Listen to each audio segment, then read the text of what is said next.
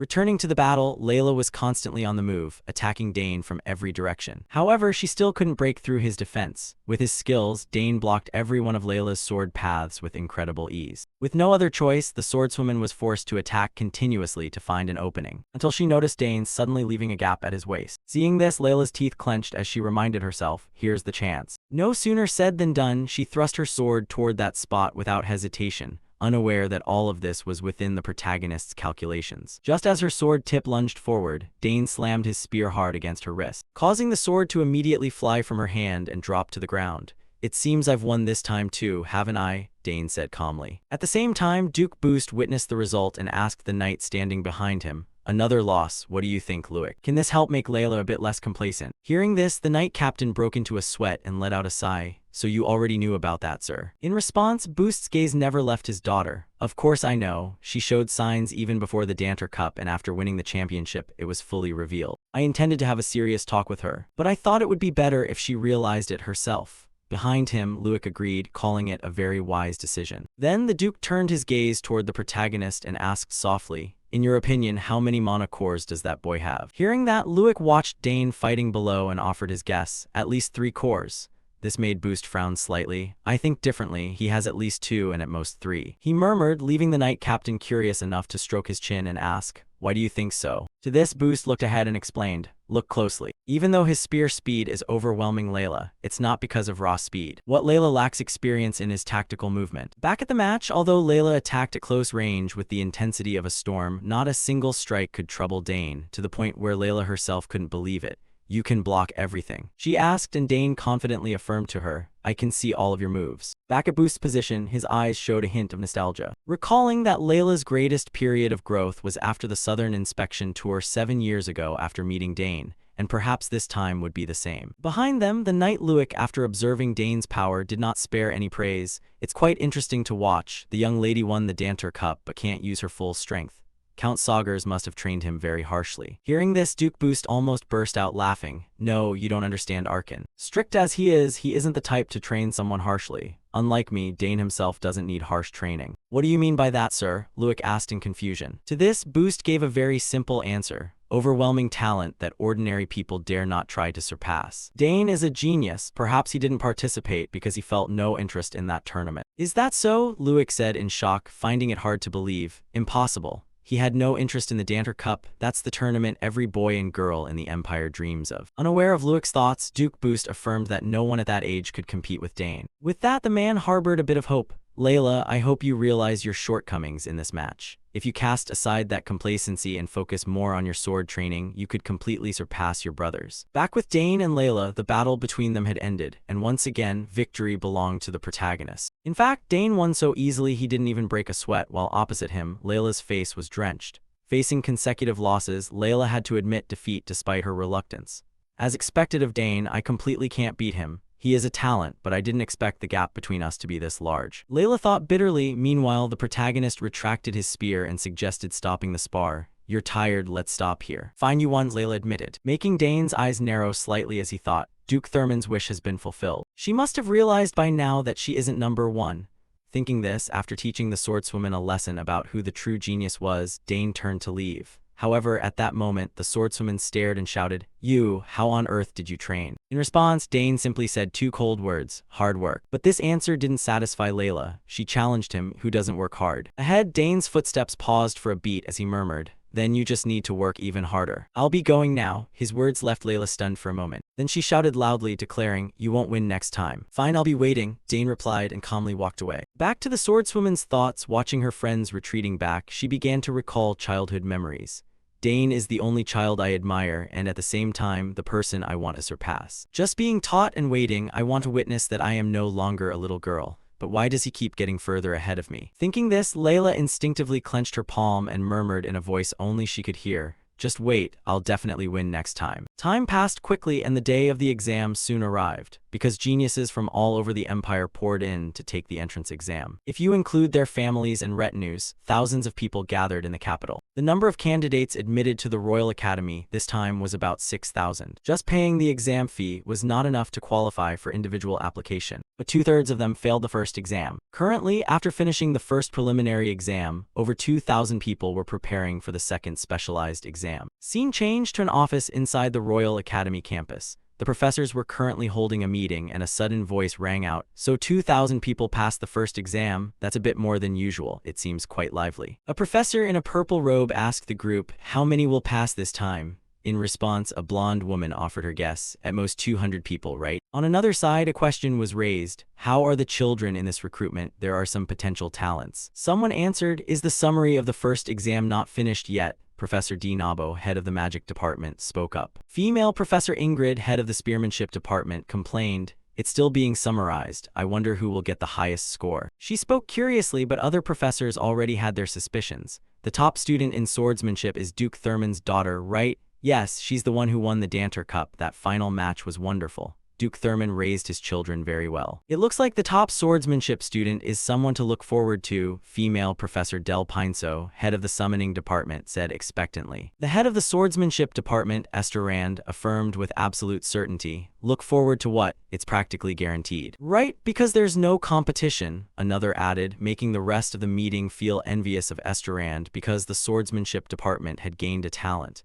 "When will we get a talent like that?" They spoke, and while the group was chatting happily, Professor D. Nabo's eyes were pensive. He pulled a letter out, placed it on the table, and said slowly, "My thoughts are a bit different." Looking at the letter, Professor Ingrid asked curiously, "What is that?" "This is a recommendation letter from Sidrain. It's stamped with the seal of the Narusian magic tower and contains mana." At this, Ingrid gasped, "Does that mean Sidrain actually recommended someone? No matter who it is, they can't beat the Danter Cup winner." The head of the swordsmanship department affirmed this in confusion, but his sweaty face proved he wasn't entirely confident in his own words. Around them, the others began to huddle together to discuss. Professor D. Nabo explained further, "Sidrain, who is famous for not taking disciples, sent a recommendation for a 14-year-old at rank 3.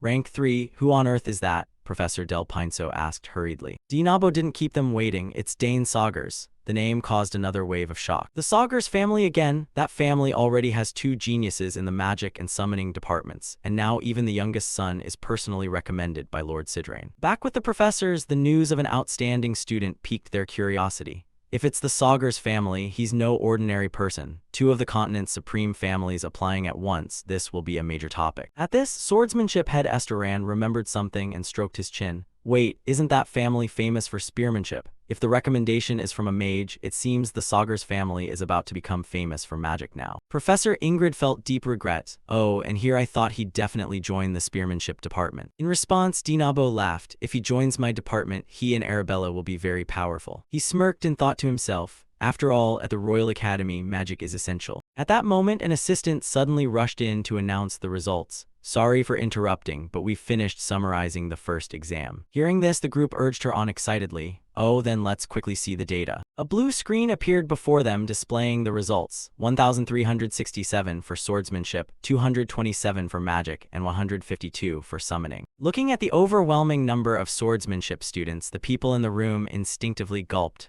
1,367 for swordsmanship, 227 for magic. As expected, the swordsmanship department has a huge difference. Turning to swordsmanship head Esterand, he checked the screen and said happily, "Oh, as expected, the top name is from the Thurman family." Turning to Professor Dinabo, his eyes narrowed as he checked. "Wait, Dane Saugers, I don't see his name." Everyone turned to look at each other. "Really? What about Sidrain's recommendation?" On another side, Ingrid checked her list and shook her head. "He's not in my department either." One of the men in the meeting hurriedly asked the assistant, "Is there a candidate not on the lists?" The assistant checked her list in confusion and said hesitantly, About that, there is one candidate for the free major." And out of 2,000 candidates, Dane Saugers achieved the highest score in the first exam. What? Dane Saugers is number 1, Esther Rand shouted. Back with Dane, he was contemplating the recent past. It's already been a month, time really flies. Fighting Layla feels like it was just yesterday. The first exam is already over and I'm waiting for the results. Luckily, the exam wasn't too hard. He thought happily just as the swordswoman Layla ran up to ask about the results. Dane, did you get your results? What rank are you? Dane held out his bracelet and boasted, I'm number 1. Of course it's you, how annoying, I missed first place. Layla snapped before asking, how on earth did you study? Mainly from the questions my sister sent me, Dane replied. The pink-haired girl felt a headache. I saw those too, but they were still hard. Especially military science. What does a 14-year-old know about military strategy and management? Huh, I thought that was the easiest part. Didn't you find it interesting? Dane asked in surprise, mainly because he had the advantage of learning it in his past life. Layla looked at him like he was an alien. What? Are you even human? Not just military science, but art, music, and even the history of the Drenic Empire. While Dane smirked arrogantly, that is my specialty. He remembered his past life. There were many things he had unconsciously gained while rolling around on the battlefield. Setting that aside, Layla asked, by the way, where are you taking the second round of exams? There are 3 locations, right? Dane replied, thinking to himself. As soon as she heard this, Layla guessed the major Dane intended to test for and was utterly astonished. 3 locations. Are you actually planning to apply for the polymath major? Be honest, besides the spearmanship and summoning departments, what else is there? She asked with a sideways glance. However, Dane just smiled to himself with interest and didn't reveal a thing. I'll let you know eventually. Why on earth would you choose the polymath major? No matter how much I think about it, I can't understand it, Layla continued to shout. However, Dane replied that it was simply because he wanted to study that major, which made Layla's scalp go numb as she reminded him that major has an extremely low acceptance rate. In response, Dane explained his goal for choosing that difficult field of study. I heard that if you study polymathy, you can attend any class you want. You don't even have to choose a major until graduation. All subjects can be studied under the same specialized professors. Without letting Dane finish his introduction, Layla was already well aware of this. Who doesn't know that? Isn't it just because you don't want to study with me that you're intentionally signing up for that major? She questioned loudly. How could that be the case? Dane replied, shaking his head. So you actually think you can pass in that field? What do you think you can do besides spearmanship and summoning? Tell me. Layla growled like an angry lioness, leaving Dane a bit flustered, unsure if he should truly display his full range of talents to her or not. Time passed quickly. Scene changed to a meeting of the 3 professors. Dinabo, Ingrid, and Dell, they were huddling together to discuss Dane's exam. We've finally gathered everyone. The polymath major exam requires passing 3 rounds. There's no other way. It seems he must take the test. Spearmanship and summoning core and magic circles are inherently contradictory. It's nearly impossible to master both. What is he thinking? Although some have passed 2 rounds in the past, most fail the final one, right? Dell said, looking at her colleagues.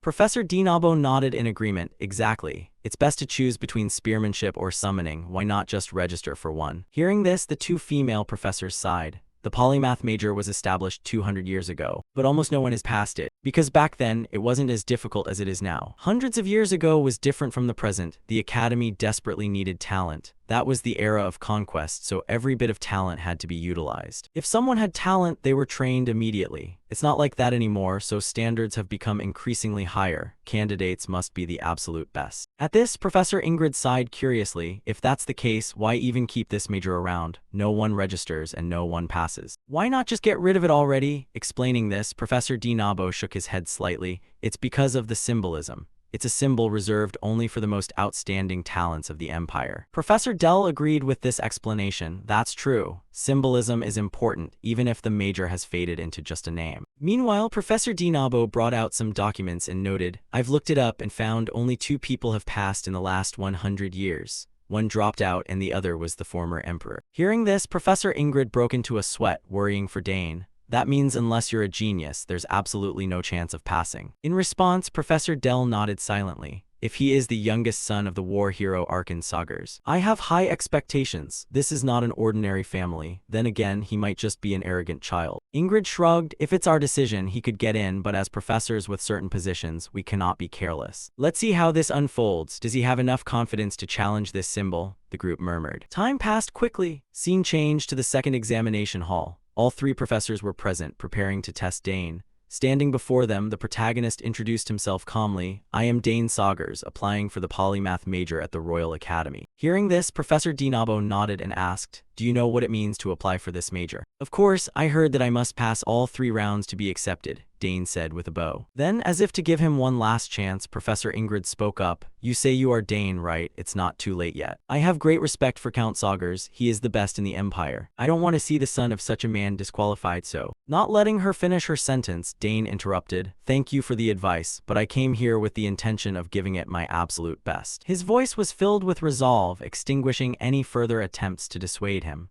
Right, if he were someone who gave up easily just from a few words, he wouldn't have signed up for this major in the first place. Thinking this, Professor Dinabo began to outline the rules. Very well, if that's the case, there's no other way. The exam will consist of 3 different rounds depending on the specialties you've chosen. If you fail any round, you will be disqualified immediately. To these words, which even an ox could understand, let alone Dane, he replied, I understand, and nodded. Hearing that, Professor Dinabo turned to Professor Dell and continued, Good. As decided previously, we will start with the first round, the summoning exam. Hearing this, the purple-haired professor rose calmly from her seat and walked toward Dane. From the protagonist's perspective, he had heard of her. Professor Delphinus of the summoning department is known as the highest-ranking summoner in the Althian Empire. I heard she once set a record for maintaining 3 rank 2 or higher summons simultaneously, he thought. Meanwhile, Professor Delphinus didn't want to waste time and went straight to the point.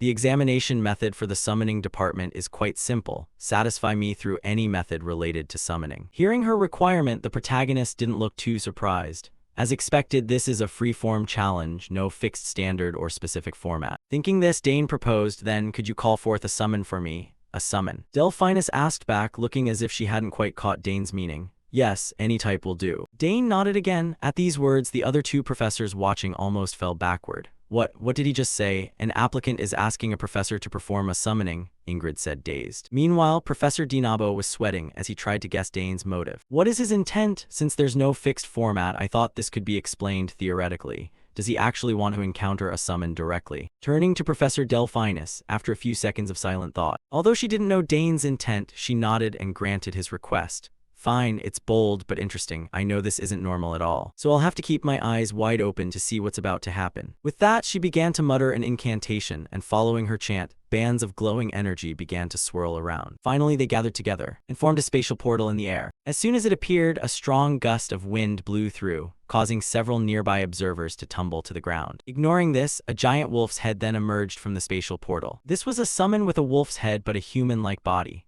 As soon as it appeared, it let out a massive roar, sending sound waves rippling through the surroundings. This was the frenzied summon, Edorak. Turning to Dane, looking at the terrifying summon before him, he wasn't afraid. In fact, he looked quite intrigued. The sound is bone-chilling. It's the most ferocious among rank 4 summons. It's famous for attacking anything it sees. Since this is an entrance exam, I didn't expect much. But this is going to be truly interesting. Thinking this, Dane broke into a grin of pure excitement. Opposite him, Professor Delphinus looked at Dane with an interested and somewhat challenging gaze. Now, I've called out whichever summon I wanted. What do you plan to do now? Nearby, several teaching assistants watched with wide eyes, terrified for Dane. Edorak is the most vicious type in rank 4. Even multiple knights in a duel would find it hard to defeat. What on earth are they planning? Professor Ingrid said worriedly. Then, under everyone's gaze, the young man slowly began to walk toward the giant wolf. This left even Professor Delphinus alarmed as she tried to stop him. What are you doing? Stop right now if you provoke Edorak. Before she could finish, the giant wolf began to go into a frenzy, letting out a series of ghastly sounds to warn Dane not to come any closer. However, our protagonist continued to approach at a slow, steady pace. I just need to prove it in any way possible, right? He asked once more. Yes, but if the way you prove it puts you in danger, Delphinus warned. But before she could finish, Dane cut her off and affirmed with absolute certainty, that won't happen. No one need worry. As he spoke, he reached out his hand slightly. This action immediately put the giant wolf on guard. It growled and snarled threateningly, staring at Dane with eyes full of madness. However, for some reason, the longer it looked at Dane, its frenzy began to subside. Finally, it bowed its head in submission before Dane. There's a good boy, he praised. The unbelievable sight left Professors Dinabo and Ingrid truly unable to believe their eyes. What exactly is going on here? Dinabo asked in bewilderment. Meanwhile, Dane reached out to pet Edorak's massive head. You're much bigger than Genpu, aren't you? As for Professor Delphinus, as the one who had summoned the creature, she understood it better than anyone and found it hardest to believe. This is impossible. I can't believe the ferocious Edorak would submit so easily. At this, she suddenly noticed a band of blue energy connecting the summon to Dane. Is that a monolink chord with Edorak? The color is faint, so it's not total obedience, but it completely erases Edorak's hostility, she whispered to herself. Naturally, the other two professors could see the chord as well. Haha, even seeing it with my own eyes, I can't believe it. Is that innate empathy? Truly wonderful, they both marveled. Meanwhile, Delphinus began to analyze how the protagonist could have done it. Could it be that he approached Edorak and quickly analyzed the monolink, then created a similar one and connected it to himself? Since there's no set method, this might be the most suitable way to tame it. This ability far surpasses mine, and I was always praised by my master. With talent like this, the future is indeed something to look forward to. Thinking this, she stepped forward and acknowledged the test results. Dane Saugers, your ability has been fully verified. Powerful courage, calm judgment, and solid basic skills. Without a doubt, you have passed the test. Beside her, Professors Dinabo and Ingrid agreed. Time passed until evening. Dane was telling Layla about the results of his test, making her jump in surprise. It was over in just 30 minutes, then you really are the top student. Hearing this, Dane asked curiously, "What's wrong? I heard you were also the top student in swordsmanship." "No, you are the top student," Layla said, shaking her head. "Cheer up, they've opened a banquet to celebrate us passing, haven't they?" Dane said with a smile, but Layla couldn't stop her tears from welling up. "I don't feel like eating. You eat a lot, okay?" With that, she could only weep inwardly. Sigh, I can't believe it. I didn't expect there to be such a huge difference. It feels like an irresistible force, a natural disaster, that's what it feels like. Thinking this, she wandered off aimlessly. Seeing her slumped form, Dane wanted to offer some comfort. However, before he could call out, Duke Boost stopped him. "She wants to be alone. Let her be. Don't worry too much. Layla will get through it." Having said that, the man paused and asked the protagonist, "By the way, have you contacted your father yet? The Count must be very proud." Of course, Dane had already done so without needing a reminder. "Yes, everyone is very happy," he said with a nod. Hearing this, the Duke looked at the guests around the banquet and continued, "If it's the polymath major, it's well deserved. Everyone here is surprised. Now that the exam is over, just rest well and prepare for enrollment." In response, Dane didn't forget to thank him. "Yes, thanks to your care, I've had a very good time." Boost then remembered something and asked Dane, "Right, have you thought about what item to commission from the forge?" At this, Dane shared his thoughts honestly. "Actually, I'm thinking of a sword, but I don't have a concrete plan yet. My body is still growing, so I don't know what kind of sword to make. I'll think about it a bit more since this is a great opportunity." Hearing his explanation, Boost nodded as if he understood. "True, there's no need to rush, leave it at that." At the same time, a servant nearby reminded the Duke, "Duke, you should head to the Duchess's quarters now." At this, Boost's expression changed and became hurried. "I know, well then, I'll be going ahead." With that, he quickly went to see his wife. Watching him leave, Dane guessed that the Duchess's illness was still ongoing. Beside him, Layla explained in more detail for Dane. "Luckily, the symptoms aren't getting worse, but they aren't getting better either. It's been like this for several years now." Turning back to Dane in this situation, he could only sigh inwardly. It was truly a regrettable matter. As someone who had never seen a family member fall ill, it was a feeling he couldn't possibly understand. Should I go comfort Layla? He asked himself. Time passed quickly, and 2 days later, on a morning at the Royal Academy, the students who had passed the entrance exams were gathered for the opening ceremony. Currently, an old man stood before everyone to give a speech. "I am very pleased to meet you, the new students of the Royal Academy. I am H. Hamet, the principal of this academy. Seeing the new students who have overcome fierce competition to stand here today, I believe the future of the empire will be very bright. All of you are the gifted talents of this empire, but specifically among the freshmen this year, there are many exceptional geniuses. There is even a student who passed into the polymath major, a feat only 2 people have achieved in the last 100 years. This student has been accepted by 3 department heads, the departments of spearmanship, magic, and summoning." Hearing these words from the principal, the students below began to panic and look at each other in disbelief. What? Someone passed the polymath major? Unbelievable. Who on earth is that talented? Back to Hwold, not keeping the crowd in suspense for long, he immediately called the person up to represent the freshmen. "Top student Dane Saugers, please step forward." Hearing his name called, Dane calmly walked to the front. Upon hearing his surname, the surrounding students were struck with awe once again. Is that guy the one who passed the polymath exam? What kind of blessing has the Saugers family received? At the same time, Dane's parents were present to witness their son participating in the opening ceremony. "Do you see Dane over there? The boy has truly grown up. He looks quite dashing, doesn't he? And in first place, no less." "You have raised your son wonderfully," Boost praised Arkin with a smile, making Arkin grin broadly as he replied modestly, It's nothing compared to you. Hearing this, Boost's face showed a hint of irritation as he complained about his two sons. I had to raise two sons and neither of them turned out right. The youngest enrolled without anyone knowing, the eldest was kicked out, and the middle one just ran away from home. Meanwhile, you have two daughters. I'm truly jealous, but at least you still have Layla, Arkin replied with a strained smile. At that, Boost looked at his daughter with a bit of regret, wishing his wife could have been there to see this. Scene changed to Professor Delphinus. She was currently talking to Dane's sister, Claire. You've been close to your summons since you were little, haven't you? Yes, Professor, Claire nodded, confirming the professor's suspicions. Indeed, it seems that harmony has existed since birth. Having said that, she looked at Dane as if staring at a monster, a child without any summoning seal who had surpassed every other summoner. Ignoring her, Claire voiced a doubt of her own. Professor, if Dane's level of harmony is so high, is it possible he might summon creatures that cross the horizon? Cross the horizon. That is another world where summoned creatures that disappeared 100 years ago once connected. To this question, Professor Delphinus could only give an uncertain answer. Who knows? Those creatures choose their own mages, so there is a possibility. Back to Principal Hwold, looking at Dane's face, he nodded with satisfaction. So you are the rumored Dane Saugers. You are free to display your talents within this academy. With that, he handed the protagonist a piece of paper. Dane reached out to take it and affirmed, I will keep that in mind, Principal. And now, the representative of those who passed the exam will take the oath, someone shouted. Just like that, the opening ceremony concluded. Looking at the paper in his hand, Dane reminded himself, I've finally entered the academy. It took a long time to get here, but I won't waste this new life. From now on, this is a new beginning. Scene changed to the main lecture hall. The teaching assistants were reminding the new students, the academy orientation ends here. From now on, this is a new beginning. You may take a break for now. For the next part, please enjoy the refreshments in the back and rest comfortably. Hearing this, the students began to look at each other and chat animatedly. Meanwhile, the swordswoman Layla didn't forget to warn her close friend,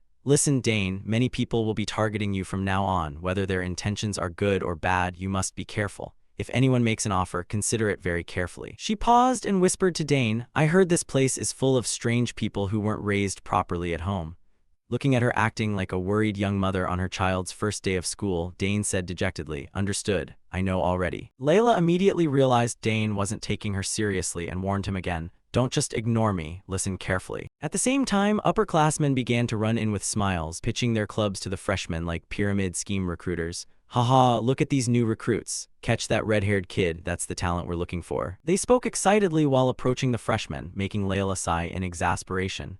The seniors have already started hunting new students during the break. For Dane, the scene was somewhat amusing. I heard about this from my sister. It seems there are many interesting clubs. Unaware of Dane's thoughts, the upperclassmen soon noticed his presence and shouted to one another, Find that top-ranked kid from the Saugers family. We have to get him into our club. They all turned to stare at the protagonist simultaneously, making Layla panic. Dane, everyone is aiming for you. What do we do? First, let's just get out of here. With that, the swordswoman grabbed the protagonist's wrist and pulled him away. However, the seniors weren't about to let them go so easily. Dane Saugers, join the bodybuilding club, the place that nurtures and trains the perfect physique. A muscular senior spoke enthusiastically. Elsewhere, a blonde senior shared her pitch. Hey rookie, what do you think of the map research club? If you join now, you'll have access to a completely new map. Our astrology research club gathers all the best talents. Over there, that's the heir of the Thurman family. We can't let our precious lady escape. They shouted while chasing the two like zombies after fresh meat.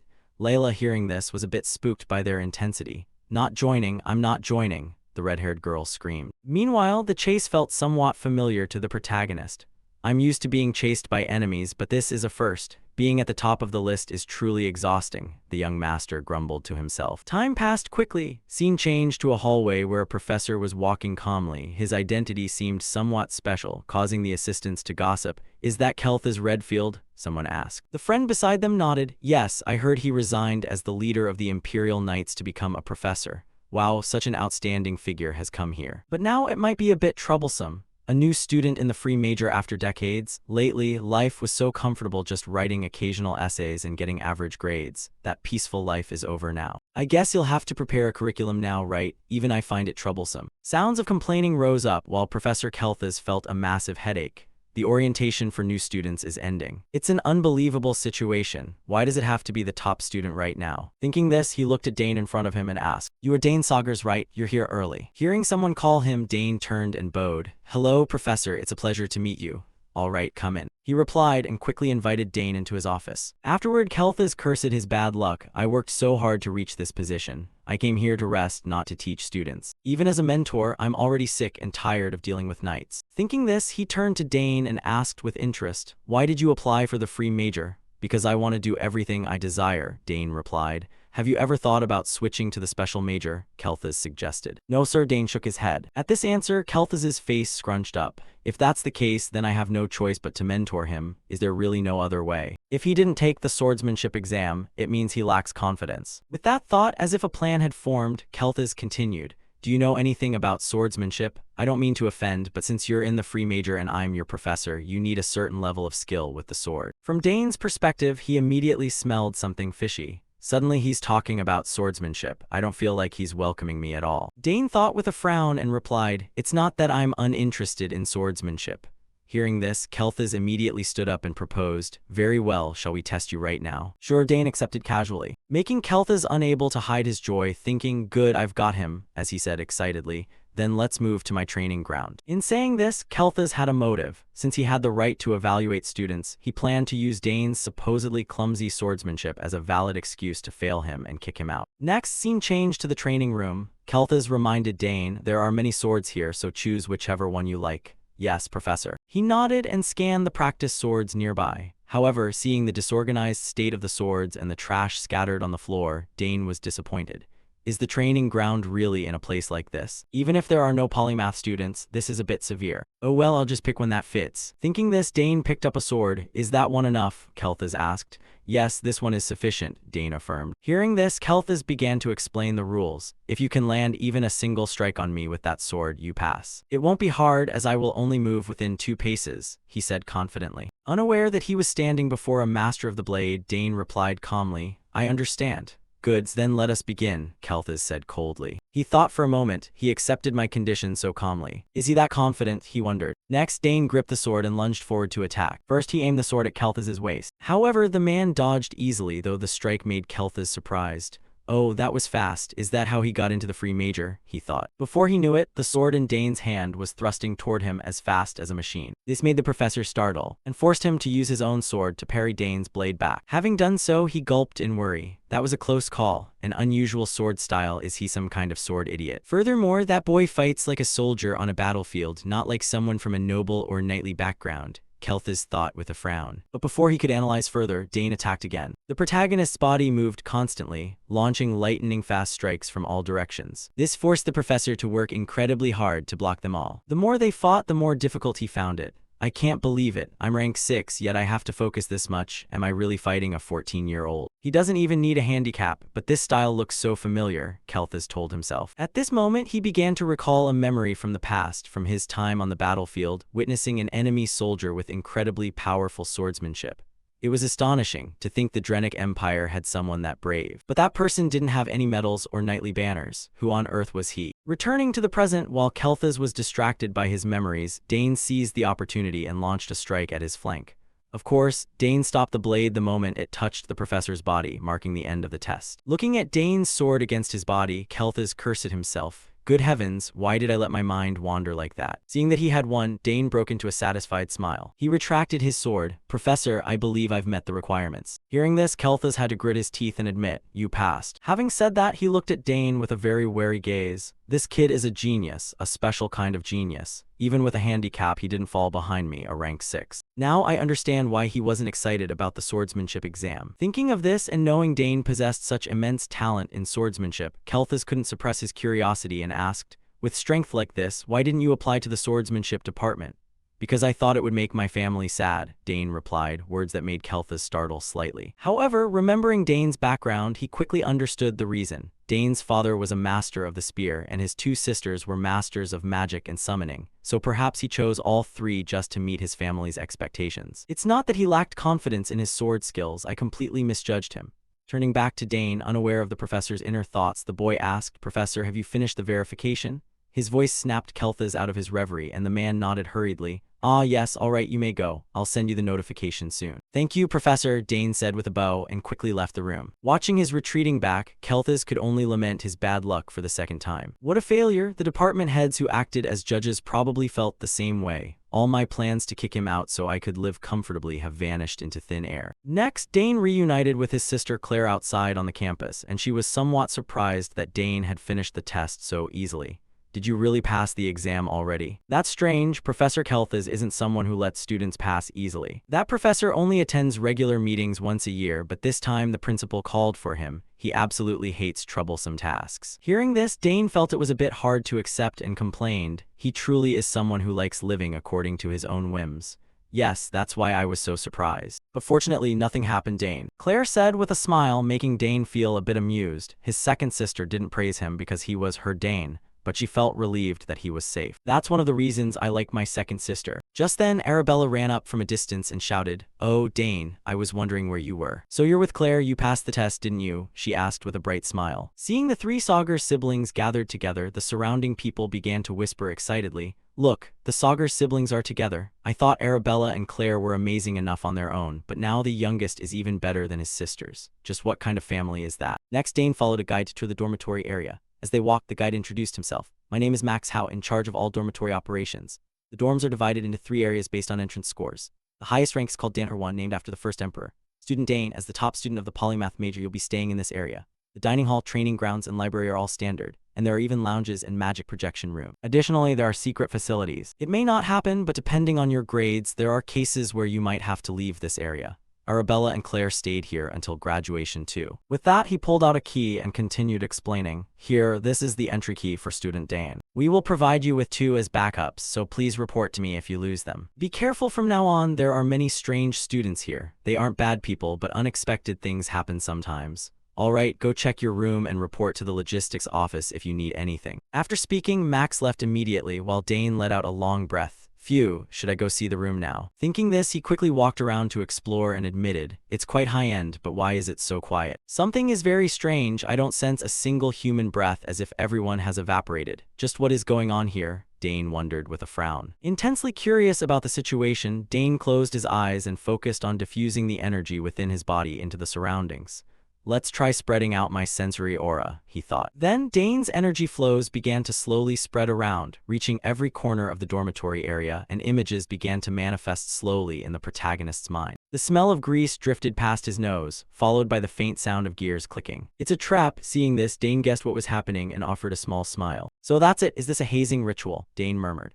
Just as he predicted, in a certain spot in the dorm, a group of students was watching him through a simulated screen. Seeing Dane standing still, the red-haired student said curiously, "Why did he stop moving? Does he really have that good of an intuition?" Beside him, a blue-haired student complained, "Hey Arnold, do you think he's already spotted the trap?" In response, the young man named Arnold smiled, adjusted his glasses, and affirmed with absolute certainty, "That's absolutely impossible. My Joulard family has been the finest family of hunters for hundreds of years, so I am very confident in my traps."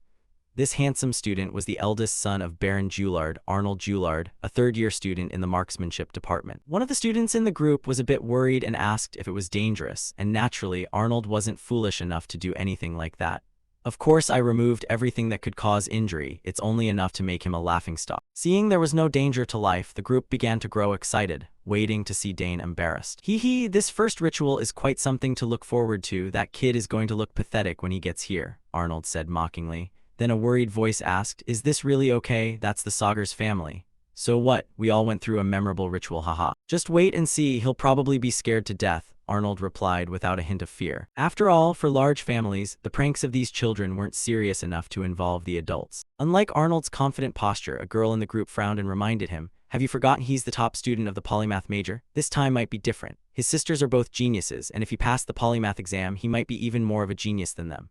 This girl was Priscilla Nellil of the Nellil family, a fourth-year student in the neurology department. Turning to Arnold, faced with Priscilla's doubt, he bristled and shouted, "What did you say? Are you suggesting he won't fall for my traps?" Before Priscilla could answer, a brown-haired student teased, "Don't you look a bit insecure yourself?" "Don't laugh, that's not it at all," Arnold bellowed. However, despite his loud talk, he was panicking inside. Adjusting his glasses, he tried to comfort himself with optimistic thoughts. "There's no way he realized they're my traps. I used invisibility spells and lubricated the mechanisms to be silent." Just as he thought that, Dane began to move again. This caused the group to scramble to watch. "Hey, he's moving. Really, move over," the group shouted and jostled for the best viewing angle. Back with Dane, the traps before him were mere child's play compared to those set by Lady Lily. With a single glance, he had spotted them all. Starting with a tripwire, it'll trigger with just a light touch. Then I'll use a mana bullet. Thinking this, Dane began to accumulate mana in his palm. He fired a mana bullet straight at a brown bag on the ceiling. Upon being hit, the brown bag exploded. This caused the water inside to pour down like a waterfall. However, after observing the volume, Dane was a bit surprised. Less water than I thought, he told himself. There was one thing Dane didn't predict. Immediately after, a stone tile on the floor suddenly opened, and from within, a plume of brown smoke billowed out. The stench was so foul it almost made Dane faint on the spot. Good heavens, what is this smell? Truly childish, Dane said irritably. Back at the position of Arnold's group, as much as they had looked forward to the protagonist being embarrassed, they were now growing equally irritated. All this frustration was directed at Arnold, the one who had confidently declared his traps would succeed. Hey Arnold, what is this? You said he absolutely wouldn't detect them. It's barely started and it's already like this? It's just a coincidence, Arnold stammered. What do you mean, coincidence? Priscilla's voice was full of suspicion, but Arnold kept nodding frantically. Exactly, I went a bit too easy at the start, that's why he spotted it. Just wait, he'll definitely fall for the next one. The bespectacled boy gritted his teeth, and seeing him stake his heart and soul on that claim, his two friends nodded, choosing to trust him one more time. Maybe there was just a mistake. Let's try trusting Arnold. Hearing this, Priscilla only sighed inwardly as an invisible sense of unease began to surround her. Why do I feel so uneasy? She whispered. Meanwhile, after continuing down the hallway, Dane quickly discovered the second trap. He muttered in disappointment at this latest snare. Sigh, the second one is just as clumsy. Should I just break it now? Next, the traps Arnold had set were triggered. At that moment, countless boxing gloves began to fly out from all sides of the corridor, firing wildly everywhere. However, with Dane's incredibly agile movements, he dodged them easily without any difficulty. Even the stake traps, arranged with great sophistication, could do nothing against our protagonist. In the observation room, watching Dane's performance, the group of young people was stunned into silence before exclaiming in awe, just as expected of the Sagar's family. Behind them, Arnold's face had turned pale upon seeing the traps he had spent so much effort on become useless against someone like the protagonist. Even his two friends in front lost all faith in him. It's like Dane knows exactly where everything is. Arnold worked so hard to hide them, yet they're being spotted this easily, they both remarked. However, Arnold felt too humiliated to give up yet. Damn it, it's too early to quit. There's no way he dodges the final trap. He gritted his teeth, making Priscilla stop and ask, what is the final trap? In response, the bespectacled boy didn't explain clearly but offered a meaningful smile. Hee, you'll see. Just like that, they soon saw the final trap Arnold had prepared. Before the protagonist, a massive red dragon appeared, and not just that, but behind it stood another equally large goat-headed monster. From Dane's perspective, seeing these massive monsters suddenly appear, he deduced, are they summoned beasts? It seems they've prepared some quite strong ones. Dane praised them before realizing something was off. Wait a minute, something isn't right. As he spoke, Dane narrowed his eyes to observe, and very quickly, he discovered that the images of these monsters were slightly distorted and blurry, not quite realistic. These are just illusions, all bark and no bite. No wonder they look suspiciously strong. An ordinary student would have run away. But I don't need to avoid them at all. I just need to disrupt the mana flow and they'll vanish. Thinking this, Dane began to focus energy into the palm of his hand. Meanwhile, in the observation room, the students were stunned when Dane didn't run. What? This guy isn't running. In fact, he looks quite relaxed. Wait, what is he doing? Is he accumulating mana? Someone cried out. These words were like a thunderclap to Arnold. His face began to drip with sweat from anxiety. Did he realize their illusions in a heartbeat? Impossible. How could that be? The more he thought, the more the worry showed on Arnold's face. Looking at his expression, Priscilla sighed. It's all over, she whispered. Back at Dane's position, once he had accumulated enough energy, he released it toward the illusions of the monsters. Immediately, those illusions were shattered in an instant, as if they had never existed. Afterward, Dane smirked and said, what nonsense. Let's see where the designer of these things is hiding. Scene changed to Arnold's group. For some reason, they suddenly ran out of the room with looks of utter panic. That's an Edorak, run. Why is that thing here? Arnold, damn it, do something, the black-haired boy shouted. However, Arnold was scared out of his wits. How could he have the strength to fight the giant wolf chasing them? I don't know, what on earth is that? Arnold screamed. Wasn't this what you prepared? The red-haired boy asked hurriedly. Then the giant wolf suddenly opened its mouth and let out a massive howl, making the red-haired boy scream in terror. At the same time, Dane's voice rang out nearby. So this is where you were hiding. Hearing the familiar voice, Arnold's group seemed to have found a savior. They immediately turned to ask for help. Freshman, if this is your doing, can you handle it? Will apologize, please just get rid of that thing. Back to Dane, having felt he had scared these seniors enough, he cancelled the summoning of the wolf, causing it to vanish into a spatial portal. Only when it had completely disappeared could the group finally breathe a sigh of relief. Next, the long-haired boy straightened his clothes and awkwardly spoke to Dane. It seems the induction ritual was a failure. Welcome, rookie. I am Droyan Valentine, a fifth-year student in the alchemy department and the sole heir of the Marquis Valentine family. Quite a good physique and handsome too, with sisters that beautiful, it's understandable, right? He said as he held out his hand. Dane reached out and shook the man's hand. Ah yes, it's a pleasure to meet you, Dane said while thinking to himself. What on earth is this guy talking about? Unaware of Dane's thoughts, Droyan continued to praise him. You're quite good at avoiding traps, so you're in the free major. I guess that's why the ritual failed. Arnold is quite disappointed. He's the heir of the famous Juillard Hunter family and the one behind all these traps. Droyan's enthusiastic advertising made Arnold incredibly embarrassed. Damn it, why bring me into this? He shouted. So he's the one who designed the traps, Dane thought with a smile. Next, Droyan requested, hey, everyone come over and say hello. All right, the group replied and stepped forward. Droyan pointed at Priscilla and introduced her. This is Priscilla, a fourth-year student in the Holy Magic department. It's best not to mess with her. For someone who wants to be a priest, she's actually. Before Droyan could finish, Priscilla guessed what he was going to say and swiped the dried fish young man aside.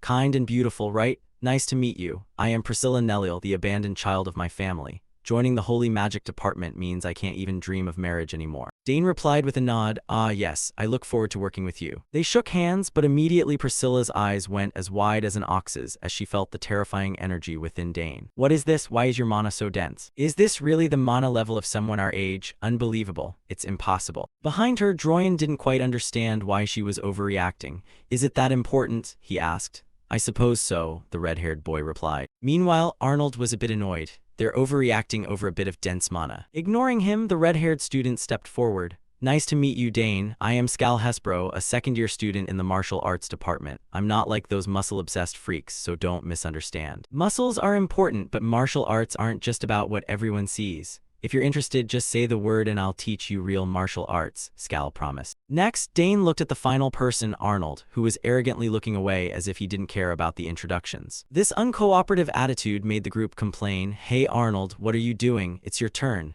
Don't tell me you're upset because your traps were all broken. Is it really over something that small? How petty, the group chided, making veins bulge on Arnold's face. Left with no choice, he reluctantly turned to greet Dane, though the only thing he said was his name. Arnold Juillard, that was all he uttered. Luckily, Dane didn't mind and remained cheerful despite the other's irritation.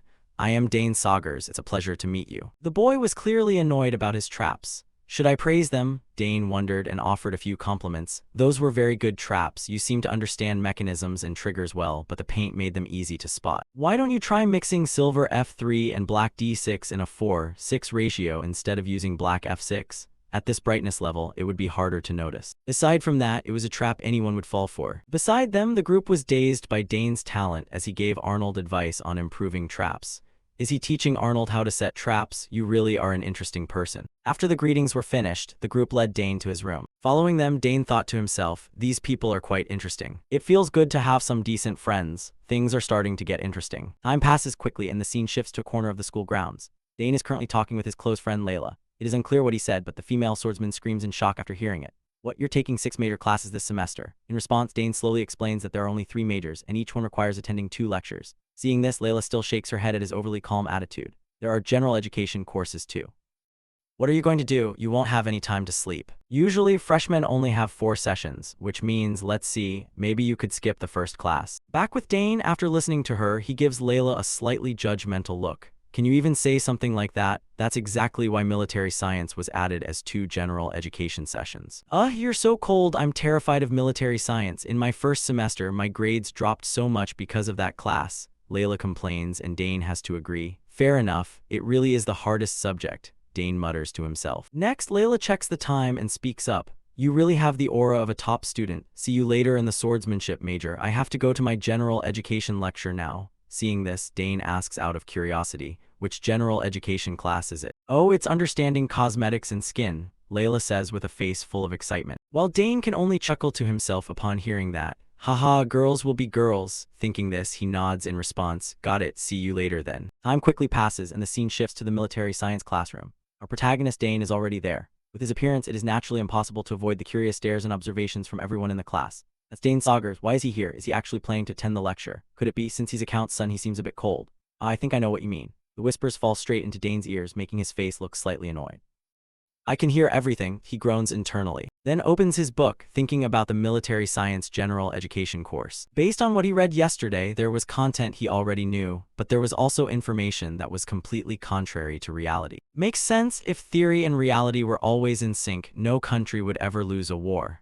But the reason military science is taught is that basic theory is vital. Just as he thinks this, a middle-aged professor with a stern face enters the classroom from the door, causing the entire room to fall silent. Hello, everyone. I am Francisco Gabius, and I will be in charge of teaching military science theory. You can just call me Professor Gabius. We start the lesson right after roll call. From the protagonist's perspective, just looking at the professor's solemn face makes him respect the man a few notches more. Looking at that face, this seems like someone with extensive experience on the battlefield. This is something to look forward to, Dane whispers to himself. Once roll call is finished, Professor Gabius begins his lecture. His voice echoes through the quiet room. One must delve deep into military theory to be effective on the battlefield. Soldiers can be reckless, but a commander must always weigh victory against the lives of their troops. Clearly, theory is crucial. You must rely on theory to understand the field, and by recognizing inconsistencies in reality, you will understand the true utility of military science. I'm truly curious to see how many talented students here will become elite. What do you all think is the most important thing in war? In response to this question, while everyone is still hesitating on what to say, Dane suddenly raises his hand. Seeing this, the professor's eyes narrow slightly as he asks, "All right, let's hear from the student with his hand up." Answering the question, Dane says with a completely confident face, "The most important principle is logistics." Hearing this, a look of admiration appears in Gabius's eyes. He nods and continues, "Correct answer. Triumph, victory, innovation, all of these can only be achieved when logistics are guaranteed."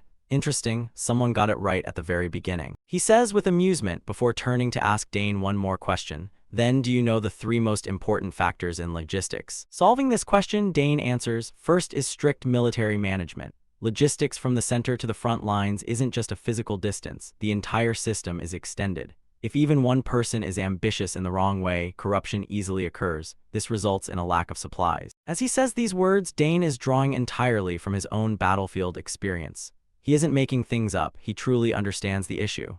Most supply problems are caused by improper people at the intermediate stages, even if the shipment was initially sent safely. Exactly, next is Gabius prompts. And this time, Dane is able to answer very quickly. It's the standardization of supplies.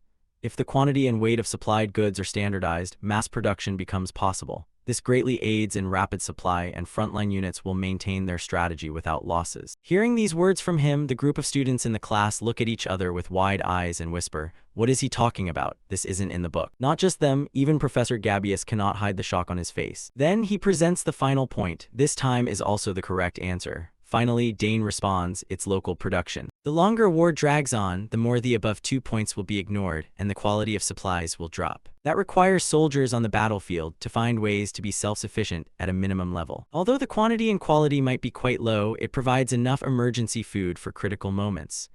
Dane says with a slight smile, "These are all things I've witnessed and felt with my own eyes on the battlefield," he thinks to himself. Meanwhile, the room has become pin-drop silent. At the protagonist's words, they begin to gape in awe, unable to say a word. Finally, Professor Gabius cannot help but praise him loudly. "That was an outstanding answer. What year are you in?" "I'm a freshman, sir," Dane replies. That answer causes a look of confusion to cross Gabius's face.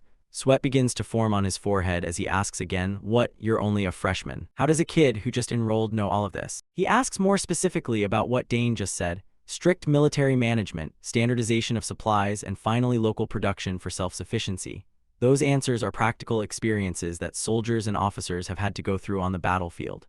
How could someone without battlefield experience like you know this? On the opposite side, Dane's face is a bit pensive. Of course, he can't say he experienced this directly, so after about 2 seconds he makes up a story. "My father often told me these things." "Your father? Then what is your name?" Gabius asks curiously. "It's Dane Saugers, sir," the protagonist answers with a proud face. After hearing his family name, Gabius is completely convinced. The Saugers family. "So you're the son of the Blue Whirlwind." "That explains it. If you're from the Saugers family, you must be the student who passed the liberal arts major. No wonder your level is different from the other freshmen." Thinking this, and with no more doubts in his heart, he raises his voice to the whole class. "Haha, so you all heard that clearly, right? Completing the military theory portion that we will study involves exactly what student Dane Saugers just answered.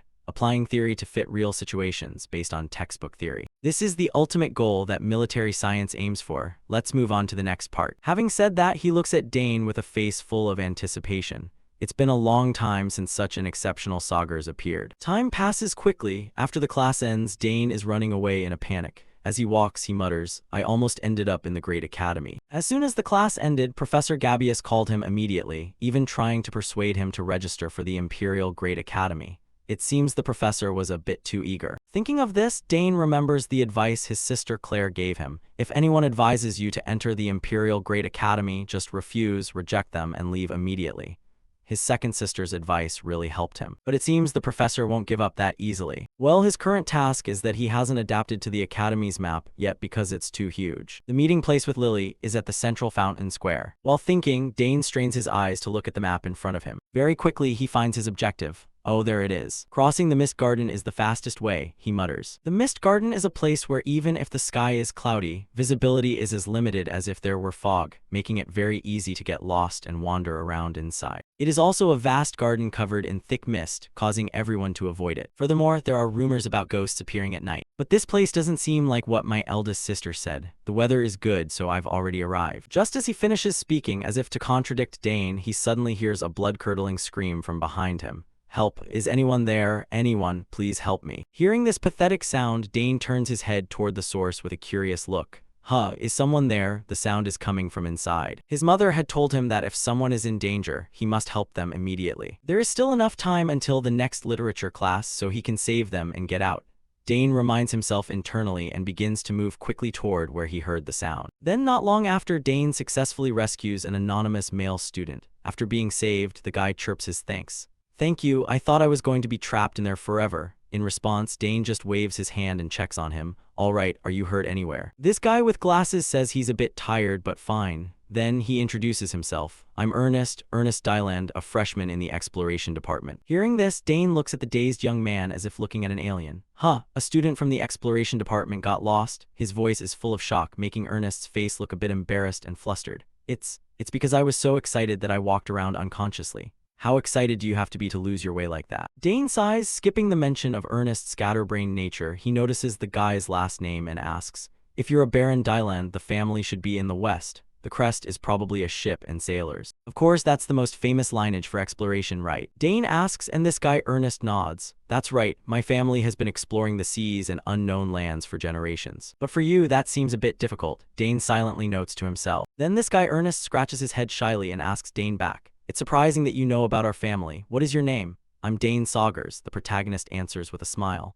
And just hearing his surname, Ernest's expression immediately changes and he exclaims, "So you're the new student who passed the liberal arts major after 100 years. "Yeah, that's me." Dane scratches his head awkwardly. Meanwhile, Ernest starts looking at him as if seeing his idol. "Oh my god, how lucky, I've wanted to meet you at least once." From Dane's perspective, Ernest's overly enthusiastic attitude makes him even more flustered. Then, after calming down, Dane suddenly notices Ernest's appearance is a bit unusual and frowns in thought. He said he wasn't hurt anywhere. But what are those bruises? And there are scars too. They're very different from scars gotten from exploring. Could it be? Dane speculates internally and seems to have some sort of idea. Then, to verify his hunch, the protagonist speaks up. "Are you exploring this garden?" Hearing that, his friend Ernest shares, "Exploring? I feel excited. Actually, for me, not just the garden, but everything new I approach is an exploration. Not just this maze-like garden, but people and objects too." Having said that, Ernest opens his backpack to show Dane the countless items he has collected. "Look at this." Beside him, Dane is somewhat surprised and says, "Is all of that exploration gear? That's a lot." "My goal is to explore every corner inside the academy," Ernest continues. Then, pausing for a moment, he whispers a warning to the protagonist. "This mist garden is obviously one of them. There's definitely something here. The sky is cloudy, yet the mist is this thick. Isn't that just too illogical?" Back with Dane, talking about the garden makes his expression change and he nods. "You're right, so have you found out anything yet?" To this question from Dane, Ernest can only shake his head regretfully and answer, "Not yet, but I'm sure there's some kind of power inside this garden. But hasn't it been that no one can clarify it?" Dane shrugs in response. However, Ernest has his own thoughts on this. "True, but what if there's a reason no one thinks of clarifying it, or they tried and still couldn't? A reason it can't be clarified," Dane exclaims in wonder. And at this point, the guy with glasses slowly reveals his speculations regarding the garden's strange phenomenon. Exactly, it's impossible to know right now. But suppose it's a power created by unknown factors or objects, such as the legacy of a lost ancient kingdom, or things summoned from beyond the horizon. Back with Dane, the words coming from Ernest's mouth begin to pique his interest. If it's the legacy of an ancient kingdom, that would be quite interesting, wouldn't it? Dane nods. As for Ernest, seeing someone agree with him makes him very excited. You think so too, right? I really want to find the secret of this place. Speaking of Dane, he hasn't forgotten that he needs to go to the lecture hall, so he temporarily stops the conversation. Oh, right, I'm on my way to a lecture. Hearing this, Ernest is startled and hurriedly apologizes to Dane. We should get out of here quickly. However, before they can even move, the weather suddenly changes and rain pours down in torrents. Causing Ernest's expression to change, he turns back to warn the protagonist. This is bad. I heard that if it rains, the mist gets even thicker. What? If that's the case, it'll be hard to get out, right? Dane asks hurriedly. Right, we'll lose our sense of direction, Ernest says, gritting his teeth. Sure enough, as they said, waves of mist begin to rise continuously around them, causing their visibility to decrease visibly. Even when Ernest takes out a compass from his bag to determine the direction, its needle just spins around like a wheel without fixing on any direction at all. Just as I thought, the compass isn't working either. We can't move like this, the guy with glasses says bitterly. Meanwhile, Dane asks back, can't we solve this with exploration abilities? Ahead, Ernest shakes his head slightly and puts the compass away. There's another path here, but the mist is too thick to reach it. There's some unknown power affecting this place. Hearing this, Dane's face begins to break into a cold sweat as he mutters, an unknown power, damn it. Have we fallen into a trap? Unaware of the thoughts in Dane's heart, Ernest turns back and says, my body feels heavier. What should we do now? I'm sorry, Dane, this is all because of me. Seeing the four-eyed guy so worried, Dane spoke up to reassure him. Don't sweat it, we should just wait it out, see how things go, and then figure out our next move. Then for some reason, our protagonist suddenly felt something completely different from what Ernest was experiencing. This mist, it feels kind of familiar. Am I just imagining things? What's going on? I don't feel weakened at all. On the contrary, I feel like I'm strangely gaining more power. Could this be? Back to Ernest's perspective, he was now so worried he was on the verge of tears. Wiping them away, he blurted out, this is bad. If this keeps up, Dane is going to be in serious danger. Just as he finished speaking, a brilliant flash of light suddenly appeared beside him, making the guy stop crying. He turned to look and discovered that, for some unknown reason, an intense wave of energy was radiating from Dane's body, so powerful that it pushed Ernest backward. What the hell, this mana is insane, he shrieked. As the mana surged, the mist surrounding the protagonist was blown away. The mist, is it clearing out from Dane as the center? Dane, what on earth is happening? Ernest asked hurriedly. In response, Dane's face grew more confident. Ernest, let's move. I think I know the way out. For real? How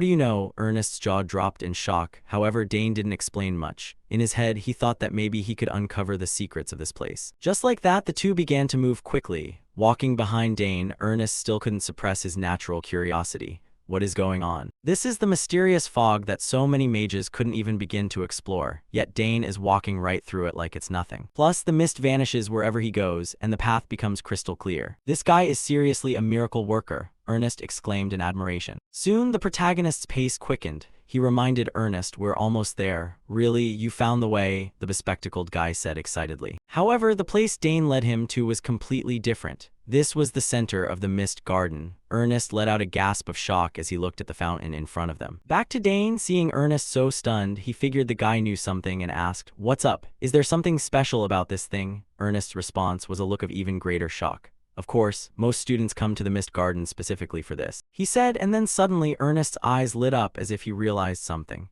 Wait, you don't know the legend of this place? As for Dane, he really didn't know a damn thing about this school, so he could only shake his head.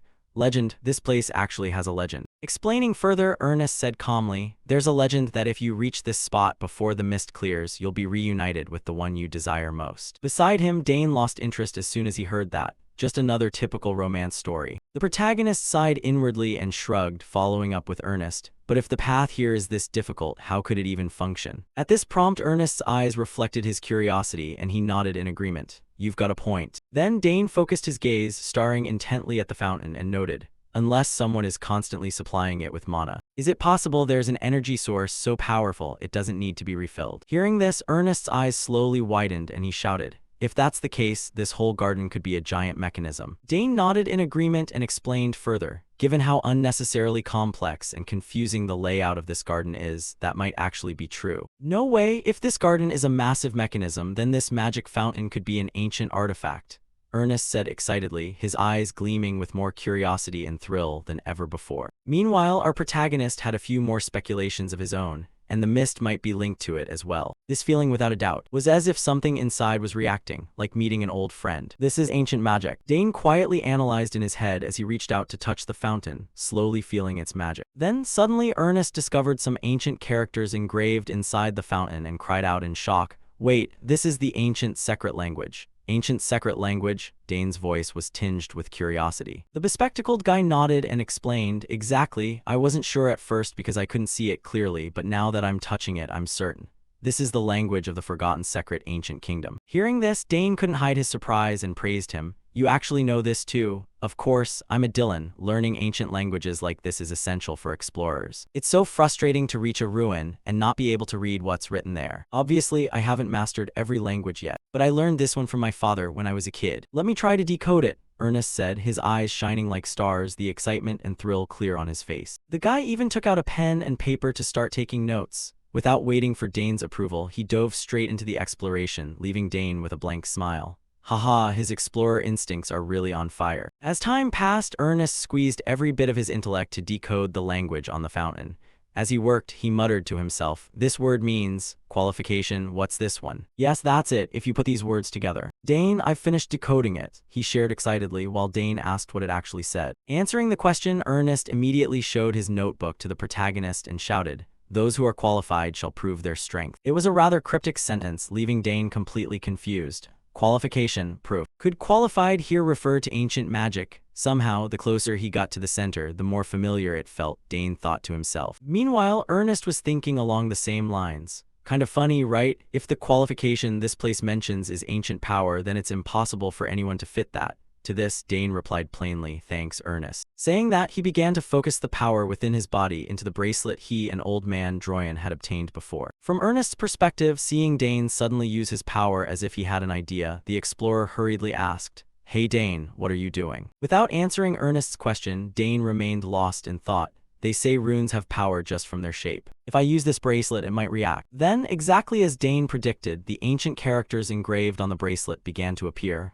"Strange symbols are appearing on the bracelet," Ernest shouted. Then our protagonist reached his hand forward, and the bracelet automatically detached from his wrist, flying toward the fountain and beginning to trigger some kind of resonance. Next, the entire ground around them shook violently. "What's going on? It's shaking like crazy." "Dane, what did you just do?" "The fountain is sinking into the ground," Ernest screamed in shock, while Dane himself couldn't contain his joy. "Awesome, that really was the right answer," he told himself. By this point, even a fool would have realized what was happening. What is this? Even the mist is clearing away, activating an ancient artifact this easily. The qualified one the fountain mentioned turned out to be Dane. As he thought this, Ernest stared intently at Dane as if trying to figure out who his friend really was. However, before Ernest could think further, the giant blue crystal in front of them suddenly emitted a blinding light. Seeing this, Dane quickly warned his friend, "Ernest, look, something is glowing in the center."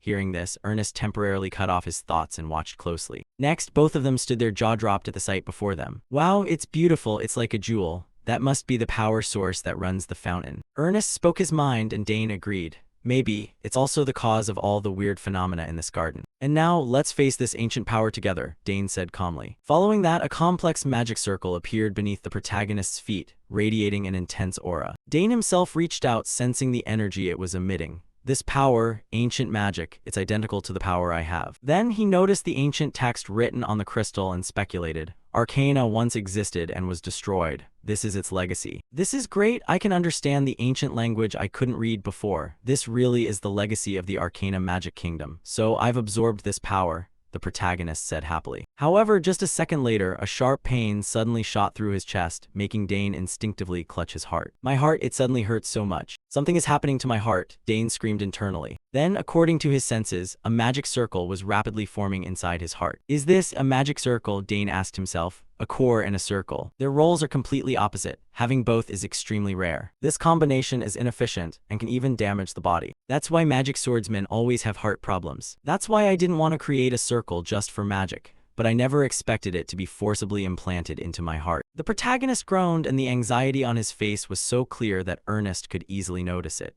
He turned to ask Dane, "Are you really okay? You've been looking pale for a while now." Ernest's voice was full of concern. Seeing this, Dane didn't want him to overthink it, so he forced an awkward smile and waved his hand.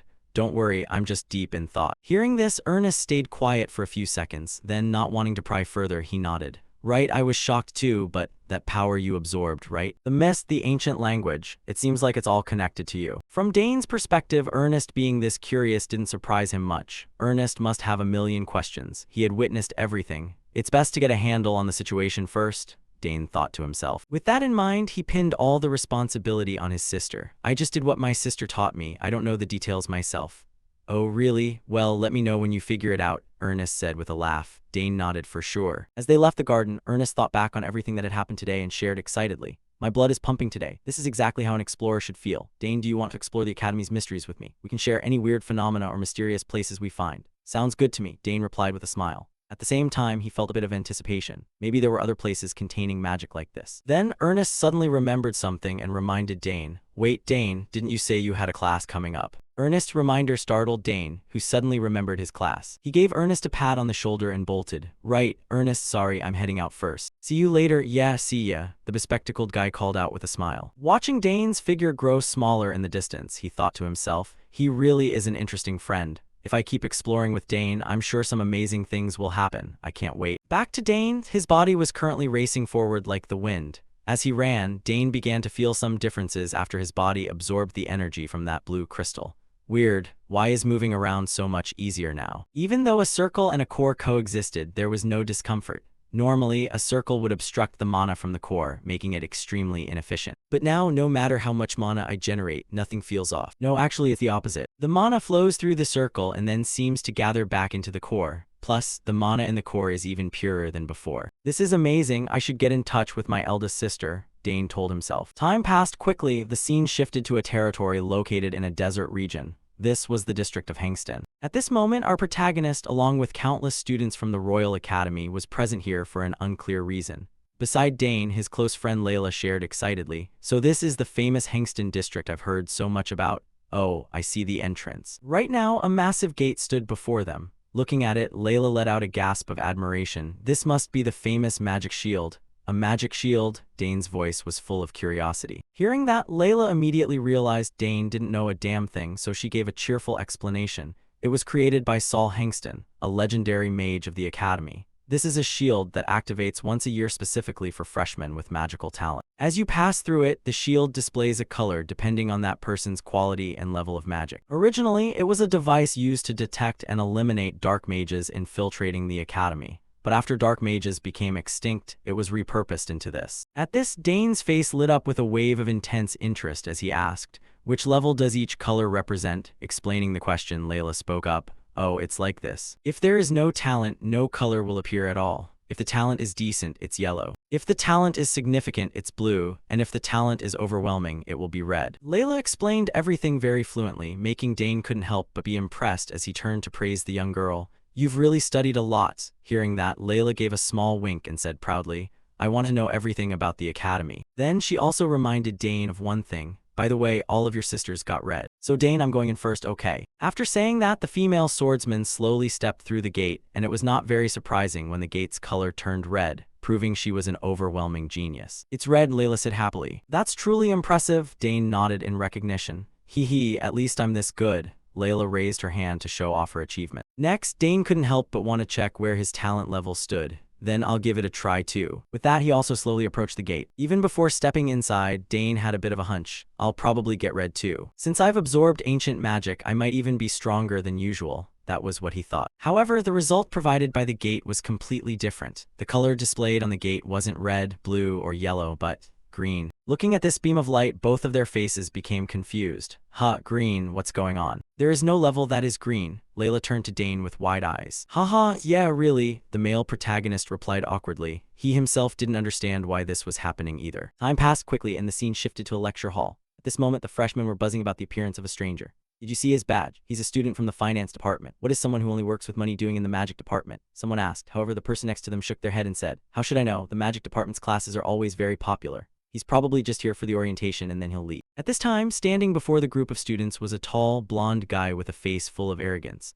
Seeing this, an orange-haired student stepped up to ask, Senior Arthur, why are you here? In response, Arthur shared straightforwardly, Ah, I stopped by because I have something to pass on after class. But hasn't he arrived yet? I'm talking about the interdepartmental student Dane Saugers. The person speaking was Arthur Diamant, the fifth-year representative of the magic department. In front of him, the freshmen were puzzled. He said he would join this class, but I haven't seen him anywhere. Hearing that, Arthur scanned the surroundings and nodded. Is that so? He's probably just taking his time getting here. When he comes in, lead him to see me. After all, he is Senior Arabella's younger brother, so I have to give him some special attention. Yes, sir, the freshman replied hurriedly. Just as Arthur was about to turn and leave, he was attracted by the noisy sounds rising from all sides. Wow, he's really handsome. Look at those eyes, they look just like emeralds. Being the top student is so nice, he's the center of attention wherever he goes. Is that Layla Thermine standing next to him? Sounds of admiration began to echo. However, for someone who disliked noise like Dane, being noticed and discussed by so many people gave him a massive headache. Meanwhile, his close friend Layla teased him playfully. This is great. The top student is always the talk of the town, no matter where you go. On the other side, Arthur smirked upon seeing Dane's figure. Oh, he's finally here. Saying that, he stepped forward and spoke up to greet him. It's a pleasure to meet you, Dane Saugers. I saw you clearly during the entrance ceremony. As expected, you really stand out. His sudden words left both Dane and Layla stunned. They wondered to themselves, who is this? He looks like a senior, but why is he acting so familiar? Thinking this, Dane couldn't help but ask out of curiosity. But who are you? Doesn't the magic department teach even basic manners? If you have business with me, shouldn't you introduce yourself first? Dane's voice carried a hint of complaint. Hearing those words, the arrogant Arthur's face immediately turned veiny with rage. His eyes bulged and he grit his teeth. This arrogant brat, he cursed inwardly. Not just him, but even the freshmen standing around felt the atmosphere become tense. Arthur was like a bomb that could explode at any moment. They couldn't help but worry for Dane. Did he really just talk to Senior Arthur like that? Isn't this going to become a big problem? If you offend a senior, your life at the academy is basically over. Back to Arthur, after taking a few deep breaths to try and stay calm, he spoke to Dane reproachfully. I specifically came here because you are the younger brother of a senior I respect. Yet you show an arrogant attitude, not knowing your place. Have you ever considered that your behavior could affect your family's reputation? Hearing that, Dane simply replied sarcastically, I've never thought about that. From what I see, aren't you the one being rude? On the opposite side, Arthur grit his teeth once again. He said in a cold voice, can you really not see the situation in front of you? With that, he also reminded himself, if I let this pass, my honor will be damaged. Senior Arabella will surely understand. Thinking so, he decided to teach Dane a lesson. It seems you need to be taught a thing or two, don't you? As soon as he finished speaking, Arthur began to gather mana in the palm of his hand. But unfortunately, before the two of them could start fighting, a shouting sound rang out. Thud! The professor slammed his book down on the table and shouted, what is going on over there? Is there a problem? Hearing that authoritative voice, Arthur immediately backed down. He hurriedly explained, Professor, I just stopped by to welcome the freshmen. For the head of the magic department, Drivo, he understood perfectly that things weren't as simple as Arthur claimed. However, since no serious incident had occurred yet, he didn't intend to dig deeper and only gave a cold reminder. Is that so? Then keep the socializing for after class. Hearing these words, Arthur had no more reason to stay. However, before leaving, he dropped a few suggestive words to Dane. I'll let it slide this time. Watching his back as he left, Layla whispered a reminder to Dane. You should be careful. That guy doesn't look pleasant at all. And exactly as Layla thought, Arthur had no intention of letting this go easily. He coldly ordered a subordinate next to him, take him to that place. This command made the subordinate jump. But that's Senior Arabella's younger brother. Is it really okay to do that? Arthur just narrowed his eyes, his voice icy. I'll explain to the senior later, just take him there. Returning to the classroom after the noisy crowd had left, Professor Drivo began his lecture. Today is orientation, so we'll keep things simple and then end the class. But since this is a practical combat course, let's start by measuring everyone's mana. As he spoke, he placed a device on the table that looked like a disc with a hemisphere on top. On the opposite side, the group of students stared at the mana measuring device, chatting excitedly. Wow, is that a mana measuring device? I've seen it before. Back to Professor Drivo, he didn't keep the students waiting long and quickly instructed. If you place your hand on the device and channel your mana like this, you can see the number of your mana circles. As he spoke, he demonstrated directly, placing his hand on the device and beginning to channel his mana into it. Immediately after, several magic circles appeared behind him. Looking at the number of circles, the students couldn't suppress their shock and shouted, Wow, 8 circles, as expected of a professor's level. Ignoring the students' cheering, Drivo continued to explain. Of course, even at the same level, the color will become darker if the skill level is higher. But there are also cases where mana circles do not appear. That doesn't mean there's no talent, so don't worry. That's right, it's normal for some people to have not formed mana circles yet. the students called out in response. Drivo nodded and continued, "That's why we can't rely solely on circle checks for evaluation. Since you are taking this class, you must at least know basic magic. We will use this magic orb to measure mana more accurately. Use the basic magic telekinesis to control the orb to demonstrate your mana control ability." Just like this. As he spoke, he controlled numerous orbs to fly all over the place. Seeing that scene, the whole class stared in amazement. "That's incredible. The magic characters are perfectly formed. He can move the orbs using only telekinesis. No need to make a fuss," Layla complained under her breath. Over here, Professor Drivo continued the introduction. "Even basic magic has differences in power and accuracy depending on the user. To move the orb, you must channel mana into it. With your current level, controlling up to 3 orbs is already quite good." Hearing that, the female swordsman Layla glanced at Dane and asked curiously, "I wonder if Dane can control more?" In response, Dane just gave a slight nod. At this time, Professor Drivo glanced at Arthur and suggested, "Arthur, you're only auditing, but could you demonstrate for your juniors?" Hearing these words, the arrogant Arthur, who was looking for a chance to show off in front of Dane, thought to himself, "I'll make this kid understand the gap between us." Thinking so, Arthur replied immediately, "Yes, Professor, I understand." Not just him, but even Dane felt a bit of interest. "Now I'll see where that arrogance comes from," Dane thought to himself. Immediately after, Arthur quickly stepped up to the podium and channeled mana into the measuring device. Instantly, 4 magic circles appeared behind his back. Seeing this, the freshmen couldn't help but scream like they were going crazy. As expected of senior Arthur, he has achieved 4 circles, and the color is extremely dark too. Not to mention the freshmen, whose level was just like novices. Even Professor Drivo nodded with satisfaction. "It seems you've improved even further." Hearing that, Arthur replied with a smug face, "It's all thanks to your guidance, Professor." Next, Drivo turned to the class. Normally, reaching 4 mana circles is something that happens only after graduation, but your senior has achieved it while still in school. This is truly overwhelming talent. You should all learn from him. Who knows, maybe his advice will help you develop further. These words from the professor caused a stir in the class. Meanwhile, Arthur took the opportunity to glance at Dane with a mocking look. "It's too early to be surprised, Dane Saugers. I'll show you the difference between us." With that, he began to control the blue orbs, making them fly around the classroom at extreme speed. Seeing that scene, the freshman stared jaw-dropped. He's controlling the orbs perfectly. No way, exactly how many orbs is that? But in reality, to do this, Arthur was so exhausted that the back of his shirt was soaked with sweat. Despite that, he still tried to act calm, turned to stare at Dane, and laughed provocatively. "I've pushed my power to the limits. How's that, kid?" On the opposite side, seeing that Arthur had gone full throttle just to show off, the freshman didn't hold back on the praise. "Incredible. Everyone, let's give him a round of applause." As expected of senior Arthur, which magic tower will he join later? Curious voices began to rise. Over here, Professor Drivo, seeing that Arthur had done a good job demonstrating, let him leave. "Well done, you may go now," Arthur replied with a smiling face. "Yes, Professor." Having said that, he turned to look at the protagonist again and gave a smug smirk. "Hee, I really want to see your mana level." Unaware of these thoughts, Professor Drivo turned to the rest of the students. "Anyway, if you have no mana, nothing will happen. If you are worried, you may leave the lecture hall now." To this statement, the entire group of students remained pin-drop silent.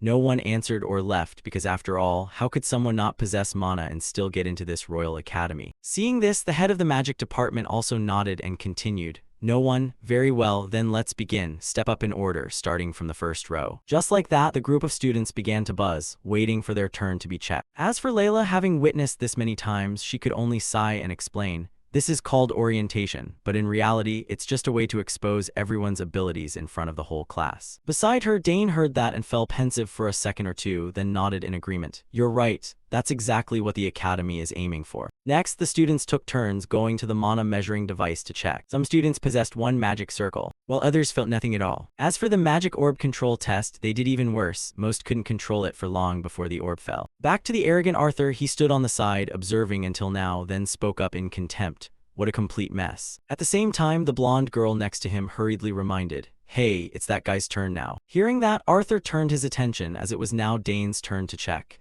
"Dane, I'll be watching to see how far your arrogance can take you," he muttered to himself, but no one heard. Even without him, Dane himself wondered about his current ability. "To be honest, I'm quite curious too. Since I've absorbed ancient magic, something must have changed." With that thought, without further delay, Dane began to channel his energy into the measuring device. Over here, Professor Drivo was also looking forward to Dane Saugers' performance. "During the entrance exam, he solved my test perfectly. I'm looking forward to seeing how many magic circles he possesses." With that thought, he widened his eyes and focused his observation, not wanting to miss a single second. But then, something completely unexpected happened. the measuring device suddenly displayed a bright red screen with the words, "Unable to measure." At that moment, the entire classroom suddenly fell into chaos. What does that mean? Is it broken? If he doesn't have mana circles, then he just doesn't, but why is it unable to measure? The group of students chattered as they moved toward Dane, trying to get a closer look. Meanwhile, our protagonist had a slight hunch in his heart. Could it be because of the ancient magic I absorbed? As for Professor Drevo, he was the most shocked person there, even more so than the students.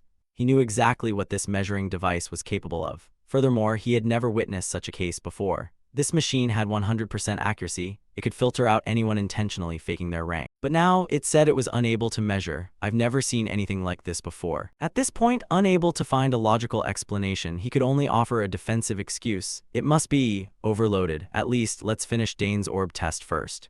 Hearing this, Dane nodded and agreed. Yes, Professor. In front of him, the arrogant Arthur smirked upon hearing that Dane's case was due to an overloaded machine. Ha, I knew it. No surprises there, rookie. Ignoring those mocking words, Dane slowly walked toward the magic orbs. He felt a bit of regret in his heart. So it really couldn't be measured? That's a shame. But let's try this. I wonder if this will work properly. With that thought, he began to focus his mind, channeling energy into the magic orbs and making them float in the air. However, what shocked everyone even more was that he wasn't controlling just one or two orbs, but every single magic orb placed on the table. This sight caused the entire group of students in the class to stare wide-eyed in horror. Someone screamed in shock. He lifted all the orbs. No way, the highest record ever achieved was only 5 orbs. Not just the freshmen, even the upperclassmen found it hard to believe their eyes. Every single orb. Is that guy out of his mind? The black-haired guy standing next to Arthur blurted out in amazement. Meanwhile, the arrogant Arthur's face completely froze. How is this even possible? He muttered to himself, unable to believe it. Beside him, Layla looked at Dane with a blank expression. He's doing it again. I'm not even surprised anymore. But I never thought he could lift all of them. He's even more incredible than I imagined. It seems after absorbing ancient magic, he's grown even stronger. She silently speculated to herself. From Dane's perspective, controlling these magic orbs felt quite fun. So, he decided to unleash a bit more of his power. Alright, let's make this even more impressive. With that, he began to manipulate the orbs, arranging them into a specific pattern. Seeing this, Professor Drevo broke into a cold sweat. What am I witnessing right now? He's arranging the orbs with such precision. To form a picture, even Arabella couldn't pull this off. Following everyone's gaze in the air, the image of a lion and a snake gradually appeared. Someone screamed in shock upon recognizing it. That's a lion and a snake. That's the Sagar's family crest. Witnessing the commotion Dane caused, Layla could only sigh and offer a piece of advice. It's my turn now. Calm down, Dane. Dane slowly withdrew his magic at his close friend's request. Meanwhile, Professor Drevo didn't hold back his praise. Truly excellent, Dane Sagars. Even Sidrain, who has never taken a disciple, would be proud to call you his own. Responding to the praise, Dane simply gave a slight nod. Thank you, Professor. All around, people's jaws dropped upon hearing this earth-shattering information. Wait, what? He's the disciple of the former Magic Tower Master? Now I understand why he entered the advanced magic major. Back with Arthur's group, the black-haired subordinate was now breaking into a cold sweat and hurriedly asked, Arthur, what do we do now? That guy, he's not normal. He might even be stronger than you. In response, Arthur, who was also scared out of his wits, barked back, Shut up, I'm thinking. With that, he tensely clenched his fist, silently cursing Dane in his heart. Damn it, the Sagar's family is terrifying. Why are they all monsters? With that level, we need to change the plan. How frustrating, but if I pick a fight and end up being inferior in skill, I'll lose face. If I can't defeat him with skill, then I'll have to win him over another way. The arrogant Arthur silently schemed. Then, as if he had made a decision, Arthur said to his 2 companions, We need to pull him into the student council. What? The student council? The other 2 screamed, but Arthur only nodded in confirmation and explained his reasoning. Yeah, since I already have a foot in that council, it'll be easier to control him if he's under my wing. Hearing this, his 2 companions still couldn't accept the decision and try to advise him, but he's just a freshman. The brown-haired guy spoke up. The orange-haired girl also hurriedly chimed in. Exactly, even we wouldn't dare dream of joining it. However, Arthur was determined to pull Dane in at all costs and completely ignored his subordinate's words. It's unprecedented for a freshman to join the student council. But who cares? Rules were made to be broken, right? Trust me, if we have him, the reputation of our magic department will be known by many. With that, he smirked and thought, and of course, my own reputation and career will also soar. Ignoring him, Professor Drevo spoke with a face full of painful regret. Perfect, Dane Sagars. If I had known this beforehand, I would have competed with the other professors to ensure you join the magic department. Hearing this, Dane remained calm and replied, I will do my best, regardless of which department I am in. Professor Drevo then turned and shouted to the other students. Did you all hear that? The students in the magic department better be more on guard. With that, he patted the protagonist on the shoulder and instructed, if you have some free time, come see me. For Dane, being able to meet freely with the head of magic was a good thing, so he agreed, yes, professor. Thus, when the class ended, Dane and Layla quickly left the lecture hall. As they walked, the female swordsman Layla complained, how did you do that, and why do you keep doing such unbelievable things? Dane shrugged, responding nonchalantly, well, to be honest, I don't know either. His slightly smug tone made Layla a bit annoyed. Do you think you're so special or something? Seeing his best friend looking upset, Dane quickly diverted the conversation by praising her, but you also made 5 orbs fly up. Hearing that, Layla only muttered petulantly, you're not making me feel any better. Then she turned her head away, refusing to look at Dane anymore. Seeing her attitude, Dane could only manage an awkward smile and thought, why does it sound like she's sulking at me? Before Dane could think much further, Arthur approached him with his 2 close associates and greeted him. I've witnessed your skills. I acted improperly the last time we met. Can we talk privately for a moment? Arthur's current attitude and tone left Dane unable to hide his shock. Is he completely changing his attitude after seeing my skills? Dane frowned in speculation. Immediately after, Arthur didn't beat around the bush and went straight to his request. He wanted to invite Dane to the student council. The student council was the place that decided policy and managed the academy's treasury. The members of the council were all legendary figures who possessed many unique privileges. For example, the student council could issue disciplinary punishments to students or approve departmental events. As for Dane, he had heard a bit about the student council through his genius sister Arabella.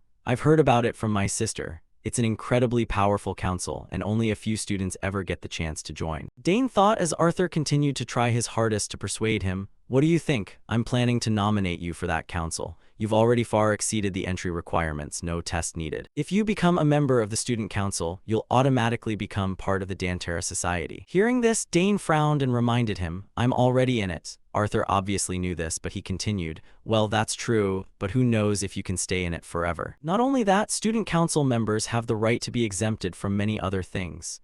Hearing this, Dane found it hard to believe. Exactly how much authority do they have? Do they really have that many privileges? While Dane was wondering to himself, Arthur continued to widen his eyes, speaking like a multi-level marketer trying to lure someone in.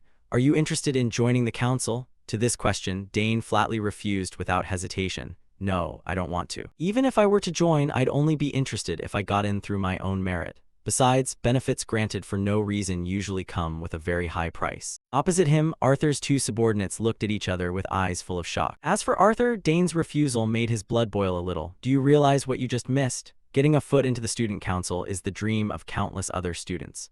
Once you spend some time at the academy, you'll understand how amazing this offer is. Come on, think it over. An offer like this doesn't come easily. Layla, standing nearby, was fuming after seeing Arthur pester Dane over and over. What the hell? Why is this guy so stubborn? She complained inwardly, then quickly pulled Dane to the side. Dane, if we die, the tarts will be gone. Hurry up. Seeing this, Dane understood that Layla was trying to bail him out and immediately agreed. Ah, right, I almost forgot. Behind them, Arthur saw them leaving and called out in panic. Hey, where are you going? I'm still talking. Dane only replied with a smile, I have something more important to do, so please excuse me. Having said that, he didn't forget to silently thank his best friend. Thanks, Layla, your timing was perfect. Watching their backs as they left, Arthur still didn't give up. He called out loudly, Dane, I haven't given up yet. I will convince you, Dane Saugers. Time passed quickly. At this moment, Layla was still complaining about that guy Arthur. He really is a nuisance. It seems he really wants to pull you into the student council. If you accept that offer, it'll be a perfect stepping stone for him to turn you into his pawn. Hearing this, Dane smiled and said, thanks for helping me get away from him. Layla replied with an extremely annoyed face, her eyes wide. The point is he didn't even acknowledge me. He didn't even bother to ask me a single question. So that's why you're feeling angry, Dane said with an awkward laugh. Then Layla let out a sigh and continued, it's probably because of your ridiculously high talent. Today's test confirmed it. So you're finally admitting it? Dane asked with a laugh. Well, there's no way around it. Layla shrugged in response. Then Dane asked her, by the way, do they actually sell tarts? Layla replied, of course, this is the Royal Academy. If a dessert exists in the Empire, it'll be here. Just like that, the two of them went off to buy tarts. In another development, Professor Drevo and Arthur were having a conversation. The professor asked, did you see Dane's talent? Yes, he's truly magnificent. Arthur nodded in admission. The professor burst out laughing. Haha, compared to Arabella, he might even have the upper hand. The professor's comment left Arthur shocked, and he asked back, is he really at that level? Answering this, a slight smile appeared on Drevo's face. He tilted his head slightly and said, magic is indeed a vague field, hard to determine. but when talking about innate magical talent, it's not impossible. Beside him, Arthur was stunned by those words. My God, do you mean his talent has surpassed even the senior I admire? He asked himself. Back with Professor Drevo, he seemed to notice that Arthur had some friction with Dane and advised. About that, Arthur, just turn a blind eye to Dane. Take good care of him so he can enter the magic class. At the professor's words, Arthur's hand instinctively clenched his thigh. He thought irritably, everyone is like that. They're all overwhelmed by his talent. Next, despite his jealousy, Arthur shared his thoughts. Actually, I met him after class to suggest he join the student council, but he refused. Hearing this information, the head of magic was also taken aback. What? Could he have heard something from Arabella? His talent is too great for us to lose. Thus, both of them fell into a dejected silence. However, as if thinking of something, Arthur inquired about the recommendation letter from before. Before he could finish his sentence, the professor replied with a smile, it seems things didn't go very smoothly. But don't be too hasty. You still have 2 years left, don't you? Someone like you will surely be recommended by the magic tower before graduation. Back to Arthur's perspective, he had a bright smile on the outside, but inside he was silently cursing the professor. Damn it, he said the same thing last year. Do you think I don't know your true intentions? If I take a spot in the magic tower now, it means losing a student you can play around with, doesn't it? You're blocking me, aren't you? I heard you were the one who cut the 2 spots in the magic tower I wanted to apply for in my 3rd year. With that thought, since he couldn't do anything about the professor anyway, Arthur had to continue. Fine, then I'll try to convince Dane. Hearing this, Drevo nodded with satisfaction. Very well, Arthur, I'm counting on you then. This made Arthur's face freeze for a beat. Damn, my future is being held over my head by him. Whether I like it or not, I have no choice but to follow along. This damn old man, he silently cursed it. Meanwhile, back with Dane, he was carrying a large bag on his shoulder and turned to ask his best friend. By the way, Layla, is the path to the cafeteria always this crowded? Why are there so many club events? To this question, the female swordsman explained. If a club has too few members or cannot prove its activity, it'll be disbanded. This is the first time I've participated in so many events like this, Dane added. Beside him, Layla glanced at the bag Dane was carrying and smiled. Well, we've won so many prizes. 20 mana-infused stones, 15 lunch coupons, 5 meal vouchers, 8 convenience store discount coupons, and a treasure map. Then Layla reached out to take the map and asked, What's this? Dane replied. The senior hosting said it was bought from an auction in Arkinder. Hearing this, the female swordsman's eyes lit up like car headlights. Bought from an auction in Arkinder, then this must be quite valuable. Seeing her money-hungry face, Dane just gave a slight smile and thought, Yeah, my father once said. The Arkinder auction house specializes in collecting rare and beautiful items from all over the empire. The best appraisers in the country appraise everything and ensure only masterpieces are put up for sale. In front of him, Layla pointed at the seal of the scroll and shouted, This is still intact. Is it a treasure map of the academy? Dane speculated, and Layla nodded in agreement. I've heard that this academy has many mysterious and secret places. With that, she threw the map back to Dane. Looking at it, he instinctively had a thought. Ernest will be thrilled to see this. The scene shifts to the main hall, a place primarily used for hosting general education lectures. And at this moment, our protagonist is standing outside the building. Gazing at the massive architecture before him, Dane couldn't help but marvel. So this is where the history of the empire is taught. Before coming here, I was tutored by the head butler, so I already know most of the material. That's a relief, Dane thought to himself. At the same time, his exploration-loving friend, Ernest, called out to him from behind, Hey Dane, we meet again. Hearing the familiar voice, the protagonist turned to reply, Is that you, Ernest? You're in this class too. To Dane's question, Ernest happily introduced, This is a mandatory subject for freshmen. I figured I'd run into you here. I guess we did run into each other. How are you feeling? Is your body doing okay? Dane smiled, but the answer was a bit vague. Not much has changed. It's a bit complicated. I'll explain the details later. Oh, that's right, Ernest. I have something to tell you. Dane smiled, likely wanting to mention the treasure map he had just acquired. However, before Dane could speak, a red-haired guy leading a group of people approached Ernest to cause trouble. Hey, you're Ernest, right? Hearing this voice, Ernest's face turned to panic, which did not escape Dane's sharp eyes. He wondered to himself, what's this? Ernest's eyes just changed. He's trembling. He looks absolutely terrified. Opposite them, the reddish-brown-haired guy leading the group smiled as if the two were the best of friends. Wow, Ernest, didn't expect to see you here. It's been a while, hasn't it? For some reason, sweat began to pour down Ernest's face more and more from the tension. This made Dane think he looks no different from a soldier suffering from psychological trauma. Then Ernest hesitantly replied, Braun, hello. Seeing this, Braun spoke reproachfully. If you've started classes, why didn't you let me know? I got here first. Beside them, Dane thought, are they friends? But this relationship doesn't look normal at all. He continued to watch closely as Ernest bowed his head and said, Sorry, I didn't know. Braun stepped closer, rubbed Ernest's head and continued, Damn, how did you even get in here? I thought you wouldn't make it. You're always shaking like a leaf when we talk, aren't you? Perfect timing, I'm too lazy to go out and buy stuff and we just happened to meet here, go buy me a sandwich. He laughed loudly, making Ernest's face turn pale as he exclaimed, "What, right now?" For Braun, seeing Ernest refuse him caused his expression to shift slightly as he growled, "What's that? You don't want to go, Ernest?" Ernest awkwardly explained, "I'm hanging out with a friend, so it's a bit inconvenient." Turning his gaze toward Braun, the guy eyed Dane for a moment and teased, "Your friend, well, he looks pretty tough. Which department are you in? If you're hanging out with Ernest, I can already guess your skill level." His tone was filled with contempt. This sparked a flame of anger inside Dane. "I don't know what family he's from, but that carefree attitude reminds me of the thugs on the battlefield." The more he thought, the darker Dane's expression became. Braun continued to mock him. This guy isn't going to answer. However, just then a teacher noticed their group and shouted, "Hey, you kids, what are you doing? Class is about to start, get inside now." Hearing this, Braun turned to reply, "Right, we're heading in now." After speaking, he glanced back and warned Ernest, "We'll talk after class. I have a lot more to say to you. This academy is about to get interesting." With that, the red-haired guy led his pack of hounds into the classroom, leaving Ernest behind, still shaking uncontrollably with fear. Seeing his trembling arms, Dane went over and asked, "Ernest, are you okay? Who are those guys? It looks like you know them." Hearing this, Ernest tried to steady his breathing and explained, "They're from another family. Back home, they used to bully me. I knew they were studying at this academy, but this place is huge and has so many departments. I thought I wouldn't see them again. I'm sorry for dragging you into this." Ernest's tone was full of guilt, giving Dane pause, but then he followed up, "I'm fine, let's just go to class." He looks so pale, just how much have they been tormenting you? Thinking this, to reassure Ernest a bit, Dane comforted him, "Don't worry too much, I'll stay with you." These words left Ernest unable to hide his surprise, but immediately after he shook his head in refusal. "Stay with me, there's no need, I can handle it myself." Back to Dane, looking at Ernest's scrawny frame, he knew that handling it likely meant becoming a punching bag for Braun's group.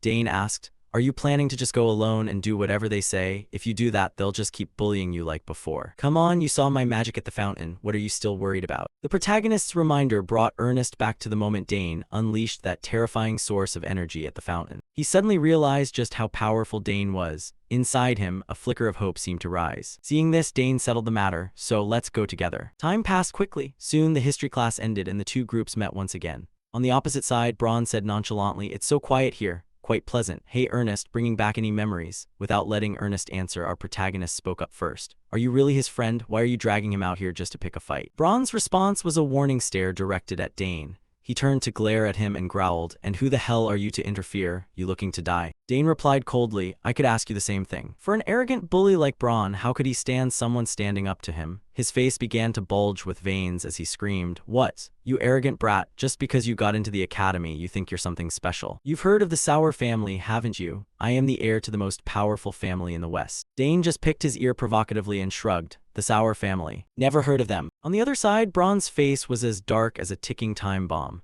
At this point, the lackeys standing behind him joined in. "What did that kid just say? Braun, are you just going to stand there and take that insult?" Seeing how eager his subordinates were to fight, Braun didn't disappoint them. He ordered, "Hey, go on, give him a beating." For the lapdogs, seeing their master give the order made them visibly delighted. Unfortunately, they didn't know Dane's true strength, so they were still very confident.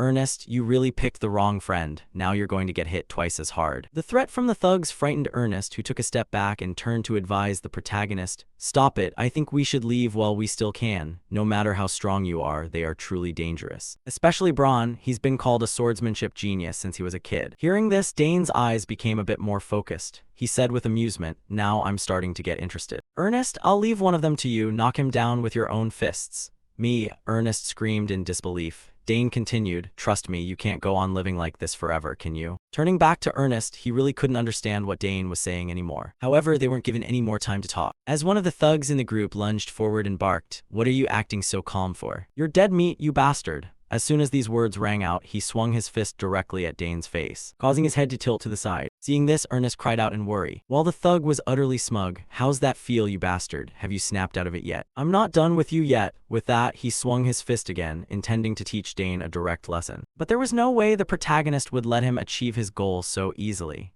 Dane just calmly raised his hand, easily blocking the fist. Then he spoke in a cheerful voice, "Clearly, you made the first move. So from now on, this is self-defense." On the opposite side, the thug heard Dane's vague words and cursed, "What the hell are you talking about, you bastard?"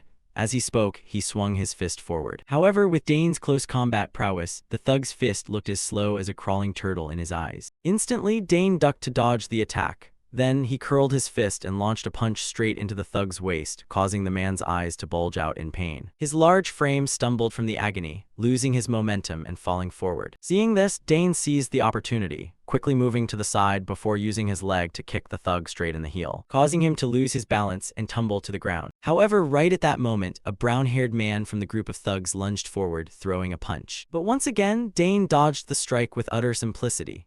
He even took advantage of the moment before the brown-haired man could regain his guard, immediately landing a punch straight to his chin followed by a powerful shoulder barge. As a result, the man's body flew backward like a torn sack, nearly colliding with another member of the group. Nevertheless, Dane's onslaught was far from over. He had no intention of giving these thugs a chance to fight back. Immediately, Dane used his magic, creating orbs of energy and firing them straight at the remaining two men, sending them flying backward and knocking them unconscious on the spot. It might sound like a long explanation, but in reality, the entire battle took place in just a matter of seconds. After taking down the thugs, even Dane was a bit surprised. Hugh, why did I suddenly get so much stronger? Is it because of the ancient magic? Nearby, Ernest and Braun were frozen in place, their eyes wide with shock as they watched Dane win so effortlessly. What the hell? What on earth is happening? They muttered in a daze. Meanwhile, a hint of hesitation flickered in Arthur's eyes. However, he didn't forget to curse his subordinates. Damn it, you useless idiots. In front, the lackeys began to wake up, coughing as they said, Braun, this guy isn't normal. But before they could finish their sentence, Braun barked like a rabid dog. Shut up, you look pathetic, getting taken down that easily.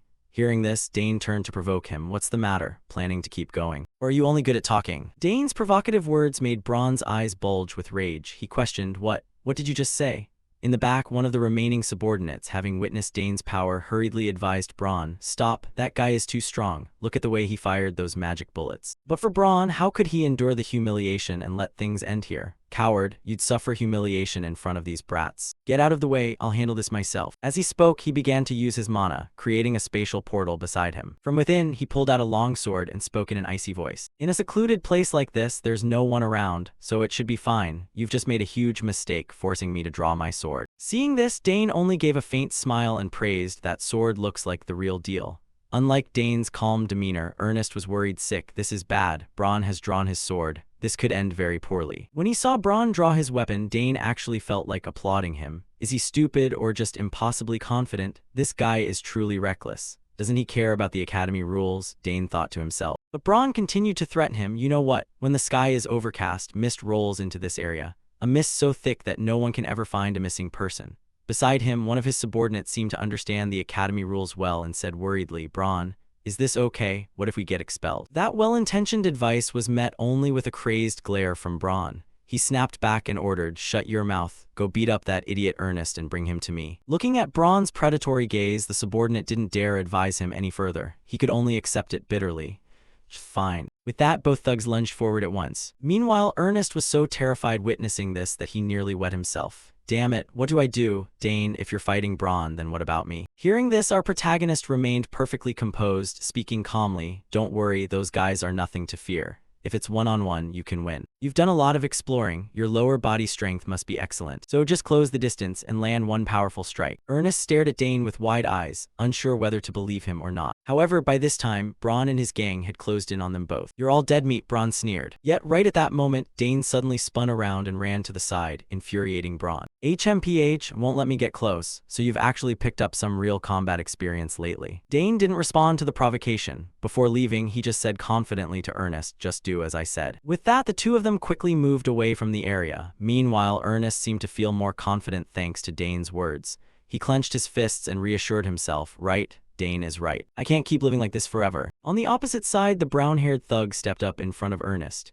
He scratched his head, speaking in a tone full of contempt. Clenching your fists now, you've got a bit of fire in your eyes. I guess friends really are important, huh? Seems like just standing next to him makes you feel braver. He sneered and continued, come on, just take a few hits and get lost, okay? I'll be gentle. As he spoke, he cracked his knuckles to warm up. Meanwhile, sweat was pouring down Ernest's face. He told himself, don't panic, think, what would Dane do in this situation? Right then, an image of Dane dodging the black-haired thug's strike flashed through Ernest's mind. But before he could come up with a plan, the brown-haired thug laughed loudly. Let's just start with a few punches. With that, he swung a fast fist toward Ernest. However, right before the punch hit his face, Ernest immediately lowered his body, using the top of his head to take the blow. Then he suddenly lunged forward, throwing a punch with all his might. The person you knew, the old me, is dead. Ernest's powerful punch landed squarely on the thug's face, making the man spit out saliva in pain. Looking at the thug writhing in pain on the ground, Ernest could hardly believe he had actually taken him down. Sweat covered his face as he shouted, I did it. Not far away, Dane heard Ernest's victory cry and teased, hey Braun, looks like your buddy is down for the count. Hearing this, Braun cried out in panic, what? No way. My friend lost to a pathetic loser like that? As he spoke, he turned around to check.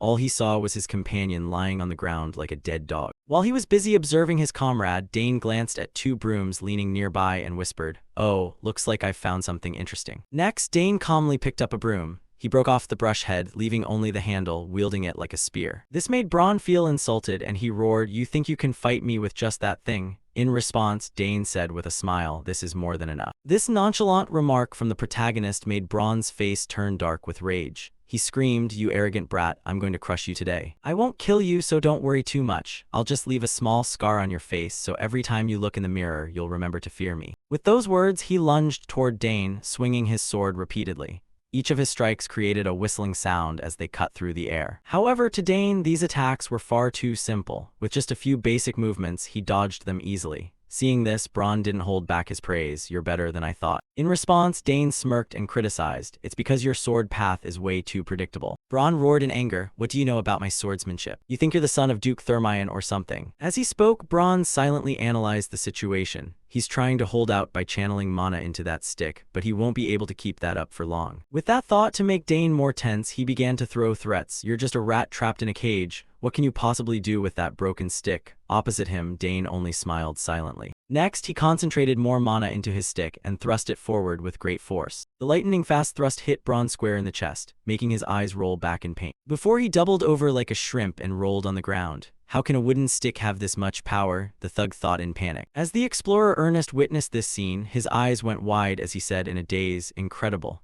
He took Braun down in a single blow. I knew Dane was strong, but I didn't expect him to be this powerful. Unaware of Ernest's thoughts, Dane walked toward the groaning Braun and said, get up. Once you draw your sword, you have to fight to the end. My father once said, once you draw a weapon outside of a fair duel, it means you're ready to accept all consequences. As for Braun, no matter how foolish he was, he now realized that Dane was not as simple as he had thought. He whispered internally, damn it, this guy is on a completely different level. Then he turned and shouted, who the hell are you anyway? Hearing this, Dane introduced himself in a cold voice, Dane Saugers, eldest son of Count Saugers, freshman in the liberal arts department. Hearing this, Braun's eyes bulged because the name Dane Saugers was far too familiar. Count Saugers, then are you the first person admitted to the liberal arts department in 50 years? The genius, the youngest son of that family. I guess I'm a bit late with the introduction, Dane whispered. While Braun was regretting his life choices, he thought to himself, damn it, no wonder he's so confident. But why would someone like him be hanging out with an idiot like Ernest? Turning back to Dane, he began to weigh his options. So what should I do with you, Braun? What should I do? You drew your sword and you lost. Should I take your life? From my perspective, this wasn't exactly a fair fight to begin with, but since you actually drew your sword, as he spoke, Dane's gaze grew colder. A murderous aura began to radiate from him, making the foolish Braun's face turn pale. This bastard, he actually intends to kill me. With that thought to save his own life, Braun didn't hesitate for a second. He scrambled up and knelt before Dane to beg for mercy. I'm sorry. I'm truly, deeply sorry. I had no idea you were from the Saugers family. I swear I'll never do anything this stupid again. Before he could finish, Dane shook his head and cut him off. It seems you still don't understand. You're apologizing to the wrong person. As he spoke, Dane pointed toward Ernest, who was watching. And it seemed that only when faced with mortal danger did Braun's tiny brain start working. He immediately turned, grabbed Ernest's arm and begged, I'm so sorry, Ernest. I truly regret it. I sincerely apologize for everything I've done to you, so please, please forgive me. He spoke while crying pathetically. Looking at this wretched sight, memories began to flood Ernest's heart. Braun, the person I used to be so terrified of, is now kneeling on the ground like a pitiable wreck. Beside him, Dane stepped up and advised, hey, Ernest, let's wrap this up. Whether you want to hit him until you're satisfied or just accept his apology and move on, do whatever you want. Hearing this, Ernest's lips pressed together firmly. He began to fall into hesitation. Meanwhile, Braun knew that Ernest's next words would decide his fate. His hand instinctively gripped Ernest's arm as he admitted, "That's right, you can hit me as much as you want, I deserve it." Back to Ernest's perspective, seeing Braun so pathetic, the fire of anger in his heart suddenly seemed to die out. "To be honest, I really do want to punch him just to vent," he whispered to himself before issuing his challenge. "Braun, next time, fight me in a fair match. After that, I'll forgive you." This sudden offer made Braun so shocked he actually stopped crying. However, Ernest didn't pay it much mind. He turned around and added, "So for this time, I'll let you go." Beside him, Dane saw this and gave a slight nod. "You did great, Ernest." Just like that, the two of them quickly left the area, leaving the thug Braun standing there in a daze. At the same time, the female swordsman Layla caught up to them. "Dane, I've been waiting forever. You never showed up, so I had to come looking for you." Having said that, she noticed the thugs sprawled across the ground and turned to ask, "What's this? Were you in a fight?" Hearing that, Dane explained the story. "Someone else picked a fight with me first." As he spoke, Dane cast a brief glance at Braun in the background. This piqued the female swordsman's curiosity. "I wonder what kind of idiot would dare challenge Dane. Of all people, they chose to mess with you." In the back, Braun witnessed Layla's arrival and his face turned as pale as a sheet. He recognized her identity instantly. "Is that Layla? Is the daughter of Duke Thermion really here?" Ignoring the spectator, Dane asked nonchalantly. "He claimed to be in the same swordsmanship department as you. Do you know him?" In response, the female swordsman put her hands on her hips and shook her head. "No, I don't know him, and I'm not really interested either." Then she curiously turned to Ernest and asked, "And who is this?" Dane replied, "This is Ernest Dillon, a freshman in the exploration department." Beside him, the explorer scratched his head awkwardly and greeted her. "Lady Layla, it's a pleasure to meet you." "Oh my goodness, there's no need to be so formal. Just treat me like a friend." The female swordsman waved it off before asking curiously, "So what do you study in the exploration department?" Ernest replied, "Things like ruins, secret locations, basically exploration." Walking between the two, Dane chimed in, "His family is famous for their expeditions." Hearing this, Layla's eyes lit up and she said excitedly, "Then we should show him that map we have, shouldn't we? Who knows, maybe he has a clue." Dane replied with a wink. After all, this had been his original plan when he went looking for Ernest. Meanwhile, Ernest was still clueless, not understanding what they were referring to. "What map is this all of a sudden?" Dane turned back and said with a smile, "We participated in that club event earlier and won a treasure map." Hearing this, everything clicked for Ernest and he let out a gasp of admiration. "I heard someone had obtained a treasure map, but it turns out it was you guys." As he spoke, Ernest's face seemed to light up, making even Layla marvel. She remarked, "It's like he's turned into a completely different person." Dane replied, "It's probably an obsession with artifacts." Next, the female swordsman suggested, "Let's find a quiet place and examine it." After observing the map in his hands for a moment, Ernest's eyebrows furrowed slightly. "This map seems quite complex, doesn't it? Since it's a treasure map, it's not something you can understand at a glance. It doesn't show the entire academy, it points to a specific area." Saying that, she pointed to a spot on the map and asked, "What's this?" "There's a lot of strange writing on the map." Beside her, Dane watched intently but shook his head. "I can read it, but the meanings don't connect. Is there some kind of pattern?" At this point, they hadn't made any new discoveries. Layla asked, "So what do we do now?" Ernest replied, "First, we have to find out who created this map. Things like this don't have a standard orientation, but once we know the creator, we can guess what to expect." Hearing him say that, Dane stroked his chin thoughtfully. "So decoding it immediately might be a bit difficult, right?" Before our protagonist could finish, the explorer pointed out a detail. "But one thing is for sure, this map isn't within the academy grounds. These architectural patterns were only used during the time the academy was being built." Hearing this, Layla and Dane both nodded in realization and exclaimed, "So it's somewhere nearby." From Ernest's perspective, seeing the joyful expressions of the two as if they had already found the treasure, he dejectedly reminded them, "The problem is this architectural style uses a secret magic unique to Saul Hankston." This was a very famous name. Layla had heard it countless times, so she turned and asked, "Saul Hankston? Isn't he the founder of the academy and a legendary archmage?" Unlike her, Dane immediately guessed what Ernest meant to mention. "That kind of magic can't be used anymore, right? Because Saul Hankston didn't leave any disciples behind." Ernest nodded in agreement. "You know a lot, Dane." Back to Layla, she finally understood why Ernest looked so discouraged.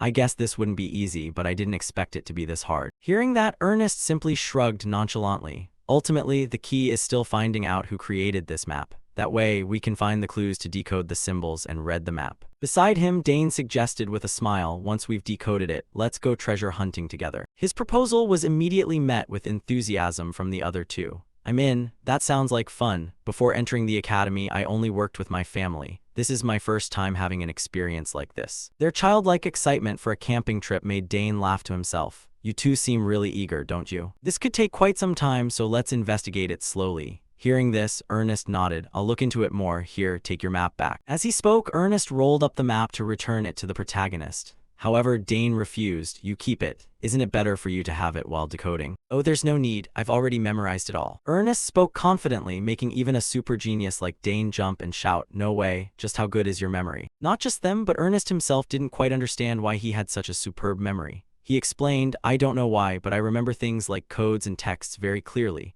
Dane and Layla gasped. So that means you have an incredible talent in certain areas. That'll definitely come in handy for exams, huh? But anyway, I get it. If you need help with anything, just let me know. Saying that, Dane reached out to take the map back, and Ernest said with a squint, thanks. This is the first time I've searched for something without a guy accompanying me, so I'm really happy. To celebrate, Layla suggested, let's go eat. We can call it a celebration for becoming a team. Sounds good to me, the other two agreed. And so the group headed off to eat. Time passed quickly, and the scene shifted to the dormitory. Specifically, Dane's private room. Only now did he have time to organize his things. Phew, a lot happened today. I should take a moment to tidy up. Where should I put the important gifts from my family so they're visible? But this summoning beast egg, where should it go? They say you shouldn't put living creatures in subspace. As he spoke, Dane looked around for a suitable place to put the large egg. However, right at that moment, the egg suddenly began to shake violently, making Dane panic slightly.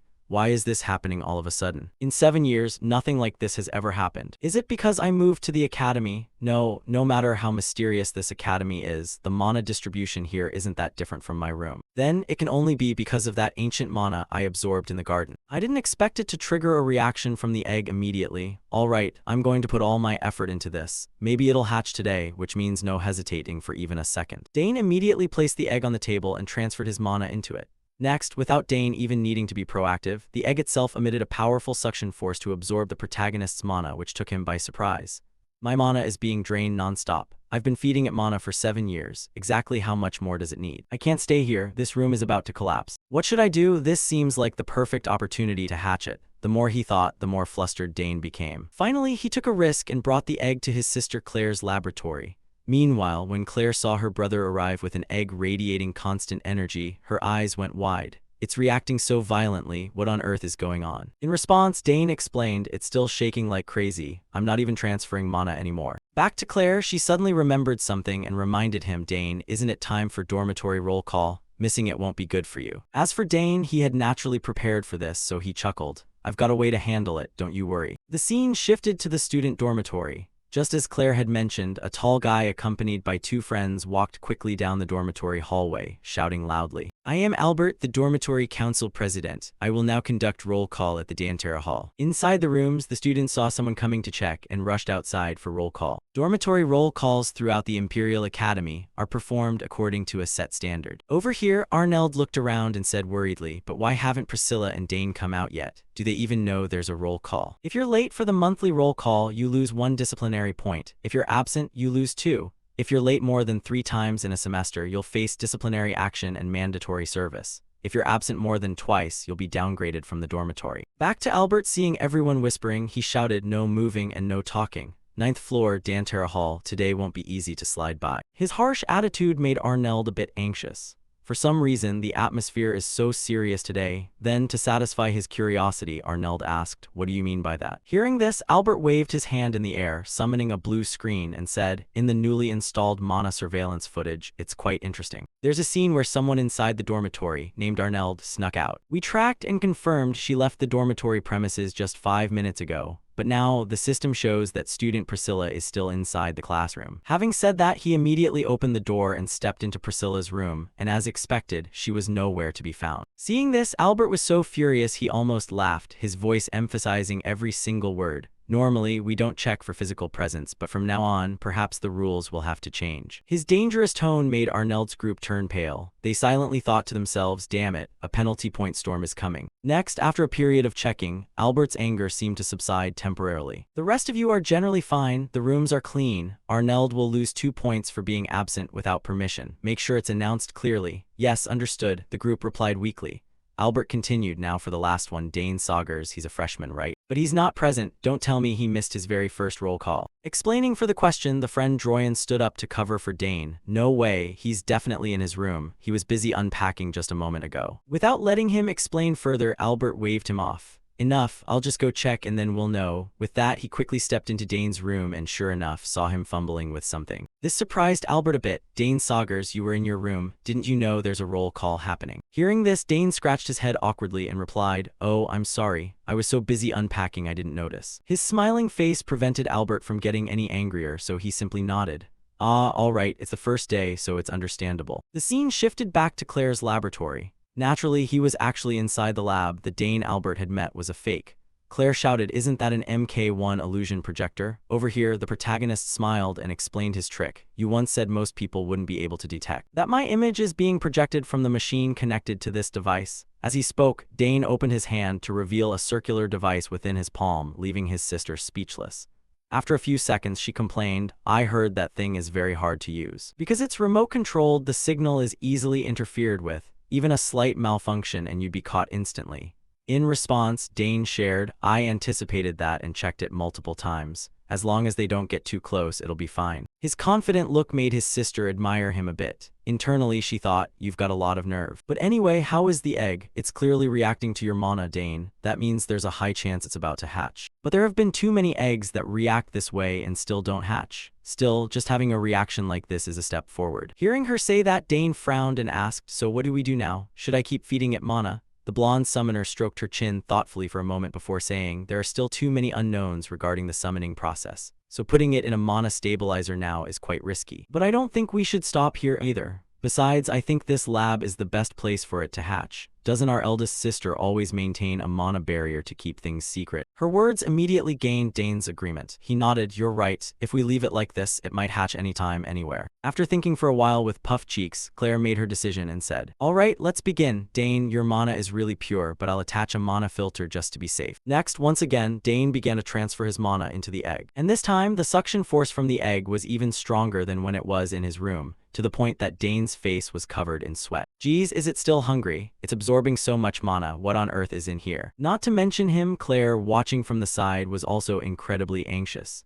She thought to herself, this is a contract beast egg. Anyone with money can buy one, but hatching it is another story. The hatching conditions are still a mystery. All we know is that the mana of the razor must match the mana frequency of the beast inside, regardless of what it is. Just how high is this kid's talent? I knew he was good, but seeing it with my own eyes still leaves me speechless. Just as she finished that thought, cracks suddenly appeared on the surface of the egg. Seeing this, Dane cried out in joy, "Sis, did you see that?" In response, Claire's voice was a bit hurried. "All right, it looks like it's about to hatch, just a little bit more." "Good, let's see what kind of creature this is." Then, under their expectant gazes, the egg began to emit an intense light, finally resulting in a small explosion, blowing the eggshell fragments far away. Due to the shockwave, Dane was blown backward, while Claire had to cover her face and take several steps back. Seeing that, Claire hurriedly ran over to check on her younger brother. "Hey, are you okay?" In response, Dane let out a huff and shook his head. "I'm fine, just a bit dizzy, that's all." "But sis, look over there." As he spoke, Dane pointed forward to where the egg had once been, where a small, light purple dragon was now standing, observing them with an innocent expression. "Is that a dragon?" Claire shrieked, before she saw the dragon start continuously puffing out fire in all directions.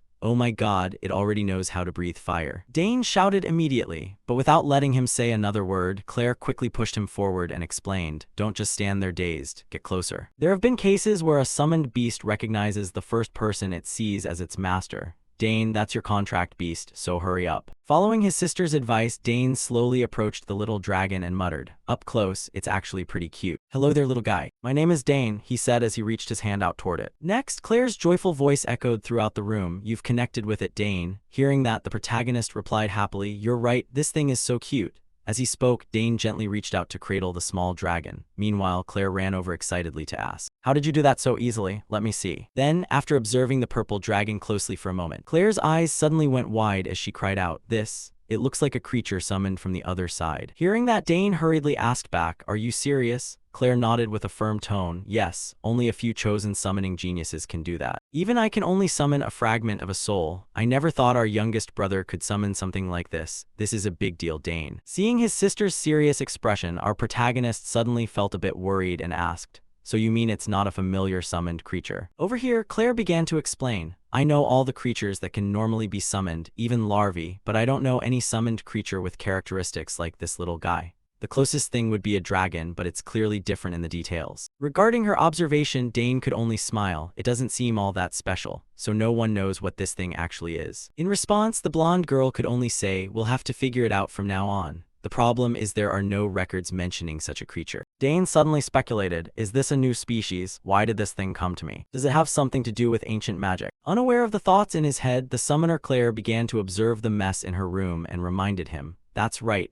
remember to keep the eggshells carefully. Some species that hatch from eggs eat the shells for nutrients. I get it, so what should I do from now on? Dane asked, and Claire quickly gave him a series of instructions. First, approach with caution. Try to record everything, what it likes and dislikes, how long it sleeps, whether it shows aggression, how much it grows each day, things like that, blah blah. The more Dane heard, the more his brain felt scrambled. He whispered to himself, that's a lot, but it's definitely worth it. I don't know exactly what it's thinking, but I'm starting to feel like I have to protect this little one. Over here, Claire saw Dane's pensive face and seemed to sense his thoughts, so she said, are you planning to keep it with you now? People might freak out if they find out. Why not leave it here in the lab? Hearing that, Dane shook his head. Maybe, but we can't hide it forever. The protagonist's words made things difficult for Claire, as she didn't know what would be most appropriate.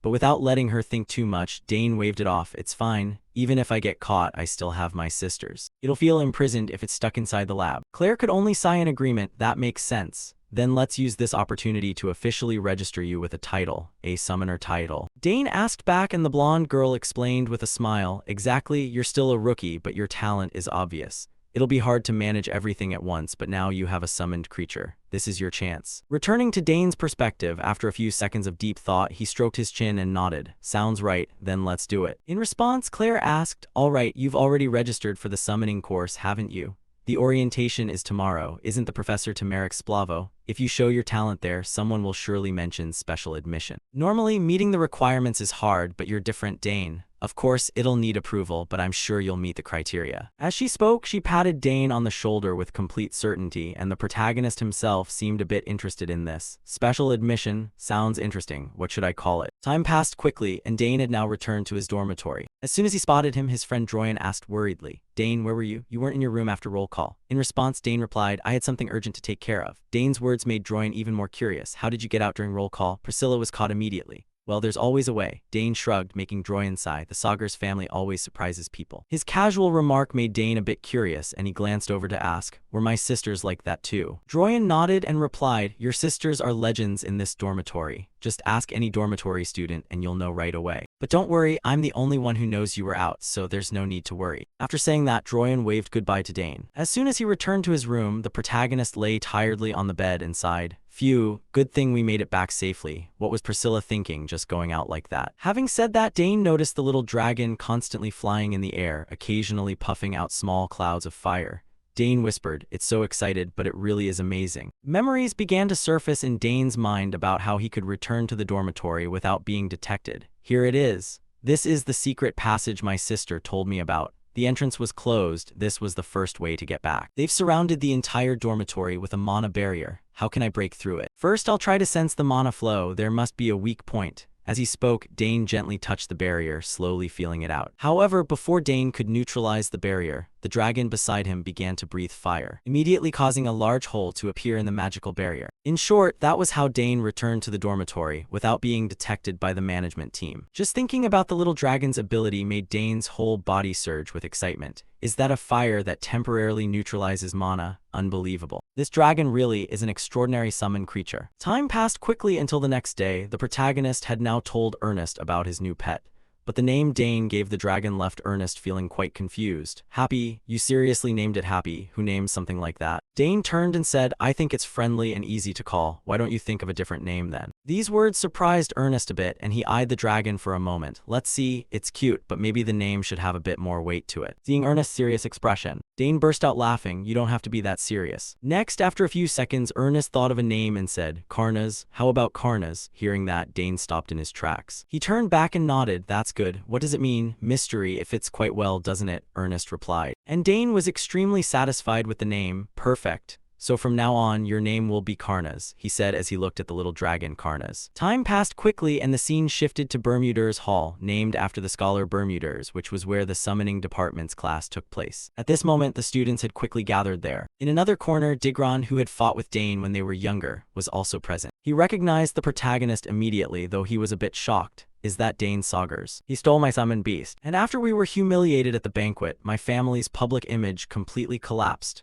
Now the family can only barely maintain its status as city nobility. Of all the places not to meet, I run into him here. Is he here for the summoning class? Why do I have to take this class now instead of some other time? I have to do my best to avoid him. Digron silently reminded himself, his face dripping with sweat from the tension. However, just then, a large guy called out to him from behind. Hey Digron, is this your first time retaking the class? Hearing that, Digron turned back in confusion and replied, oh yes, senior, right after he spoke. The large senior put his arm around Digron's shoulder and reassured him brightly. Come on, it's no big deal. Everyone retakes a class once. This is my second time retaking this one specifically, and that's just the subject. Just look at it as an easy way to get an A and outshine the rookies. The large senior happily bragged about his track record, while Digron, having heard it, could only respond awkwardly so as not to offend his senior. Then, not long after, the professor entered the classroom, causing the noisy sounds to suddenly vanish. In front of everyone, the handsome Professor Tamarix spoke up. This lesson will begin with the basic theories of summoning. This is vital knowledge for those who have just entered the path of a summoner like yourselves. This theory will appear later in the summoner certification exam, so study it well. Right after his words, the listening students broke into a buzz of conversation. Wow, this professor seems really strict. I heard the official summoner exam is actually incredibly difficult. Over on the other side, the professor heard the chatter and nodded, giving his students a little warning. Of course,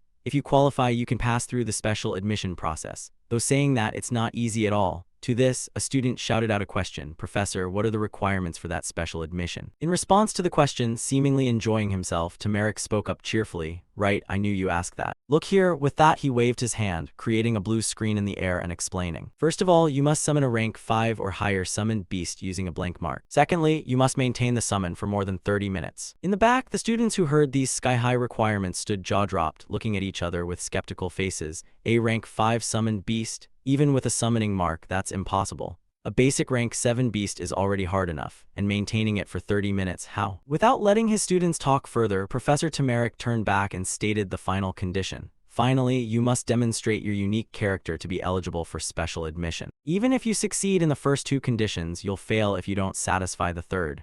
Regardless of what it is, you have to make an impression to be called special. At this point, the students in the class really couldn't accept it. That's just ridiculous. The first conditions were already hard, but now there's a subjective condition too. Has anyone ever actually passed this exam? Not even mentioning them, even Dane had to pout at the professor's condition. In short, basically, if the professors like you, you pass. If they don't, you fail. Returning to Tamarix's perspective, the reaction of this group of students didn't surprise him much, as if he had witnessed it countless times. Now you understand why this is called the special admission exam.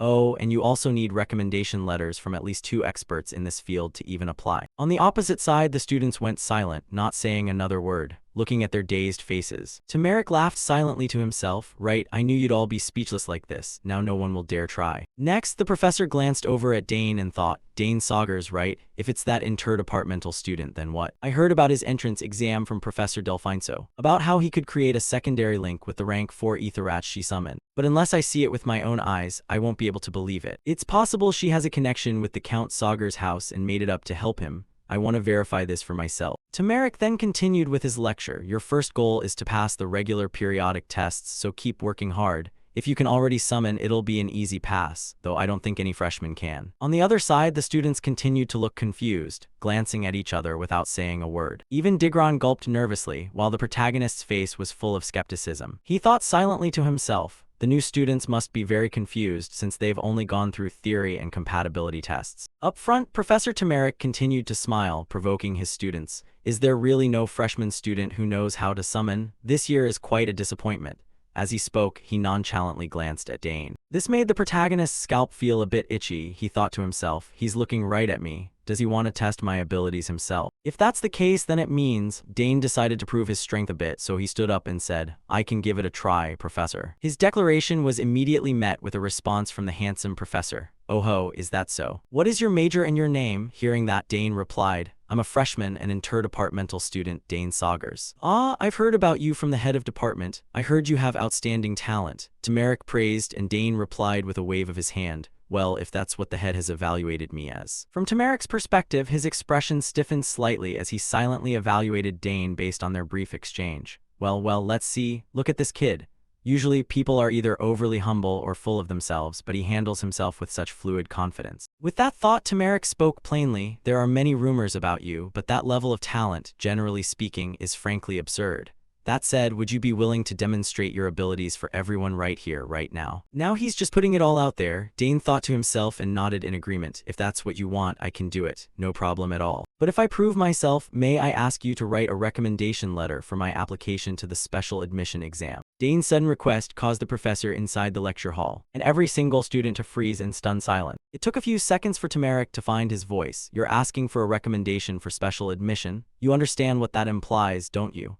As for Dane, he had just heard Tamarik explain the requirements, so how could he forget? He affirmed, it means I have to show talent that is sufficiently superior right here. Tamarik narrowed his eyes and asked, and if you can't? Dane shook his head. I haven't even considered that possibility. Immediately after those words, veins began to bulge on Tamarik's face, but he struggled to remain composed, thinking to himself, this is beyond mere confidence. Even Claire Saugers, his sister, was never this bold. Thinking that he might as well teach the kid in front of him a lesson, Tamarik readily agreed. Fine, come up here then. If you truly meet the criteria, I'd be more than happy to write that recommendation. But talking is the easy part. Not just the professor, but the rest of the students in the class began to buzz like a house on fire. What is he thinking? He's not even a summoning major. Then again, he is Claire's brother. What exactly is wrong with the Saugers family? Ignoring the students' chatter, Tamarik issued his final warning. But if you fail, you'll have to accept the consequences. Whatever those may be, do you still want to try? After a few seconds of thought, Dane agreed. Yes, I'll do it. At this point, Tamarik didn't bother with further advice. He challenged him with interest. Very well, come down here. As luck would have it, I have a summoning mark ready right here. Just like that, Dane began to step quickly toward the podium, thinking to himself, I didn't originally intend to do this in the very first class, but whatever. Might as well take everything I can get. With that thought, Dane reached out and took the blank white card in front of him, slowly channeling his energy into the card and whispering, respond to my call. As soon as the words left his lips, a magic circle began to form in the air, and from within it, a massive wolf leapt out. A dangerous aura radiated from it, and with just a single glance, it made the students tremble like lambs facing a predator. My god, it's real. Isn't that a rank 5 summoned beast? How can he do that with a blank mark? In another corner, Digron immediately recognized the wolf as the very summon Dane had taken from him earlier.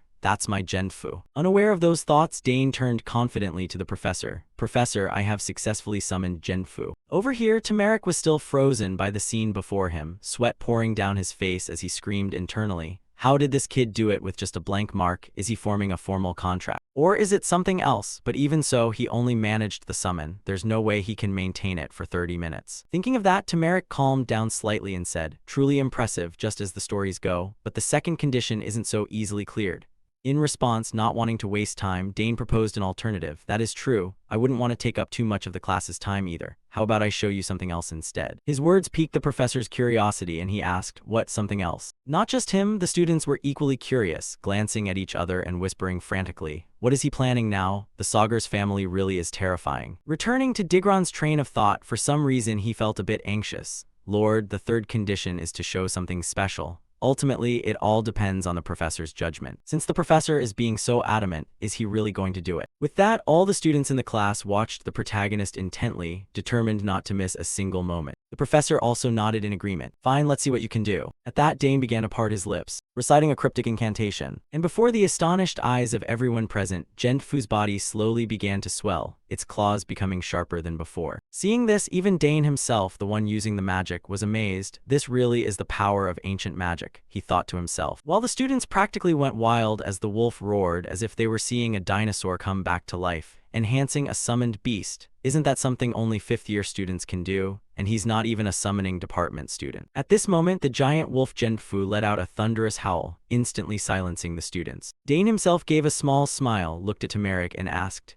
is this enough to prove my special quality, sir? Returning to Tamarik, the teacher was now completely stunned. Lord, he can even perform link enhancement, so everything they said was true. How can this kid have such unbelievable talent? I can hardly believe my own eyes right now. The more he thought, the wider his mouth hung open. Seeing that, Dane almost burst out laughing. Looks like even the professor is in shock. Can't blame him, even I feel that way, he thought while reaching out to stroke Genfu. After a few seconds, Tamarik finally regained his composure, cleared his throat and said, Ah yes, this truly is special. We'll discuss the recommendation letter later. Yes, I understand, Dane said with a smile. While Digron watched from behind, silently gulping in anxiety. He's grown so much more than before. What a terrifying kid. In summary, after the commotion, the class resumed. I could always feel the professor's gaze fixed on me, but I didn't bother to react. Dane could constantly feel the professor's eyes, sometimes with a look of confusion. I heard he was very serious. My second sister will probably find this quite amusing when she hears about it. That's one part of the recommendation letter down. Should I ask Professor Delphine so for the rest?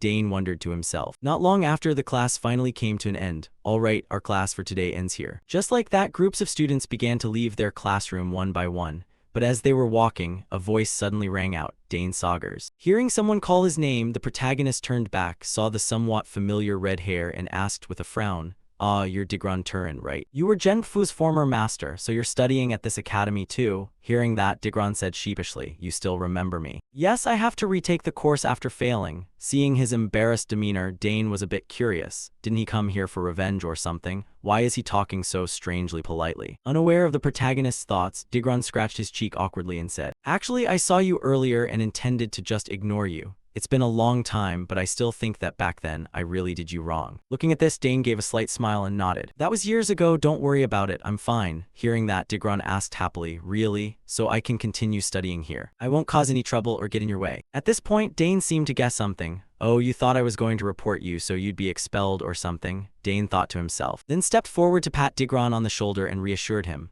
"No, don't worry, everything is fine." These words made Digron overjoyed and he said excitedly, "Thank you, Dane. If there's anything you need help with, just say the word." At the same time, a bulge suddenly appeared on the back of Dane's shirt, then slowly moved inside his shirt. This led Dane to realize, it seems Karnas has woken up and is starting to act up. Could he be hungry? Thinking of that, Dane turned and asked, "That's right, you're in the summoning department, aren't you? Perfect timing. I need to get some items from the shop. Can you show me the way?" In response, Digron shared enthusiastically, "Sure. That place is called Hughes and Bowden. I'll probably be heading there often. It was founded by two former students after they graduated over 30 years ago. Regarding the common items, blah blah, recent trends are blah blah." Seeing that this friend was quite talkative and sharing so cheerfully, Dane thought, he seems truly remorseful, doesn't he? Guess there's no need to hold an attitude. At the same time, the little dragon Karnas suddenly poked its head out, looking around curiously, which forced Dane to quickly warn it, "Settle down, Karnas." Immediately after, the two of them walked to the shop together. The pale yellow sunlight filtered through the trees, adding a touch of warmth to the afternoon air. On the way, Digron turned and asked curiously, "What do you need? I can help you find it." "Actually, just tell me the level of your remaining summons and I'll handle it," Dane replied. "I just need some food for it." Digron nodded, stroking his chin thoughtfully, his eyes sparkling with confidence. "Oh, that's right up my alley. I used to be in charge of compatibility training, so this is a piece of cake. By the way, what species is your summon?" Dane hesitated for a moment and then replied, Yeah, it's a wyvern." In his mind, he thought, well, Karnas does look a bit like a wyvern. Their diets are probably similar. Hearing the answer, Digron suddenly shouted, his voice full of excitement, "A wyvern, a rank 3 summon, that big." Seeing Digron looking agitated, Dane quickly gestured for him to be quiet, lowering his voice. "Yeah, but it's still small, so remember to keep it a secret." At the same time, Karnas inside his black jacket began to squirm, making small noises. Dane told himself, if this gets out, I'll definitely know who the culprit is, none other than Digron. Digron was still enthusiastic, continuing, "A wyvern, huh? Then soft food is best. Even though they're small, wyverns have huge appetites. They'll start eating meat in about a week." Dane nodded slightly, thinking to himself, he really is an expert, but then how did this guy fail his exams? When they reached the shop, the atmosphere was bustling, the shelves packed with magical items shimmering with a mysterious light. Digron scanned the aisles and quickly picked up 2 small bags of food, then turned to Dane with a smug smile. "Here it is, this one is made from 17 different ingredients. And this is a soft mix to be blended with milk, you should take both." Dane took them and smiled brightly, his voice full of gratitude. "Thanks a lot. Thanks to you, I got everything, otherwise I wouldn't have known what to do." Seeing Dane being so polite, Digron narrowed his eyes, nodded, and replied, "Is that all you need? Do you need anything else?" Dane shook his head. "That's enough for now." Digron suggested excitedly, "Since you're here, have a look around, there's a ton of useful stuff here." Hearing that, Dane nodded, "Fine, let's take one more lap around." The two strolled leisurely around the shop, which displayed countless magical items, from glowing garments to vibrant support potions, and even shimmering magic staves. Suddenly, Dane stopped, his eyes lighting up as he saw a magnificent magic staff in front of him. He spoke up, his voice full of interest. "Oh, this looks pretty cool, doesn't it?" But right then, a warning voice rang out from beside him. "Wait, this isn't something a beginner can use. You haven't even mastered summoning yet and you're already looking for a weapon. Watch out or you'll get hit by a curse. Step back." Near the staff was a neatly posted warning sign. "Do not touch randomly, especially beginners. We are not responsible for any consequences." Digron nodded as a reminder. "He's right, Dane. This staff is usually only for fourth-year students. Just by touching it, your mana will be drained dry." But Dane didn't seem to care. He thought to himself, "Come on, what's the big deal? The more it's forbidden, the more I want to try." Ignoring all the warnings, Dane reached out to grab the scepter. The shopkeeper screamed in panic, "Hey, rookie student, don't touch that, it's dangerous." But before the words were even out, Dane had already gripped the staff tightly. The orb at the head of the staff suddenly emitted a mysterious light, as brilliant as a precious gem. Dane smiled with satisfaction, thinking to himself, "It's craving mana." Immediately, he channeled mana into the staff, feeling the power surge within. The shopkeeper's eyes widened as he stammered, "What the hell just happened? Did the staff absorb enough mana and stabilize?" He thought to himself, even with enough mana, almost no one can control it. Dane simply smiled calmly. "This isn't too bad, is it?" Digron, standing beside him, couldn't hide his shock. "Dane, I knew you were good, but you really are the top of the line." The shopkeeper approached, hands on his hips, exasperated. "Are you really a first-year student? I've never seen anyone like this." Dane replied with a slight smile. I'm Dane Saugers, the younger brother of Senior Claire." Hearing that name, the shopkeeper was momentarily startled, his tone changing completely. "Oh, the top student of the interdepartmental major? Even Claire couldn't hold this staff in her first year. I underestimated you. If you had said so sooner, I would have given better advice." Dane gave a forced laugh, thinking to himself, his attitude changed faster than a flipping pancake. The shopkeeper continued, "Are you planning to buy this staff?" Dane shook his head and placed the staff back in its spot. "Aw, no. Why not? You know how to use it. Why don't you buy it? It looks complicated, and it can't handle that much mana." The shopkeeper was surprised. This is more than enough for 5th or 6th year students."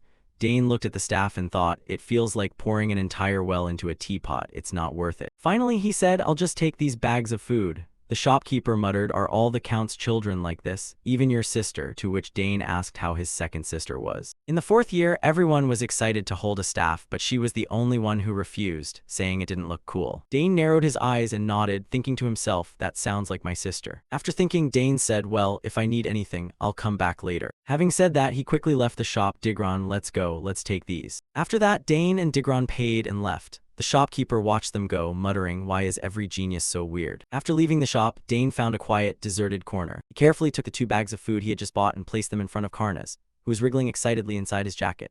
Looking at the tiny wyvern with eyes shimmering like 2 gems, Dane laughed and spoke gently, "Here, is it good? Take it slow, don't choke." Karnas didn't pay any attention to the warning, diving into the food bag and making delighted little sounds. Each piece of soft food melting in her mouth made her snuggle closer, her small tail wagging rapidly.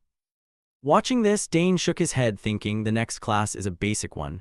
Layla said there's only 5 minutes left. I have to get back to the dorm quickly. Suddenly, a strange noise rang out from a nearby alley, breaking the peaceful atmosphere. The sound of clattering, accompanied by debris flying everywhere, made Dane stop in his tracks. He frowned and muttered, "What was that?" The noise was coming from that alleyway. Profane shouts echoed out from the narrow alley, sharp as a knife's edge. "Kid, drop that attitude of yours. Beat him to a pulp for me."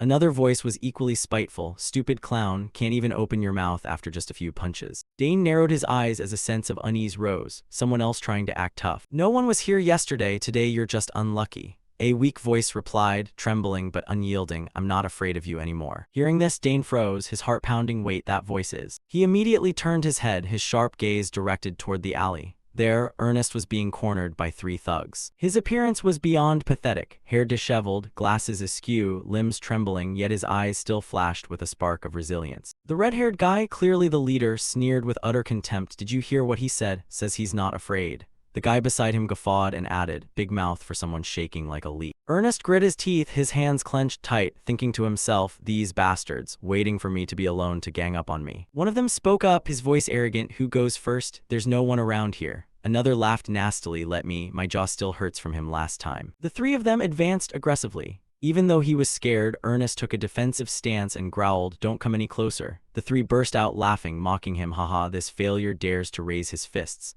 Got lucky once and now thinks he's a tough guy." Inside Ernest, despair welled up. "It's over. Is there anything I can even do this time?" But right then, the sound of decisive footsteps echoed from the distance.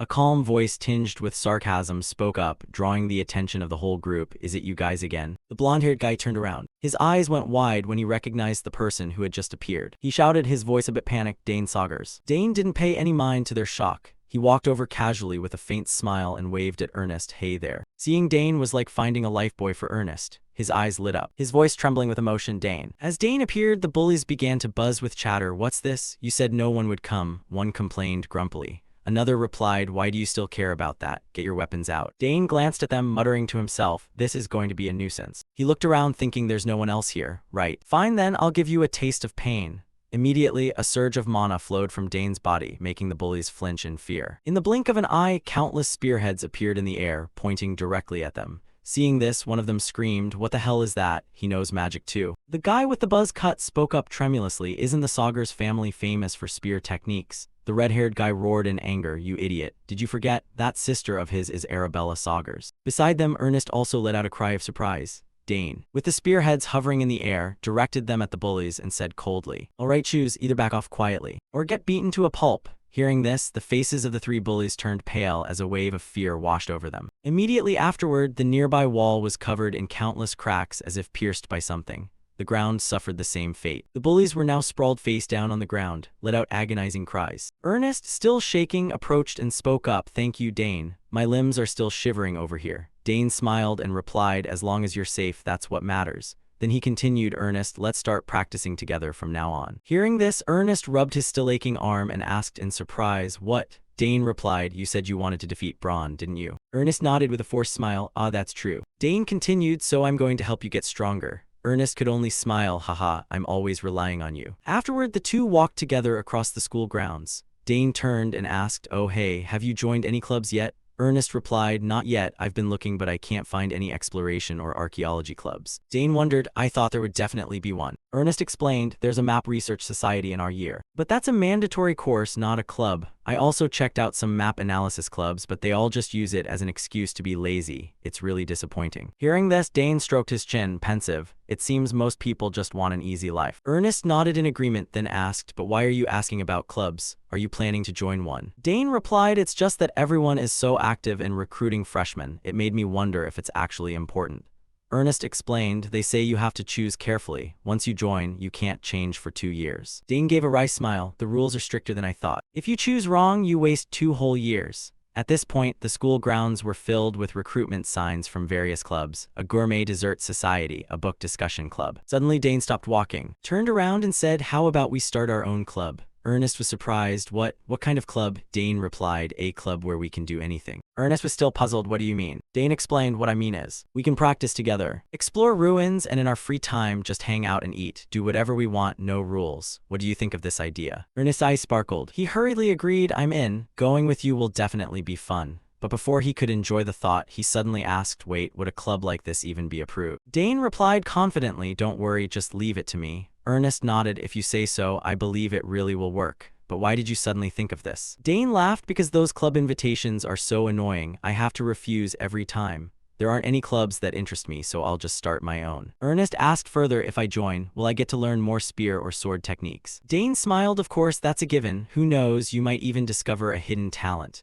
Ernest was overjoyed. That's great, we'll definitely learn a lot from each other. Then he suddenly remembered, but I heard you need at least 3 people to form a club, right? Dane nodded, we have Layla too. I'm sure she'll join. Ernest gave an embarrassed smile at this. He continued, now that you mention it, let's go ask her. The scene shifts to the club registration office. The 3 of them chatted as they walked.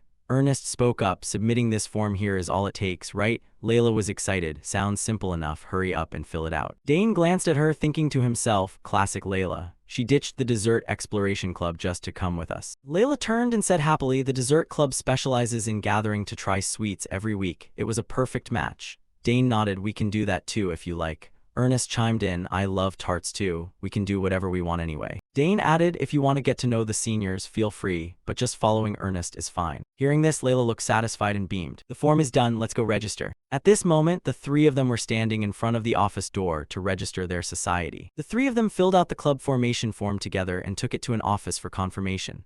Suddenly, Layla shouted, what? The rules have changed. A blonde girl pushed up her glasses and explained, yeah, there are currently over 3,000 clubs at the academy, most of which are inactive and hard to manage. So starting this year, forming a club requires approval, not just a report. Dane's expression tightened slightly as he asked, what do we have to do for approval? Layla sighed, good lord, talk about bad luck. The blonde girl continued, you must have a recommendation letter from an official professor. Do you need me to give you a template? Dane nodded, give me the template for now. Internally, he thought, things have been a hassle from the very start. Afterward, the three left the room.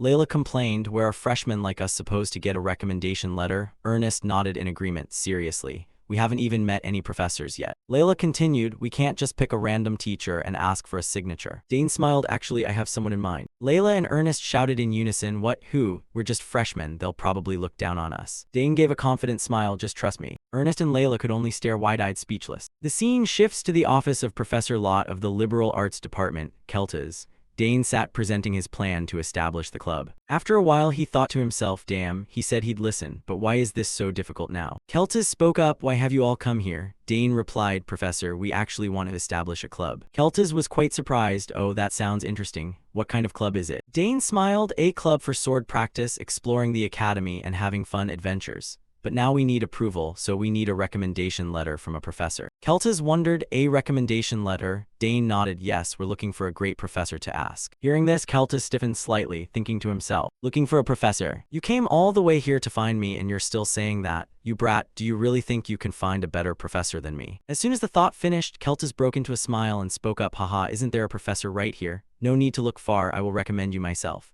Dane replied, you're always busy, sir. I was afraid of bothering you. Before he could finish, Keltas cut him off, how busy? At the very least, I can do this. Now, what do I need to do? Dane smiled, really? Then please sign here, Professor. He quickly pulled the registration form from his jacket. Keltas happily took the pen to sign the form and said, my only student wants to start a club. Of course I have to support you enthusiastically. Dane smiled and bowed, thank you very much, Professor. Once he had the signature, he thought to himself, that went smoothly. After finishing the task, he immediately reunited with Ernest and Layla.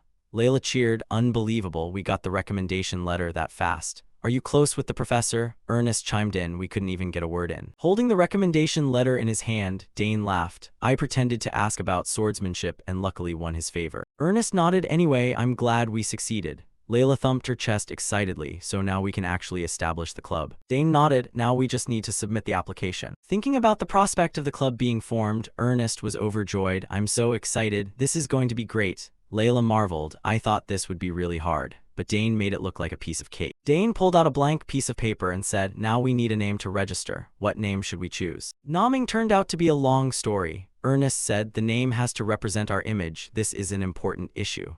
Layla nodded, I don't want a name that's too childish or meaningless. The two scratched their heads and muttered, what should the name be? Looking at the two of them, Dane gave a slight smile and thought, they're really serious about this. Suddenly, he felt something moving on his person. Glancing down, Dane muttered, Karna's waking up now. The little dragon moving all over him made Dane restless. He whispered, not now, Karna's. Ernest spoke up, Dane, have you thought of a name yet? Dane replied, anything is fine with me. Layla wondered, what? You're the one who proposed this and you don't have any ideas. She pointed toward Dane's jacket. Hey, your jacket has a lump. About to be exposed, Dane muttered to himself, I haven't even introduced it yet. He stammered, well this is. Ernest and Layla's eyes were fixed on him. Layla pressed, what are you hiding? Suddenly Dane's button popped off and a dark shadow darted out. It turned out to be Karna's, the mischievous little dragon, escaping. Seeing the adorable little dragon, Ernest and Layla stared wide-eyed, their mouths forming an O. Dane gave a forced smile, thinking to himself, the cat's out of the bag now. Layla pointed accusingly, what is that? A summoned beast? Why did it come out of your jacket? Don't tell me that egg you took from Claire's place hatched. The little dragon circled around Dane's shoulder, letting out a cute growl. He nodded, yes, it was born not long ago. Its name is Karna's. Ernest said happily, hi Karna's, long time no see.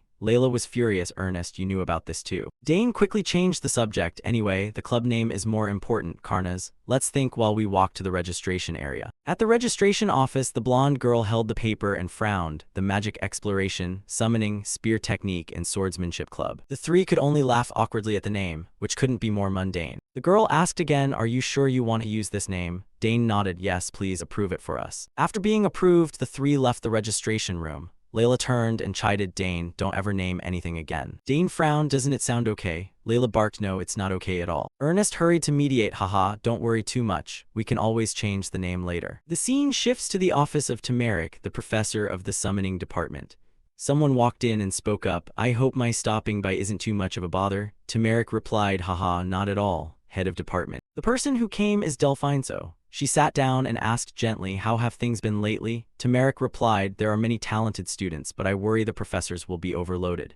She emphasized particularly, I've heard rumors of one student who stands out significantly. Tamaric stammered, ah yes, that is true. He thought to himself, did word of what happened in class spread that fast? Delphinso held her teacup and continued, I heard your class had something interesting happen. I won't interfere with your class, I'm just curious. Tamaric replied immediately, no, of course there's no problem. You are the head of department, after all, this is only natural. He put down the teacup and continued, there is a very notable student, even more excellent than expected. It was quite a surprise. Delphinso smiled, it must be Dane Saugers. I personally accepted his enrollment. She continued, I heard you promised to write a recommendation letter for him, right? Tamaric nodded, yes, that's correct. Delphinso added, since the special admission requires 2 letters, I think I'll write the other one. Tamaric was surprised, you're writing it personally. She laughed, he clearly has talent, how could I just sit still? Tamaric fell silent, thinking to himself, such a cunning snake, she's trying to snatch everything. He clenched his fist and muttered, right, she's always been like this. I underestimated her. Delphinso spoke up, Professor, is something on your mind? Tamaric was startled and quickly replied, no, not at all. Delphinso looked him straight in the eye, is that so? When you've finished writing the letter, show it to me. After all, we should be straightforward with each other in this matter. Tamaric frowned slightly, feeling nervous, that goes without saying. Having achieved her goal, Delphinso stood up, then I'll be taking my leave. Watching her back as she left, Tamaric grit his teeth, pensive. His hand was clenched so tightly it shook as he muttered, do you think I'll just sit by and let everything go your way? She's trying to pull Dane to her side, but this time I won't let that happen. I have to win over that genius first. The scene shifts to the school grounds. Dane walked along, muttering, only the Empire's Foundation history class is left today, right? Dane sighed, there's still time. Maybe I'll go get a tart or something. Suddenly, a figure approached and called out, Dane Saugers. Dane turned his head and saw a blonde girl he had never met. He asked, who are you? She replied, greetings, I am a messenger from the academy. Professor Delphinso, the head of the summoning department, has summoned you. She smiled, making Dane wonder as he muttered, wasn't it supposed to be Professor Tamaric? He asked further, for what reason does the head of department want to see me? The blonde girl replied, she only mentioned the recommendation letter. She requested that you come immediately. Shall we go now? Dane nodded, the recommendation letter. But in his heart he muttered, summon this suddenly. Something isn't right. The Imperial Academy, the cradle of the Empire's brightest talents, where the flame of academic passion always burns bright, is renowned for its cutthroat competition that exceeds all expectations. Especially the power struggles among the professors. A department's influence determines the budget, equipment, and facilities they receive. Here, the 3 largest departments, swordsmanship, magic, and summoning, are always allocated the highest budgets. A professor's reputation and evaluation fluctuate accordingly, directly impacting their core responsibilities. At the office of the head of the summoning department, Delphinso gazed out the window and muttered, I can't stay stuck in 3rd place forever. I can't keep losing to those guys. She pondered, if that boy joins our department, we could easily overtake the magic department. The problem is Professor Keltis from the interdepartmental major. However, his sister Claire is studying here, so it'll be hard for him to refuse. As long as I pique his interest in summoning, the opportunity will come. Suddenly, a voice echoed from outside. Professor, I have brought Dane. Delphinso replied immediately, come in. She smiled and spoke up. The academy must be quite busy, isn't it, Dane? With your abilities, I'm sure many places are inviting you. Dane replied humbly, I still have much to learn, so I am approaching everything with the mindset of a freshman. Delphinso nodded, humble indeed. A desire to learn is a very valuable attitude. Is there any subject that particularly interests you? Dane laughed softly, haha, I haven't chosen a specific subject yet. I want to do well in all of them. Delphinso nodded in approval, wanting to be well-rounded. That is truly the spirit of a new student. You know why I called you here, right? Dane shook his head, looking unclear. She continued, I heard about the miraculous event in Professor Tamaric's class. You summoned Dentfu and performed an enhanced link. With skills like that, how could a department head like me sit still? She smiled. With your capacity, you should participate in the special admission exam. Delphinso continued, Professor Tamaric and I have agreed to write recommendation letters for you. Dane gradually understood the reason and replied, thank you for evaluating me so highly. Writing a recommendation for a student outside the summoning department is a first for me, but your talent is rare. Writing a recommendation for a student outside the summoning department is a first for me, but your talent is rare. Dane wondered, summoning? She nodded and said truthfully, Someone qualified for the special exam doesn't need more lessons, but for that very reason, I want to personally tutor you. Dane mused to himself, if the department head is personally making this offer, the summoning department must be quite short on talent. She continued, oh, that's right, have you joined any clubs yet? If you're interested, there are many great clubs within the summoning department. He replied, I thank you, Professor, but regarding clubs, I have already established one with a few friends. Delphine was startled. What, already established? The new regulations are quite strict. Dane smiled, yes, it wasn't easy, but fortunately Professor Keltas wrote a recommendation for us. Hearing this, Delphine's eyes widened. She muttered, that annoying Keltas. He never attends faculty meetings, always lazy. Yet he beat me to the punch. She clenched her fist, irritated. He dares to ruin my plan to lead the boy into my summoning club. She calmed down and continued, well, congratulations on your club. When you're free, stop by my labs. There are many interesting things there.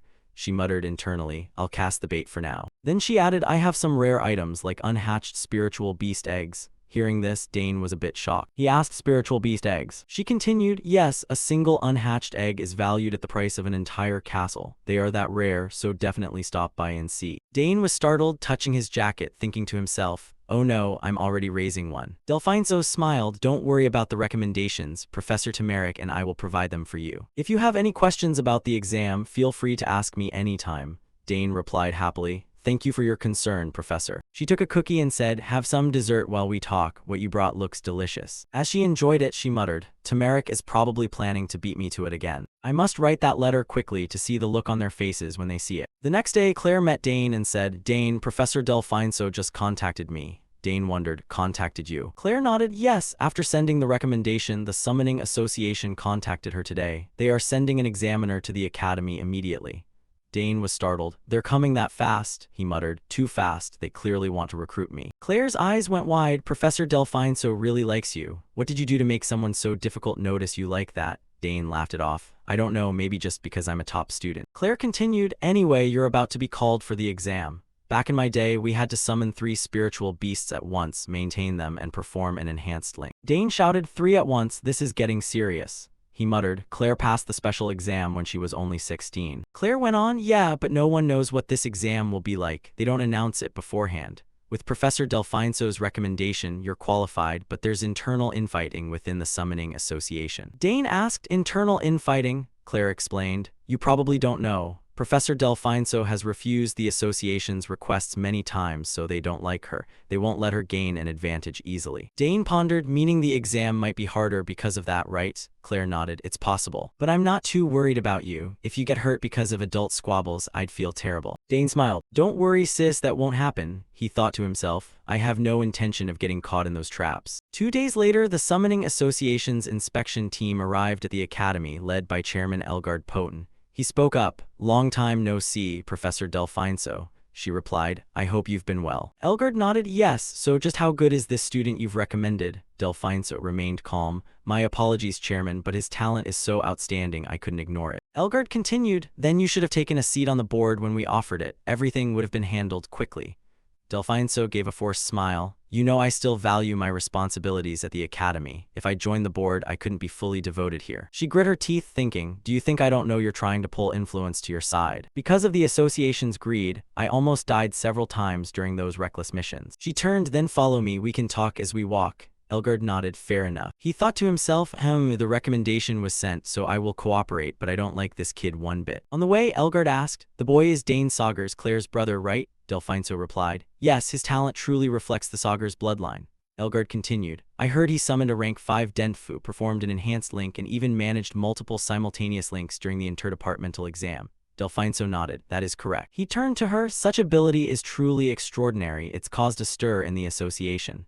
Even for a Saugers, I didn't expect the younger brother to surpass those who came before him. Could he already be on par with Galderin? Delphine smiled dismissively. I'm not sure if he's reached Galderin's level yet, but once you see him with your own eyes, you'll understand. Elgard frowned, we will evaluate him very strictly. The special admission exam has always been that way. Delphine nodded, yes, I understand. The appearance of the Summoning Association caused a buzz among the students. One exclaimed, what, the Summoning Association is here, what for? Another replied, I heard Dane Saugers received a special recommendation.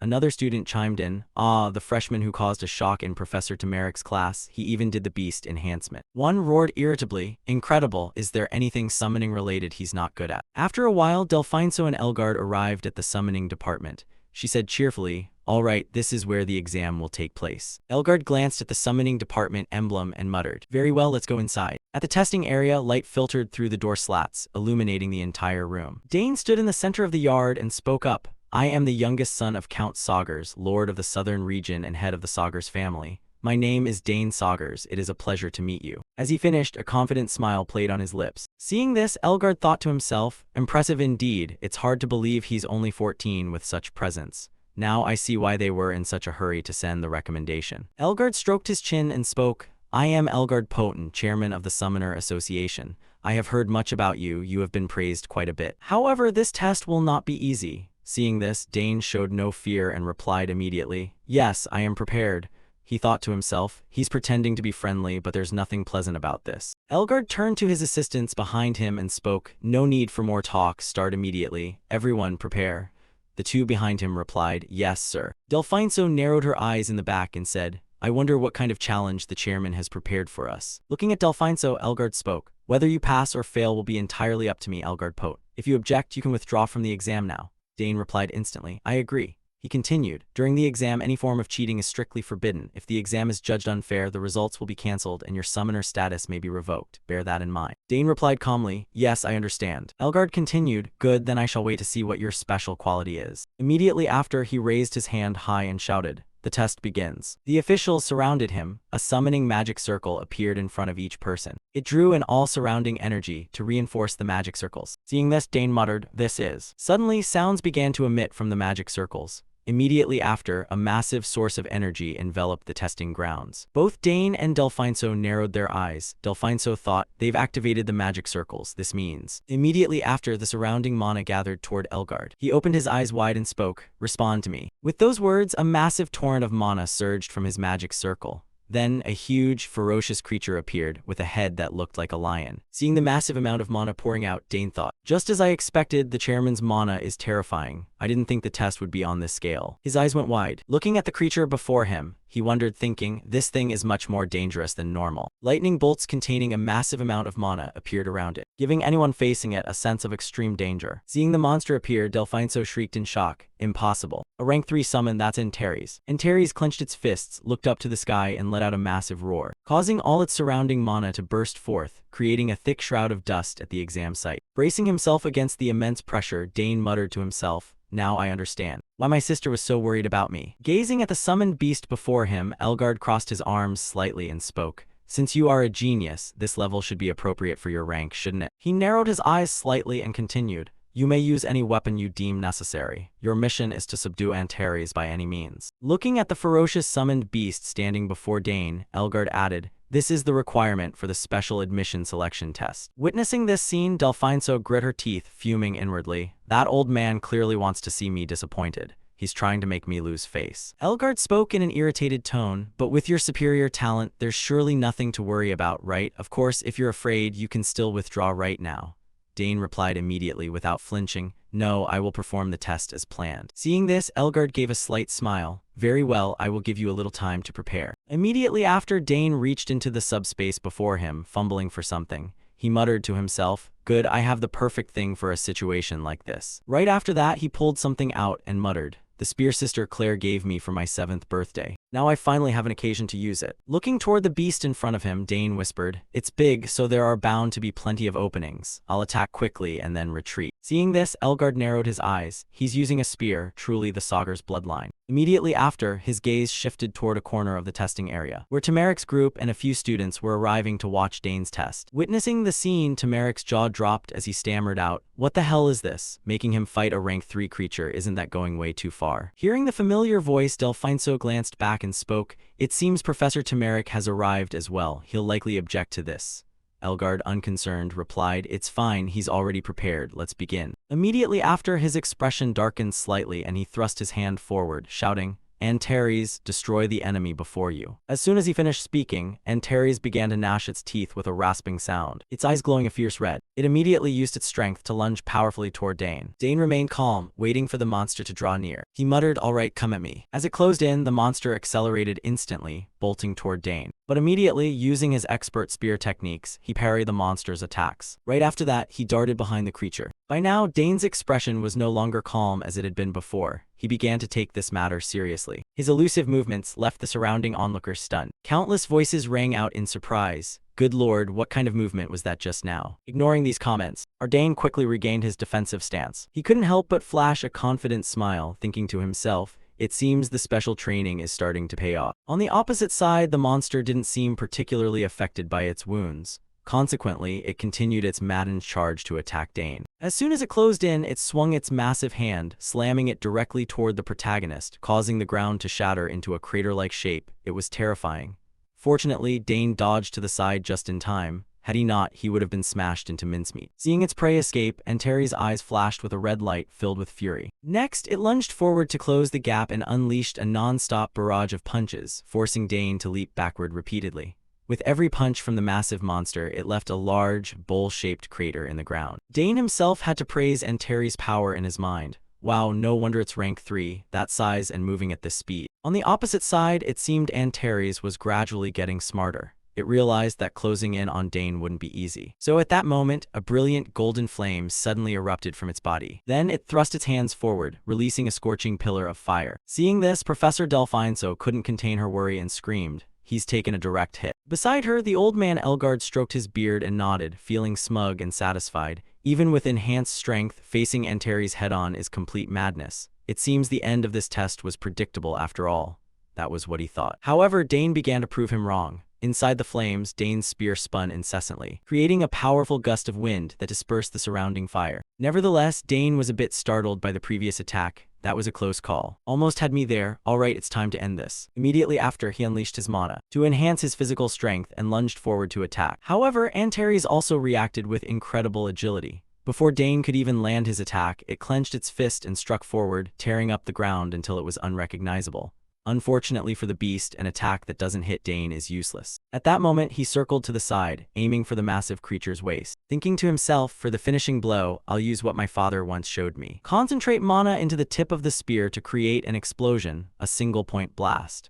Just like that, taking advantage of the moment before Antares could regain its guard, Dane's explosive spear thrust struck the creature's waist directly, easily piercing deep into the massive body. The agony of the wound made the monster roar ferociously. Meanwhile, Dane gripped the spear tightly, thrusting with all his might. Ribbons of blue energy were constantly being released. Finally, the explosive power of the strike took effect, causing the monster's waist to be blasted open into a large hole. However, it was as if this lion man was on some kind of performance-enhancing drugs. After taking such a hit, it could still concentrate strength into its arms, as if preparing to counterattack. Regarding the crowd of extras observing, witnessing the protagonist's power, they were all left with their mouths agape. Incredible, the summons attack barely landed, and what on earth was that amount of mana? Back on the battlefield, this massive monster was clearly a cheat. At that moment, the site of its wound was enveloped in a brilliant golden flame. In just a few seconds, its wound had recovered as if nothing had ever happened. In fact, being wounded only served to make the monster even more enraged. Frenzied sounds began to emanate from its mouth. In fact, being wounded only served to make the monster even more enraged. Frenzied sounds began to emanate from its mouth. Seeing this, Dane's scalp felt numb. Oh boy, it looks like it's really ticked off now. As soon as he spoke, the lion man opened its mouth and spat out a scorching flame, causing Dane to jump to the side in alarm. However, his spear remained stuck in Antares' waist, leaving his expression momentarily dazed. Damn it, my spear. Keltis came rushing in from outside, sweat beading on his forehead, his mouth non-stop swearing. Damn it, I'm not late, am I? Why on earth would they hold the exam in such a remote place? His heart pounded, a mix of worry and irritation. The moment he pushed the door open and stepped inside, the scene before him made Keltis freeze, his eyes widening in shock. He grit his teeth, his gaze fixed on the brilliant mana barrier before him. His voice trembled with disbelief, a barrier in the testing area. What on earth are they summoning? From within, Antares tilted its head back toward the sky and let out a savage roar, the sound seemingly tearing through the air. Its eyes seethed with the fire of rage, flashing brilliant red streaks that struck Kelta's eyes directly. His face darkened and his heart raced from the shock. He clenched his hands and shouted, his voice full of indignation, "What? A rank 3 Antares? The mix of horror and excitement made his body tremble slightly. In the arena, Antares had just swatted away Dane's spear, sending it tumbling across the ground, leaving long scrape marks. The wound caused by the spear was still oozing blood, unable to recover immediately. The monster growled, its eyes bloodshot, staring straight at Dane as if it wanted to devour him. Dane stood opposite it, muttering to himself in his mind with a hint of admiration. It took a hit like that and didn't even flinch. It's certainly stubborn. He nodded, the corners of his mouth curling into a confident smile. In his head he thought, the spear won't be enough to wound it anymore. Then he flicked his hand, his eyes flashing with resolve. Sorry, father, but in the end, I'll have to use my sword. Immediately, Dane drew the sword from his hip, the blade shimmering under the mana light. He narrowed his eyes, looking straight at Antares, a confident smile on his lips. Let's start round 2. His movements left the entire gallery stunned. Elgard stroked his chin, his eyes sparkling with curiosity as he spoke up, "Ha ha, using a sword." Delphinso beside him nodded, her voice full of contemplation. "It makes sense. This is an independent exam, so a bit of eccentricity isn't strange." Elgard nodded in agreement, but his eyes betrayed his shock. "True, isn't it? But the terrifying thing is that he remains so calm. That stance, it's like a warrior who has fought through countless battlefields." On the gallery, the crowd of students whispered, their hearts racing with excitement. Keltis stood behind them, narrowing his eyes to observe, a surge of pride mixed with curiosity in his heart. He spoke with a tone of certainty. "Now we will truly see what he is capable of." In the arena, Antares charged straight at Dane, its eyes ferocious, its fists clenched to form a massive ring of fire that radiated a scorching heat.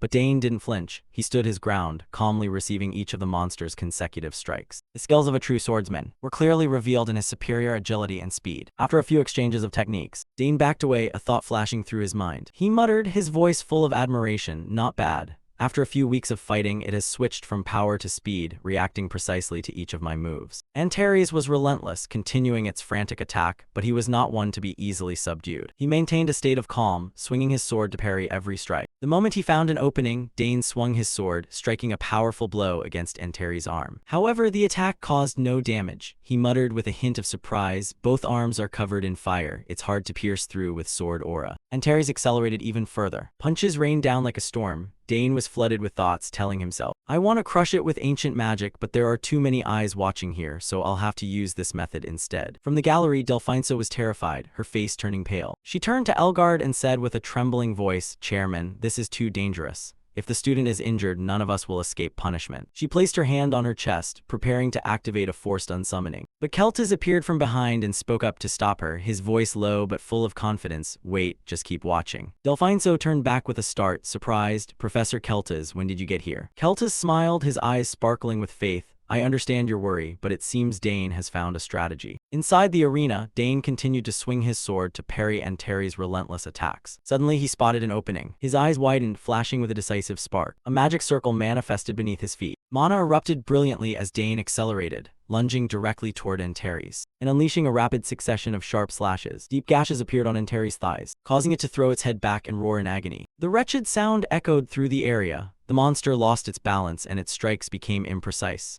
It slammed its hands onto the ground, its face contorted with fury as flames erupted around its body. Elgard flinched from the gallery, his voice full of shock. Did he just combine swordsmanship and magic in that single moment? Keltis nodded, a confident smile on his lips. "It seems we should have summoned something even stronger." Hearing this, Elgard's expression darkened and he clenched his fist, thinking to himself, "Damn it, a rank 3 summon should have been enough to make him fail. Yet he has far exceeded all my expectations." His heart pounded with a mix of irritation and genuine admiration. In the arena, Antares opened its mouth wide, rings of fire manifesting around its jaws, signaling a catastrophic attack. Dane gave a small smile, thinking to himself, a final struggle, truly a king of stubbornness until the very end. He clenched his fist, his eyes flashing with resolve. "I didn't want to resort to this, but it's time to wrap this up."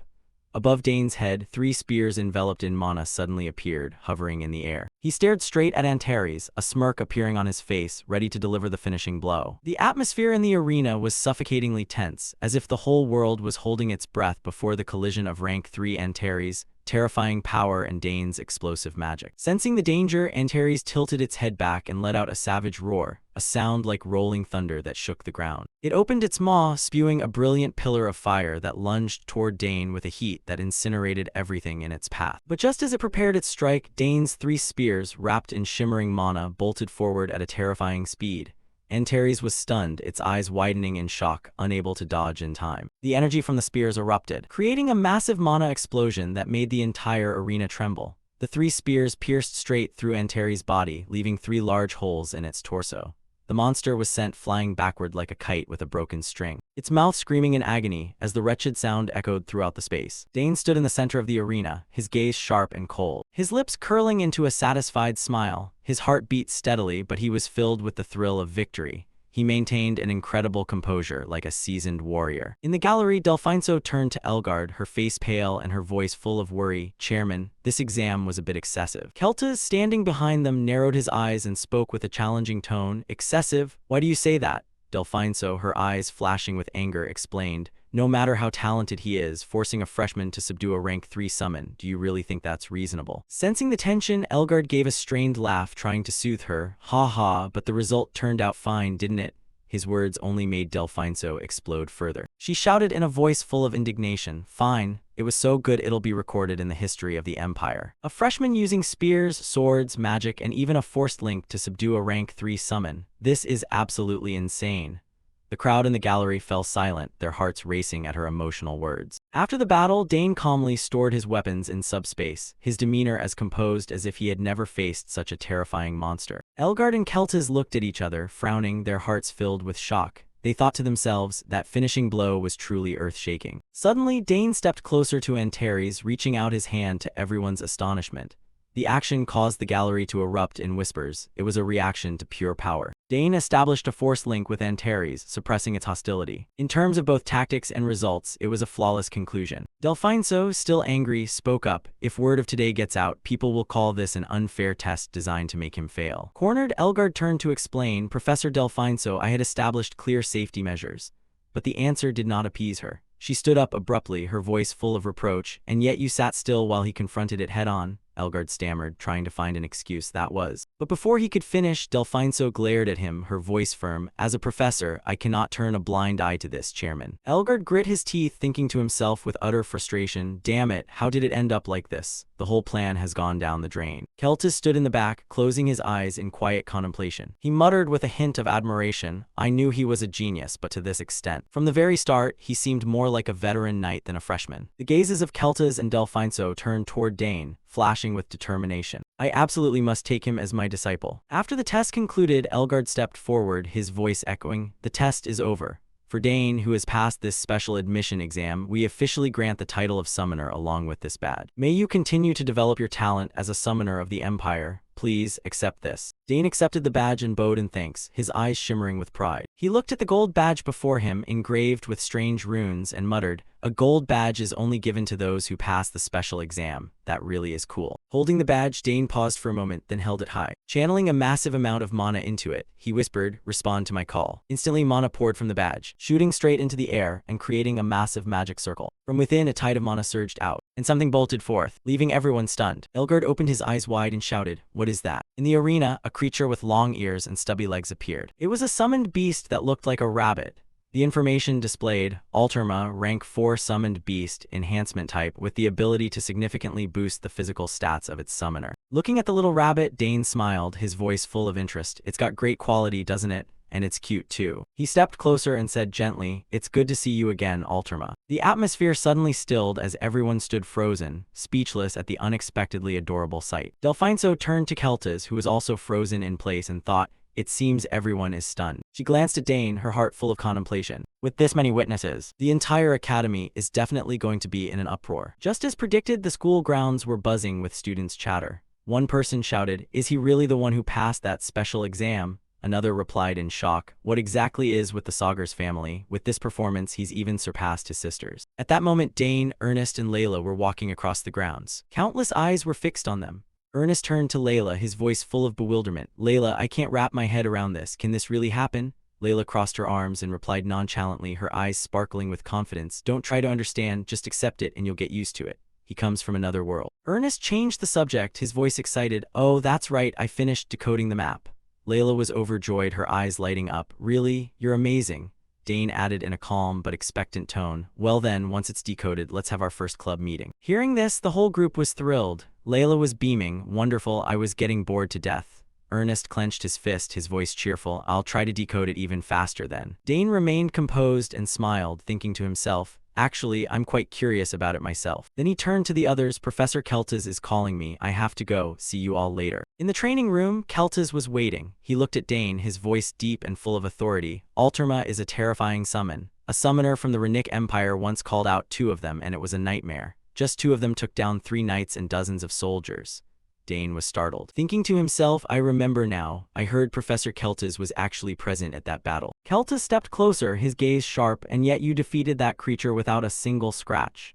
Dane scratched his head sheepishly. It was just luck, sir. Keltis shook his head, his voice serious. Sometimes excessive humility is a double-edged sword. In my opinion, your decision to switch to the sword was the right one. Dane was startled, thinking to himself, he's no ordinary man. Keltis turned and walked slowly. Only 14 years old, yet your skill and composure with a sword far exceed your actual age. He stopped, his voice dropping low. Because of that, I want to ask you, would you like to officially learn swordsmanship from me? The proposal made the air feel as if it had frozen. Dane's eyes became resolute, his heart pounding with a mix of excitement and pressure. He took a deep breath, preparing to answer, carrying the determination to change his fate. On the paper, lines of text were written by Dane reporting his safety to his family. Dear parents, I hope you are both well. The hot summer is approaching, and outside the brilliant sunlight shines down on the vast school I am attending. Today is the same. Your youngest son is still busy with academy life. Currently, Dane was studying swordsmanship with a professor at the school, and he happily shared this information with his family. Oh, I have completed the swordsmanship class with Professor Keltis, whom I mentioned before. He was very dedicated and joyful while teaching, and Dane could feel it too.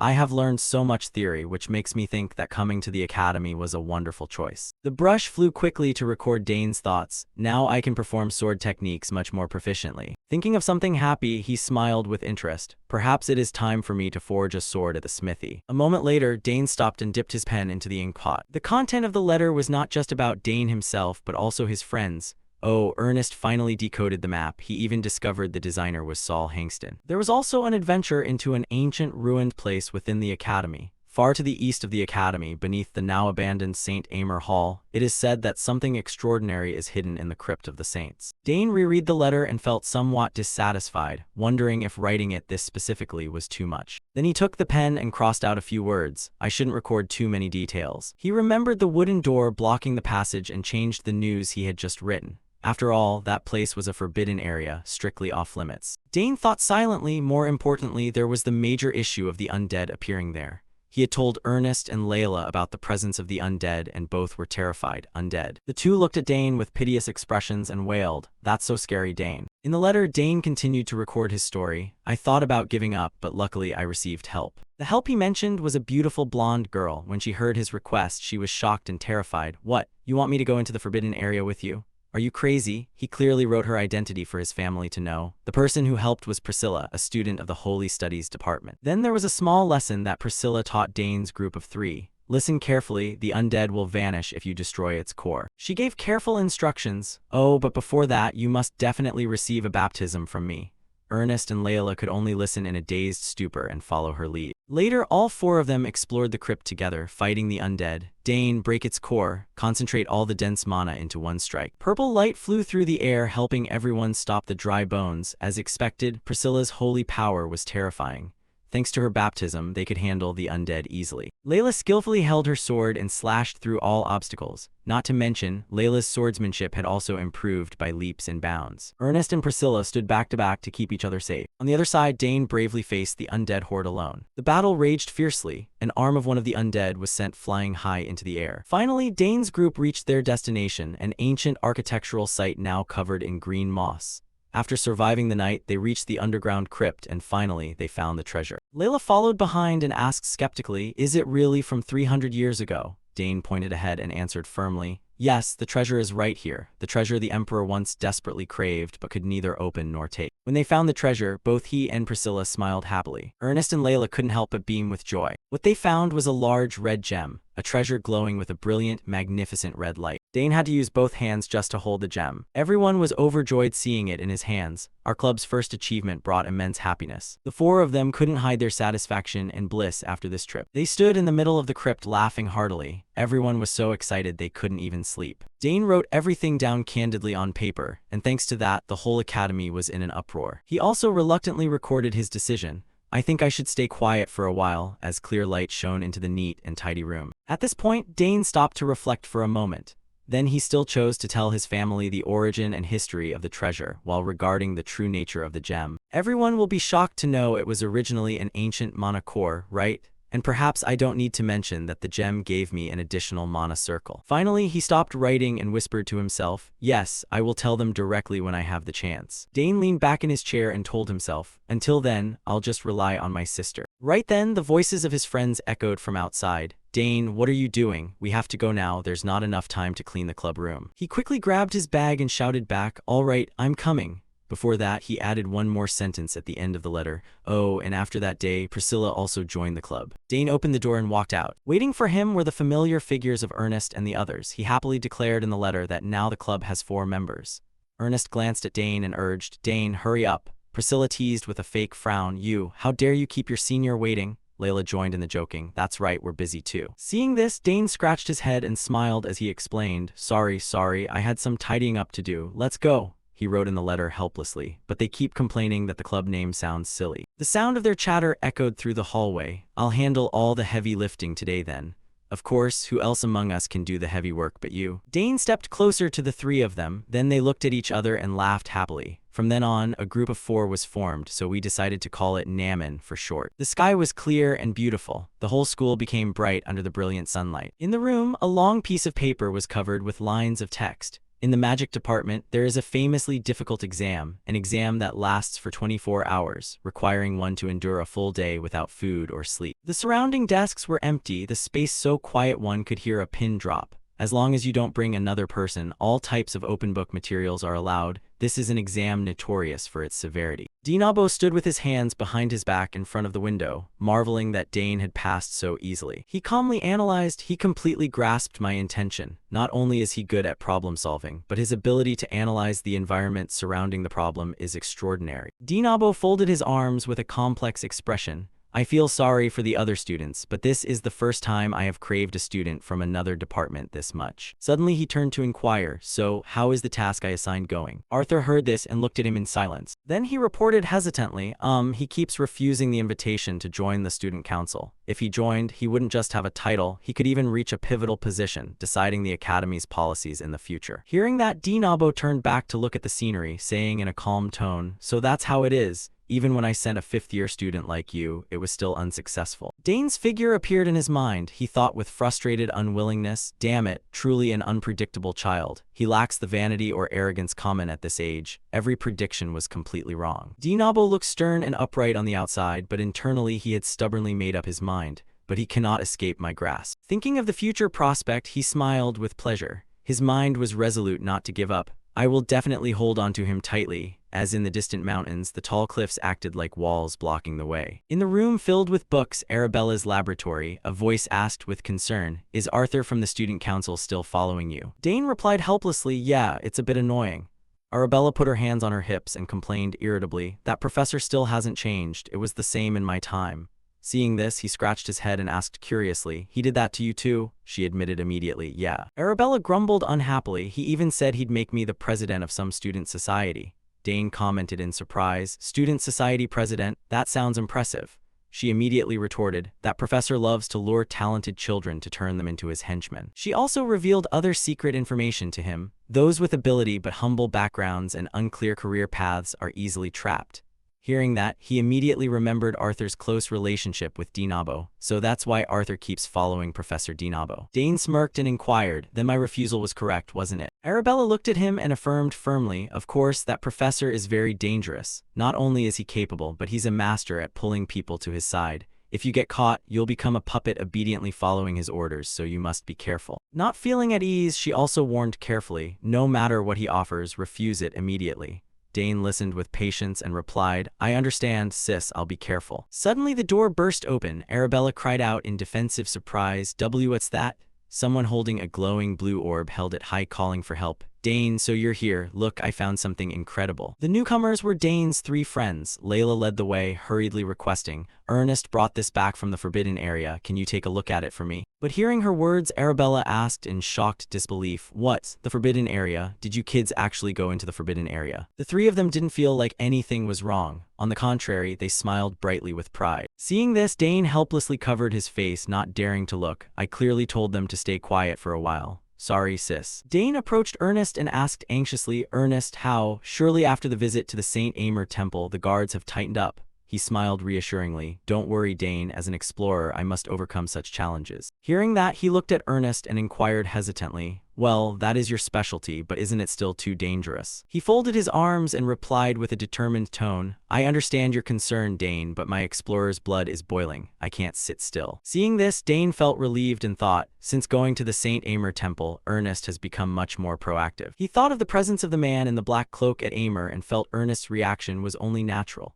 It made sense. Saul Hangston, the only person said to have reached the 9-chain realm after the fall of the magic kingdom of Arachna, a place created by such a genius would make any explorer's eyes light up. On the other side, Layla was desperately pleading with Arabella, Senior, please look over this. She grumbled helplessly, you kids truly do nothing but cause trouble. Dane glanced at the 3 of them and asked curiously, so what is Layla holding? He looked at the orb faintly glowing in Layla's hand and speculated, did you shove something into the mana wave detector? Hearing that, Ernest rubbed his nose and recounted hesitantly. It was like this. Last night I couldn't sleep, so I took a stroll into the forbidden area. When he got there, he discovered something suspicious. You know Saul Hangston's laboratory is in the forbidden area, right? I kept hearing strange sounds coming from inside the building. Ernest had glanced around in fear, searching. It sounded like machinery operating or something being manufactured. It gave me goosebumps.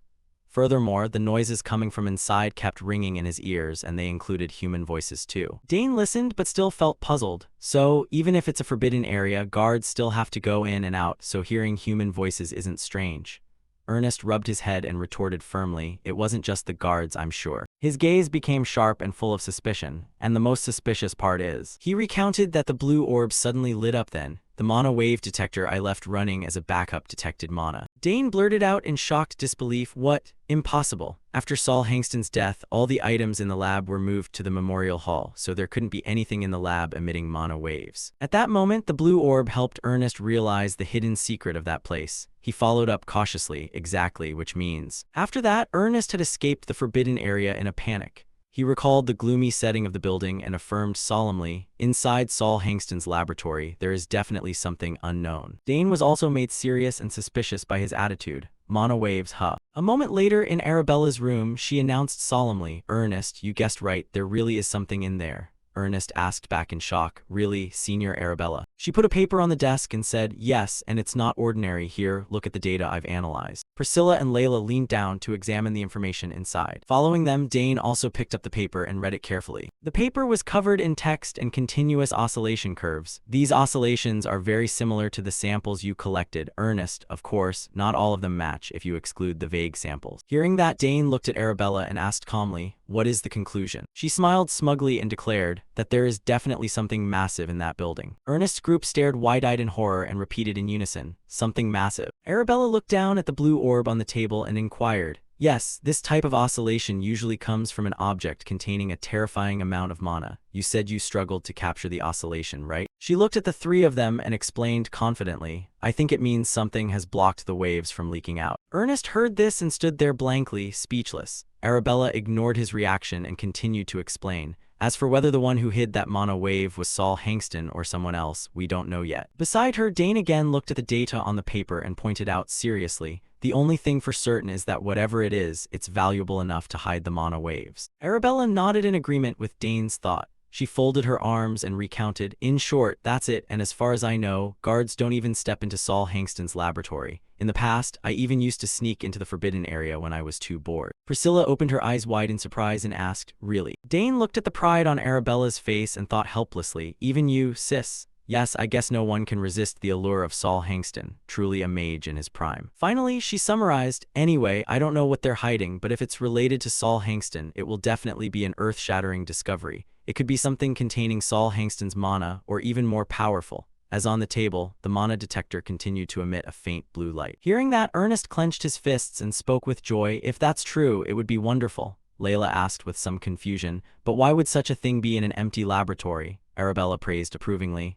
Ernest is truly extraordinary. He found this entirely through instinct. Seeing this, Ernest immediately thanked her solemnly. Thank you, Senior. You've helped me a lot. Arabella looked at him and asked helplessly, this kid, what are you planning to do with something like this? Beside her, Dane harbored a suspicious guess, but there's a high chance it's not a real manhwa. The previous exploration of the crypt by the four of them showed there was nothing suspicious inside. He had paid close attention throughout the journey to sense his surroundings, so he could confirm that, if it were a real core, I would have recognized it the moment I entered the forbidden area. Dane frowned and thought silently. In that case, he looked at the light coming from the orb and let himself be immersed in thought. What on earth is in there? Opposite him, Ernest's inquiry woke him from his train of thought. Dane, what should we do now? I told you to be careful for a while, but isn't this wave worth investigating?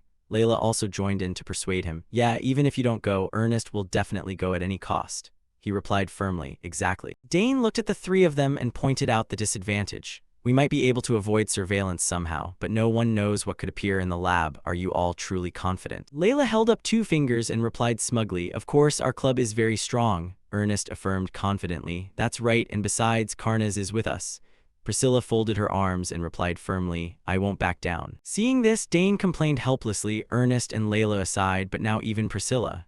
Arabella was also at a loss for words. At this rate, we really can't stop them. Immediately after, she pulled out a scroll and instructed, fine, if you won't listen, at least take this with you. Dane asked suspiciously, what is this? Arabella introduced it with a serious expression. This is a magic rune scroll. You know how to use it, right? Then she pointed at the scroll and explained how to use it to the 4 of them. If you face any danger, don't hesitate, tear it immediately. It will instantly teleport you back here. Forced teleportation will cause a slight shock to your body and mana, but it's better than dying, right? Layla wasn't intimidated at all, but instead asked with joyful excitement to confirm, are you really giving us 3 of these precious scrolls? While Priscilla expressed her gratitude. Thank you, Senior Arabella. She also carefully reminded them, bear this in mind. You tend to forget that entering forbidden areas leads to suspension, and being suspended twice will certainly lead to expulsion.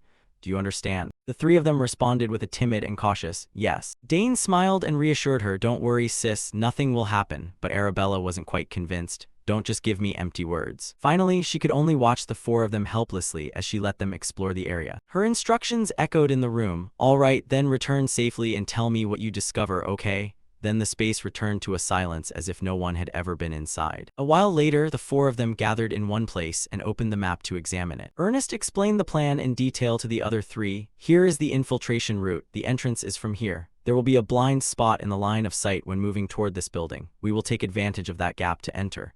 Dane praised him with satisfaction. Ernest, not bad at all. After finishing the discussion, everyone reorganized their backpacks and necessary supplies. We will begin the operation in 2 days. We have distributed the exploration equipment according to the number of people and checked the infiltration route details. Ernest thoughtfully instructed everyone on things to keep in mind. From here on, we must scatter anti-tracking powder as we move. Once we arrive, Karnaz's role will be very important. To dissolve the dense mana barrier without leaving a trace, we need Karnaz's flame. Dane nodded in agreement. All right, I'll be prepared. Priscilla folded her arms and also offered her opinion. We must also prepare a plan B for emergency situations. Instead of blindly tearing the scroll, we should assume a course of action for each case.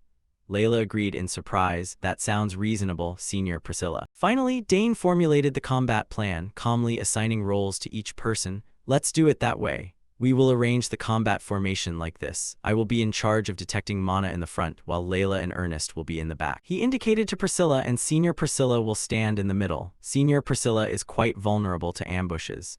She agreed without a moment's hesitation. All right, understood. Then he turned to assign a task to Ernest. Ernest, this time use a short bow instead of a staff. You've practiced a lot, so just shoot with a supportive mindset. He accepted happily. All right, just leave it to me. Dane looked at everyone and gave a serious and cautious warning. Everyone, please remember. He reminded them again of the danger of the forbidden area. The top priority is not to be detected. We don't know what is hidden in there. Ernest massaged his arm and spoke up curiously. All right, I wonder what will be in there. I'm so excited. Layla, on the other hand, prayed fearfully. I just hope it's not ghosts. Seeing that the 3 of them were in good spirits, Dane spoke up to confirm. Is everyone ready? Facing him were 3 faces without a hint of fear, only excitement. In that case, Dane signaled in a loud, positive voice, Romantic Club, let's go cause some trouble. On the high walls of the building, the soldiers stood guard with a stern exterior, but the sound of their gossip echoed around. This is so annoying. If it's like this every day, I'll die. Just a bit longer. There are 20 minutes left until the shift change. What kind of fool would dare sneak into the forbidden area like this? Just wait until they get caught. After the words ended, the space sank back into silence, the flickering firelight illuminating the figures of the guards. In a corner of the forest, Layla blurted out in surprise, "Why are there so many guards?" While Ernest guessed in a low voice, "I heard they doubled the sentries recently. Turns out it's true. It's probably because of us." Hearing that, she inquired anxiously, "Now what should we do, Ernest?" In the darkness, the four figures groped about quietly. Then they quickly ran in one direction according to Ernest's guidance. "Everyone is tired at this hour. There will be a gap. I know where the sentries are weakest. Let's go that way." On the high wall, another squad of soldiers arrived to announce, "It's time for the shift change." A soldier who was standing guard looked at them and grumbled, "I'm bored to death. I almost fell asleep." Another guard asked suspiciously, "Why are you so late?" Behind the shift-changing squad, Dane's group of four darted past. The soldier, unaware of anything, was still complaining. Everyone had already dispersed. As the last person jumped to clear the wall, the whole group safely avoided the guards. But because of the momentum of that jump, a guard turned around to investigate. Seeing this, the soldier standing nearby asked in wonder, "What's the matter?" That guard rubbed his head and inquired, "Did you hear anything?" The soldier replied with little concern, "Ah, it was probably just the wind."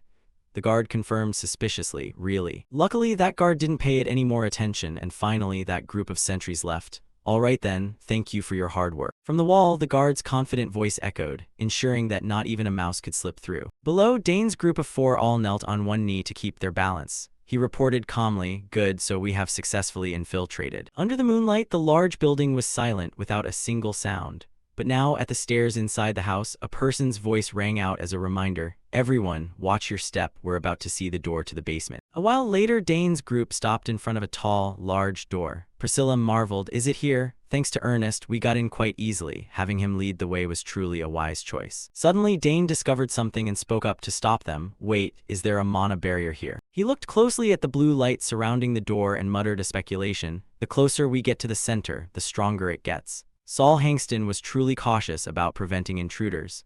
Analyzing to this point, he countered his own words, "No, it's not like that." Dane went closer, touched the magic circle, and evaluated this barrier. It doesn't carry the feel of Saul Hangston's mana. He seriously observed the barrier layer and concluded, "It's completely different." Layla heard this and asked in confusion, "Really? How can you tell?" Dane explained nonchalantly, "Saul Hangston lived a long time ago. This barrier looks new." Ernest stroked his chin and exposed it in disbelief, "Which means someone entered here before us and set up a new barrier to hide whatever is inside." Dane affirmed solemnly, "Correct." He looked toward the door and speculated cautiously, "There might be something very dangerous hidden in there." Priscilla inquired in confusion, "So now what do we do? Go back?" Layla looked at her and firmly objected, "We've come all this way, how can we go back? Perhaps an academy official came in, set up the defense, and then left." Ernest looked at the three and solemnly stated his thought, "I think otherwise. No, this looks more like the work of an outside intruder. If the Academy discovered a new relic of Saul Hangston, they would have no reason to keep it this secret." Hearing that, Layla spoke up irritably, "So besides us, there's someone else aiming for this treasure, my treasure?"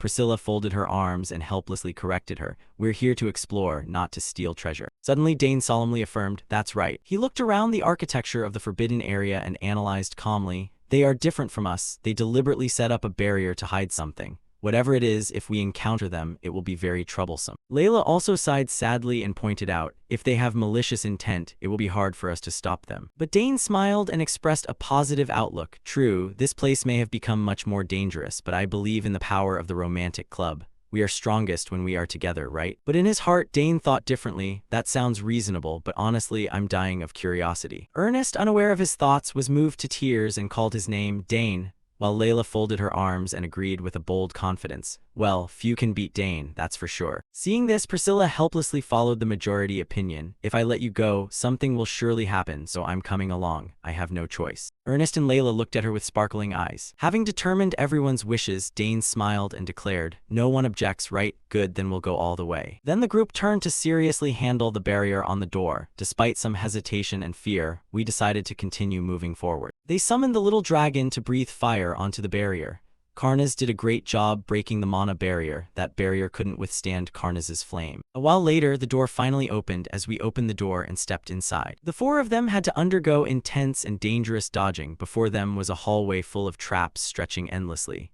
Dane warned as they went, "Ernest, get down. Everyone, be careful, the floor is collapsing, just follow me." They quickly jumped high to avoid the traps. The stone path echoed with the movements the four made. Then they went to a large, gloomy room. After overcoming countless traps, we finally arrived. What is this place? I didn't expect such a large room beneath the ground. There's a giant room here. Wooden chests and sacks of rice were piled there. Another corner even had a dining table and a bed. Ernest was the first to discover this. He called to them to take note. Everyone look, there are piles of food here. Someone has definitely been living in this place. Dane also pondered in confusion. Strange, the space has signs of daily living, as if they've been here for quite some time. Layla turned her head and asked him doubtfully, could it be that the academy came here to conduct research? He disagreed with this idea. That possibility is very low. Dane glanced around and indicated, look closely. He pointed at the piles of wooden chests around and analyzed carefully. If the academy were truly investigating, they would have provided the equipment. The items here are all different, coming from various places, and some are even illegal. If it were truly the academy, they wouldn't have made it the secret. Dane looked at everyone and drew a conclusion. Senior Priscilla is right. Clearly this is due to someone else, not the academy. Ernest became silent and apprehensive upon hearing that. Then Dane assigned everyone to find out about the things in the room. Let's quickly check the surroundings. We don't know when the owner of this place will return. This place was lightless and gloomy, making one feel afraid. Following his words, Layla searched the wooden chest. Priscilla examined the walls. Meanwhile, Dane knelt to observe the ground. Suddenly, his hand felt something suspicious on the ground. What's this? Beneath this room, I sense a massive flow of mana. Suddenly, Ernest called out, drawing his attention. Dane, come here and look. Dane stood up and inquired, did you find something? He reported, there's a staircase going down behind this wall. He didn't expect the answer to appear so quickly. We can personally verify the mana source sensed from the ground. The gloomy staircase led down to another basement level beneath the ground. Even though torches were hung on both sides of the walls, they couldn't illuminate the space here. Suddenly, a strange purple light radiated from the end of the staircase. The four of them followed the path to a room containing a massive blue crystal. The group was shocked and filled with disbelief upon seeing this sight. Unbelievable, I've never seen such a large mana stone. This thing was hidden deep underground. Dane looked up at the mana stone, thoughts racing through his mind. No doubt about it, this is Saul Hangston's aura. It's radiating an overwhelming mana. Then he looked down at the complex formation beneath his feet and confirmed, there are also formations engraved around it. Dane examined the mana stone emitting mana in the center of the room and speculated with a heavy heart, what exactly do they plan to do with this thing? Who, and for what purpose? Suddenly, Ernest, standing behind, cried out in panic. Oh no, everyone, someone is coming this way. He looked at everyone in a panic. Priscilla and Layla turned to look back at the sound, only to hear Ernest's terrified warning. The sentry devices we placed around are signaling an alarm.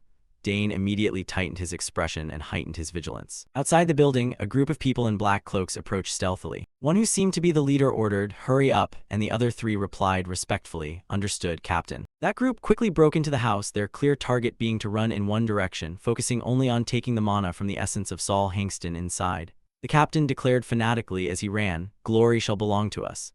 The subordinates replied with respect, yes, their voices echoing in the quiet space of the stairs. A while later, they reached the final level of the building and opened the door to enter. The captain led the group into the room. When he arrived before the mana stone, he reported, we have entered safely. Then he turned to order his subordinates, you, go clean the room. If anything unusual happens, you must report it immediately.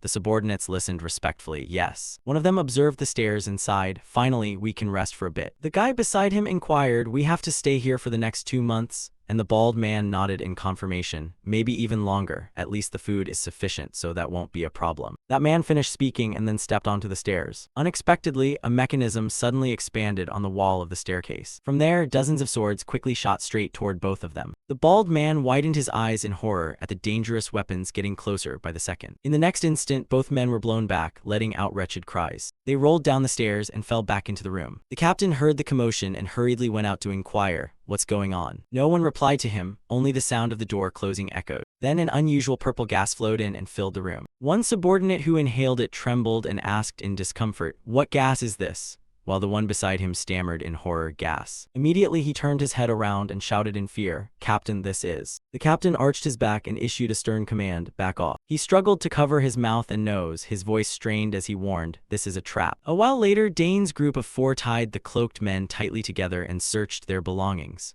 Ernest marveled in surprise, there are more things than I thought. He picked up a paper, read through it, and concluded, a notebook, while Layla added from the side, a few gold coins and all sorts of junk. She pointed out curiously, there's also something in the back pocket, as Dane stood behind, silently observing the intruders. He narrowed his eyes and thought to himself, who exactly are these people? Clearly, they were targeting Saul Hangston's mana stone. He looked at the 4 unfamiliar faces before him and guessed doubtfully, Could it be they are people from the academy, or... Suddenly, Priscilla approached Dane holding a notebook and reported, "Dane, look at these notes. They seem important, don't they?" He accepted without a moment's hesitation. "Yeah." Dane took the notebook and seriously read the information inside. It contained notes on a strange experiment. In the essence extraction phase, always maintain 2 extraction machines. When the progress reaches 60%, add another one. If the formation is damaged, stop immediately and reinforce it. Check the attached formation diagram. Dane repeated pensively, "Essence extraction, huh?" Priscilla evaluated straightforwardly. "That sounds really dangerous," and he agreed, "Yeah, extremely dangerous." Ernest also brought a long piece of paper closer for him to see. "Not only that, these guys also have a map of the continent." He asked back in shocked disbelief, "A map of the continent?" Layla opened her eyes wide in surprise and commented, "The Empire controls that extremely strictly. It's absolutely forbidden to take it out." Ernest speculated solemnly, could they be some kind of rebel group? Dane heard all this but didn't respond. He pondered silently. There are too many suspicious points. Suddenly seeing something, he widened his eyes in horror. Across from him, a strange liquid was flowing from the captain's mouth, and inside his mouth, a light was flickering. That was. Dane reached out to touch his mouth. He narrowed his eyes, his expression grave as he thought, just as I suspected. In his hand was a tiny purple tube. This is suicide poison. This reminded Dane of the knowledge his mother had taught him when he was a child. I remember learning this from Mother. He glanced at the cloaked figures, thoughts racing through his mind. This thing is used by assassin guilds or secret organizations to silence members. To prevent secrets from being leaked in an emergency, they are brainwashed to commit suicide and provided with poison. What kind of organization would do something like this? Suddenly, Priscilla discovered something else in the book. She looked at everyone and noted, "Everyone, look at this. There's a set of regulations written here." The 3 of them turned to look in surprise. Immediately after, Priscilla seriously read the content inside. For a new world. The rules echoed in the quiet room. Rule 1, security must always be put first, more important than life itself. Rule 2, we always act to change the world. The notebook was filled with dense lines of text recording cryptic rules. Rule 3, do not investigate the identities of other members. We are one, but we are also separate individuals. Rule 4. Reading to the end, Priscilla frowned and reported, "This part is the most suspicious." Dane asked doubtfully, "Suspicious?" And she clarified, "There are coordinates written here. I'm not sure of the exact location, but it's near the academy," as the mana stone in the center of the room acted as a light source helping the foresee everything clearly. At the very bottom of the page, a specific number was written. Priscilla looked at it skeptically and inquired, 34.58. Where is that? Ernest stroked his chin and replied pensively, "Wait, if it's that location." Seeing this, Dane looked at him and asked, "Ernest, do you know that place?" He replied firmly, "Yes, that's the supply transport route near the back gate." Layla blurted out in shock, "So they entered from there." Dane agreed with her thought. He looked at the group of cloaked men and analyzed calmly, "That's highly likely. There must be someone inside the academy aiding them." After he spoke, Priscilla and Layla were both rendered speechless. Dane and Ernest fell silent as well. Then he looked at the massive mana stone and spoke slowly, breaking the heavy atmosphere. "A secret organization trying to extract Saul Hangston's essence. What do they plan to do with it?" Finally, the 4 agreed to return. "We decided to leave quickly." The path of the staircase remained silent, flickering with purple light as if no one had ever been there. In the room, a pitch-black circle was sucking up all the intruders' belongings. Everything was gathered into the subspace for investigation. Once finished, the 4 looked at the assassins and reached a decision, agreeing to report to the academy leadership and the guards. However, before leaving, Dane looked at the mana stone and suggested, "And yet, it would be such a waste to return empty-handed like this." The 3 of them cried out in sudden confusion, "What?" He narrowed his eyes and stared intently at the stone block. Then Dane made a bold request, "Let's take this mana stone with us." He looked at the mana stone emitting a faint light and thought to himself, "If we leave it, it will just fall back into their hands. Rather than letting unknown people use it for some plot, it's better if we take it ourselves." On the wall, the purple glow still stilly shone. Suddenly, frantic calls rang out in the room. "Captain, wake up. This is bad, Captain." The captain woke up at the sound and questioned dazedly, "My head, what is all this noise?" A subordinate looked at the crystal block and reported in horror, "The mana stone is empty." The captain looked at him in disbelief and shouted, What nonsense are you talking about?" 2 other subordinates also looked at the now ordinary blue stone and, realizing the man spoke the truth, cursed angrily, "Damn it, the ones who set the trap must have done this." The captain widened his eyes, unwilling to believe it. Impossible. Suddenly, a squad of guards entered from outside. The lead guard barked at them defensively, "Stay right there." The guard threatened crossly, "Who dares to trespass upon this sacred academy? We won't let any of you leave." One assassin blurted out in panic, "How did the guards get here?" while the guard immediately commanded, "Apprehend them, don't let a single one escape." The captain grit his teeth and cursed silently, damn it all." Immediately after, the group of guards charged with weapons to attack the assassins. Seeing the situation, he speculated resentfully, "Has the organization abandoned us?" His gaze drifted up to the sturdy gray fortress walls standing out against the brilliant emerald sky and dazzling sunlight. He couldn't help but cry out, "This is madness." A person slowly stepped out from the city gate, a sharp gaze scanning the area. That person sighed, "After decades of peace, is this forbidden zone causing trouble again?" The young blonde captain shouted with a furious face, "Have the intruders confessed anything?" The bald subordinate under him put his hand to his chin, thought for a moment, and replied, "Report, not a word. Perhaps we need stronger measures." In his mind was the image of the three just captured and tied. Three faces with three different expressions: anger, helplessness, and dejection, all maintaining a stubborn silence. The captain pointed toward the captives and ordered decisively, "Then beat them until they snap out of it. Once the preliminary investigation is complete, move them to the interrogation room." The bald man replied immediately, "Understood, sir." He narrowed his eyes in deep thought. This incident was grave. Despite doubling security, 5 intruders still slipped through. He watched the soldiers passing back and forth before him with suspicion, a sense of unease rising in his heart. "I'll definitely be punished, and I might even lose my position." Suddenly, a soldier came running in a hurry. "Captain," he reported, "an investigator from the magic department has arrived." The captain was utterly surprised already. He rubbed his forehead with the back of his hand, looking annoyed and incredibly worried. "Damn it, I didn't expect that lazy professor to come all the way here personally." From inside the base, an astonished, questioning voice rang out, "Meaning you heard noises in this building, found the mana barrier gone, and then saw the intruders inside?" The captain affirmed immediately, "Yes, sir." Dinabo found it puzzling. Strange, Saul Hangston's mana barrier isn't that easily broken. He glanced toward the tied-up men, wondering how they were capable of doing that yet were captured so easily. The captain closed his eyes slightly, a look of dejection clearly visible. "I don't understand it either." He brought over a book and said in a confused tone, "By the way, we found this among their belongings. Would you like to take a look, sir?" Dinabo was surprised. A book. He reached out to take the thick blue book, sensing the cold magic energy emanating from it. Dinabo opened it carefully, turning each page slowly. After a thorough examination, he announced with a serious expression, "It's sealed with magic. Only authorized personnel can open it, but someone forcibly broke the seal." The captain was shocked. "What? How is that possible?" Dinabo tucked the book inside his jacket with a determined look. "I'll take this back for further investigation. There might be other hidden spells on it." The captain gave an embarrassed laugh, trying to remain composed. "Of course. I only glanced at it, but they seem to belong to some secret organization." Dinabo frowned, his gaze turning sharp. "A secret organization, huh?" The captain added. "We also found a massive mana stone in the basement. It's taller than a grown man."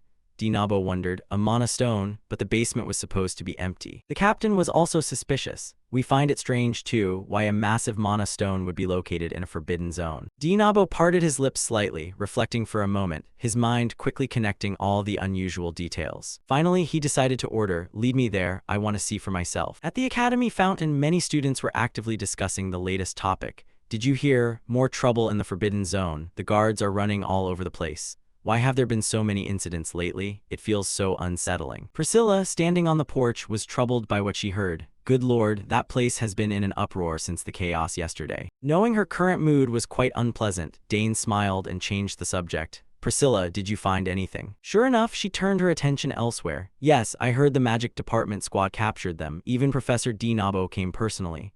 Ernest said solemnly, "If the professor came himself, then this case must be serious."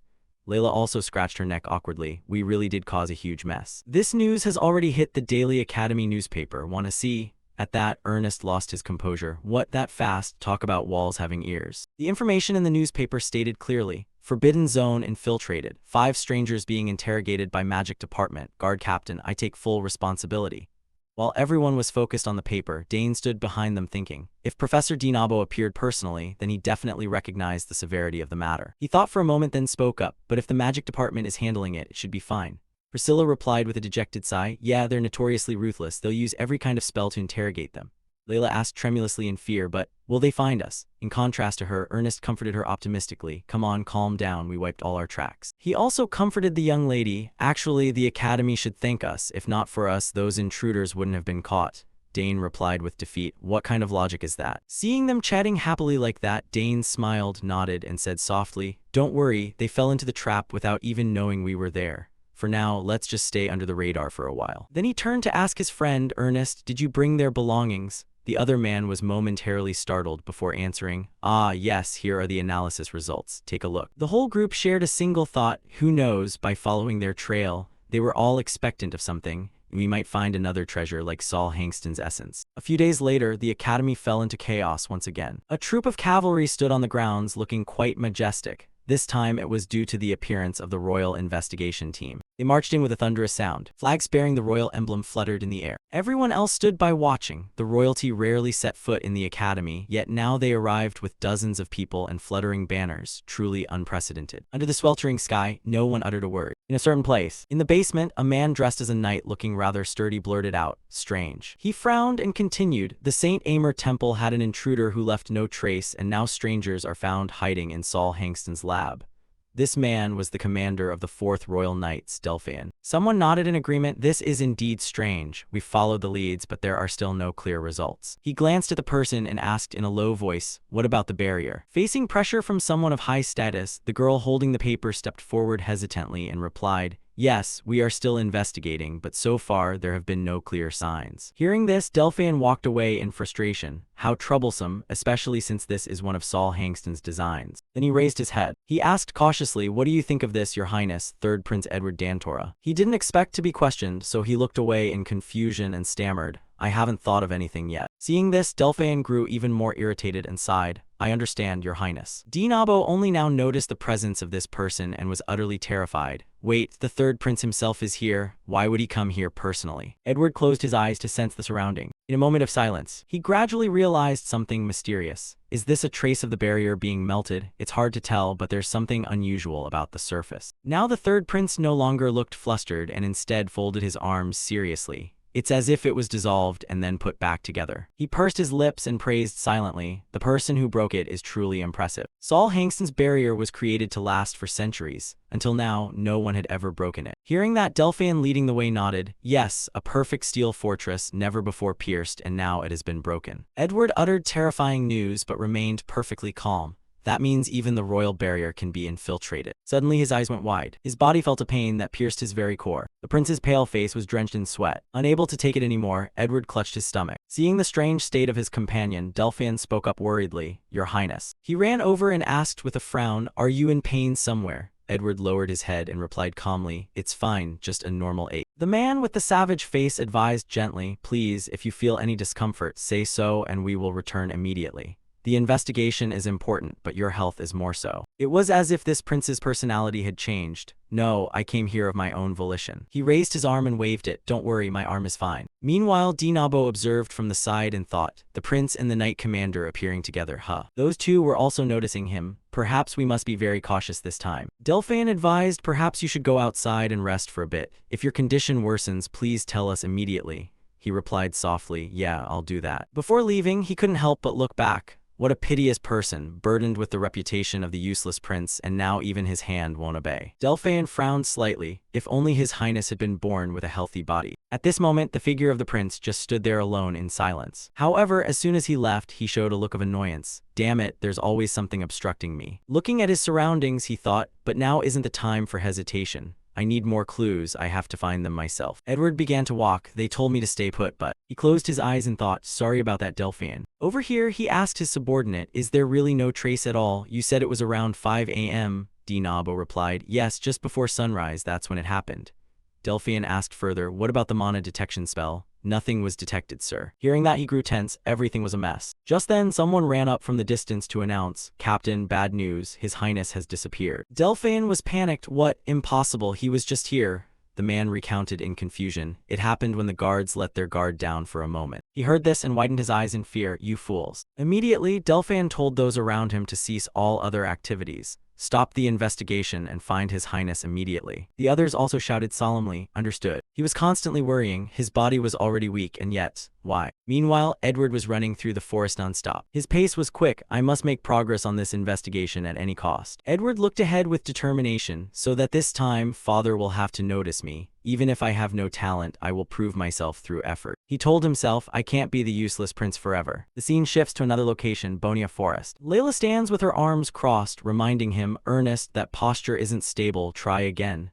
Hearing this, he asks in confusion, like this? She immediately praises him. That's better. Dane, standing nearby, gives a slight smile upon seeing this. It seems he's starting to get used to the training here, and Layla has been helping him a lot too. At this moment, his hand reaches out to activate his mana. Circles begin to form around Dane. Thanks to this, I can focus more on controlling my mana. He looks at his hand and smiles with joy. Now I've completed 2 mana circles and even succeeded in overlapping a 4-tier code structure. Suddenly, Dane's eyes turn blue as he looks straight toward them. Ancient magic is truly incredible, but every time I focus on a 4-tier spell, I can see it more clearly. First, he looks toward Ernest, seeing the flow of mana moving within the human body. Next, Dane looks toward Layla. It's extraordinary. I wonder what I'll be able to see next time. Just then, a small cyclone begins to swirl in the air. Both of them look up in surprise at the same time. Ernest is shocked. Wind. And Layla asks in confusion, Dane, what spell is that? Dane replies with a smile, wind bomb, a compressed air projectile. He stares in amazement. That's incredible. I've never seen such a large mana explosion. And Layla marvels. It must be because it's a 4-tier code spell. The power is terrifying. He looks at the winds currently blowing past. Dane reaches out his hand to control it. Then I'll just throw it lightly. At this moment, the wind begins to rise gently, no longer as fast as before. It glides between the tree trunks, weaving through them softly. Suddenly, from afar, someone collides with it and lets out a wretched cry. The 3 friends are startled and wonder, is someone over there? The tree branches there are instantly broken and sent flying into the air. A moment later, the dust gradually settles and the tree trunks roll across the ground. All 3 of them stare in stunned silence toward that direction and then quickly run over. Layla asks Dane worriedly, Dane, you heard that too, right? Someone is there. He quickly replies, yes, I heard it clearly. While Dane thinks worriedly to himself, damn it, I thought we were the only ones here. The 3 of them tell each other, go check it out, be careful, what if they're injured? The time shifts back to a few minutes ago. Edward had arrived at the forest where they were practicing, so there really is a forest this large within the academy grounds. He looks around and can't help but marvel. The students here must be so happy, studying and laughing with friends. I'm truly jealous. Edward's mood is a bit sad. If I hadn't been born a prince, would I have been able to attend the academy like them? He smiles with a slight hope for the future. Just thinking about it makes my heart beat faster. Immediately after, Edward wakes up and reminds himself, no, I'm daydreaming again. Focus on finding the intruder's tracks. From somewhere far off, he hears a strange sound and approaches curiously. What's that sound? Then Edward stops at an empty patch of land to observe for a moment. Is there someone in the forest? In the air, something seems to be lunging forward at the same time. That place is exactly where Dane's group of 3 is practicing. Edward observes the scene curiously. Are students practicing? They seem to be about my age and quite skilled. Layla over here is turning to ask Dane, Dane, can you look at my sword draw again? This movement feels a bit stiff. He walks over and offers a suggestion, measure your footsteps. After spinning, retreat your back foot half a step, and hearing that, she adjusts herself, saying, understood, I'll try again. Just like that, Edward observes them practicing from a distance. Here we go. He stares intently at where they are standing and is startled. She just said, Dane. Wait, Dane Saugers. Edward immediately remembers Dane's identity. The freshman who has the whole academy buzzing. It really is him. This is famous news everyone knows. Dane Saugers, a name even the royal family knows, admitted to the research department, excelling in 4 different fields. At this point, his mood sinks, and I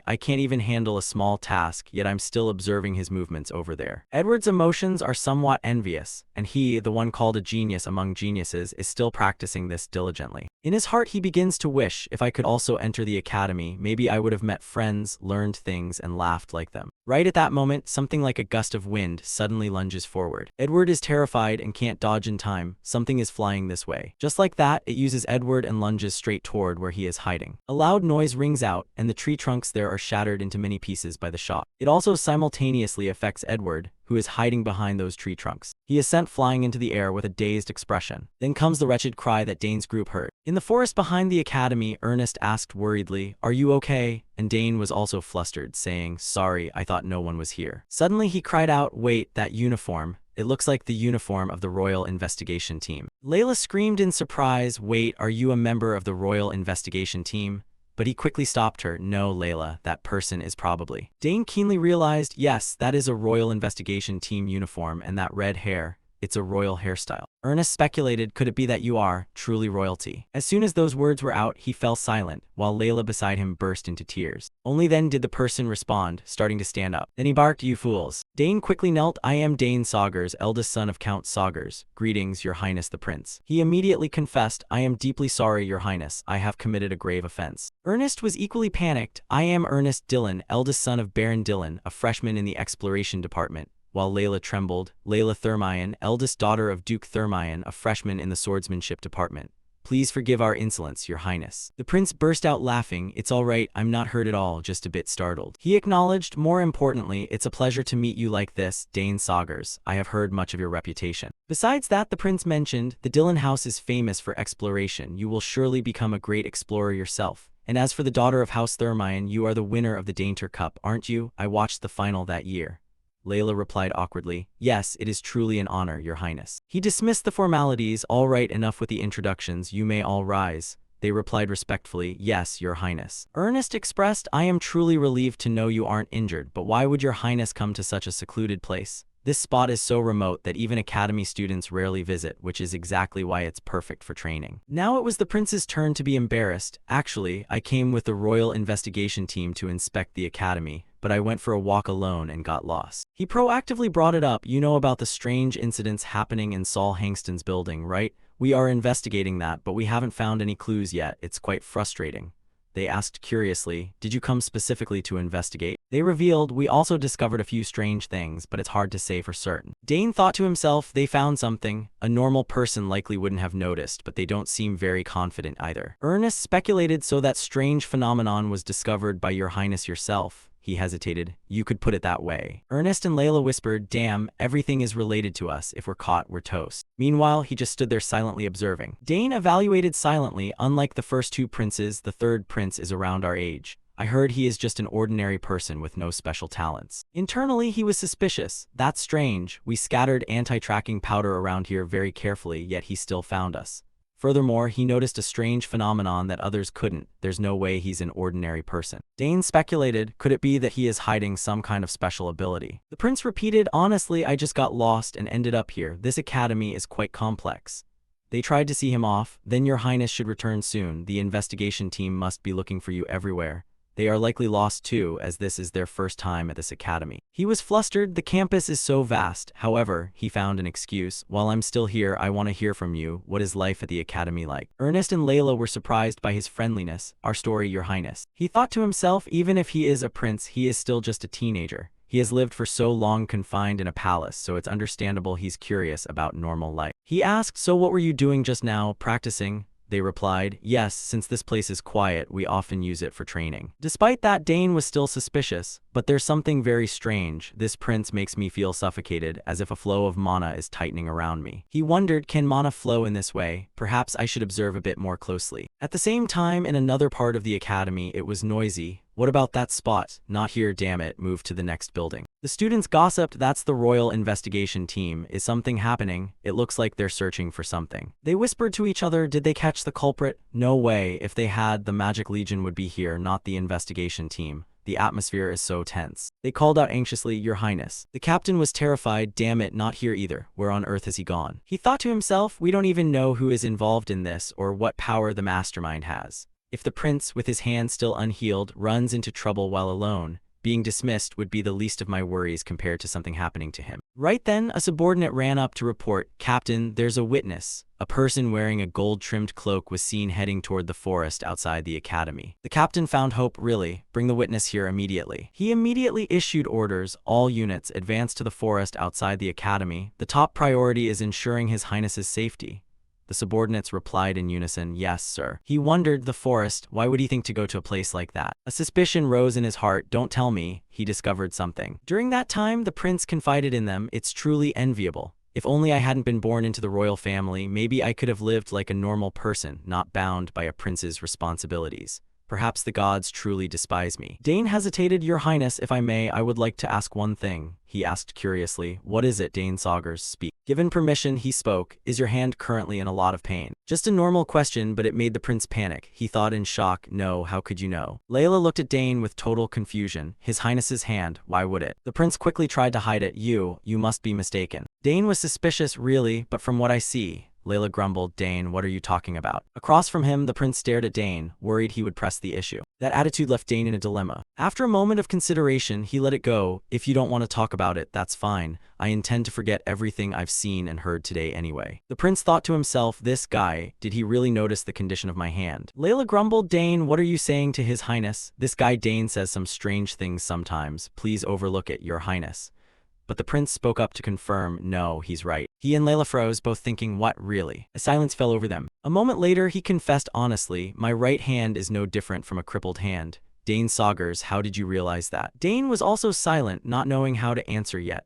Then he revealed, to be precise, I didn't see the condition of the hand itself, but I saw the flow of mana toward your hand being blocked. The prince was dazed. What? You can see the flow of mana with your eyes. He explained, it's an ability I gained after an artifact luckily merged with my body. Simultaneously, he thought to himself, actually, it's due to ancient mana, but I can't tell the truth. The prince was surprised, an incredible ability, so you can discover the true cause. Dane replied immediately, no, I can't see the underlying cause, but at least right now I can tell the reason you're feeling pain. The primary cause is that the mana flow that should be going down into the hand is blocked at the wrist and overflowing backward.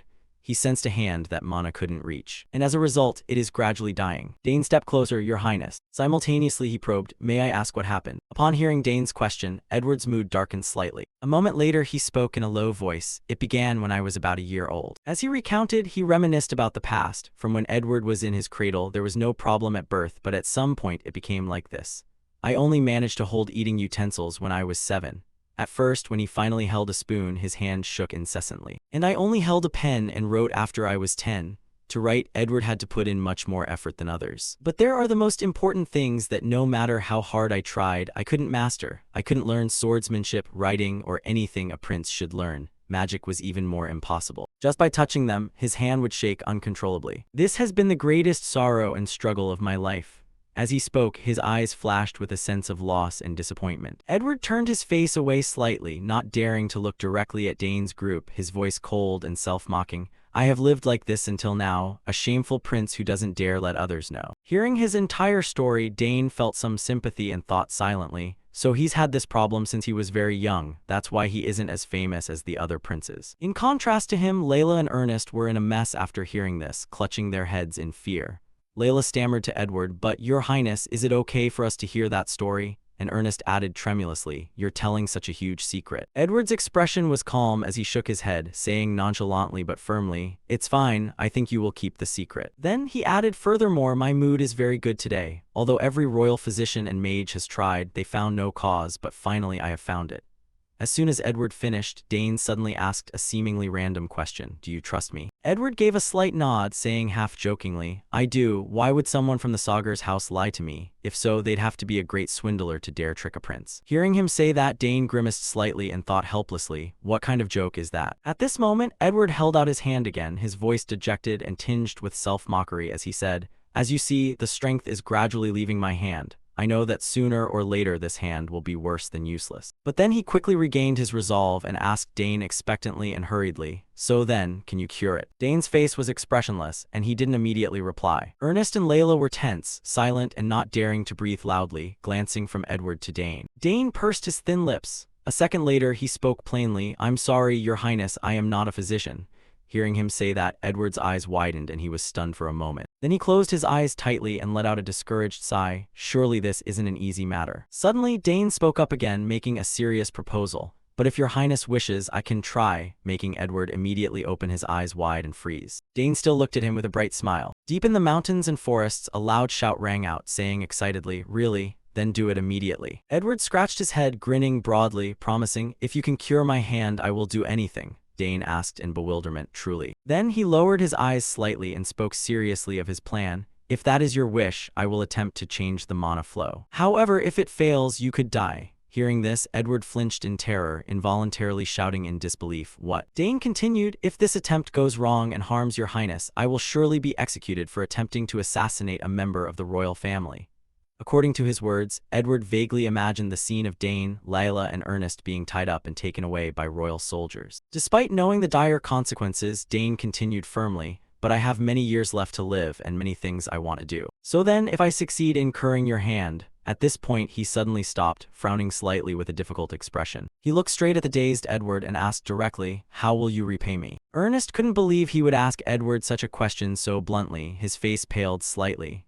Layla was equally shocked, reflexively covering her agape mouth. Edward finally spoke, asking Dane, you want to strike a deal with me now? Dane answered honestly, I don't accept vague risks. However, if an attractively large reward is presented, that's a different story. he said, making no effort to hide his ambition and admitting it frankly. Edward was frozen for 5 seconds by his bluntness. In the quiet depths of the forest, his voice echoed. A few seconds later, he spoke half-jokingly. "A deal with me? You're the first person to ever propose that." Dane replied blandly, "I only see princes granting favors to seek patronage." Edward lowered his voice and gave a firm assessment of him. "You're different from them, Dane Saugers." He curled his lips into a slight smile and offered a word of praise. "Very good." Then, looking directly into Dane's cold face, he bargained generously. "Dane Saugers, if you can cure my hand, I will grant any request you make," he said, breaking into a calm laugh. Dane didn't expect him to agree so easily and asked skeptically, "Is that so, Your Highness?" Edward held out his hand and remarked nonchalantly, "Yeah, my hand will lose its function soon anyway. At worst, failure just brings that day a bit sooner." Then he approached Dane, patted his arm, and made a commitment. "So just try. Even if you fail, I will at least leave a will stating you are innocent." Dane stiffened, not knowing whether to laugh or cry, while Layla gave a helpless, hollow laugh and Ernest closed his eyes, let out a heavy sigh. Edward's other hand remained placed on Dane's arm. Finally, Dane uttered a brief agreement, "I'll try." Edward expressed his sincere gratitude. "Good, thank you." Having said that, he placed his hand over his left chest as a gesture. Despite his bold proposal, Dane couldn't help but feel anxious, thinking to himself, "This could be the biggest event of my life. If it succeeds, it's a massive victory. If it fails, it's a disaster." Then he quickly regained his composure and told himself with determination, "In that case, I must succeed at any cost." After thinking, Dane told Edward, "First of all, Your Highness, sit down and make yourself comfortable." He complied, responding briefly, "All right." Edward sat down on a stone ledge, thinking to himself, "I've practiced controlling mana flow since I was a child, so I'm very confident." Dane, Ernest, and Layla all stared at him tensely. Edward tilted his head and closed his eyes, relaxing as he thought, "Furthermore, I have ancient mana within me." Dane stepped forward, knelt, and took his hand. He felt the joints of the hand. Closing his eyes slightly, he announced in a low voice, "I'm starting now." Edward quickly drifted into a dazed, semi-conscious state. Dane began transferring mana to him, a faint blue light enveloping Edward's hand. Dane closed his eyes, trying to focus with all his might. The light grew increasingly bright. At the same time, in another part of the deep forest, people called out to one another, "How is it on your end? There's a vertical cliff and we can't move." A soldier came running in a hurry, urgently reporting to Delphian, "Captain, there are many forks in the path ahead." He let out a grave sigh. "Damn it, I don't have enough forces to split up here." Suddenly, Delphian sensed something and turned around alertly. Looking into the bushes and the forks in the road, he thought in bewilderment, "Impossible, what is this sensation?" He suddenly raised his hand high. Then he ordered the soldiers, "Everyone hide yourselves." All the soldiers drew their swords simultaneously. They gripped their swords tightly as Delphian commanded, "Move as quietly as possible." A soldier glided forward softly and quickly. Following him were rows of other soldiers. They acted as quietly as they could, not daring to make a loud noise. Reaching their destination, they stopped. Delphian gripped his sword firmly and marched forward aggressively. Meanwhile, Dane was still holding Edward's hand and casting magic. Layla and Ernest beside them only dared to watch, not daring to make a sound or a stir that might interfere. Suddenly, a strange noise interrupted, and Dane and Edward squinted their eyes open. Layla and Ernest followed suit, turning to look tensely. Delphian led the troop, his face grim as he coldly questioned Dane, Layla, and Ernest. "You bastards, how dare you do this to His Highness?" Suddenly, a man lunged toward Dane's group. "You bastards, what do you think you're doing?" He glared fiercely at them, holding his sword high. Layla shrieked in fear, "The knights are surrounding us." Dane also panicked, thinking to himself, "Damn, they're closing in, I need to explain." With that thought, he reached out his hand to cast magic. Meanwhile, the man had lunged forward with his sharp sword. "How dare you touch His Highness?" Dane also lunged forward quickly. "He's too fast." Watching the descending blade, he couldn't help but think, "At this rate, I'm going to be defeated." Just then, the red-haired prince suddenly appeared and stood between the two. "Stop, Delphian." Delphian's eyes widened and he blurted out, "Your Highness." Edward fixed his gaze steadily on him. A moment later, Delphian stood facing him and asked worriedly, "Your Highness, are you all right? Do you know how worried we were?" Edward replied calmly, "Don't worry, I'm fine." He nodded a few times and then asked, "How did Your Highness get so deep into this area and who are they?" He replied that he had just wandered while investigating and got lost, and as for them, I'll explain on the way back. After he spoke, Edward looked down at his right arm. "The feeling in my hand has changed. There must be progress." Then he looked toward Dane with a grateful gaze. "I'm leaving now. Thank you, Dane Saugers." Dane smiled back. "I only did what I could, Your Highness. It was my honor." Not long after, on the way back through the mountains and forests, "So he is the son of Count Saugers."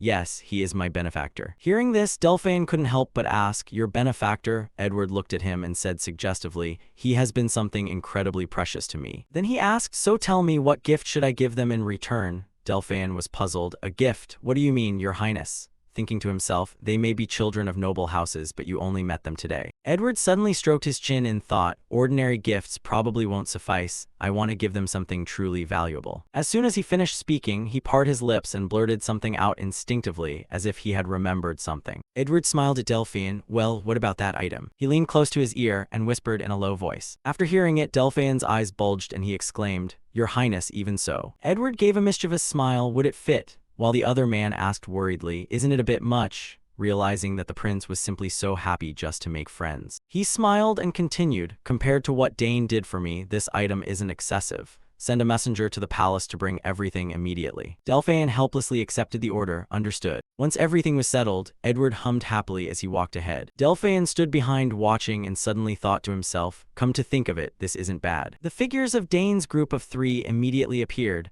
Those are the children of Count Sagers and Duke Thermion. Thanks to this, the relationship between the royal family and the great noble houses can grow stronger. He also added silently, It will also be a great support for His Highness. Under the blazing sun shining on the tiled roofs of the royal palace, a week later, we were invited to the royal palace, specifically the reception room of the annex. Edward sat in the center of the room and spoke up, My hand is better, there are no side effects. Thank you, Dane. Dane bowed slightly and replied, That is a relief, Your Highness. After speaking, he gestured to the side and said, Please sit. Once everyone was seated, Edward spoke again, I have prepared a little something to show my gratitude. Please accept it. This is everything I believe you deserve. The 3 in Dane's group saw the item and cried out in unison, Your Highness, this is. Inside the small box placed on the table lay an exquisite badge. Yes, a royal token. Edward explained with a smile, It's very simple to use. If you run into trouble, present this token and the matter will be resolved. Ernest, still in shock, looked up and asked again, We can really accept this? Of course. Dane spoke to him comfortably, Thank you very much, Your Highness. Edward added, Enough with the formalities, enjoy yourselves today. The 3 sitting to his left spoke in unison, Yes. A moment later, a table of beautiful food was spread out before them. Layla happily nibbled on a piece of cake. Meeting the prince that day was truly an unexpected stroke of luck. Beside her, Ernest was also enjoying a sandwich. However, the identity of the intruders remains a mystery. Dane chewed his food slowly. None of us suspected anyone, and the strange incident gradually sank into silence. Edward sat in the head seat, happily enjoying the delicious food. The sky outside the window was still as blue as when they first arrived. Then, after some time, midterms arrived. At the academy, a joyful voice rang out, Finally, the exams are over. Dane looked at Layla and asked, Layla, how did it go? She waved her hand and replied, The major exam wasn't too hard and the general subjects should be fine too. Priscilla gripped her paper and screamed in frustration. As for me, I wish the world would just burn. How could the exam be so hard even though I memorized the whole Bible? Seeing her like that, Dane could only smile awkwardly and think, Turns out the Holy Studies department isn't easy either. Ernest then spoke up, Anyway, it's done, and Dane beside him quickly followed up, We're free, hang in there, everyone, we have a few days off. What does everyone plan to do? Ernest grinned and replied, I'm thinking of joining that bodybuilding club, the one that focuses on physical training. What, you, Ernest? Priscilla stroked her chin and eyed him up and down. It seems you've realized your weakness after those combat simulations. You know what you have to do. Ernest replied confidently, Exactly, just wait and see the results.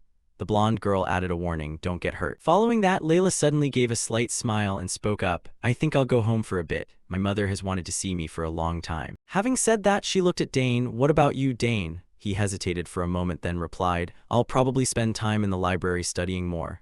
Studying after exams. Dane lowered his eyes and continued, Actually, there's nothing else to do. Oh, wait. An image of him as a child facing the Duke suddenly appeared. Layla's words reminded me. At that time, little Dane was staring intently at the gift in his hand. When I was 7, the Duke gave me a gift, the crest of the Thermion smithy. He thought to himself, I'm planning to make a new sword, so maybe I'll stop by that smithy. Meanwhile, Layla and Priscilla both marveled. It's been a long time since we heard you mention that. You really are a hardworking person. Under the blue sky, Dane suddenly spoke up. Actually, Layla, I'll go with you. To my house, sure, but why so sudden? He rubbed the back of his neck and said, I just thought I'd like to see what your family's smithy looks like. Layla turned her head and muttered, You're the only person in the world who could call that just seeing. Then Ernest suddenly asked, Can I come to the Thermion smithy? That would definitely be an amazing experience. Among the crowded rooftops, a cheerful voice rang out, You want to go too? Sure, the more the merrier. A while later, on the path leading to Layla's home, the Duke Thermion family estate, Ernest said, I'm so nervous, to which Layla replied, Just don't touch anything and it'll be fine, understand? And Ernest assured her, Of course, I'll only look. Layla suddenly turned her head and spoke with a tone of regret. It would be more fun if Senior Priscilla could have come along. But Ernest noted, The top students of the holy department don't get breaks, you know, and Dane looked at her and replied, yeah, it's a shame. I heard she was summoned to the temple. Then Ernest suddenly became curious. Layla, how long does it take from here to the Termian territory? And Layla quickly answered, less than an hour by carriage, at which Ernest marveled, that close? I live all the way in the west, it takes nearly a month on horseback to get here. The three stopped simultaneously in the middle of the road to chat. Then it must have been quite a struggle for you when you enrolled, and Ernest suddenly turned to Dane. What about you, Dane?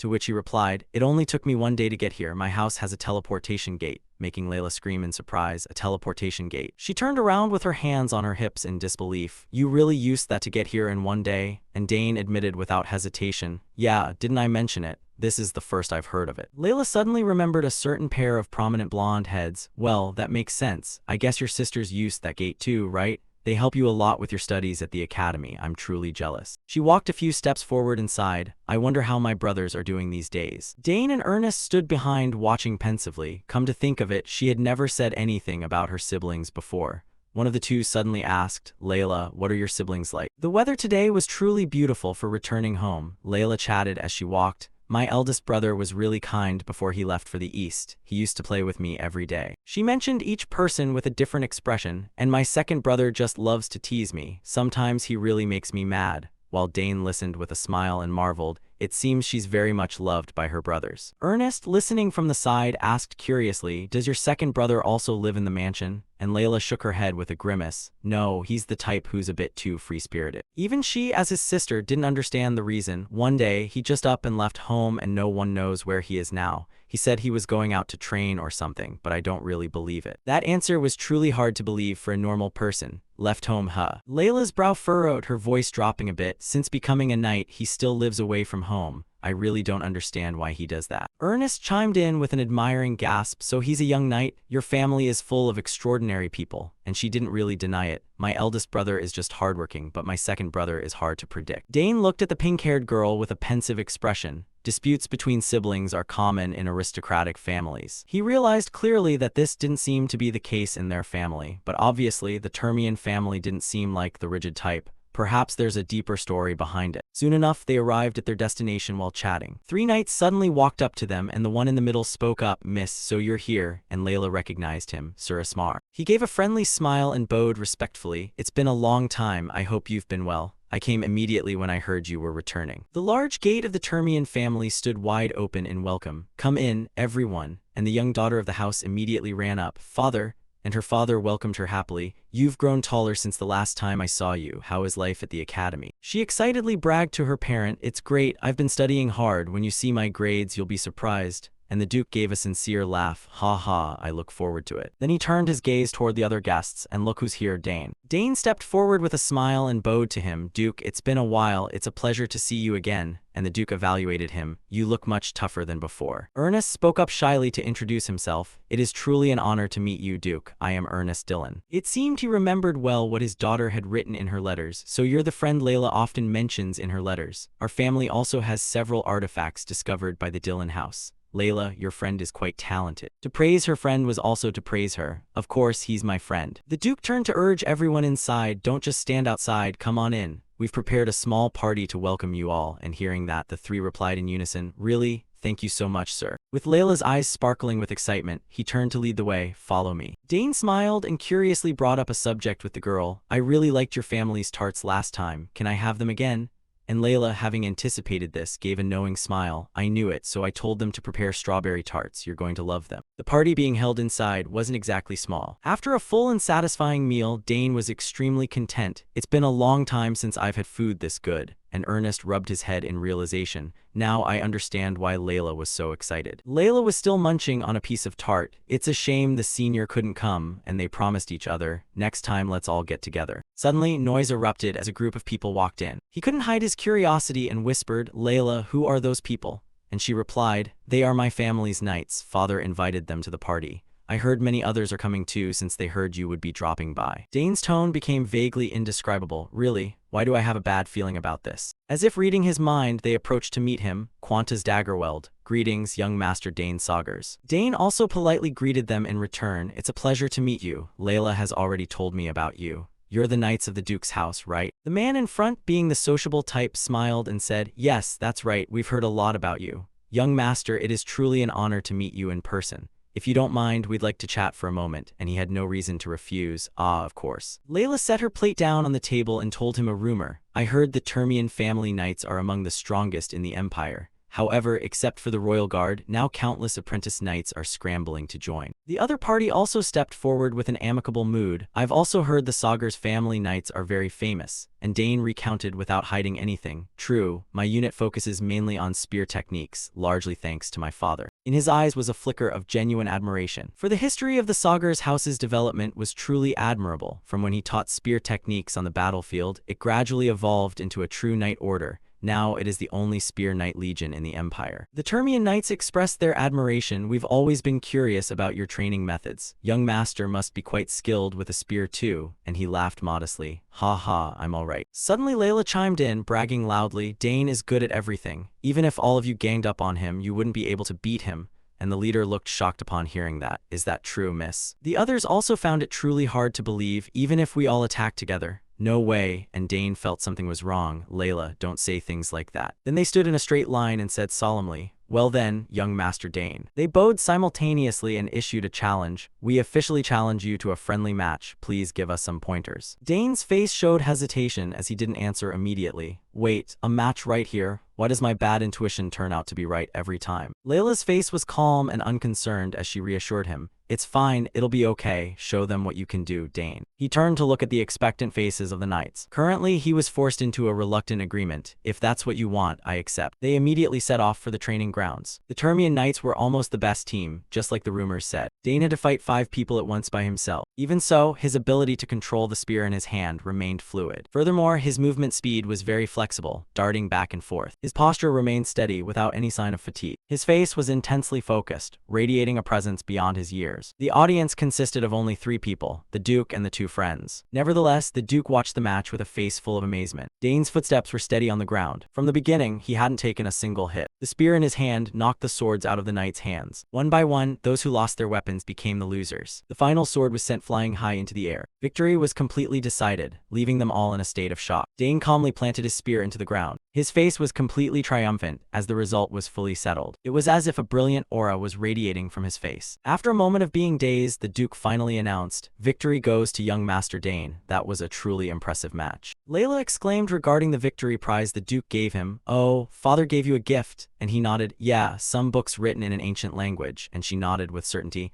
"I once told him you were interested in ancient languages. Perhaps he remembered." Hearing that, he shyly thanked the girl for her kind intentions. "Really? Thanks. The Academy library is quite restricted. These books will be useful." And she simply smiled back. "It's better for people who truly appreciate them to read them than to let them gather dust." Dane frowned and looked around for his remaining companion. "By the way, where's Ernest?" Layla knew where he had been invited. He went with the butler to the artifact warehouse. He looked very excited, and hearing that, he was also curious. "Really? I'm quite curious myself." Suddenly, she hurriedly urged him, "Aren't you tired? Get some rest. It's vacation time," and he stuttered in refusal. "I'll rest after I stop by the blacksmith tomorrow." Hearing that, she felt relieved. Sensing the atmosphere of the place again, it felt truly great. After exams, returning home, meeting family, her father even looked visibly happy seeing his spear skills. "People would think you were his own son." Dane looked a bit uneasy as he mentioned her second brother, but his expression completely changed when your second brother was mentioned. What was that about? Mentioning this made Layla suddenly fall silent. After a long while, she began to recount the reason. "That's exactly what's making me upset. My eldest brother still sends letters occasionally, but my second brother has gone completely silent. Father won't even say why." This caused her previously bright face to slump again. No contact, no explanation at all. Before he could speak, there was a noise from the forest. Layla's sharp eyes noticed it and she spoke up. "Wait, what's that? Something is moving over there." Dane also looked over to observe as she suggested. Suddenly he agreed with her keen observation. "Yeah, I feel it too." At this moment, a stream of magic was constantly swirling in the air. Dane alertly looked ahead and said, "Come out before I have to step in there myself." His hand gradually moved his magic toward the bushes. At this moment, a voice replied from inside, "All right, I'm coming out. Don't be so aggressive." Hearing this voice made them pause, and Layla hesitantly said, "That voice." Loud rustling and footsteps echoed from inside the bushes. A person slowly stepped out and said, "This situation is intense." Leaves flew into the air as the voice rang out. "I was just watching my little sister with a strange guy." Then a man stepped out from the bushes to face them. He smiled and greeted her. "It's been a while, my little sister. this person being Delward Termian, the second son of Duke Termian. Dane saw him and frowned, saying, "Don't tell me this is." He was startled, looking at the person carrying a sack over his shoulder. He's her brother. A moment later, Layla immediately began hitting Delward incessantly in anger. "Oh my god, I've been so worried about you. How could you be like this? Not once, not even once did you contact me."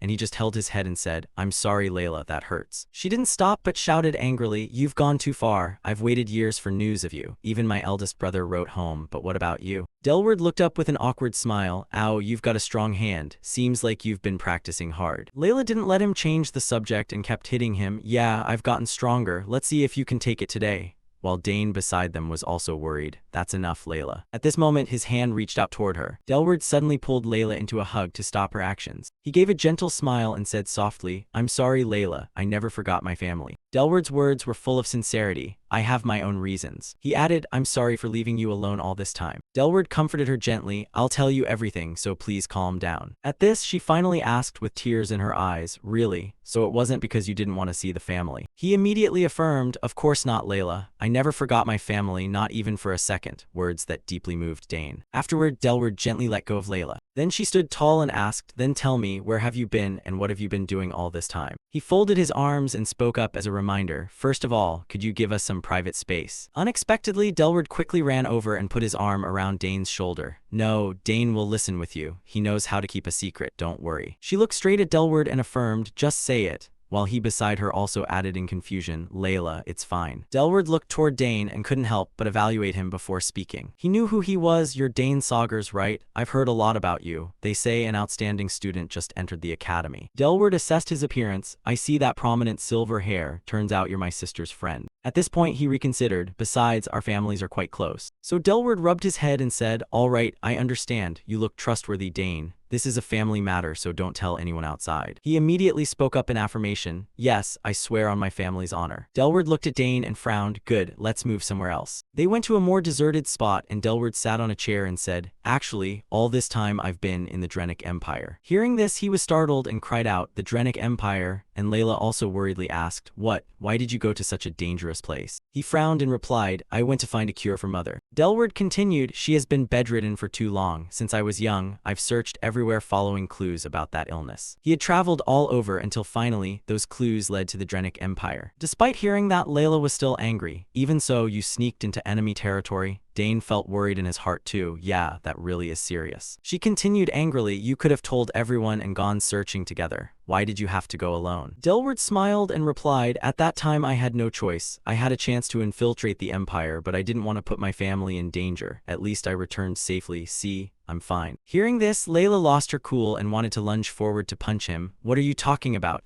But Dane hurriedly stopped her. "Layla, let's listen to him a bit more." At this, she finally calmed down and said, "Fine, then why are you only returning now?" Delward's face looked sad as he looked down, seemingly having something on his mind. He continued, "Actually, I found the necessary ingredients for the cure, but those materials aren't in the Empire, so I came back here." She heard this and was puzzled. "If they aren't there, does that mean they're in the Altian Empire?" And he replied, "Yes, for now I only have a few clues, but I'll still take it step by step." Delward lowered his voice slightly. "I also discovered something in the Drenic Empire." His expression turned grave. "What Mother is suffering from isn't an illness, it's a curse." The two were stunned in shock. "A curse?" He continued to explain, "Right, strength fading away, limbs trembling, dizziness, and coughing up blood. And then purple marks appearing on the back. Everything matches the symptoms of a curse perfectly." These words were like a bolt from the blue to Layla. She whispered, "Good heavens." Layla muttered, repeating those words, "Mother's illness is a curse." He nodded silently as if in affirmation. Then Delward said, "At first I didn't believe it. A curse can't just appear naturally, which means someone deliberately cursed Mother." She found it hard to understand who would do such a thing, and Delward replied, "I'm not sure who bears a grudge against us. Honestly, our family has quite a few enemies." At this point, he held her shoulders. "Layla, we can find the mastermind later. The important thing now is to break the curse." By now she had tears in her eyes and asked, "Is there a way?" And he replied, "Yes." Delward gave a slight smile. "I've found both the ingredients and the ritual to perform. Most of the ingredients aren't too hard to find." He continued, "They're just expensive, but still obtainable. There's only one thing that's a problem. The most important ingredient here is the tear of Roxana." Hearing this item, she asked, What is the tear of Roxana?" And Delward replied, a legendary material said to be able to cleanse almost every existing curse. They say it's located in the Haverox Mountains between the two empires. The two were shocked by the location, the Haverox Mountains, and he replied, yes, rumors say it's in a ruin guarded by an ancient creature. Hearing these words, Dane couldn't help but reconsider something in his heart. He remembered that location, ancient ruins. This whole thing smelled suspicious. Delward affirmed, Layla, I'm going to find it. I know it's dangerous, but there's no other way. She heard this and worried, what, you're going alone? What about the Termian Knights? And he replied, I'm as strong as someone with 5 cores now, well, 4 to be exact. Delward added, more importantly, if the Knights march there, it could start a war between the two empires again, so it's safest for me to go alone. She replied, even so, I can't let you go alone. He smiled at that, I'm not just charging in blindly, I'll be prepared. Dane suddenly spoke up to remind him, if it's an ancient ruin, there's one person who understands those things better than anyone. The two of them were startled and turned to ask, who? He gave a mysterious smile and replied, it seems this time you'll need the help of our club. In the dark of night at a certain mansion, someone suddenly exclaimed, an ancient entity in ruins. If we're lucky, this could be a major discovery. Dane put a hand on his hip and inquired, you think so too, right? And Ernest replied immediately, yeah, I want to go right now. While Delward across from them spoke up irritably, you kids really don't have a shred of fear, do you? He frowned and chided them, I understand you're excited, but this is truly dangerous, not child's play. Dane immediately retorted, isn't going to the Haverox Mountains alone dangerous? Sometimes you have to go as a group, not always alone. Layla, standing next to Delward, also agreed, exactly. The Dillon family are all explorers. If you go alone and get lost, it'll be a disaster. Hearing the two of them say such things, he hesitated for a moment, true, but Dane looked at Delward's face and thought to himself, he must be really conflicted. An image of him standing silently by his mother's sickbed suddenly appeared. I can't imagine how much he suffered, wandering for years in enemy territory just to cure his mother. One moment it was Delward's back, then his serious face, which made Dane admire him. To collect information and return safely, he's certainly no ordinary warrior. Outside the nearby door, the Black Knight still silently enveloped the scenery. Delward finally said helplessly, all right, going together is fine, but you must keep it a total secret before we go, while we're going, and after we return. As soon as he finished speaking, the faces of the other three lit up instantly with radiant smiles. Yes, of course. A moment later, a small box was pulled out and placed on the table. Layla asked in curiosity, what is this? And Delward replied with a light smile, a gift, open it. Layla narrowed her eyes suspiciously, trying to win me over with a gift. I won't forgive you that easily. Ernest gave an awkward laugh at this scene. Layla's really mad, isn't she? While Dane turned to warn his friend, don't say anything, she was even scarier earlier. On the other side, Layla was slowly reaching toward the small gift box. As she opened it, a melodic sound rang out. If this is something nonsense, I swear. Lively and joyful music danced gently in Layla's ears, causing her unfinished sentence to be cut short. She looked in surprise at the two figures inside the music box. This is. Those two figures were similar in shape, just one large and one small. Layla parted her lips and whispered, Mother and me. The smaller figure looked remarkably like Layla. It was smiling amidst the sweet, melodic music. Delward then spoke up to confirm, yeah, from when our family was happiest. I asked a craftsman in the Drenic Empire to make it. The two figures of Layla and her mother stood on a gold base inside the music box, holding hands and dancing together. I made it while remembering the time Mother was still healthy. How is it? Moving with the music, the two figures gradually seemed to come to life, and the little Layla from back then laughed endlessly. Layla was moved to tears at this moment, two streams of tears welling up in her eyes. She whispered softly, it's so beautiful. Delward pursed his lips, looking at Layla with a gentle, loving gaze, remaining silent. Dane and Ernest stood to the side, also smiling in the music as if happy for her. Layla suddenly turned to look at him and said, looking at this makes me feel as if Mother is healthy again. She smiled with squinted eyes and the tears finally fell. Thank you, brother. The music continued to play in the image of the mother and daughter holding hands. Delward hugged his sister and smiled gently with closed eyes. I'm the one who should be saying thank you. Layla just silently shed tears in his arms, listening. Delward added, thank you, Layla. Dane and Ernest watched from a distance, also moved by the scene. Ernest couldn't help but shed a few tears. In that setting, the small music box continued to emit clear sounds. At the same time, at the party, Duke Termian looked around and spoke up in confusion. Wait, come to think of it, where are all the main guests? He tilted his head skeptically. Where did they all go? As for Dane's group, they were now gathered in the mansion courtyard. Layla said with a tone of regret, can't you stay? You should see Father too. Delward still firmly refused. Sorry, Layla, I don't know what will happen next. I'll greet Father next time, please understand. He suddenly grabbed Layla's arm and added, I've left a contact code in the crystal. Call anytime. I'll be in the Empire for a while longer. If you need anything, I'll be back right away. Layla bowed her head shyly, all right, but please be careful. And Delward replied firmly, of course, I'll be back soon. He suddenly spoke up as if remembering something, making Layla look up. Oh, and this too. Delward held out a small, carefully wrapped bag. Take this, it helps reduce mother's symptoms. He looked at Layla gently and warned carefully, remember to give it to mother regularly and don't tell father what I told you. Layla stared at Delward for a few seconds, then snapped back and replied, all right, I'll take good care of mother. He heard this and suddenly fell silent, looking at Layla intently. Then Delward spoke with a smile, then I'll leave my sister in your hands. When I return, let's head to the mountains together. Dane replied enthusiastically, of course, take care on your way. Immediately after, he turned to take a leap. Delward jumped high enough to clear the mansion's boundary wall. I'm off, take care Layla. Having said that, he soared beyond the mansion, his signature family-colored hair fluttering in his wake. In just a few short seconds, Delward's figure vanished from sight, leaving only the starry sky and the familiar boundary wall as before. Layla still looked worried, clutching her chest. He's really gone. Ernest immediately offered comfort. He'll be fine, Layla. He looks incredibly strong. Just then, Dane suddenly startled as if he sensed something. He quickly looked in a different direction. Dane suddenly asked for a favor. Ernest, can you comfort Layla for a bit? I left something in the room. I'll be right back. Watching his back as he hurried away, Ernest smiled and said, sure, go ahead. I'll stay with Layla. The courtyard where they had been standing was soon empty. The full moon above still shone brightly, illuminating the night sky. Meanwhile, on a certain stone-paved path, the sound of urgent, non-stop footsteps echoed. Delward ran with long, tense strides. These guys are persistent. I didn't think they'd follow me all the way here. He thought as he moved past dark windows, good thing they don't know I'm from Duke Termian's house. They probably lurked around while I was in the mansion. It's best that I escaped through the secret passage. Delward ran straight out of a small alley, just before leaving the Drenic Empire. The more he thought, the more he frowned. Revealing that I'm from the Altian Empire was a big mistake. Delward continued to run forward at full speed, his cloak fluttering behind him. How much longer can I hold out? He grit his teeth helplessly, telling himself with determination, I must break mother's curse at any cost. Suddenly, Delward skidded to a halt on the road, his feet sliding for a stretch against the ground. He stopped with his whole body tensed, his already strained face turning grim. Looking at the wall blocking his way, Delward couldn't help but curse, damn it. Just then, the group of cloaked men hunting him caught up. One of them suddenly spoke up, you've left a trail that's far too long. Two other cloaked men appeared one after another from around the corner. Even on the nearest roof, two more men stood waiting. Delward was now at a dead end, surrounded on all sides. He grit his teeth and muttered, could this be the end? Delward stood surrounded by the circle of assassins. He silently observed in shock all of them, about 10 men. The assassins slowly drew their blades. Delward assessed that they were clearly all veteran killers. He placed his hand on the hilt of his sword, calculating, if he was lucky, he might take down 2 of them. Delward grit his teeth in anger. He drew his sword, looking at the assassins, and thought,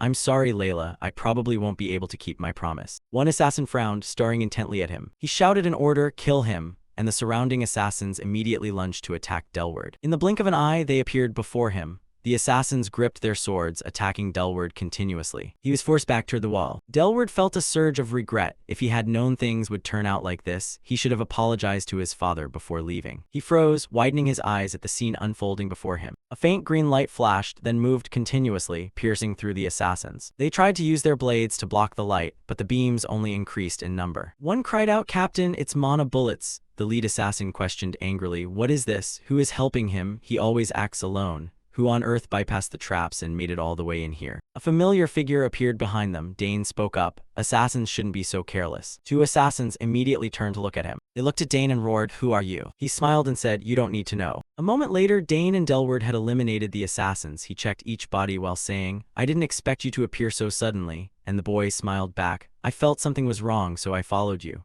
Then he thought, all right, let's process them quickly. It would be troublesome if rumors spread. Delward wondered, even so, it's truly hard to believe you're only 14, yet you bypassed all the traps and got this close? And he replied, I learned from mother. She taught me how to disarm traps and infiltrate. He smiled and spoke up, I see, thank you. Thanks to you, I kept my life. He continued, they were the ones who tormented me relentlessly. Turns out this is how I escaped them. A moment later, Delward put his bag on his shoulder and said, Layla is truly lucky to have a friend like you, and Dane smiled back, it's nothing.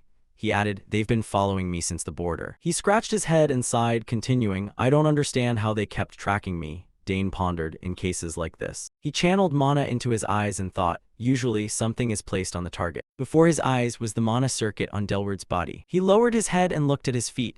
Dane looked at his right foot and saw a strange mana flow moving in a circle. He realized, here it is. Dane spoke up, I think I know the reason. Check the sole of your shoe. Delward asked while taking off his shoe, what do you mean? He said, there's a mana signal receiver attached here. and the man immediately froze. Delward looked at the light flashing on the soul and muttered, "Is it real?" Dane explained, "Assassins often use this. It's so small you wouldn't notice, but its tracking capability is very strong. It was likely attached before you crossed the border." Delward wondered, "How did you discover it? I didn't notice at all." Dane said, "Remove it first," and he immediately agreed, "Ah, yeah." Dane said, "They won't be able to track you anymore. You can rest easy now." Delward replied, "That's great. I must be more careful." Dane suddenly fell silent and pensive. He looked at Delward fumbling to remove the tracking device and asked, "But why are you going alone like this?" He wondered, wouldn't it be better to meet the Duke first? You could tell everything to your eldest brother and ask for help. Delward let his arms hang limp. He pursed his lips in silence. Delward thought of his father and explained, "Father probably just thinks I'm useless. He wanted me to become the head of the house, but I left immediately after graduation." He added, "He probably wouldn't believe a word I say anyway." Delward recounted, "And my brother has even less ambition than I do." Delward continued, "He is in the Far East, busy fighting monsters. How could I ask him?" He looked up at the night sky and said, "So for now, going alone is easier.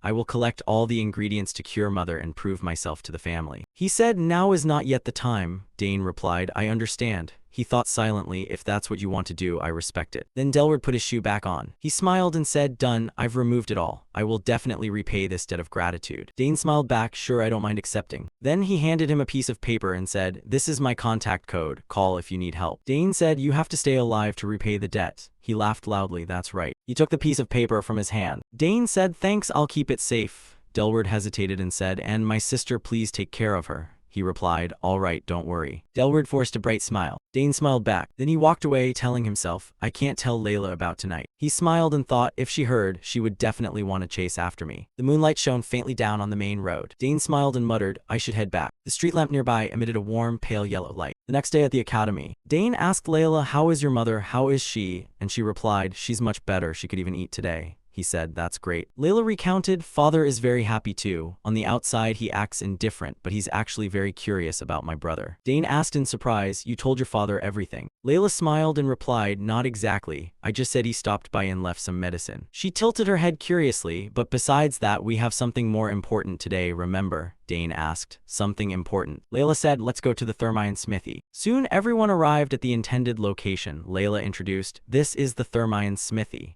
Dane was surprised. "This is a smithy. It's so large it looks like a small town." She interlaced her hands behind her neck and replied easily, "That's right. This place is so vast that the area around the forge looks like a small village. Even so, only a few blacksmiths actually manufacture equipment here." Layla also emphasized, "Because it's operated by a small group of master blacksmiths, security is very tight. You absolutely cannot enter without a token." He couldn't help but wonder, "What about you, Layla?" And she admitted honestly, "Even as a member of the Termian family, I can't enter freely unless I'm with Father." Hearing this, Dane felt a bit tense. "So that means, don't tell me I have to go in alone." Layla nodded, "Exactly, even I haven't been inside." Dane is about to receive such a cool weapon personally.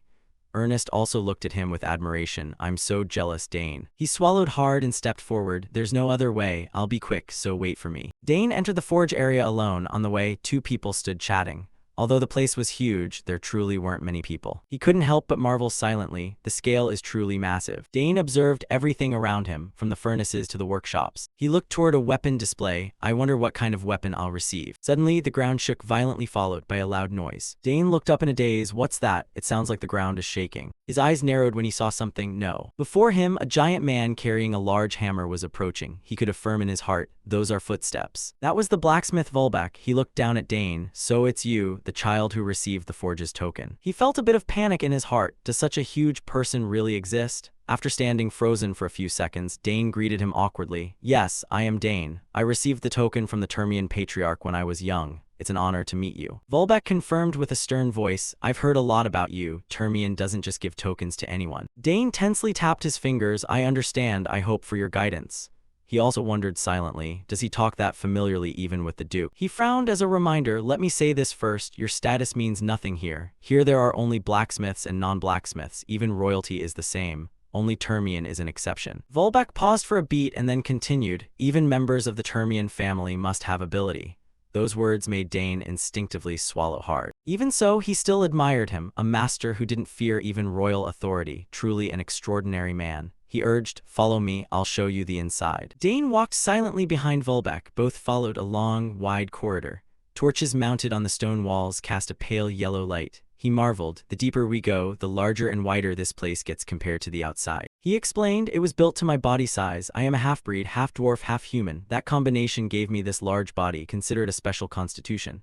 Volbeck warned, so don't say anything rude about my appearance. Dane replied without hesitation, of course not. He also thought, it seems he's been through a lot. After walking a stretch, Volbeck stopped and asked, all right, boy with a token, you're here for a reason. What do you want? Dane hesitated, actually, I haven't decided yet. This will be an important weapon for me, so I'll have to consider it carefully. He nodded, right, very wise, but from what I can see, what you want is very clear. He was curious, what do you think I want? Volbeck pushed open a door and replied, I can smell the metal. Just from the scent I can tell how a weapon was forged and its shape. He speculated, you have the scent of a good spear and a good dagger on you, so what you want isn't a spear or a dagger. Dane couldn't help but be surprised to know the weapons just by smelling, incredible and accurate. Volbeck glanced at him and urged, come in, this is my private workshop. After entering, he placed some swords on the table. Dane also stepped closer to observe. Volbeck offered a suggestion, since you already have a good spear and dagger, what do you think of a sword? While asking, he also showed some care. Is the table too high? He shook his head, it's fine. Dane thought carefully, a sword, huh? He expressed, right, it's one of the weapons I'm best with. It's the foundation of combat and also the most powerful type of weapon.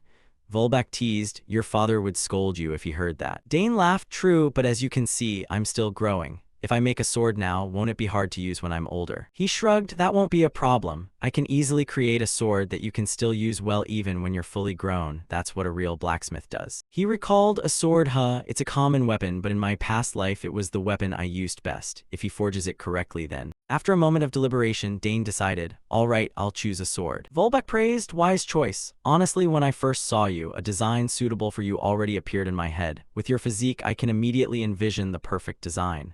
Hearing this, he was amazed. Really? That makes things faster then. He replied with a firm nod, correct, I'll let you choose the material you like. Dane's eyes widened even further, showing clear excitement. In that case, Volbeck declared grandly, it's best if I show you directly, follow me. He continued leading him to the materials store. Looking at the colorful mineral stones before him, Dane couldn't help but marvel. Wonderful are all these used to manufacture equipment. Volbeck said proudly, you could say every type of mineral in the world is here. He added excitedly, can I look around? And he didn't refuse, sure, choose freely. With permission, Dane didn't hesitate to step closer and observe, this looks extremely rare. Seeing that demeanor, Volbeck was a bit speechless, you have a good eye. The colorful mineral stones glowed continuously. Dane stroked his chin in indecision, impressive indeed. Not only are there rare minerals, but many types I've never seen before. Many things look very interesting. He reached out toward a blue stone. Volbeck spoke up, that is Terragang. He introduced, it's light, durable, and can reflect impact force. It's better for armor than weapons. Even so, there's currently not enough to forge a complete set of armor. Dane nodded and turned toward a red stone. I see. Then what about this one? Volbeck hurriedly stopped him, as in Danio, don't touch it, it's poisonous. You need neutralizing gloves to handle it. He pulled his hand back in alarm, swallowing hard, too dangerous, I can't use this. Suddenly, Dane was attracted by something. His gaze was fixed on a black mineral. That one, it feels strange. Dane quickly ran to the pedestal where the stone sat and asked, what is it called? Volbeck stood behind him, his eyes deep. He didn't answer immediately. After a long while, he slowly spoke, that is, Arcanium. Dane was startled upon hearing that. He stammered, Arcanium, don't tell me. It comes from the ancient magic kingdom, Arcana. Volbeck stroked his beard and confirmed, exactly. It is a metal excavated from the ruins of the royal castle of that ancient kingdom.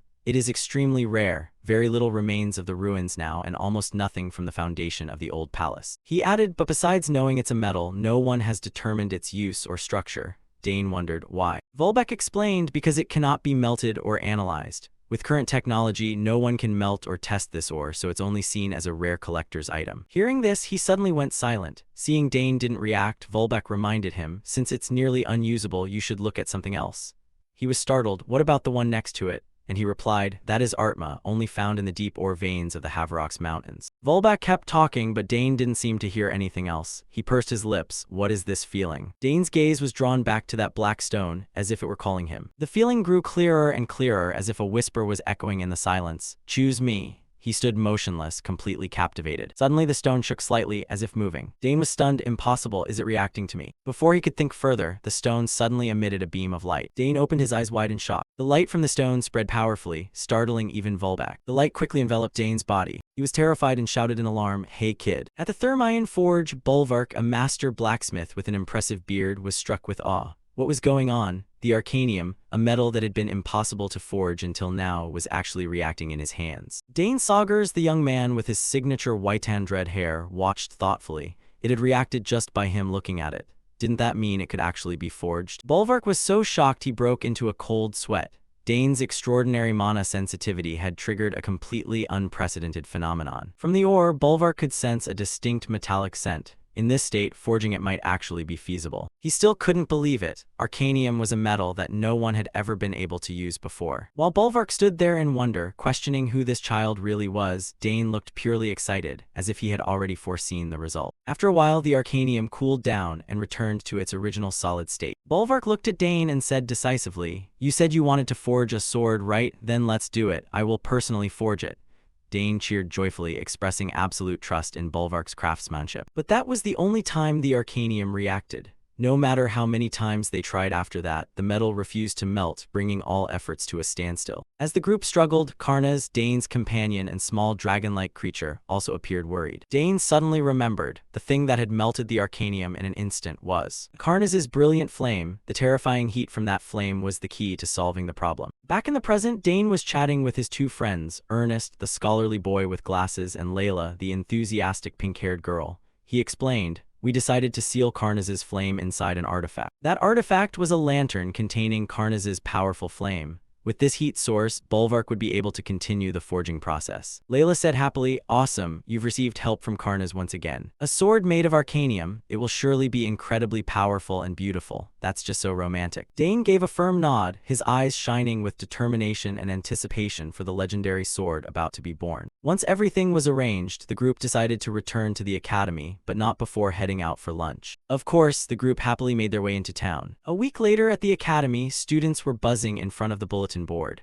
A major event was about to begin, one reserved for the most outstanding talents and even sponsored by the royal family. It was the notice for recruitment of the Academy's periodic monster suppression team.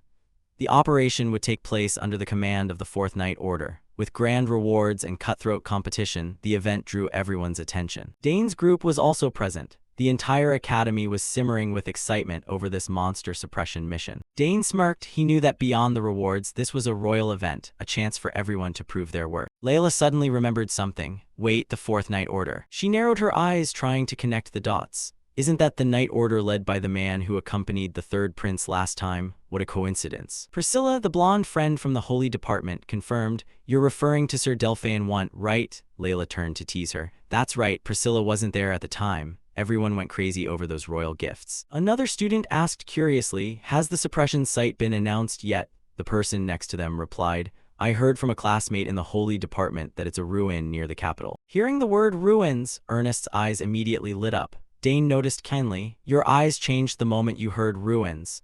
Ernest explained it was a heritage site abandoned for some reason, and monsters had moved in to occupy it. Priscilla sighed, complaining that monsters were such a nuisance. She noted, "The Holy Department is automatically deployed, so I have to go, probably to heal the injured, right?" Layla turned to Dane with a curious look. "What about you, Dane? Do you plan on going?" Dane remained silent for a moment, his eyes reflecting deep calculation. Dane thought to himself, Priscilla is forced to go, and Ernest will definitely join just for the ruins. He turned to Layla and said, "Layla, isn't this a great chance for you to gain combat experience against monsters?" He continued clearly, "There's nothing better for becoming stronger than actual combat. Let's register together. I'm going too." Layla immediately agreed. Hearing Dane's decision, Ernest's gaze behind his glasses also became resolute. Layla was excited, "So our whole club is participating, right? This is going to be fun." Dane reminded Ernest, "Don't let your guard down, Ernest. They're still monsters, and the selection test won't be easy either." Ernest looked a bit worried but still agreed. Dane smiled confidently. He knew that even if Ernest seemed weak in combat, his knowledge and skills regarding ruins were top tier. Ernest would surely have his chance to shine. "Then let's start a special training session today." The group was fired up, promising to meet after class, determined to give it their all this time. The scene shifted to a vast and magnificent hall of the academy, where students stood in neat ranks, signaling a major event was about to unfold. A few days later, the selection for the monster suppression team officially began. This was one of the Academy's biggest annual events. Students did their best to show off their abilities, hoping to catch the eye of the royal knights and the nobility. For the professors and important figures like Sir Delphain and the third prince sitting in the gallery, this was an opportunity to witness the growth of the students firsthand. Sir Delphain I, the respected commander, turned to report to the third prince, "Your Highness, all preparations are complete." The third prince, a powerful royal with red hair, smirked. "Good, let it begin." A horn blared, officially marking the start of the grueling selection process. The academy flag was hoisted, and the announcer's voice echoed everywhere. "We will now begin the selection for the monster suppression team." Instantly, the air turned electric with the excited cheers of the students. The selection was held in a large arena within the academy. The testing began with sword duels. Students lunged at each other, the sound of clashing metal ringing out incessantly. Meanwhile, in another area, mages were demonstrating their talent with colorful and powerful displays of magic. Duels using spears and other weapons were also taking place with fierce intensity. Physical tests were underway as well, where students from the combat department showcased their muscular strength in hand-to-hand combat. At the same time, the summoning department was conducting its own portion of the test, with beasts being summoned to fight. The atmosphere of the selection was incredibly tense and cutthroat on all fronts. The bracket charts were updated constantly, showing the progress of students through each elimination round. Meanwhile, in the royal meeting room, a heated argument was erupting. The department heads refused to back down. Dane Saugers must be placed in the swordsmanship department. Nonsense. With such outstanding magical talent, he clearly belongs in the magic department. All of that is meaningless. He must enter the summoning department without a doubt. Another professor praised Dane's spear skills. "Have you seen that student's spear technique? Just give him a spear and he'll skewer everything." Witnessing the chaotic scene, the third prince could only shake his head, thinking that this argument would never end. He interlaced his fingers and spoke up. "Everyone, please calm down." Sir Delphine just observed in silence with a grave expression. Hearing the third prince's voice, the professors immediately fell silent, and a heavy tension filled the air. The third prince said, "Seeing everyone argue so fiercely, it's clear he truly is an extraordinary student. Isn't that right, Sir Want?" Sir Want bowed and confirmed, "Indeed, Your Highness. There have been students who joined 2 departments, but in history, there has never been anyone who cleared all 4 departments with the highest scores." The third prince smirked, thinking to himself, truly worthy of the name Dane. He tapped his hand lightly on the table, seemingly having reached a decision. He stood up and said, "Even if I were to choose a department myself, this argument would not end. Therefore, I have come up with a solution." A professor asked worriedly, What would that be, Your Highness?" The third prince looked directly at them, his voice full of authority. "There is only one way to properly utilize his unique abilities, and that is to have him join my own unit directly." The final decision was made, putting an end to all the squabbling and opening up a completely new future for Dane. The third prince had his eye on Dane Saugers, believing that given Dane's extraordinary talent, there was only one proper way to utilize it. And that way was to have Dane join his personal unit, a move that showed he intended to turn Dane into his own pawn. The scene shifts to the day the suppression team depart. The schedule for this campaign was quite simple. They would remain at the ruins for 2 days to hunt monsters, serving both to ensure security and to test the students' skills. However, the atmosphere of this trip was rather tense. Everyone hoped that no one would lose their life. Some families had even forbidden their children from participating, as no matter how talented one might be, dying at the hands of a monster would be a total waste. Everyone seemed very stressed. Priscilla Neriel, the blonde friend in Dane's group, said that this was a real battle, and they had to be careful not to get injured because the healing team couldn't be everywhere at once. Dane also advised his friends, saying that since they would be moving individually, he couldn't protect everyone. Therefore, everyone had to be extremely careful. Priscilla then reassured them not to be too afraid, as the Night Order would guard the students thoroughly throughout the campaign, though occasionally deaths still occurred. Her words made Ernest and Layla even more frightened, wondering if this trip would really be okay. Dane advised everyone not to overexert themselves or act alone. If things looked dangerous, they should run immediately. Everyone responded in unison. Afterward, the army began to move into position. A commander ordered everyone to assemble and move quickly to their assigned sectors. Another person emphasized that they should do their best in their assigned roles and absolutely must not die. That was all. Dane Saugers, belonging to the unit directly under the royalty, excitedly called out for everyone to get going. Layla Thermion of the combat division gave a cheerful goodbye. Ernest Dillon of the reconnaissance division was also very excited, wondering how long it had been since they had an adventure like this. And Priscilla Neriel of the healing division prayed for everyone's safe return. All the students headed forward together, beginning a journey full of challenges. They arrived at the Ruwasan area. On the way, Dane Saugers felt something was wrong. He approached Sir Hilderin, one of the commanders, to ask about it. Dane said he heard the original plan was to head toward the west of Ruwasan. He was told they would reach the camp in half a day, but now they were heading east instead of west as planned. Dane questioned why the route had changed so suddenly. Dane's keen observation caught the attention of the vice-commander of the 4th Royal Night Order, Royas Hilderin.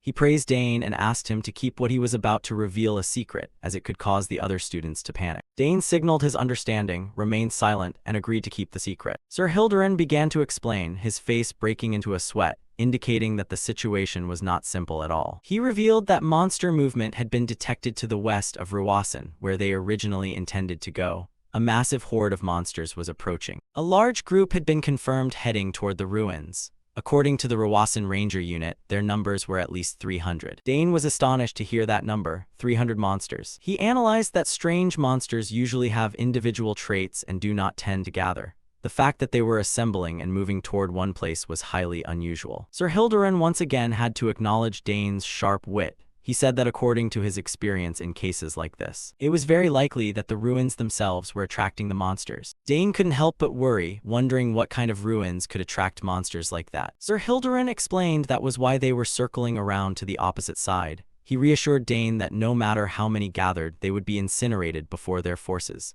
Dane gestured in agreement, but in his heart he still had an ill omen. A ruin that attracts monsters. If not resolved quickly, things could turn out very badly. Just then, a soldier ran up to report to the vice commander that they had reached the campsite. Sir Hildebrand immediately ordered all units to set up camp, requiring all preparations to be completed before sunset. The soldiers received the order in unison. Sunset fell over the mountain range, signaling a long night ahead. As night fell, Dane's group stood on a cliff observing. Priscilla remarked that this terrain was not good for defense. Dane agreed, but with such a large number of people, they had no other choice. Layla worriedly asked Dane if anything was going to happen. Dane replied that it was hard to say and they should assign watch shifts carefully. Especially they had to keep a lookout toward Ruwasan, where the threat of the monster horde lay. Dane looked toward the mountains, a sense of unease rising within him. The whole group felt something chilling. Suddenly, Dane felt something squirming in his jacket. It was Karna's, his little dragon. It wanted to come out. Karna seemed very agitated. Dane didn't understand why it was suddenly acting this way. Immediately, Karnas bolted out, circling frantically and letting out an alarm cry.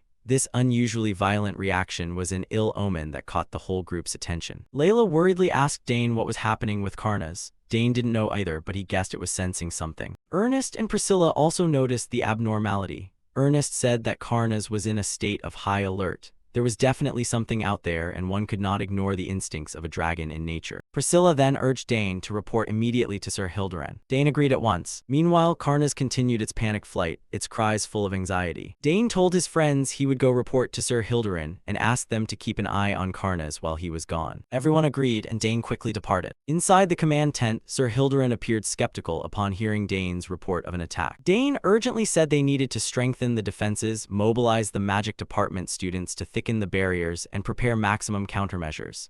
But Sir Hildebrand only told him to calm down. He dismissed Dane as being too sensitive because it was his first time camping.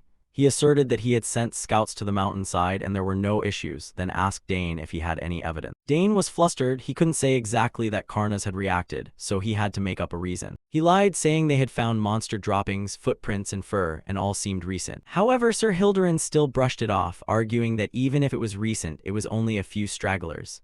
Monsters weren't stupid enough to attack when they saw such a large force. He told Dane to rest easy. If anything happened, they would handle it. Dane was furious. It was clear the man wasn't listening at all. Dane still tried to persuade him, saying they still needed to reinforce, especially near the mountain, and should move the guards forward. But Sir Hildebrand lost his patience and shouted, telling him to stop. Sir Hildebrand stood up abruptly in anger. He pointed at Dane's face and scolded that no matter how talented he was still just a student.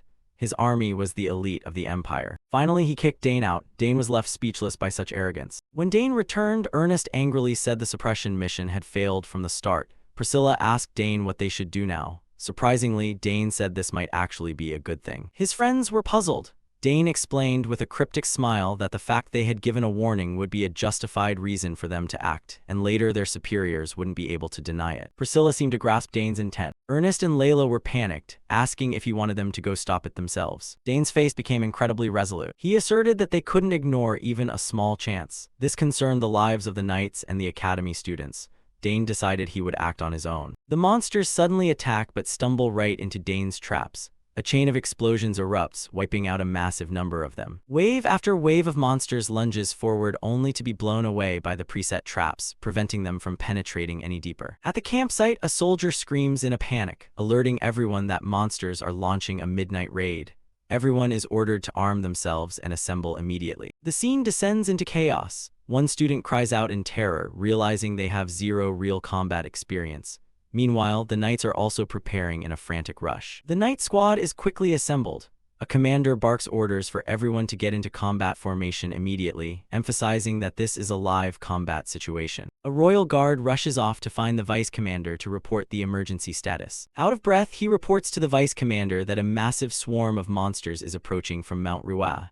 Estimates put their numbers at around 200. Hearing the number 200, the vice commander is completely stunned and aghast. The soldier adds that luckily explosive traps are slowing their advance, and it appears a few students are holding the front line. Surprised, the vice commander asks about the explosive traps as he never issued any orders to install them. The vice commander suddenly realizes something, breaking into a cold sweat. He thinks to himself, could it be that Dane Saugers is the one behind this? Meanwhile, outside, Dane's traps continue to work perfectly, sweeping away each wave of charging monsters. The monsters, consisting of both goblins and black wolves, fall in heaps on the mountainside, unable to bypass the barrier of traps. At this moment, Dane's group is observing from a higher vantage point. One friend cheers as the traps prove to be incredibly effective. The purple-haired girl in the group looks down and notes that the army below finally seems to have realized the situation. They are gathering their forces and moving up. Layla, the pink-haired girl, huffs and says, "See, wouldn't it have been better if they just listened to Dane from the start?" Dane maintains a serious expression, reminding everyone not to let their guard down. He explains that the monsters they just saw were likely only the fast-moving vanguard. The truly powerful ones will arrive later. Layla acts excited, figuring that everything so far was just a warm-up. She is ready to show the monsters her true power. Dane stands pensively, observing the situation from above with a deeply thoughtful look. He remains silent for a long time, seemingly analyzing something. After a moment of thought, Dane feels that something is truly off about this attack. He notices that the goblins and black wolves, two species that usually don't cooperate, are fighting side by side. Furthermore, they are attacking simultaneously in an organized fashion, rather than rushing in with chaotic instinct. Dane concludes that this is not normal. He senses they are being directed by someone behind the scenes, and his intuition tells him that person is about to appear. Exactly as Dane predicted, a massive dark shadow appears, signaling the second wave of the attack. Layla and Ernest also drop into combat stances, their faces filled with extreme tension. Ernest screams to Dane that they are closing in. A much larger army of monsters, including massive orcs, appears and roars. Dane orders everyone to hold the formation. The massive and aggressive monster army charges straight toward Dane's group. A blonde girl along with Ernest and Layla are ready, declaring that round 2 has begun. With a face full of confidence and resolve, Dane orders the whole team to wipe out all the monsters. Immediately, Dane begins incanting, preparing to play a trump card. A massive pillar of magic light shoots into the sky, signaling the arrival of a powerful summon.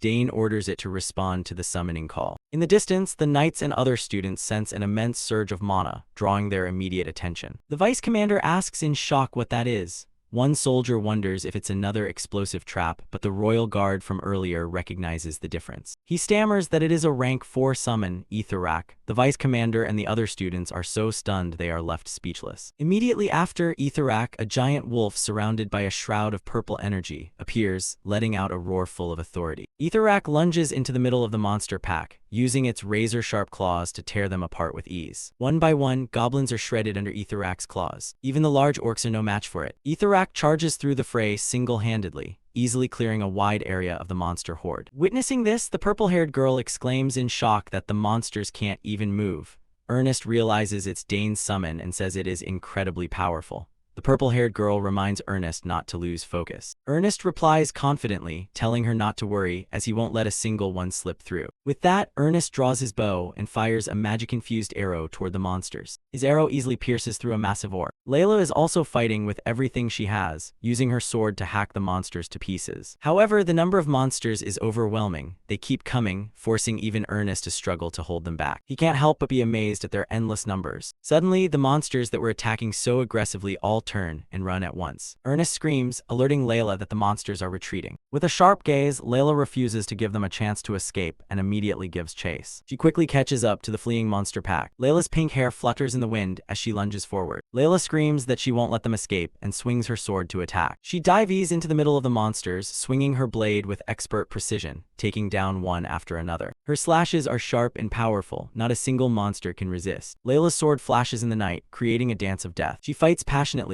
with monster blood splattering everywhere. Witnessing this, Dane smiles with satisfaction. He thinks to himself that it's just like Layla, her hard training has finally paid off. Unexpectedly, Karna's, Dane's little dragon, flies over and cries out unusually, as if it has sensed something. Dane turns to ask Karna's what's wrong. His expression becomes serious. Standing among the countless monster corpses, Dane asks Karna's if there are even stronger enemies deep within. He feels his own blood beginning to boil. Dane decides to leave Etherak here to hold the defensive line. He trusts that with the others around, the rear will be just fine. Dane takes a deep breath, preparing for a bold decision. He thinks to himself that this is the first time since his past life that he has charged straight into enemy territory like this. With a confident smile, Dane orders Karna's to follow him, and the two head deeper into the mountains to find the true mastermind. Shortly thereafter, Karna's fireballs began flying across the battlefield, roasting the orcs into piles of charred meat. Before the terrifying firepower of this little guy, no orc could stand a chance. They could only scream in vain, while Karna's himself kept breathing fire without pause. On the other side, our protagonist swung his sword in battle while calling out in praise. Good job, Karna's. You've gotten a lot stronger, kid. With that, Dane focused his gaze ahead, simultaneously unleashing a strike that sent two orcs reeling, crying out in agony. Next came a relentless flurry of sword swings. Seeing the endurance of these hulking monsters, Dane couldn't help but offer a compliment. Impressive, you still have strength left. In my past life, I would have run out of mana and been exhausted ages ago.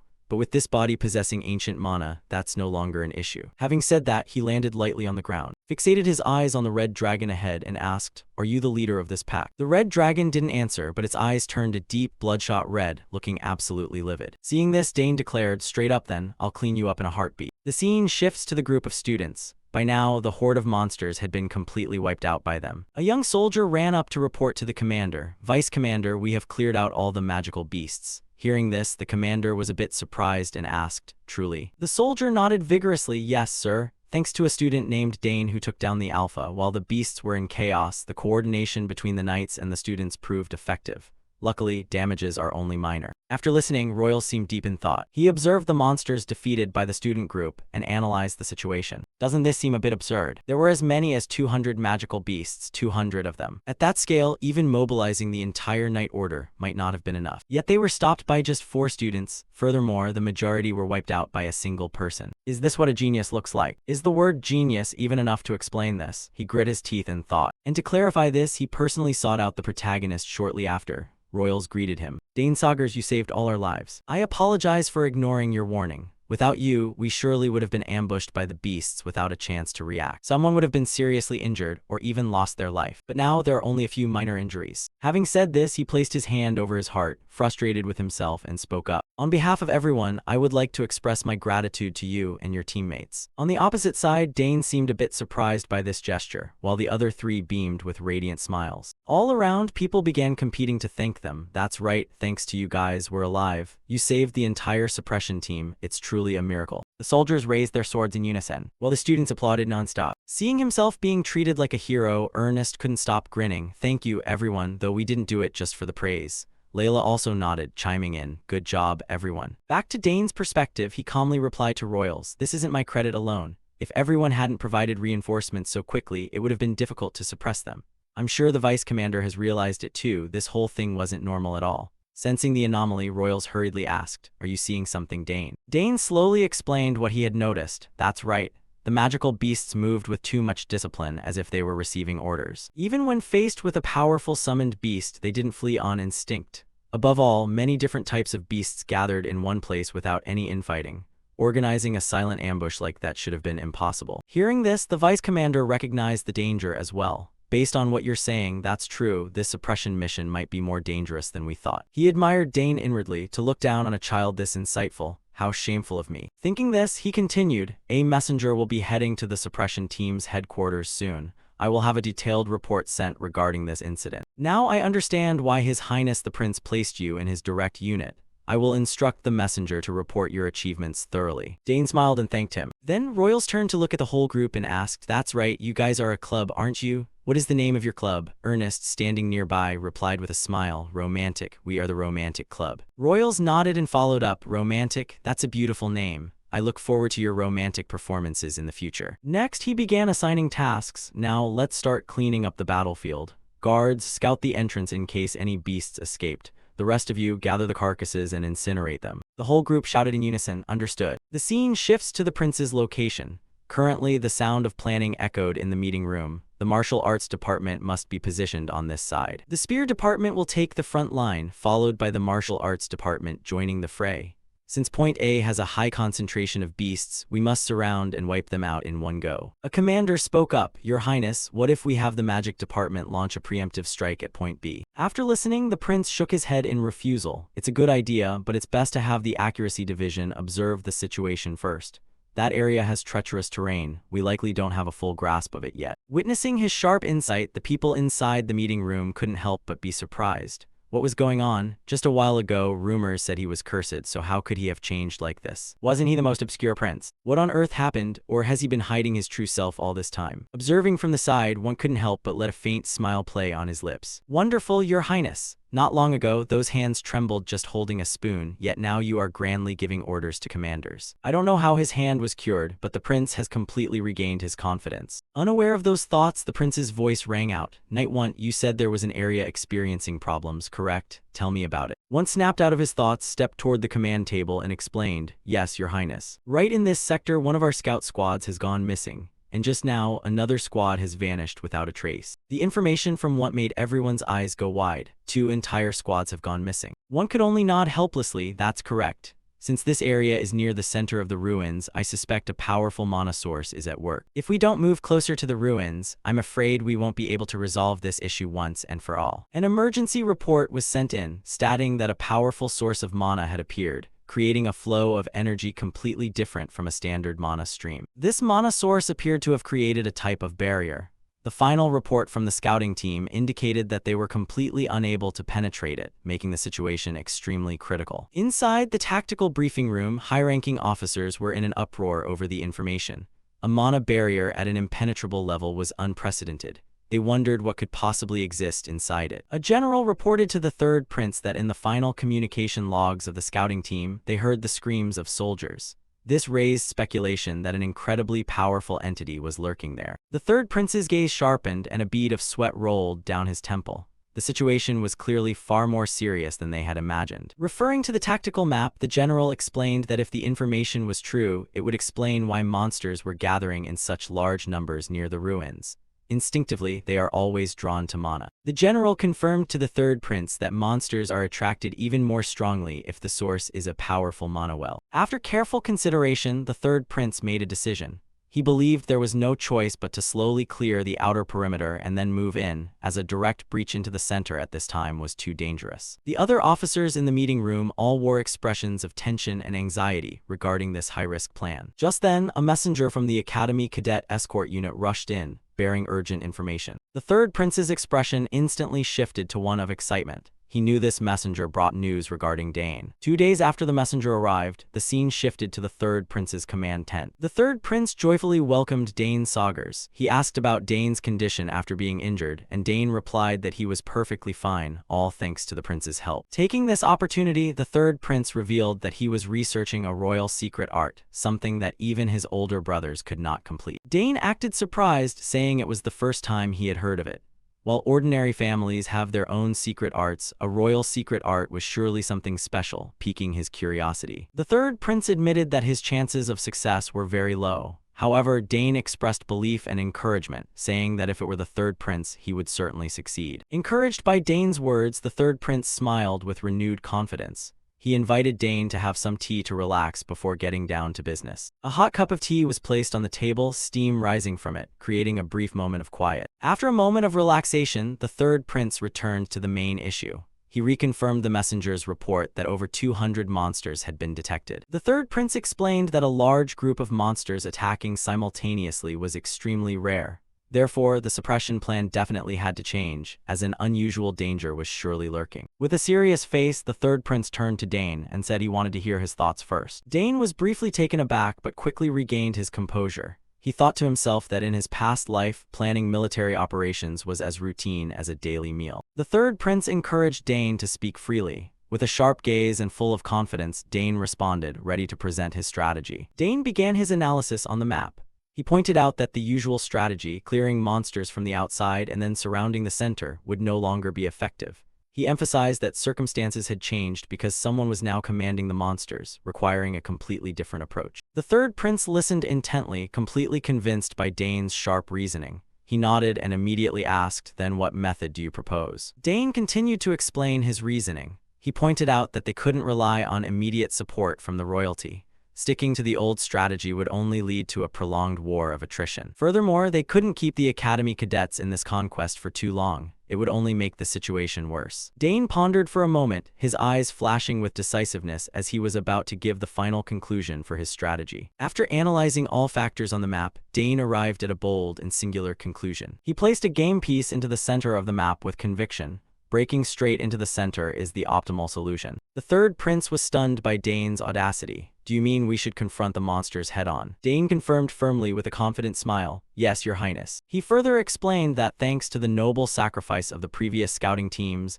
they had information on a safe route leading directly to the center. Therefore, Dane proposed that the Emperor's direct unit should personally move there. He pointed out that if they continued as before, they would only waste time and effort fighting monsters on the perimeter while the situation escalated. The third prince fell into deep thought. He admitted that the path Dane outlined might be the one resulting in the fewest casualties. However, he still had a bit of hesitation. Could this plan be carried out with only his direct unit? Dane asserted it must be done with only the direct unit. He emphasized that the path the scouting team had secured was a very narrow one. If they moved with more than 10 people, they would likely be detected. And since the monsters were being commanded, they could block the path, making later access much more difficult. The third prince went silent, understanding the point.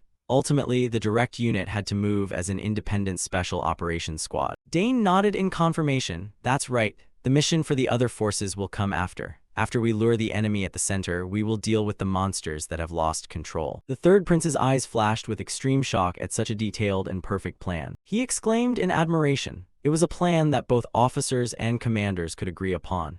He couldn't believe Dane could grasp the situation and propose a strategy in the blink of an eye, and asked if he had studied military science. Dane modestly replied that he only read a few books in his father's study, but in his heart, he knew it was all thanks to the knowledge and experience from his past life. Without a moment's hesitation, the third prince stood up, stomping his foot decisively. "Excellent." He decided to conclude the meeting and assemble the members of the direct unit. Then, he asked Dane if he had anyone to recommend who was capable enough for this mission. However, Dane interrupted, saying there was something they needed to do first. When the third prince asked what it was, Dane asserted they needed to conduct reconnaissance first. Without reconnaissance, they couldn't understand the actual situation. The third prince agreed that reconnaissance was necessary, but he also expressed concern that after 2 teams had gone missing, he wasn't sure if any soldiers would be willing to volunteer for such a dangerous task. Hearing this, Dane only smirked with confidence. It seemed he already had a solution for this problem. Dane slapped the third prince's shoulder confidently. "In that case, don't worry. As it happens, there is an expert in this field." The third prince was stunned, stammering back, "An expert?" He immediately assumed the expert Dane was talking about was himself. "Is that expert you?" However, the person Dane recommended was Ernest Dillon, the eldest son of a famous family of explorers.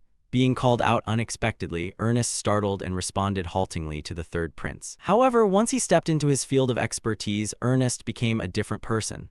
He pointed confidently at the map, explaining that the terrain was too open and hard to hide in, so it was better to take a detour. The third prince was extremely satisfied with Ernest's plan, praising him as a reliable comrade. Ernest happily thanked his highness. Seeing that the third prince was satisfied, Dane thought it was time to explain the plan B he had prepared. The third prince confirmed one last time. If they fired a signal flare, would he be ready to attack immediately? He affirmed he wouldn't be late by even a second. The third prince looked at Dane and Ernest, trustingly assigning the mission to them and telling them both to return safely. After Ernest's reconnaissance plan and Dane's plan B were officially approved, the two quickly prepared to set off. The other female students also came to see them off. One girl told them to return safely and not to get hurt. Another joked that if only their souls remained, she would use holy power to purify them, making everyone shudder. And so, Dane and Ernest began the dangerous reconnaissance journey toward the mountains where the mysterious ruins lay. Dane's eyes reflected high concentration. He knew this trip would not be simple. As they approached the mountains, they noticed flocks of birds flying away in panic, an ill omen. A massive flock of birds scattered across the sky, as if fleeing from something truly terrifying. While on the way, Ernest was curious about what was inside the ruins. Dane reminded him that the important thing now was to find out as much detail as possible about what was at the center of the ruins. Ernest asked what to do next. Dane added that if possible, they should map the entire surrounding terrain, and if the bodies of the scouts were still there, at least collect their belongings. Ernest was struck with awe and admiration. He didn't expect Dane to think so thoroughly and far ahead. A majestic yet dangerous mountain landscape appeared before them. The two continued to walk along the trail through the dense forest. A faint light filtered through the canopy, signaling they were nearing a special place. Finally, they arrived. Ernest stopped and pointed forward, shouting, "Wait, Dane, this is definitely it, the path leading into the ruins." Dane stopped abruptly. He sensed a familiar energy. "Yeah, I know what you mean." This familiar feeling enveloped his entire body. Dane recognized it immediately. It was similar to the Mist Garden. Dane and Ernest began to move deep into the ancient ruins. The dark space was filled with the terrifying growls of monsters lurking in the shadows. Dane reminded Ernest to be extremely careful and stay close to him. Ernest let out a sigh to regain his composure, but his eyes behind his glasses couldn't hide his anxiety at the pressure from the surrounding environment. In the hazy mist, large monsters lay sleeping. They looked like fierce beasts waiting for prey. The wheezing breath of the monsters echoed throughout the hallway, making the atmosphere even more stifling. Dane noticed the number of monsters was higher than expected. They had to walk very softly, holding their breath so as not to make any noise that might wake the creatures. Ernest stopped suddenly and pointed in one direction. He realized the mana mist was blowing from that direction and suggested they follow the trail. The murky mist swirled under their feet, obscuring the rugged paths of the ruins. The deeper they went, the thicker the mist became, significantly limiting their vision. Dane noted that there was a mana core concentrated at the center of the ruins. With that ancient energy source, controlling the monsters was entirely feasible. He suspected someone was using mana indirectly, perhaps infusing it into mana stones for easy manipulation. A bright blue mana stone appeared in Dane's mind as an answer. But the biggest question was, who possessed such a massive amount of mana as to create such a vast area of mist? Suddenly, a horrific scene appeared before them. Armored figures lay scattered across the ground. Dane was stunned, his green eyes wide with shock at the tragedy before him. Ernest was about to rush over, but Dane quickly held him back. "Ernest, stop!" Dane's voice rang out decisively. Before them were corpses, the ill-fated comrades who had fallen right here in the ruins. A soldier's hand still tightly gripped a sword, showing they had fought to their last breath. The bodies were not intact, evidence of the brutality of the monsters lurking here. Dane silently identified them. They were scouts from the Academy's conquest team. Not a single person survived. Ernest bowed his head, his voice trembling. All were brutally murdered, with not a single intact corpse. He couldn't believe this tragedy had happened. Stifling the pain, Dane decided they would collect the bodies and their personal items. He asked Ernest to check the surroundings to ensure safety. Ernest nodded, trying to suppress his emotions to continue the mission as Dane instructed. Dane quietly knelt beside a fallen soldier, solemnly praying, "Please rest in peace." His eyes lowered, a deep sadness passing through but quickly replaced by determination. He wouldn't let this sacrifice be in vain. Passing through the mist, a giant mana barrier glowing with a dark blue honeycomb structure suddenly appeared. This was the final magical boundary separating them from the core area of the ruins. Ernest was stunned by its scale, his eyes wide with amazement. The more he observed the barrier, the more he felt the surrounding air becoming heavier. Ernest felt the mana pressure weighing down on his body, a sticky and heavy sensation found only in massive mana sources. He told himself he had to report this to Dane immediately. By now, Dane had finished collecting the remains of the scouts. Ernest called him over to examine what he had just found ahead. The two discussed their current position. Ernest believed they were very close to the center of the ruins, but it seemed some force was intentionally interfering with their senses. Ernest's face turned pale. He pantingly admitted his body was getting heavier. Now he understood why the previous scouting teams couldn't return alive under this horrific pressure. Dane was extremely surprised because he personally didn't feel any discomfort. He realized this mana pressure was what weakened the scouts, making them easy prey for the monsters without any way to resist. Ernest silently admired Dane's strength as the pressure didn't seem to affect him at all. Ernest pointed ahead where a giant mana barrier stood. The energy wall with blue hexagonal patterns blocked the path, radiating an authoritative aura. Based on its vast arc structure, they deduced that this barrier completely enclosed the central area of the ruins. Ernest was excited, thinking they just needed to pass through to reach the goal, but Dane expressed concern about dismantling it.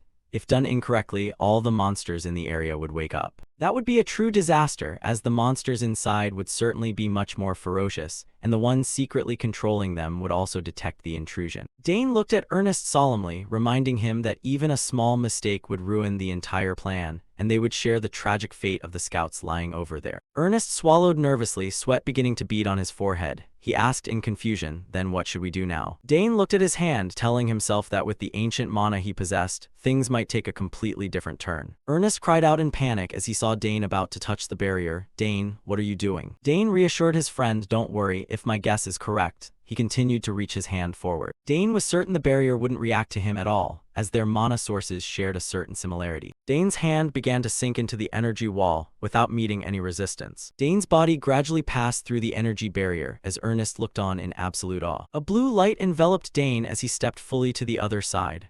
Ernest's eyes widened in amazement, not understanding why the barrier remained completely silent. Ernest shouted with excitement upon seeing Dane pass through safely without any reaction from the monsters. He truly couldn't believe his eyes. Dane nodded in confirmation, just as he thought, because he carried ancient mana. The barrier, originally built from a similar energy source, would not recognize him as an intruder. Dane clearly sensed this was raw, unrefined mana, emitting a powerful ancient breath. Although happy for Dane, Ernest couldn't help but feel sad because he couldn't pass through it himself. He anxiously asked Dane if he could go on alone. Seeing Ernest start to worry for himself, Dane gave a warm, confident smile. He asserted firmly that he would never leave his friend behind, for he had come up with a bold plan for them to act together. Ernest was still dazed, not understanding his friend's intention, when Dane took the initiative to reach out his hand and requested firmly, "Ernest, give me your hand for a moment." Dane took Ernest's hand, using his mana to envelop his friend, and then they both stepped through the energy barrier.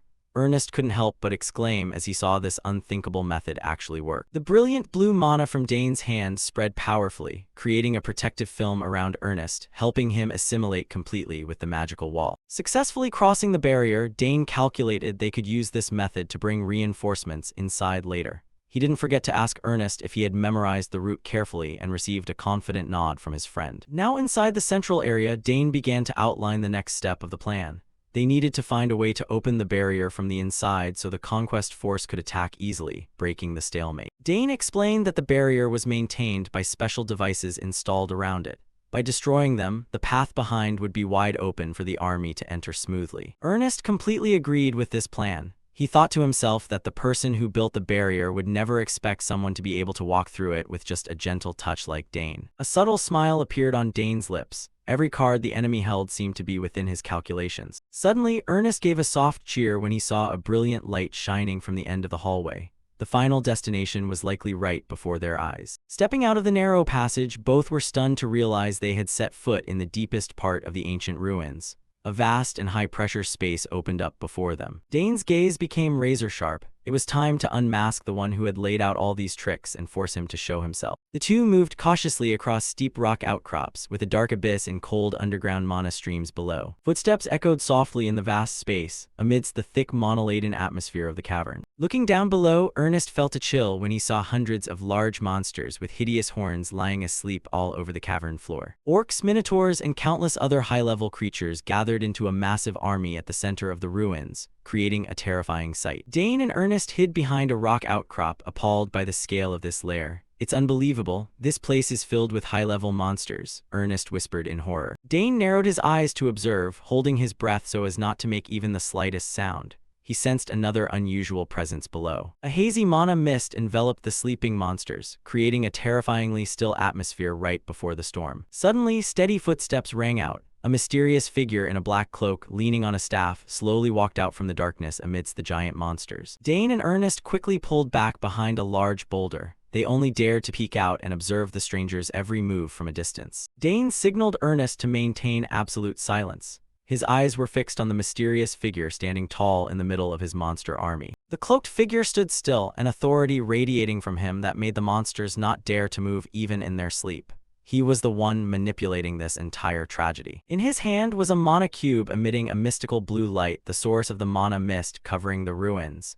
Dane clenched his fist. The real confrontation was about to begin. The mysterious cloaked figure stood proudly before the monster pack, ordering them to destroy the entire conquest team in a single strike as soon as they entered the ruins. A manticore-like monster roared fiercely, its roar signaling a bloody massacre about to start. The sharp appendages and claws of the monster pack flailed in the air, demonstrating the destructive power of this legion. Under the control of the mysterious sorcerer, the monsters moved in an organized fashion, ready for an all-out attack. The face hidden under the controller's hood radiated a sinister and cold look, he seemed to have victory firmly in his grasp. From a hidden vantage point above, Dane Saugers, the silver-haired genius of the Saugers family, and his friend Ernest watched silently, amazed to see the aggressive monsters obey the sorcerer like submissive sheep. Ernest quickly reminded Dane to pay attention to the enemy's hands, which held the secret of this terrifying controlling power. The mysterious cloaked figure gripped his staff, which emitted a mystical green mana glow that enveloped the surrounding space. That was an ancient mana stone with extreme energy density, the thing directly manipulating the will of hundreds of monsters. With his genius vision, Dane Saugers realized the sorcerer was only using the stone indirectly, and had not absorbed the ancient energy into his body like he had. Quickly establishing a tactic, Dane asked Ernest to set explosive traps at the weak points of the central pillars exactly according to the plan. The full view of the ruins appeared in a grand scale, where a series of ancient structures had now become lairs for the monsters to occupy. The thunderous footsteps of orcs and goblins echoed through the passages, showing that the enemy numbers were truly overwhelming. Once the traps were set, their final goal was to seize the mana stone to neutralize the sorcerer's controlling power. Dane explained that if the stone was lost, the monsters would fall into a state of chaos, making it easy for the conquest force to deal with them.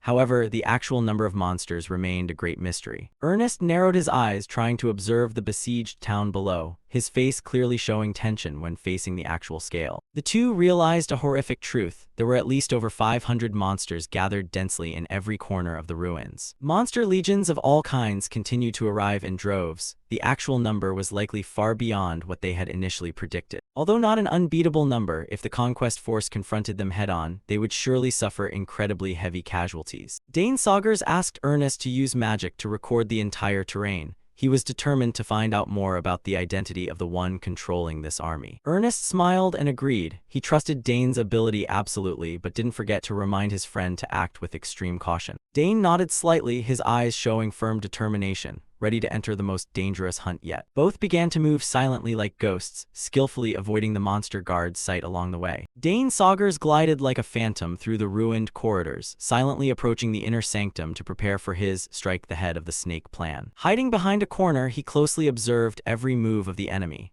Ahead, the hooded sorcerer began to deploy the monster legion to guard the entrance strictly. The mysterious cloaked figure ordered the monsters, from orcs to lion-like hybrids, to guard the ruins' entrance carefully. He sensed that the conquest team's attack could begin at any moment and didn't want any mistakes. The monsters growled in obedience. Their presence created a heavy atmosphere of pressure right before the entrance gate. With the staff held tightly in his hand, the mysterious figure stood proudly commanding his loyal subjects, ready to fight anyone who dared to intrude upon his territory. From a hidden vantage point above, Dane Saugers, the young genius with silver hair and sharp eyes, watched silently.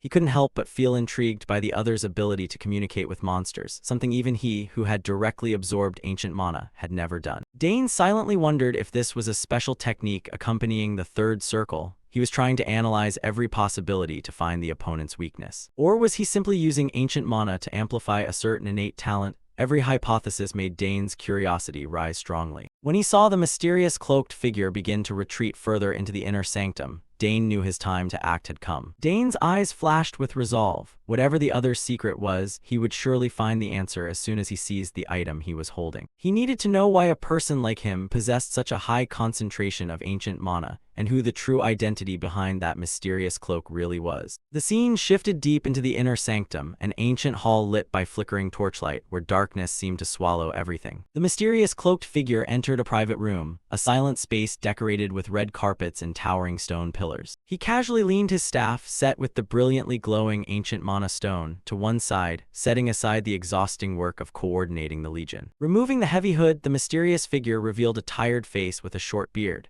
He complained incessantly about the monster pests he was managing, finding them disgusting and lacking any sympathy for them despite being around them so long. He only hated why he was the only compatible person for this troublesome power. He muttered dejectedly, wondering how much longer he would be stuck in this remote and dark place before he could return. Right outside the hallway, Dane Saugers was hiding perfectly, listening to every word of the target's monologue to gather more information. Dane silently analyzed that if he called himself a compatible person, it proved this monster-controlling power was not innate, but something granted by his organization. Dane's sharp gaze peeked through the door crack. He was calculating every tiny movement to ensure the assassination went smoothly. Fortunately, Dane sensed there were no other presences in the room, and all the monsters had been withdrawn according to his earlier order. This was a godsend opportunity. The sound of wine being poured into a glass rang out steadily, breaking the silence of the room. The mysterious figure was trying to enjoy a rare moment of rest. The mysterious cloaked figure tried to reassure himself by thinking this was destiny and a noble mission assigned by the organization, so he had to accept it voluntarily. But in his heart, his true fear was that illogical fellow. He was resentful when thinking of the one who hindered the plan, while also being filled with horror at the insane power he possessed. He wondered how one person could single-handedly slaughter such a massive number of monsters. The image of Dane Saugers with brilliant silver hair, brutally massacring monsters in an instant, returned vividly to the sorcerer's mind. Although he had never directly faced or seen the true face of that silver-haired genius, the rumors of a monster in human form were enough to make him shudder in fear. The monsters fell at his feet like mown grass, a horrific sight that fell outside all initial calculations of the mysterious organization. His face showed extreme worry and unease at the mention of Dane Saugers' name. He had no idea that the Reaper he feared most was now right behind him. In his heart, the mysterious cloaked figure was still haunted by the power of the famed silver-haired Saugras family. He shuddered thinking of that illogical genius, a person possessing power far beyond all his common understanding of magic. To soothe the surrounding fear, he poured another glass of wine, trying to regain his composure in the quiet room. He muttered to himself that he had to report the existence of that silver-haired guy to the organization, as this was an extremely serious threat. The sorcerer slammed the wine glass onto the table, right next to the staff set with the ancient mana stone still glowing mystically, the weapon that helped him rule the monster army. From a nearby hidden spot, Dane Saugers, the calm genius of the Saugras family with his characteristic silver hair, watched silently.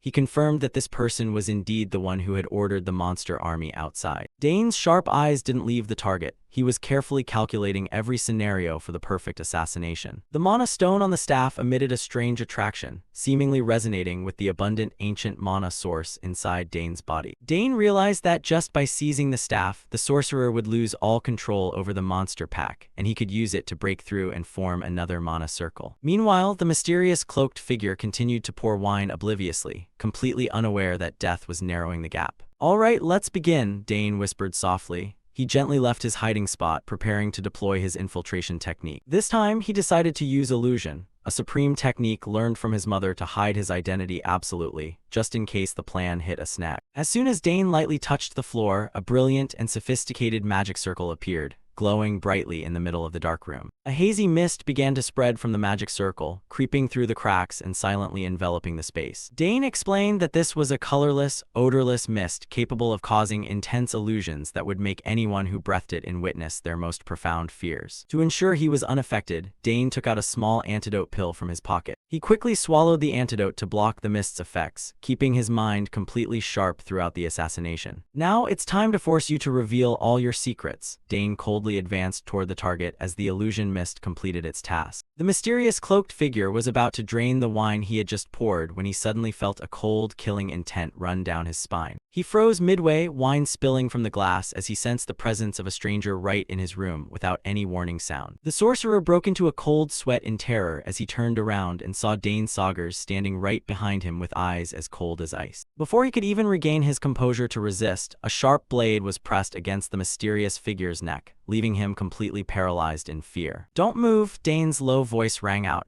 He warned that this blade was coated with a lethal poison that would end his life instantly if he dared to move even an inch. The sorcerer trembled, a bead of sweat rolling down his pale face as he realized he was completely helpless before this terrifying youth. All previous arrogance vanished, leaving only a profound fear that was slowly suffocating his mind. Truly unexpected, the mysterious cloaked figure wheezed in horror, unable to believe a guest could penetrate this deep without him knowing. He stared blankly at his opponent, trying to find an explanation for the illogical appearance threatening his life. The mysterious figure stared in terror at the void, stammering to ask the identity of the person who had so miraculously broken in. He couldn't believe someone could pass through layers of monster guards to reach him so easily. The response to that extreme fear was Dane Saugers' cold and haughty smile. His terrifyingly calm demeanor made the sorcerer feel the breath of death enveloping the entire room. With the poisoned sword pressed against his neck without a single gap, Dane Saugers made a powerful declaration. "Should I say I am the Reaper come to take you away?" The chapter closed with the extreme horror of the monster controller when facing a true monster in human form. Asir was confused by the appearance of the one claiming to be the Reaper. Why would a high-ranking Reaper in the organization crawl to this heavily guarded place? The youth emphasized that Asir must know very well how impossible it was for someone to break in here, so don't ignore it. Asir broke into a cold sweat, his face drained of color. He had no idea how the person before him could bypass the barrier and the dense monsters. Dane pressed the knife against Asir's neck, coldly reminding him not to underestimate the situation. This was no joke, his life was in his hands. Asir's hand gripped the table, his heart full of doubt. He wondered who this youth was and what method he used to sneak in here alone. Dane tilted his head to look at him, his voice dropping low and threatening. He ordered him to confess truthfully if he still wanted to keep his worthless life. Asir could only stay silent, sweat pouring down his face. The overwhelming presence of the opponent made him speechless, not daring to utter a single word of resistance. Meanwhile, Dane was secretly pleased because his voice acting and Reaper aura had fooled the man. The first step of the interrogation was a success. Dane smirked and asked if the fun could begin. The light from the magic staff flickered faintly, signaling the secrets about to be revealed. By the flickering candlelight, Dane stood tall, pressing for his true purpose.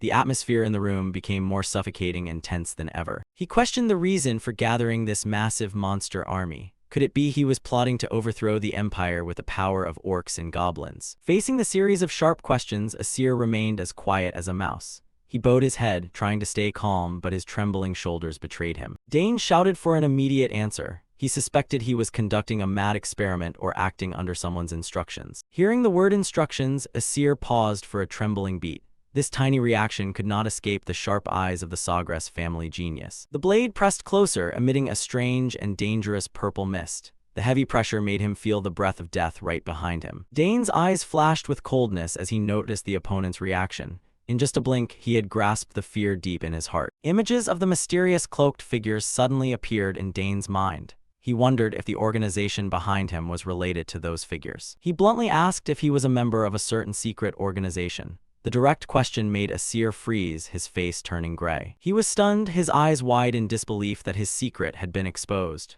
Panic began to take over his mind as he looked at the Reaper. Asir stared at the opponent's uniform and insignia, full of questions. He didn't understand how an outsider knew of their existence. He screamed that he would reveal nothing, even in death. But Dane remained calm, seemingly having anticipated this reaction. Dane gave a cunning smile behind his mask, looking extremely dangerous. He knew exactly how to make even the most stubborn open their mouths voluntarily. His hand slammed onto the table, creating a sharp noise that broke the silence. It was time to shift to a more brutal interrogation method. Dane leaned into Asir's ear, whispering about a proper greeting. Seeing his smile, the man could only shiver at the chill down his spine. He looked at Dane with wide, terrified eyes. Dane warned coldly that he wouldn't repeat himself, forcing him to choose between confessing or receiving a bitter end. Dane's red eyes stared directly into Asir's mind. A killing gaze made him feel as though his soul was being strangled by a terrifying entity. In his half-human, half-demon form, Dane threatened coldly. He asked if he wanted to confess everything here or experience the sensation of the dark dungeon. Asir fell to the floor, trembling as he asked where this youth came from. He couldn't believe someone had broken into this place without anyone knowing. Dane was secretly pleased that the illusion was working effectively. If he was in the same boat as the others, everything would become much easier. With the blade close, Dane ordered him to reveal his true purpose. The space was dead silent, save for Asir's terrified gasps. Dane stepped forward, each footstep sounding like a hammer hitting Asir's heart. The old man backed away in panic, stammering for the youth to stay away from him. The sound of heels clicking on the floor was full of pressure. Dane raised an eyebrow and asked if he really intended to stay silent until he died, even with a blade at his throat. A close-up of Dane's eerie eyes made even the viewer shudder. The invisible pressure radiating from the youth made the air in the room feel as though it had frozen solid. Asir cried out in despair, screaming that he'd rather die because he had absolutely nothing to confess. His will was completely shattered under the Reaper's terrifying intimidation. Dane's cold gaze seemed to pierce through every lie. He was waiting for a single crack in the man's psychological armor to end the conversation. The short sword once again became an effective tool for applying pressure. Dane knew exactly what to do to make this old man open his mouth voluntarily. Dane suddenly recited the organization's bylaws verbatim regarding prioritizing security over life itself. The youth smirked, mocking him by saying he was at least different from the other fools. Asir froze, his face turning pale as he asked how the intruder could possibly know those top-secret details. The core secrets of the organization were clearly held by a total stranger. Dane gave a mental sneer because the reaction was exactly as he'd predicted.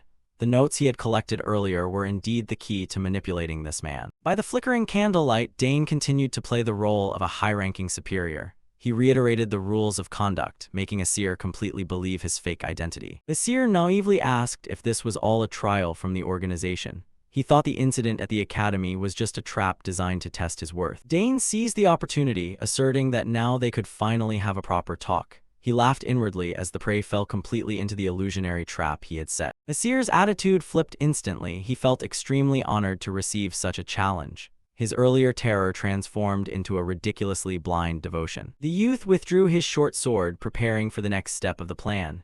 The opponent's blind trust was now the strongest weapon in his arsenal. Dane privately judged Asir as a true fanatic and decided to play the part to the end. He feigned praise for the man for safely bypassing the dense monsters. Asir prostrated himself on the ground, swearing to dedicate his entire loyalty to the organization. He declared he was ready to do anything upon receiving an order from above. A close-up of Asir's bowed head showed his total submission. He had no idea he was kneeling before the very enemy he most desired to destroy. Dane looked down with a void of expression, thinking this situation had turned out quite well for him. A fanatic would be an endless source of information if exploited correctly. Dane gave a sinister smirk, knowing for sure the prey was caught. The psychological game was over. Victory belonged to the Sagres genius from the very start. Switching to a cold tone, the youth scolded him for losing hundreds of important monsters.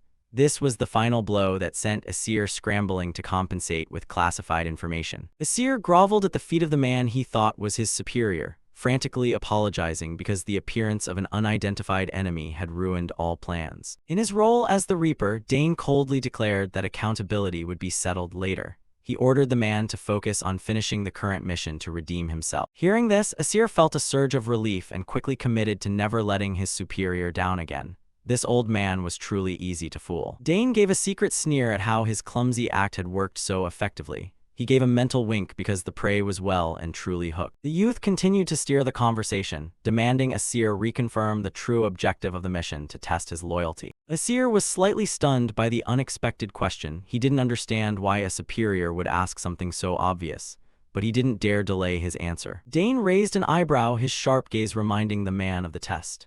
The pressure from the youth made Asir break into a cold sweat as he confessed everything. He confessed that the primary mission was to incite the monsters to cause total chaos throughout the Empire. It was a calculated and brutal plot. Additionally, they wanted to test the power limits of the magic staff he was holding and report back all the collected data. The staff emitted an eerie green light. Dane realized this was the very item that allowed a mediocre man like Asir to control a whole army of monsters. Dane pressed him on how much he actually knew about the weapon. Asir honestly admitted he was only the one chosen to use it and didn't know the specifics. The youth was inwardly surprised to learn this power wasn't innate but granted. This proved the organization behind him possessed an extremely high level of technical skill. Trembling, Asir added that this was an extremely dangerous artifact. He felt as though he was straining just to contain the energy that threatened to explode. A close-up revealed the ancient staff of the legendary Arcana Kingdom. A long-lost treasure had resurfaced in the hands of these calculating rebels. He believed that increasing chaos would help reshape the world according to the organization's desires, a mad ideology of those wishing to overthrow the order. Dane privately evaluated this as a rather mediocre and predictable plan. He kept his face cold so the old man wouldn't suspect his true identity. Through the man's words, the youth confirmed for certain that they were part of the same group as the assassins he had encountered in the Forbidden Zone. He also suspected that even Professor Denabo at the academy was closely linked to this dark organization. Things were starting to get interesting. Dane decided he would stir up some real trouble here. He wondered how the organization's high-ups would react when they realized everything had been exposed. He feigned revealing that he had been sent by a powerful figure at the academy who had been secretly watching Asir for a long time. Asir froze, guessing in shock that the person must be the academy branch manager. This was a priceless piece of information that Dane had accidentally extracted. The youth nodded in confirmation, adding that the person was very satisfied and placed great expectations on him. Asir was overjoyed, moved nearly to tears. Dane secretly mocked the opponent's stupidity. Though he didn't know for sure who the spy was, the title branch manager had narrowed down the targets for him. To end the scene, the youth told Asir to close his eyes to receive a gift from the mysterious superior. The man believed it completely, his face full of eager anticipation for his reward. Asir obediently followed suit, his heart racing with the thought of a promotion. He had no clue that what was actually about to hit him was a one-way ticket to the afterlife. Asir squeezed his eyes shut, his face contorted with a mix of nerves and excitement. He held his breath for the honorary gift from his superior, oblivious to the disaster looming over him. Dane gave an enigmatic smirk as he held a rectangular white object. With half his face still in its terrifying Reaper form, he prepared to give this sinner a conclusion he'd never see coming. Dane Saugers appeared amidst the ruins after the job was done.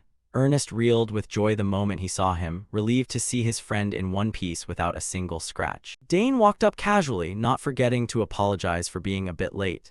The youth explained that squeezing information out of the traitor took much longer than he had initially imagined. Ernest chuckled, saying he had been waiting right there for Dane to return. The grin on his face showed just how much he trusted his friend's abilities. Right then, Ernest noticed something sparkling in Dane Saugers' hand. It was a magic stone emitting a mystical green glow that looked incredibly powerful. Dane gave a subtle smile, asserting he had drained every single secret from Asir. His gaze was sharp, showing that everything was still under his control. It turned out the final gift for the traitor was anything but simple. Sir Delphin held a small box, his face turning grave as he listened to the explanation. Inside that box was paralysis poison, an extremely potent toxin. Just a small dose was enough to make any stubborn foe lie perfectly still. Looking at the box, Sir Delphin was inwardly amazed by Dane Saugers' thorough preparation. This youth wasn't just a fighter, he was incredibly cunning in using strategy against his foes. Dane coldly stated that even if the man woke up, there was no way he was escaping. With the poison's effect, he would be like a fish on a cutting board waiting to be processed. Ernest breathed a sigh of relief, saying they didn't have to worry about that guy anymore. Immediately, Dane Saugers demanded they destroy the barrier to alert the main force. However, Ernest still broke into a cold sweat. He was worried that once the barrier vanished, the monsters would lose all control and fall into their most frantic state. Dane Saugers smirked, saying that was exactly the opportunity he had been waiting for. Once their controlling will was gone, the monsters would tear each other apart until they were all wiped out. Hearing this sit on the mountain and watch the tigers fight plan, Ernest finally understood. He nodded enthusiastically, preparing to help Dane break the seal on the annoying magic barrier. The two quickly got to work, with Ernest confidently stating he was ready. The final preparations were done, now they just had to wait for the real show to begin. A while later, the night sky suddenly erupted with brilliant magic flares. The booming sounds echoed everywhere as a signal that a glorious victory for their side was near. Multicolored light danced across the air, illuminating the entire ruin. It was a spectacular sight, signaling that the dangerous mission was finally completed successfully. Exactly 6 hours after Dane Saugers and Ernest had entered the deep ruins, everything was settled. Not much time had passed, but the results were truly beyond expectations. The magic fireworks weren't just for show, they were a victory signal for the entire army. The group of knights below looked up, every one of them beaming with joy. Observing from a distance, Third Prince Edward wore a satisfied smile. He was extremely pleased to see the plan go so smoothly, exactly as he had hoped. Immediately, Edward ordered a general assault to sweep away the final remnants. Sir Delphin drew his sword and led the Fourth Knight Order, charging toward the center of the ancient ruins. The army marched forward with thunderous steps and soaring morale, terrifying the monsters. The plan to eliminate the enemy in a heartbeat was progressing much more smoothly than before. The ancient ruins became the stage for the largest sweeping operation ever seen. The old stone structures shook under the heroic footsteps of the advancing army. The battle raged fiercely as the soldiers confronted the aggressive orcs head-on. The sound of clashing weapons rang out amidst the rubble and swirling dust. A soldier shouted, urging the team to hold the formation against the enemy's pressure. No matter how crazed the monsters were, they couldn't pierce the defensive line. The commander's voice boomed over the roars, ordering the team to give it their all. The battle was intense, with everyone straining to finish off the stubborn monsters. The fight at the ruins grew hotter than ever. The knights had to constantly channel their inner power, shouting to each other to pour all their mana into their weapons to withstand the horrific pressure from the blue orcs. In the midst of the fray, the red-haired girl valiantly swung her sword, cutting down enemies while clicking her tongue in observation. The monsters this time seemed much more stubborn and tanky than the previous waves, forcing her to expend significant energy. Just as she expected, the deeper they went into the ruins, the more abnormally strengthened the monsters became. Her sword swings started to feel heavier against the mounting pressure. While the warriors struggled to hold the line, Priscilla Neriel arrived just in time to support. The blonde mage quickly deployed magic circles, reassuring her teammates to hold on just a bit longer while she healed them. Priscilla closed her eyes, concentrating deeply on her incantations as ancient characters flowed through the air. A gentle green light from her magic spread out, mending the wounds of the exhausted knights. The situation was critical. A commander ordered the team to focus magic fire toward the southwest. Brilliant purple light exploded, targeting a massive lion-like monster baring its fangs. The knight order took the command, immediately forming up to protect the mages and open a path forward. Though the orcs were as numerous as ants, they began to be pushed back under the army's coordinated assault. The power of the combined attacks made the scene more chaotic than ever. The monsters tore at each other or were shattered under the hurricane strength of the expeditionary force, creating a bloody spectacle. Sir Delphine once stood in the middle of the battlefield, his sharp eyes monitoring every small change. His face showed absolute resolve. He wouldn't let a single monster escape this encirclement. The commander roared mightily, ordering the soldiers to wipe out every remaining monster, allowing not a single one to survive. Sir Delphine's spirit added fuel to the fire for the already blood-pumping army. The knights charged like whirlwinds, hacking through the blue orcs without mercy. Lightning-fast sword strokes tore through the air, turning the ruins into a veritable meat grinder for the monsters who had lost their controller. Sharp explosions rang out everywhere as magic collided with monster flesh. The force was strong enough to make the earth shake, with dust clouds obscuring the vision of those in the fight. A massive explosion erupted, marking the total collapse of the monster's final defensive line. Everything shook violently, indicating the sweeping operation was reaching its most successful conclusion. Ernest ran up excitedly with his bow to tell Dane Saugers that the main force had arrived in time. One look at the bespectacled youth's beaming face was enough to know he could finally breathe easy. Dane Saugers gave a faint smile, his expression perfectly calm as if everything had gone according to plan. The youth was very satisfied that the barrier-breaking plan had worked so well. The work of clearing the scene began in a hurry. Dane and Ernest headed back to report. Both intended to meet the third prince immediately to conclude the grueling mission. Dust from the explosions still lingered around the ancient buildings of the ruins. The scene after the battle looked quite desolate, but the most important thing was that the threat had been officially removed. The houses on the cliffs were peaceful once more after the storm of magic fire. The entire ruins area seemed to be slowly recovering after the crazed monsters were wiped out by the royal army. At the center, third Prince Edward Danter began his formal commendation speech. He declared that in this campaign, one person had achieved a massive feat that far surpassed all others. The knights stood solemnly as Edward praised the mysterious hero who stood at the front line. According to him, this person had blocked the monster's surprise ambush, opening the road to victory. The crowd of students couldn't help but be curious as the prince mentioned the one who bravely infiltrated the center of the ruins. Thanks to the valuable intel on enemy weaknesses this person brought back, the army's losses were significantly reduced. Edward stood high, pointing toward the person standing next to him, asserting that this youth had directly subdued the enemy in the fiercest battle. All eyes were fixed on the platform, where the hero's identity was about to be revealed. Cheers rang through the ruins as knights simultaneously raised their swords in celebration. The boisterous atmosphere of the Vindan ceremony made the air feel more heroic than ever. The soldiers shouted "Long Live" in unison, their excitement spreading across the cliffs. After moments of life and death, they could finally breathe and celebrate a hard-won victory. Third Prince Edward smiled brightly, declaring he would grant a grand reward to the campaign's hero. He looked toward Dane Saugers, prepared to drop a bombshell that would shock everyone. Third Prince Edward called out Dane Saugers' name with a booming voice. He asserted that the youth's valiant actions would serve as a shining example for the entire empire. Edward Danter stepped forward, placing a hand on Dane's shoulder as a formal acknowledgement before the public. It was a rare display of intimacy between a noble prince and a cadet. Edward dropped a real bombshell by expressing his wish for Dane to be by his side as a friend.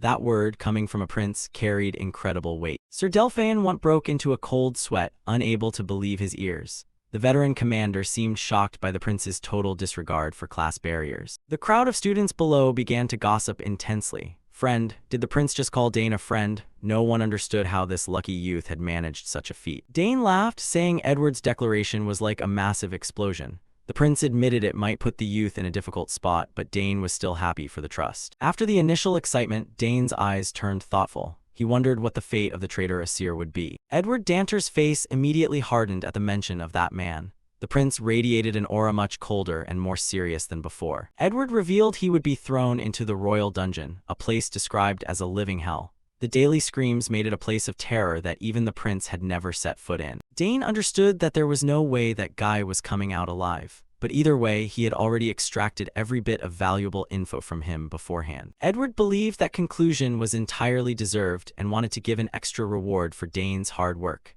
However, the youth remained humble, saying it was already more than enough. Dane fell silent for a long moment as if weighing something very important. His pensive look showed he was about to make a special request. In truth, he had a major matter he wanted to ask the prince for help with. Seeing Dane's seriousness, Edward generously told him to speak whatever was on his mind. The two stood in a private corner of the platform to discuss the major affairs. The space grew strangely quiet, leaving only the secret dialogue between the prince and the new hero. Dane bluntly mentioned the true enemies targeting the Empire and the prince himself. This stern warning forced Edward to ponder the potential hidden threats. The youth's expression was incredibly serious, showing that the scope of the plot was much larger than imagined. The political game was officially starting to heat up. The campaign at the ruins closed, leaving behind a strangely peaceful scene beside a majestic waterfall. Yet behind that peace, dark undercurrents were waiting to burst. A few days later, the scene shifted to the office of the head of the magic department at the academy.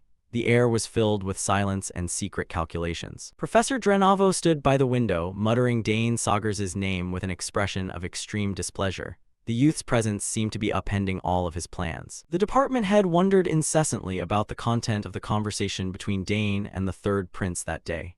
The dead silence of the past few days only added to his anxiety and worry. Right then, a figure in a black cloak quietly entered the room without making a sound. This mysterious appearance signaled a meeting that was anything but healthy. Drenavo startled and turned around when he felt the presence of a stranger standing right behind him.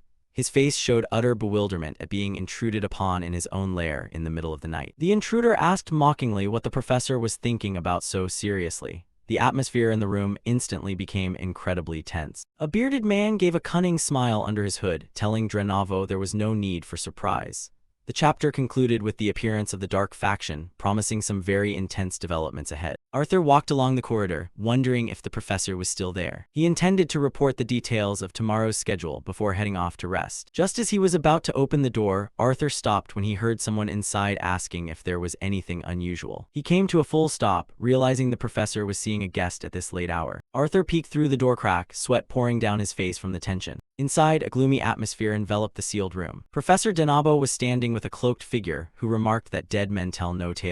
The old professor sneered, confident that even if that guy confessed everything, he would still know nothing about him. The cloaked man smiled smugly, affirming that Denabo's position would remain secure. Denabo's eyes revealed a sinister look under the dim light. The cloaked man promised to soon send someone to support the next plan. Arthur, hiding behind, was stunned, unable to believe what he had just heard. The conversation began to mention the investigation team and the recent conquest. Arthur narrowed his eyes suspiciously. It was clear they were hiding a massive secret. He began to feel a chill down his spine at the truth about the teacher he had always respected. The conversation shifted to the fact that a high-ranking figure was about to arrive to rectify the academy. Denabo clicked his tongue, dismissed it as a formality, and said they had already prepared a countermeasure. The cloaked man carefully asked again if there were any vulnerabilities. The professor flashed a smug smile, guaranteeing that neither of their positions would be shaken. Then he mentioned someone the organization was keeping a particularly close eye on. Arthur jumped when he heard the name Dane Sagers escape the old professor's mouth. The cloaked man emphasized that while Dane had achieved a great feat, he had actually ruined the organization's plans. He demanded that Denabo quickly recruit or deal with a teenager. Denabo folded his arms and nodded, promising to focus all his efforts on the new target. In their eyes, no matter how talented Dane was, dealing with him was only a matter of time. Before leaving, the cloaked man didn't forget to remind the professor about the letter of recommendation. Denabo replied generously, considering it a small gift for the help provided. He promised to soon send the official letter of recommendation to the magic tower as planned. The mysterious figure bowed and prepared to vanish into the night. A devious smile appeared on the face hidden behind the cloak. Arthur felt a surge of resentment, unable to believe the professor was using his future to trade with traitors. The office door slammed shut, ending the dark conversation. Arthur turned and ran for his life, his breath becoming rapid with fear. He understood that he had just overheard a secret that could upend the entire academy. Hurried footsteps echoed in the night. He knew he had to find Dane immediately. Arthur rushed between the silent buildings, not daring to look back even once. The scene shifts to the park near the dormitory late at night. Under the dim yellow streetlights, Arthur was recounting the entire event to Dane Sagers. He emphasized that their next target was him. Dane listened and then summarized the situation with an unusually calm demeanor. He reckoned that Denabo must be in a great hurry to have left such an elementary opening. Arthur asked worriedly if Dane would be okay if the professor found out about this. Arthur told himself he had nothing left to lose after being abandoned like a pawn by the teacher he once respected. He bitterly recounted how Professor Denabo had used the letter of recommendation as bait to turn him into unpaid slave labor. Despite his own desperation, Arthur recognized the horrific scale of this plot and sought out Dane for help. Arthur admitted that among everyone he knew, Dane was the strongest and most reliable person. Dane listened silently, his eyes showing understanding for the pain of betrayal felt by the man before him. He knew that discovering his professor was a member of a treasonous organization was a massive shock to him. Dane thought to himself that this matter no longer just concerned trust, but directly impacted Arthur's future. Arthur stood in silent dejection, his solitary shadow stretching long under the dim lights of the academy. He looked at Dane imploringly, asking what he should do to escape this deadlock. Dane's eyes sharpened as he realized a golden opportunity had just presented itself. Recruiting someone as close to Denabo as Arthur would make his plan run much more smoothly. Dane asserted that Denabo's power was nothing compared to the third prince, and exposing this plot would yield far greater benefits. Arthur was stunned as he realized Dane was suggesting he embark on an incredibly dangerous plan. Dane stepped forward and placed a hand on his shoulder, a gesture serving as a promise of absolute protection. He gave a confident smirk, declaring that he already had a perfect plan in mind. Instead of continuing to serve the devious professor, Dane suggested Arthur place his full trust in him. Dane's forceful words struck a chord with the assistant's heavily wavering psyche. Without further hesitation, Arthur affirmed he would do whatever Dane asked to reclaim justice for himself. The night passed in silence, signaling that the pieces were beginning to move on the political chessboard. 2 days later at the academy, an outward appearance of peace still hung over daily activities. In the lab, Denabo scolded Arthur harshly for his lateness. Arthur only bowed in apology, citing a lab accident. From a distance, Dane observed silently, satisfied that everything was unfolding exactly as predicted. He smiled triumphantly as he saw Arthur perfectly play the role of a submissive assistant before the old professor. Originally, Dane intended to track Denabo himself and have Ernest collect evidence, but Arthur's appearance changed everything. Arthur stood by Denabo, fulfilling the role of an insider embedded right under the enemy's nose. No one could monitor the old professor's movements more closely than his own personal assistant. Dane believed that with help from the inside, catching Denabo red-handed was only a matter of time. He stood tall in the middle of the campus, his cold gaze fixed directly on the laboratory building. He softly called out Denabo's name with an enigmatic smile, as if victory were already in his grasp. Looking at the professor's arrogance, Dane told himself the man was digging his own grave without even knowing it. Professor Denabo was launching into a tirade about his disappointment with Arthur's results. The young man could only bow in apology. He held out his hand mockingly, saying Arthur should have placed first in this conquest.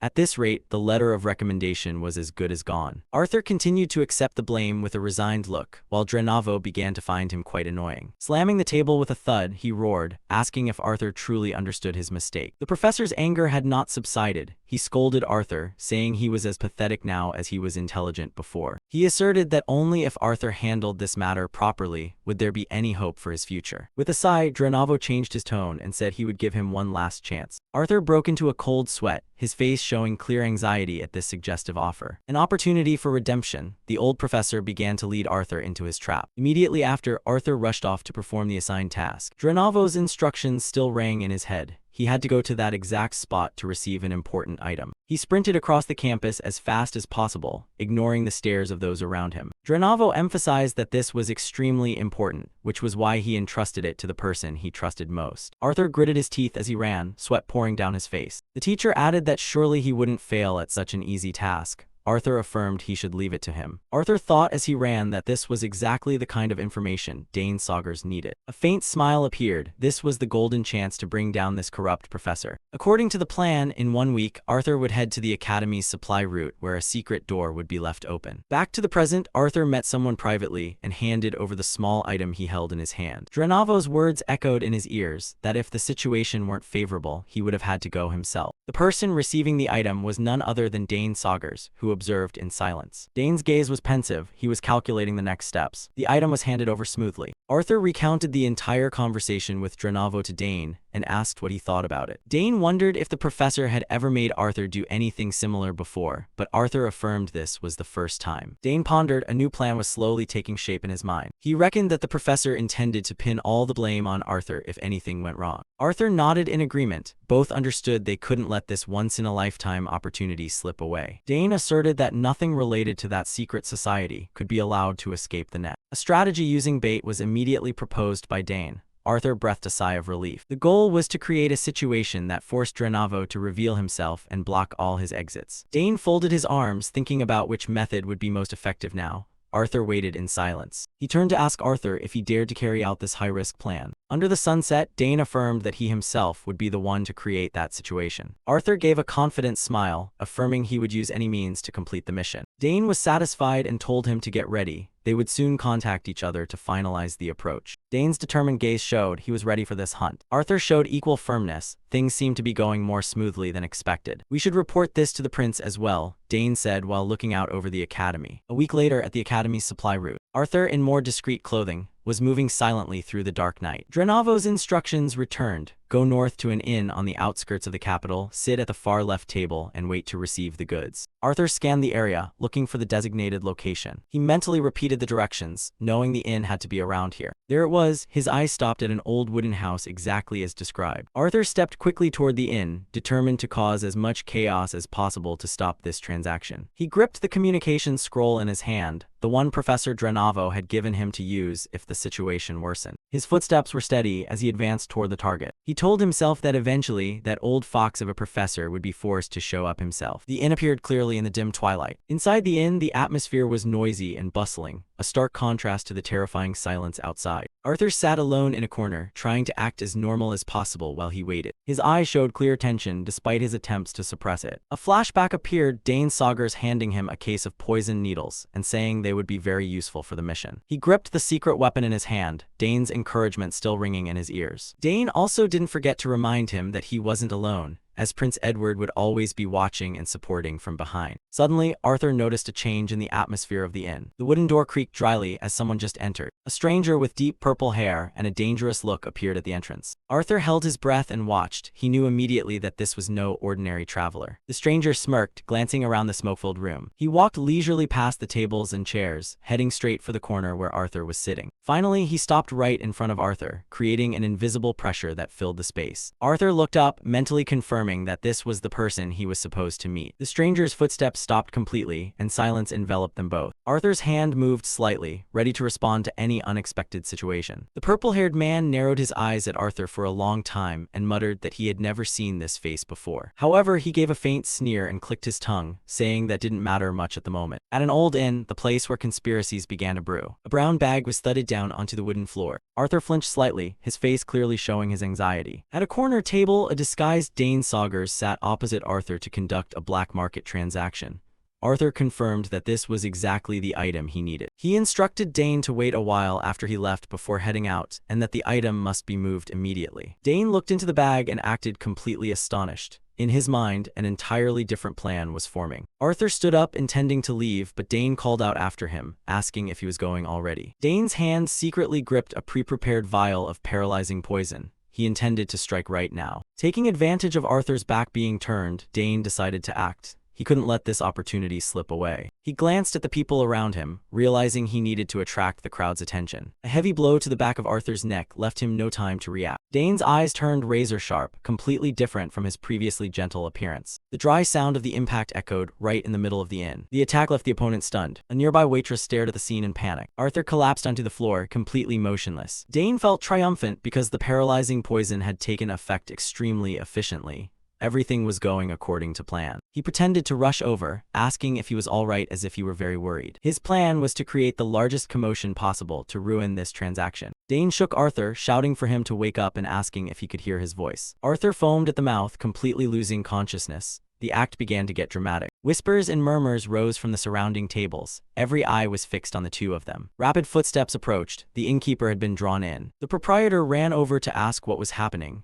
Dane played innocent, saying the other man had suddenly fainted. He looked at Arthur's body lying there with an expression full of suspicion and tension. Dane continued to play the role of a panicked student, trying to appear blameless. But the innkeeper's gaze suddenly shifted, staring at Dane threateningly. he had realized something. From behind his back, he secretly drew a dagger. He did not intend to let Dane leave this place. He launched an attack and barked that Dane shouldn't hope to fool him with such cheap tricks. It turned out the entire inn was comprised of professionals. Dane dodged, still trying to shout that he was an academy student and demanding that he stop. He glanced around and saw that the others were also beginning to move. Both the waiter and the waitress simultaneously drew their weapons. They were all assassins in disguise. Razor-sharp blades were unsheathed, ready to silence the witness. Dane feigned shock upon realizing the entire inn was a criminal den. He was trapped in the middle of their encirclement. The innkeeper clicked his tongue in annoyance because things were becoming more complicated than planned. He gnashed his teeth in anger seeing a fly like Dane dare to ruin an important transaction. He threatened that Dane would pay with his life for what he had done, and that he wouldn't be allowed to die easily. The assassins surrounded him with sinister smiles, certain that the prey had fallen into the trap. Dane acted frightened, thinking to himself that this situation was truly bad and there was no way out. But immediately, his attitude changed. Dane realized this was the best scenario for him to drag one more character into the fray. He was ready to frame the scene as a student being attacked by a secret organization colluding with Professor Denabo. Dane pulled out a magic scroll, preparing to trigger the final trap to drag Denabo down into the abyss. Surrounded by assassins, Dane Saugers remained calm, magic scroll in hand. He challenged them to see who was actually the one about to be in trouble. Dane began to activate the scroll and a powerful source of mana erupted within the inn. He declared that it was time for that person to appear. A brilliant blue light radiated from the scroll, enveloping the space. The teleportation magic was successfully triggered. The innkeeper and his henchmen were stunned, not understanding how a student could possess and use a forced teleportation signal scroll at this moment. He wondered in panic if Dane was calling for reinforcements. The mana poured out from the scroll in a torrent, terrifying everyone present with its power. One of them shouted in suspicion, questioning if Dane was actually a mage. Dane curled his lip into a sinister smile. Everything was proceeding perfectly according to the script he had painstakingly arranged. A massive magic circle appeared, glowing brightly, ready to pull the target to the scene. The blinding light made it impossible for the assassins to look directly at it. The innkeeper broke into a cold sweat, realizing this was more than just calling for help. He gasped as he felt the pressure of the teleportation spell. The assassins realized in horror that this was forced teleportation magic. They couldn't believe a student was capable of this. Amidst the light filling the air, a figure began to take shape. The plan to unmask the mastermind had entered its decisive stage. Professor Denabo appeared right in the middle of the inn in utter bewilderment. He still didn't understand what was happening to him. Dane stared at the professor, secretly gloating that the biggest prey had fallen into the trap. The scenario he had been waiting for had finally begun. Denabo looked around in shock, realizing he was standing in a shabby inn filled with armed men. He was dazed to find himself suddenly teleported here. The flow of magic light gradually dissipated, revealing the chaotic scene to everyone. Silence filled the room for a moment. The innkeeper recognized the person who had just appeared as Denabo and cried out in astonishment. The connection between them was now laid bare before Dane. Dane immediately launched a verbal attack, loudly questioning Denabo on why he didn't come himself but instead sent someone like Arthur to do it. He added a suggestive question about whether this commotion was also part of his plan. He let out a cold smirk, secretly mocking Denabo for appearing so quickly just as intended. Every accusation was now pointed toward the professor. Denabo was stunned, still unable to digest what the student was saying. He demanded to know what nonsense Dane was babbling about. Arthur still lay sprawled on the ground, motionless after being hit by the paralyzing poison. He became living evidence of the assault Dane had staged. The assassins' hands still gripped their weapons. They were in a dilemma now that the matter had gone too far. The blades now looked ironic in front of the professor. Dane held out the glowing bag in his hand. This was the merchandise Denabo craved, and now it was the evidence that incriminated him. Denabo's face changed color. He gnashed his teeth in fury as he realized he had completely fallen into a student's sophisticated trap. His career and reputation were hanging by a thread. The entire inn became a stage for the shocking unmasking. Denabo screamed for an explanation of what was happening, seeing Arthur lying there and the henchmen surrounding Dane.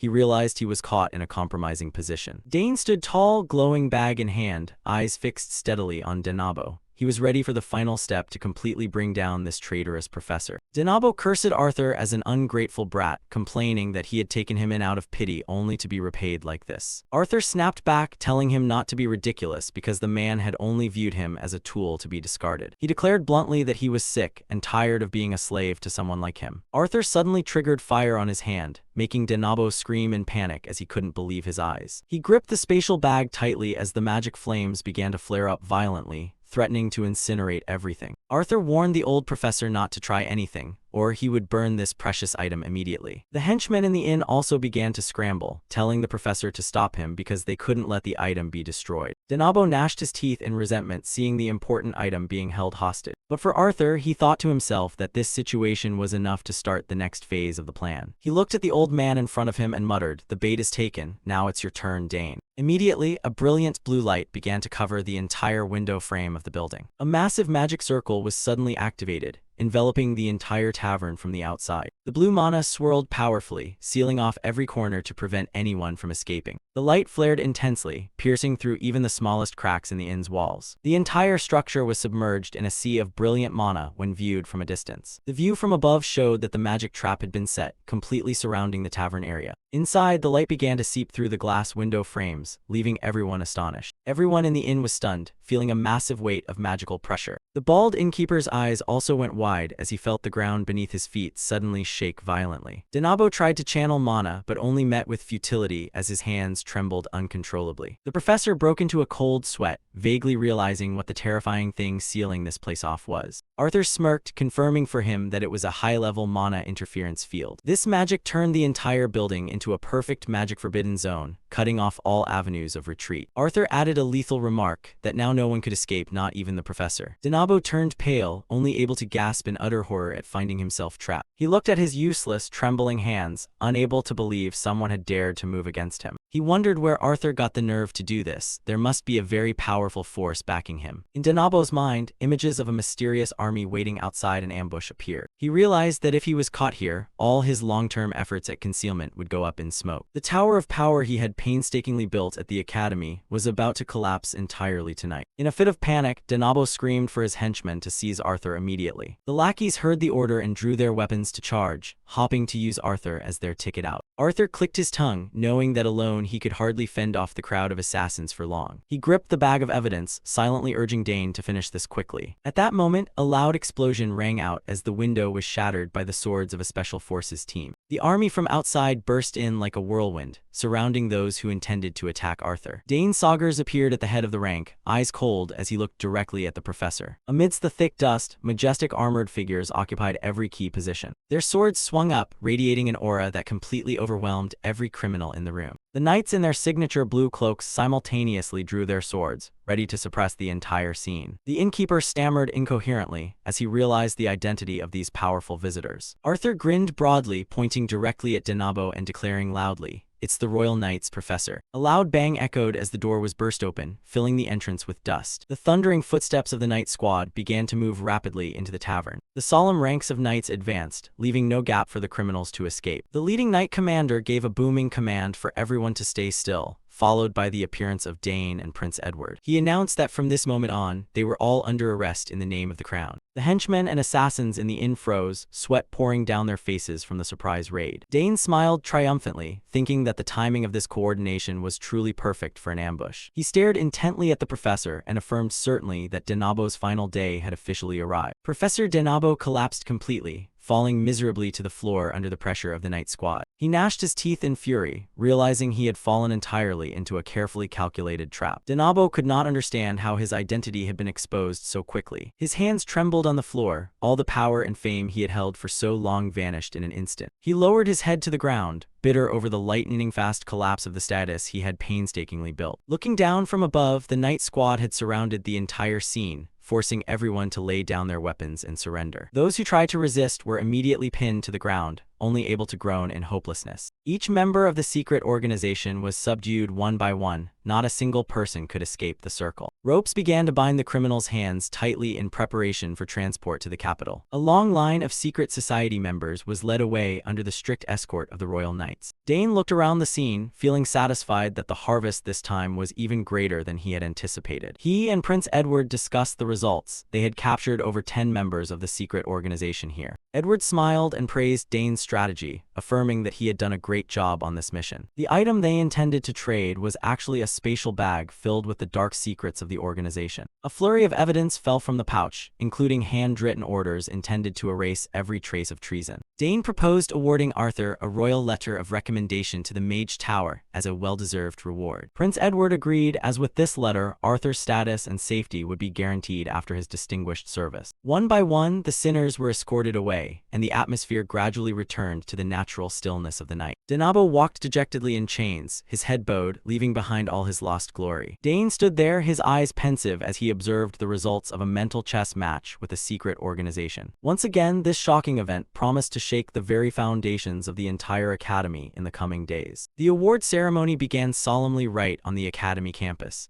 The first name called out was none other than Dane Saugers. Following him were Layla Termian, Ernest Dillon, and Priscilla Nerial, the members who had stood side by side during the recent mission. Third, Prince Edward personally presided over the event. He declared that this group of students had performed outstanding military service and served as a shining example for the entire school. Ernest and Priscilla both showed clear signs of relief. Finally, the mission had ended smoothly after Professor Denabo's arrest. Prince Edward personally handed the achievement certificates to the group representative. Thanks to Dane's efforts, the entire club shared in this honor. The crowd of students below began to whisper and gossip.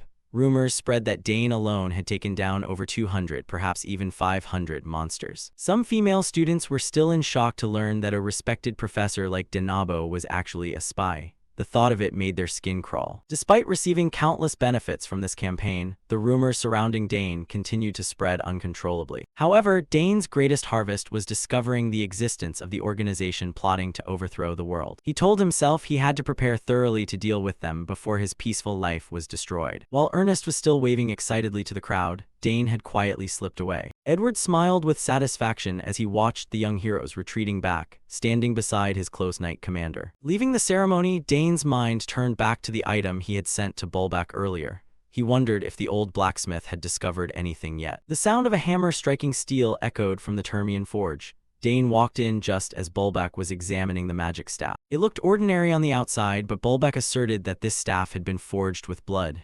Dane was startled to hear that. The old blacksmith explained that it didn't react to normal fire at all. The only thing that could transform it was human blood. Dane's expression became tense as he realized the sheer evil of the object. It was aldius, an ancient metal that could only be forged after being soaked in the blood of dozens of people. Bulbak pointed to the core of the staff and explained it was the source of the faint smell of blood hidden beneath the ordinary-looking exterior. He emphasized that this was an extremely dangerous object that very few people knew about. Dane truly hadn't expected Denabo to possess a weapon this terrifying. It was not only bloodthirsty, but could also drive the user insane if they weren't careful. Dane crossed his arms in thought. He wondered why, if it craved blood so much, it wasn't forged into a sword or a spear instead of a magic staff. Bulbak stroked his beard, preparing to offer his own insight into the matter. It seemed that only aldius material could withstand the horrific power radiating from that gem. Dane stared intently at the staff, inwardly understanding the true purpose of the one who created it. He gripped the handle tightly, feeling the immense pressure hidden beneath the dark metal. Dane stood silently for a long moment with the lethal weapon in his hand. He felt that this thing was truly unstable and shouldn't be allowed to exist haphazardly. The gem at the top of the staff still emitted a mysterious and haunting blue light. Bulbak nodded, confirming it was an extremely rare item, not something just anyone could get their hands on. Dane suddenly held the staff out toward the old blacksmith and decided to give it to him. Bulbak's eyes widened in surprise, unable to believe the boy was generous enough to give away such a treasure. Dane smiled and said he never used staves, so it was better to give it to someone like Bulbak who understood its value. Looking at Dane's sincere eyes, Bulbak's doubts vanished. He reached out to accept the staff and promised not to refuse such a priceless gift. Bulbak thanked him profusely, as he finally had the rare material to satisfy his passion for forging. However, Dane also cleverly asked for the gem at the top back, as that was what he actually needed. Bulbak agreed immediately, as he only cared about the metal and had no interest in magic stones. He excitedly said that after removing the gem, he would take a look at Dane's new sword.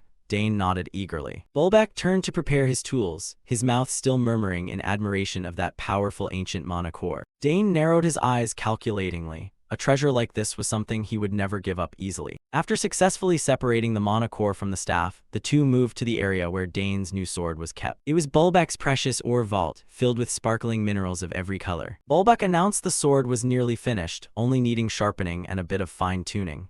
he urged Dane to try lifting it. Dane cautiously reached out and gripped the hilt, feeling its weight and perfect balance. A magnificent sword appeared, glowing with a transparent blue light. He couldn't hide his amazement at the old blacksmith's masterful craftsmanship. The blade reflected Dane's excited eyes. It was truly a masterpiece. Every detail exuded an unbelievable level of sophistication. Seeing the boy's satisfied look, Bulbeck laughed triumphantly and asked if he truly liked the gift. Dane gazed at the sword for a while longer, unable to look away from its beauty. The sword emitted a faint, ethereal aura, appearing elegant yet full of power. He noticed the sword's reaction was exactly the same as when he touched Arcanium ore before. Dane performed a trial swing. The speed and flexibility that Arcanium provided truly exceeded his expectations. He asked skeptically if this thing would break easily. Bulbeck snorted, scolding him for underestimating such a legendary material. The old blacksmith firmly asserted that ordinary metals couldn't even compare, and this sword would never chip no matter how roughly he used it. Although very pleased, Dane still had one small concern. Was there a way to make the sword glow less? It was so bright that it would make acting in secret or performing nighttime assassinations impossible.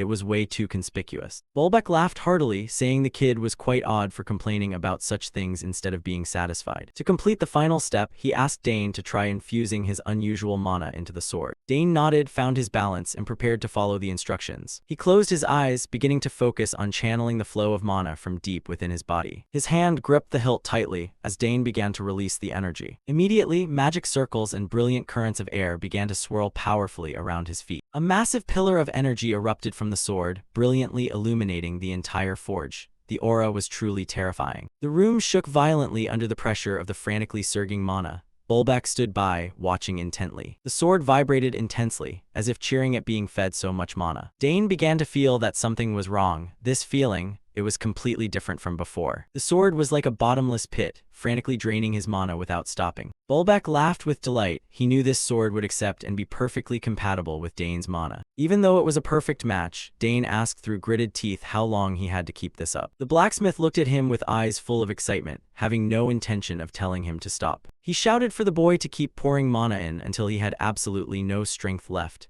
Dane could only cry out in his mind at this bizarre request. A bright blue mana aura began to swirl powerfully around the blade. Dane grit his teeth in endurance as the sword drained nearly half of his mana. He held his hand steady, feeling the magic pressure becoming increasingly heavy. His eyes narrowed, focusing intensely on every movement of the energy flow. The sword shone radiantly, reacting violently to the new source of power. Standing nearby, Bulbeck remarked that only this weapon was strong enough to contain his special mana. Dane was slightly surprised by the old blacksmith's assertion. He further explained that because it was made of Arcanium, once it finished absorbing mana, it would become truly fearsome. Hearing this, he began to ponder its true power. At this rate, Dane was certain the sword could cut through anything in the world. He looked around the forge, searching for something hard enough for a test. His eyes landed on the Aldia staff, and he decided to use it as the sacrifice. Dane pointed straight at the target, signaling his intent to strike. Bulbeck yelled out, thinking the kid was about to destroy his precious item. But the boy just laughed, saying that splitting it open for analysis was even better. The old blacksmith clicked his tongue and gave in, letting him have his way. The wooden staff was placed ready for the decisive strike. A sword stroke swung up, tearing through the air at terrifying speed. The light from the mana swept across the room, blindingly bright. The blade, carrying a trail of blue electricity, sliced smoothly through the obstacle without meeting any resistance. Even Dane was stunned to see how lethal his sword strike was. The tough staff was sliced in two in an instant. The two pieces of wood fell to the floor with a perfectly flat cut, without a single scratch. He thought to himself that even in his previous life, he had never seen a weapon this dominant. The sword was still crackling, with sparks of electricity after the impact. Bulbeck picked up the piece of wood to examine it. The cut was so perfect it left him speechless. The old blacksmith shouted in amazement, as he had never seen Aldius cut so cleanly. Normally, when using mana to cut, the gash would be very jagged because the energy flow is uneven. But this cut proved that Dane's mana had completely mastered the blade. Bulbeck congratulated him, asserting that the two had now truly become one. From now on, this was the unique Arcanium sword in the world, made just for him. A confident smile appeared on the face of the genius young master. He gripped the hilt, feeling a distinct and powerful connection with his new weapon. Dane nodded with satisfaction as he looked at the result of his and Bulbeck's hard work. It was the only sword capable of handling and reacting to his ancient mana flow. All the preparations were finally in place. He gave a faint smile, feeling invigorated to have such a formidable new friend by his side. In the shimmering monolight, Dane raised the precious sword high as a declaration of the feats to come. The razor-sharp blade reflected the light, ready for every journey fraught with danger. As he walked out the forge door, he called back to ask him to sharpen the blade one last time to perfection. The old blacksmith grumbled about the kid being so troublesome, but still happily led him along. The clang-clang of the forge hammer echoed through a street corner, marking the birth of a new legend. A few days later, we returned to Arabella's laboratory. She was excitedly praising the fact that the data Dane brought back served as a massive boost to her research. Dane, as humble as ever, said it was he who should be thanking her. On the table now was the ancient mana core from the Arcana Kingdom. He stared at the glowing orb, telling himself, all right, now it's my turn. Dane took a deep breath and began to channel his power, preparing to fully absorb this source of strength. Immediately, streaks of green mana began to dance around him. The moment his hand touched it, the energy from the mana core surged violently as if it were about to explode. He shut his eyes tight, trying to stay calm as the frantic current of power rushed toward him. The laboratory began to shake violently, making the surrounding equipment groan. Waves of mana radiated powerfully, covering the entire large room. Dane stood in the center of the light, his silhouette bravely accepting it all. The magic power began to soak into his palms and spread through the veins in his body. After a period of straining, everything finally began to subside and stabilize. Arabella stood by watching, her mouth agape in stun. Dane's face showed clear relaxation as he felt the miraculous change within. He felt every beat of the new mana source surging right against his chest. A brilliant mana circle had officially taken shape perfectly. Dane gave a soft smile, his whole body feeling unusually refreshed after this breakthrough. His eyes opened wide, sparkling with deep blue, powerful magic light. It was done, he had officially broken through to the third circle level. A few weeks passed in a flash, and the atmosphere at the academy began to bustle. Everyone started buzzing because the final exams were just around the corner. Layla Thermion and Priscilla Nerial were excitedly planning a trip.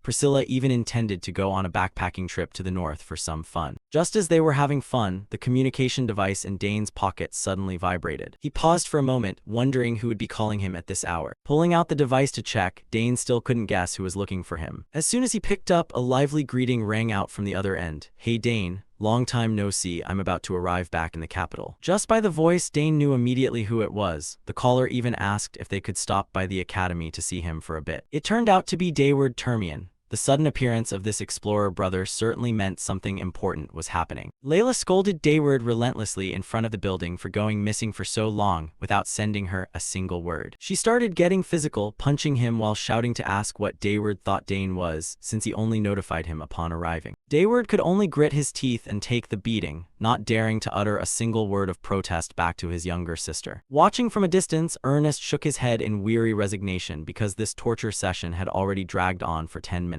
He laughed while affirming that this time it was entirely Dayward's fault due to his poor communication habits. Dane looked at Dayward with understanding, guessing that he probably still felt guilty toward his sister, which made him hesitate to send word in advance. Layla hadn't cooled down yet. She threatened to beat him even harder if he ever dared to drag his injured body back home again. Seeing that the situation was getting too tense, Dane stepped in to intervene, telling Layla to calm down since he had returned safely after all. Turning to Dayward, Dane kindly asked if he was truly all right after his recent expedition. Dayward immediately grinned broadly, raising a hand to greet Dane enthusiastically as if nothing had happened. Layla crossed her arms and huffed, nodding that he returned earlier than expected, while Dane announced that all preparations were in order. With a confident look, Dayward affirmed that he had gathered all the necessary items for the plan. But immediately after, his voice turned serious as he mentioned that one most important item was still missing. The whole group turned their curious gazes toward Dayward to hear what could be so important. Rare ingredients were laid out all over the table.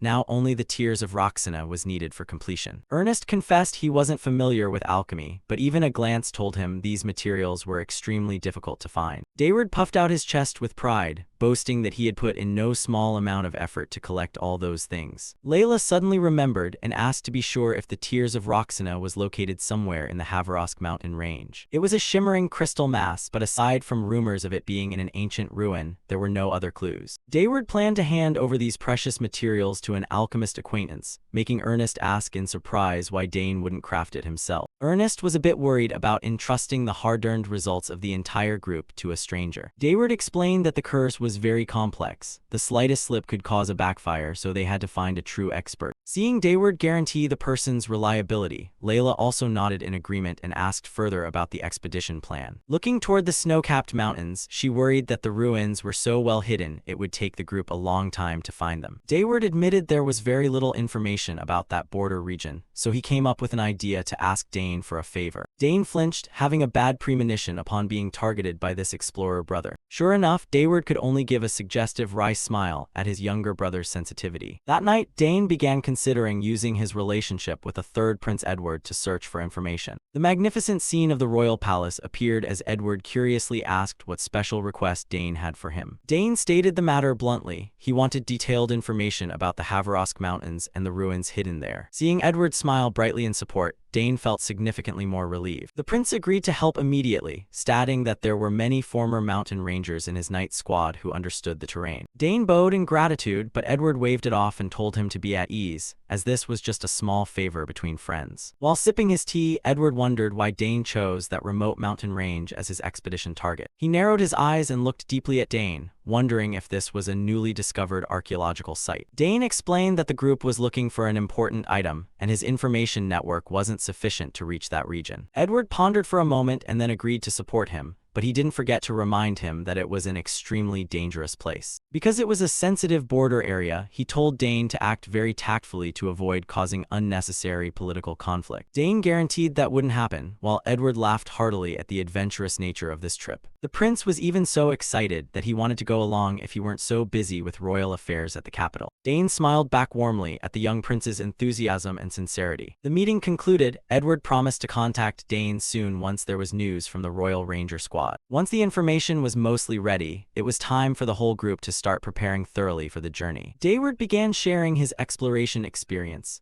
He told everyone to prepare as many dry rations as possible because it was hard to light a fire on the mountain and they had to avoid leaving tracks for rangers. The young man directly inspected the climbing gear, explaining that the ground there was very soft so anchors would easily pull out, requiring specialized equipment. Large and small bags were packed neatly. Dayward reminded them to choose low-odor rations that were filling to ensure endurance during the high mountain climb. Ernest looked at the explorer brother with admiration, believing that with this knowledge, Dayward could easily teach at the Department of Exploration. While they were busy, the magic communication device suddenly glowed with a message from third Prince Edward to Dane. Through the device, Edward announced they had found the entrance to the ruins, but warned that the Ranger Knights couldn't go deeper as they hit a dead end immediately upon entering. Dane listened intently and then spoke up to thank the prince for the valuable information just provided. However, Edward wasn't finished. He reminded the group to be especially wary of a creature called Dranius lurking around the ruins. Upon hearing the monster's name, Dayward and Layla's expressions immediately became visibly grave. It was a giant lizard species with supreme camouflage abilities, making it a terrifying predator that even veteran rangers struggled to handle. Dayward patted Dane's shoulder, asking him to send his thanks to the prince, while Dane affirmed that the group's safety was paramount, so thorough preparation was never a waste. Every preparation step was finally complete. Dayward gave an excited smile, urging everyone to quickly hit the road. Confident smiles appeared on the members' lips. Everyone was mentally prepared for the challenging journey ahead. Dane nodded decisively, his eyes showing intense determination for this expedition. The adventure officially began with the ultimate goal of finding the Tears of Roxana, despite Layla still reminding Ernest not to get too excited and become careless. The group moved urgently. They decided to use teleportation magic to get to the city closest to the mountains to save time. Time flew by after 3 long days of riding horses from the teleportation point. Finally, the gloomy Oliva Marquisate appeared before their eyes. The group urged their horses into the territory, the sound of hooves echoing dryly on the deserted road. Layla looked around with a questioning look as she stepped into this borderland for the first time. Dayward suddenly stopped. He realized something was very wrong when witnessing the desolate state of the territory,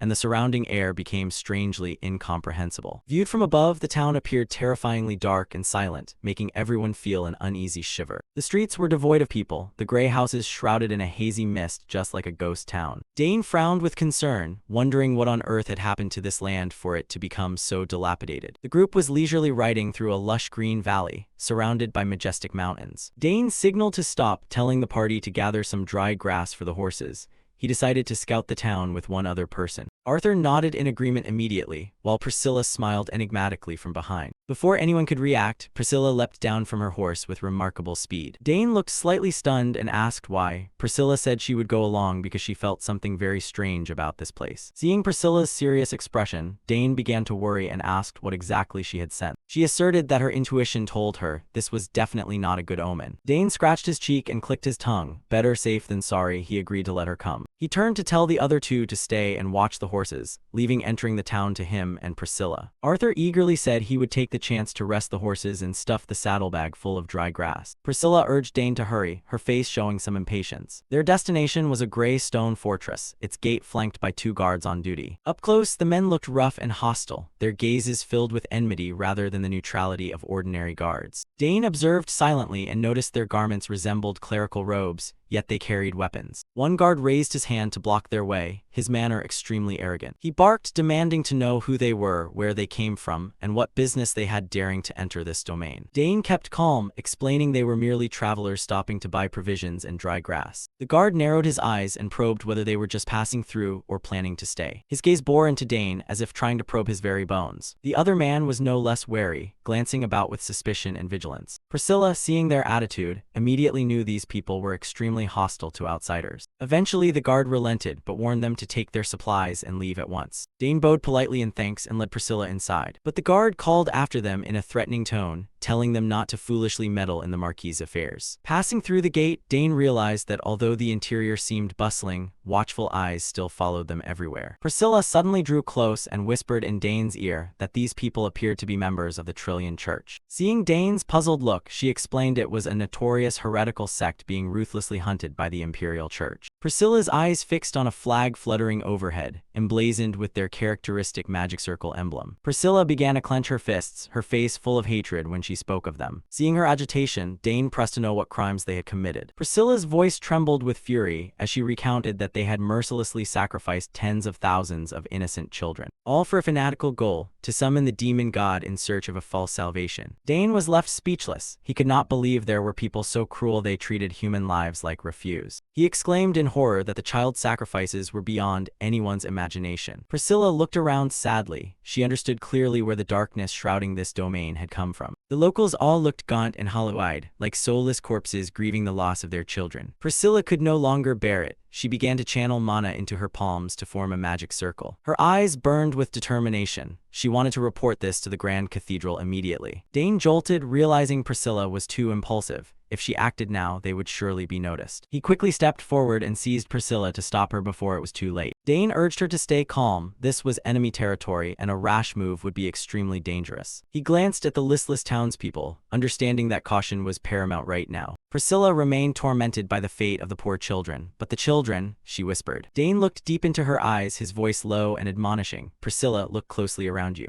All through the town, people moved like shadows, the atmosphere thick with fear and gloom. Priscilla suddenly realized the brutal reality of the place. Her face registered shock. Her gaze hardened, fury smoldering beneath a calm exterior. Dane reminded her their primary goal was to find medicine for Layla's mother. They couldn't risk everyone's lives over an impulsive act. He nodded slightly, signaling she must restrain herself. Priscilla finally softened her tone, agreeing that they should first buy dry grass to avoid suspicion. The two began striding down the gray stone-paved street. The silence was eerie, only their footsteps echoed in steady rhythm. Dane said he understood her feelings, especially as a true priest of the cathedral. They passed rows of old, gloomy houses, completely lacking everyday life. But we can't act recklessly, Dane continued, his tone stern and warning. The townspeople seemed to avoid meeting the eyes of the two strangers.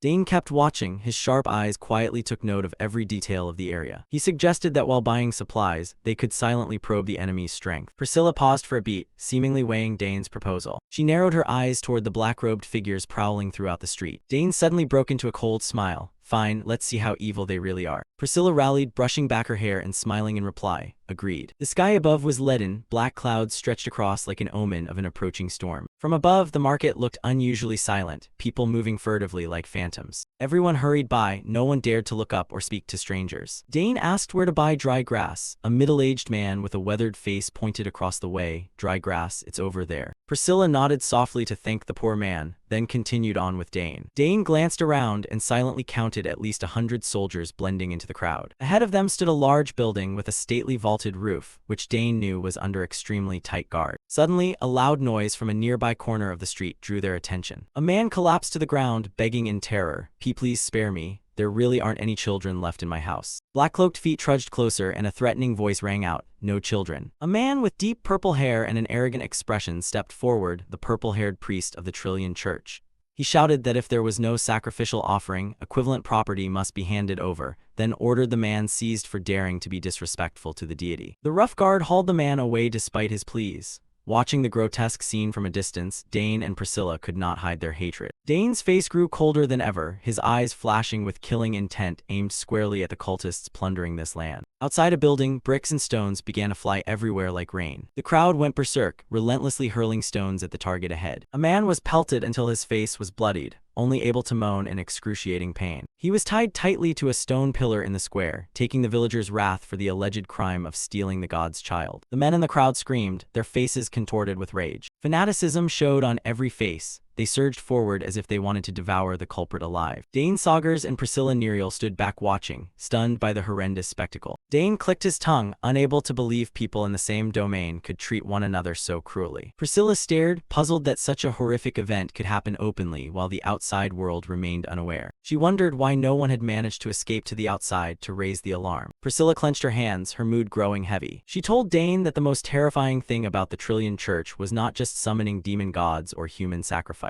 It was their control. They manipulated the populace like puppets at their command. They began infiltrating quietly, starting from the lowest ranks of society. First, they used money and food as bait to spread their doctrine among the poor. Next came those with some means, and finally the upper class, the nobles who ruled the region. Walking and discussing, Priscilla explained how they infiltrated step by step with sweet words and material goods. Dane realized that under these circumstances, capturing the leader would not be simple at all. He believed that even if they eliminated the leader, peace would only be temporary, because the ordinary people here had deeply internalized the cult's ideology. Dane stared into the distance, knowing they had been completely brainwashed. He had seen this scene far too many times in past lives. In times of chaotic war, baseless religions like this always spring up everywhere. He scanned the town, worried that if left unchecked this rot would soon spread elsewhere. Dane asked Priscilla for more information, especially about reports that they regularly sacrificed living children. Priscilla confirmed the rumor was true. They performed that ritual once a week. Dane brought a hand to his chin, pondering the gravity of the situation. His gaze grew colder and more focused than ever. Suddenly a couple appeared and came into Dane's view. He suddenly grabbed Priscilla's hand, urging her to go buy the dry grass first. Startled and confused, Priscilla paused. Dane signaled her to act natural and keep walking. Glancing back, Dane noticed more people silently tailing them. The footsteps of their pursuers sounded steadily along the street. Sharp, probing gazes from behind were fixed on them. Dane realized information here was tightly controlled. Once a visitor entered, it was hard to leave. He guessed the group following them had likely been ordered to silence them. Rather than block the road and arouse suspicion, they preferred to lure their prey deeper in before dealing with them. Priscilla looked at Dane, silently agreeing with his suspicions. Dane's eyes were resolute, ready to face whatever lay ahead. After walking a bit further, Priscilla spotted a nearby stable. A wooden house with a weathered, gray-tiled roof appeared before them. Dane approached the stable and glanced inside. He took the initiative to greet the man carrying the hay and asked to buy some dried grass for the horses. The middle-aged man stared, murmuring in suspicion at these new outsiders. Dane Saugers casually explained they were travelers passing through and needed some dry grass for their horse. He narrowed his eyes and scrutinized them, his scarred, aged face showing clear suspicion. After a moment of silence, the man asked how much grass they wanted to buy. Dane and Priscilla hoisted 2 huge bundles of hay onto their shoulders and walked quietly down the town's empty street. Behind a corner, 2 spies continued trailing them quietly, their sharp eyes never leaving the targets. Their shadows were cast on the rooftops, persistently tailing every step from above. As they walked, Dane discussed that the next priority was to find a way to rescue the children first. Priscilla flinched and looked over. She wasn't sure whether the plan was too risky with only the 2 of them. Dane nodded in agreement, since confronting the fanatic cult directly was impossible at the moment. Seeing the devotees praying in a trance, he understood that force couldn't be used on people who had been completely brainwashed. Priscilla quickly agreed. She also wanted to prioritize rescuing the innocent little lives. Dane narrowed his eyes, calculating. The most important objective now was to locate where the children were being held. But first, they needed to find a safe hideout to shelter the children after a successful rescue. A confident smile briefly crossed Dane's lips, as if he had already devised a plan that covered both needs. He mentioned a domain 2 days' ride away, where the reputable Count Gangpar's castle stood. It was a fortified land, certainly untouched by the corruption of this heretical cult. The plan was to contact the crown, report the situation, and request troops dispatched from Gangpar's castle to quell the unrest. The town's sky began to hang heavy with clouds, bracing for a major upheaval about to break. Dane affirmed that his group was fully capable of handling the rescue mission cleanly. Since the rest of the team was already en route there, they could ask their companions to care for the children first. After ensuring the children were safe, the whole group would officially rendezvous for a full-scale attack. Priscilla nodded in understanding, then suddenly noticed the presence of knights and priests from the royal church very close by. Dane was slightly surprised. He wondered if some secret resistance force was hiding here. He decided he had to find them and coordinate, turning this into a surprise strike. Priscilla smiled brightly. Her earlier worry gave way to a fighting spirit. She cast a quick look back, signaling to Dane about the tails who were still persistently watching. Looking down the dark narrow alley ahead, Priscilla asked if they should deal with the pursuers right now. The two spies kept their distance, completely unaware they had been spotted. Dane curled his lips in a dangerous smile.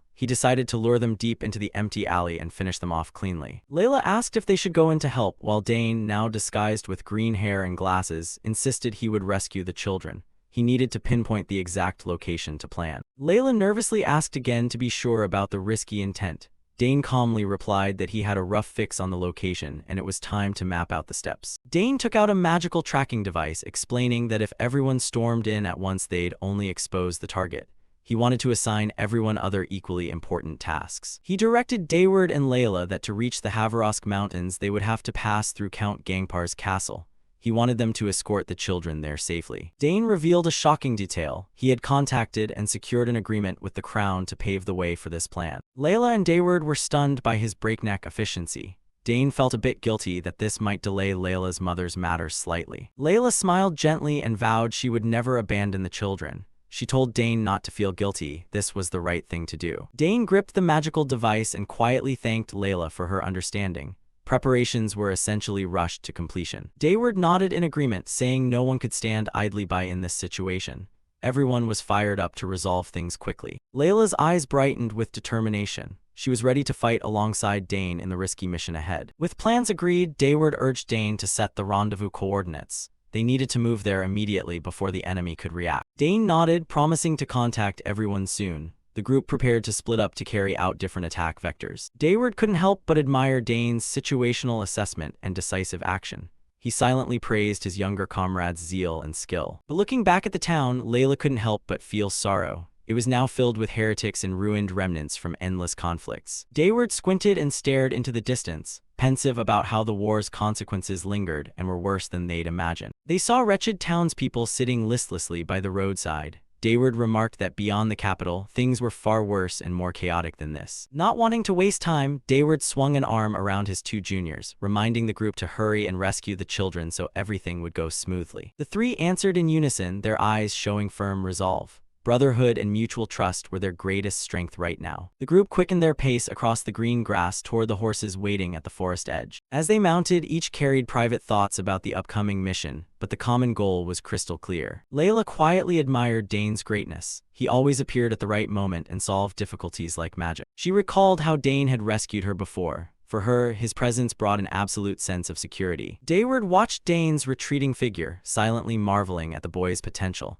He believed that one day Dane would lift House Saugers to the pinnacle of the empire. A confident smile spread across Dayward's face. He knew he was betting on the right person and his own house Termian would not be left behind. Under the sun, the group spurred their horses forward, leaving the ravaged town behind. A new arduous journey had officially begun. The town from above appeared desolate beneath the shadows of withered branches, signaling a pervasive, gloomy atmosphere. Cut to another area, Priscilla asked Dane if he'd found any new clues. He was just emerging from a dark alley. Dane, now back to his true appearance with silver hair, casually replied that they confessed far more easily than he'd expected.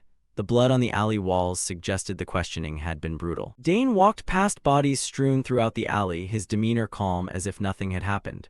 Priscilla couldn't help but be astonished by his interrogation skills. He joked that perhaps in a past life he'd tortured so many enemies that he'd become proficient now. Priscilla was left speechless by his rather heavy humor. Priscilla eagerly wanted to know the important information Dane had just extracted from the church's henchmen. Dane's gaze turned icy as he got down to business. The information he had would certainly change the entire situation. Dane reported that the children were being held in a large warehouse, not just a few, around 100. They were people who dared oppose the Trillion Church. Even parents who tried to protect their children had been dragged there and imprisoned. Worse, the entire family of Marquis Oliva was also confined there. That explained why such a powerful force had been silent for so long. Priscilla immediately understood. She exclaimed that no wonder the Marquis couldn't act, his greatest weakness was in the enemy's hands. However, the toughest problem was how to infiltrate that warehouse to rescue them when the guards were extremely numerous and battle-hardened. Priscilla worried that if a battle broke out, enemy reinforcements would flood in, and evacuating hundreds safely amid that chaos would be nearly impossible. She pondered deeply, unsure how to achieve both goals.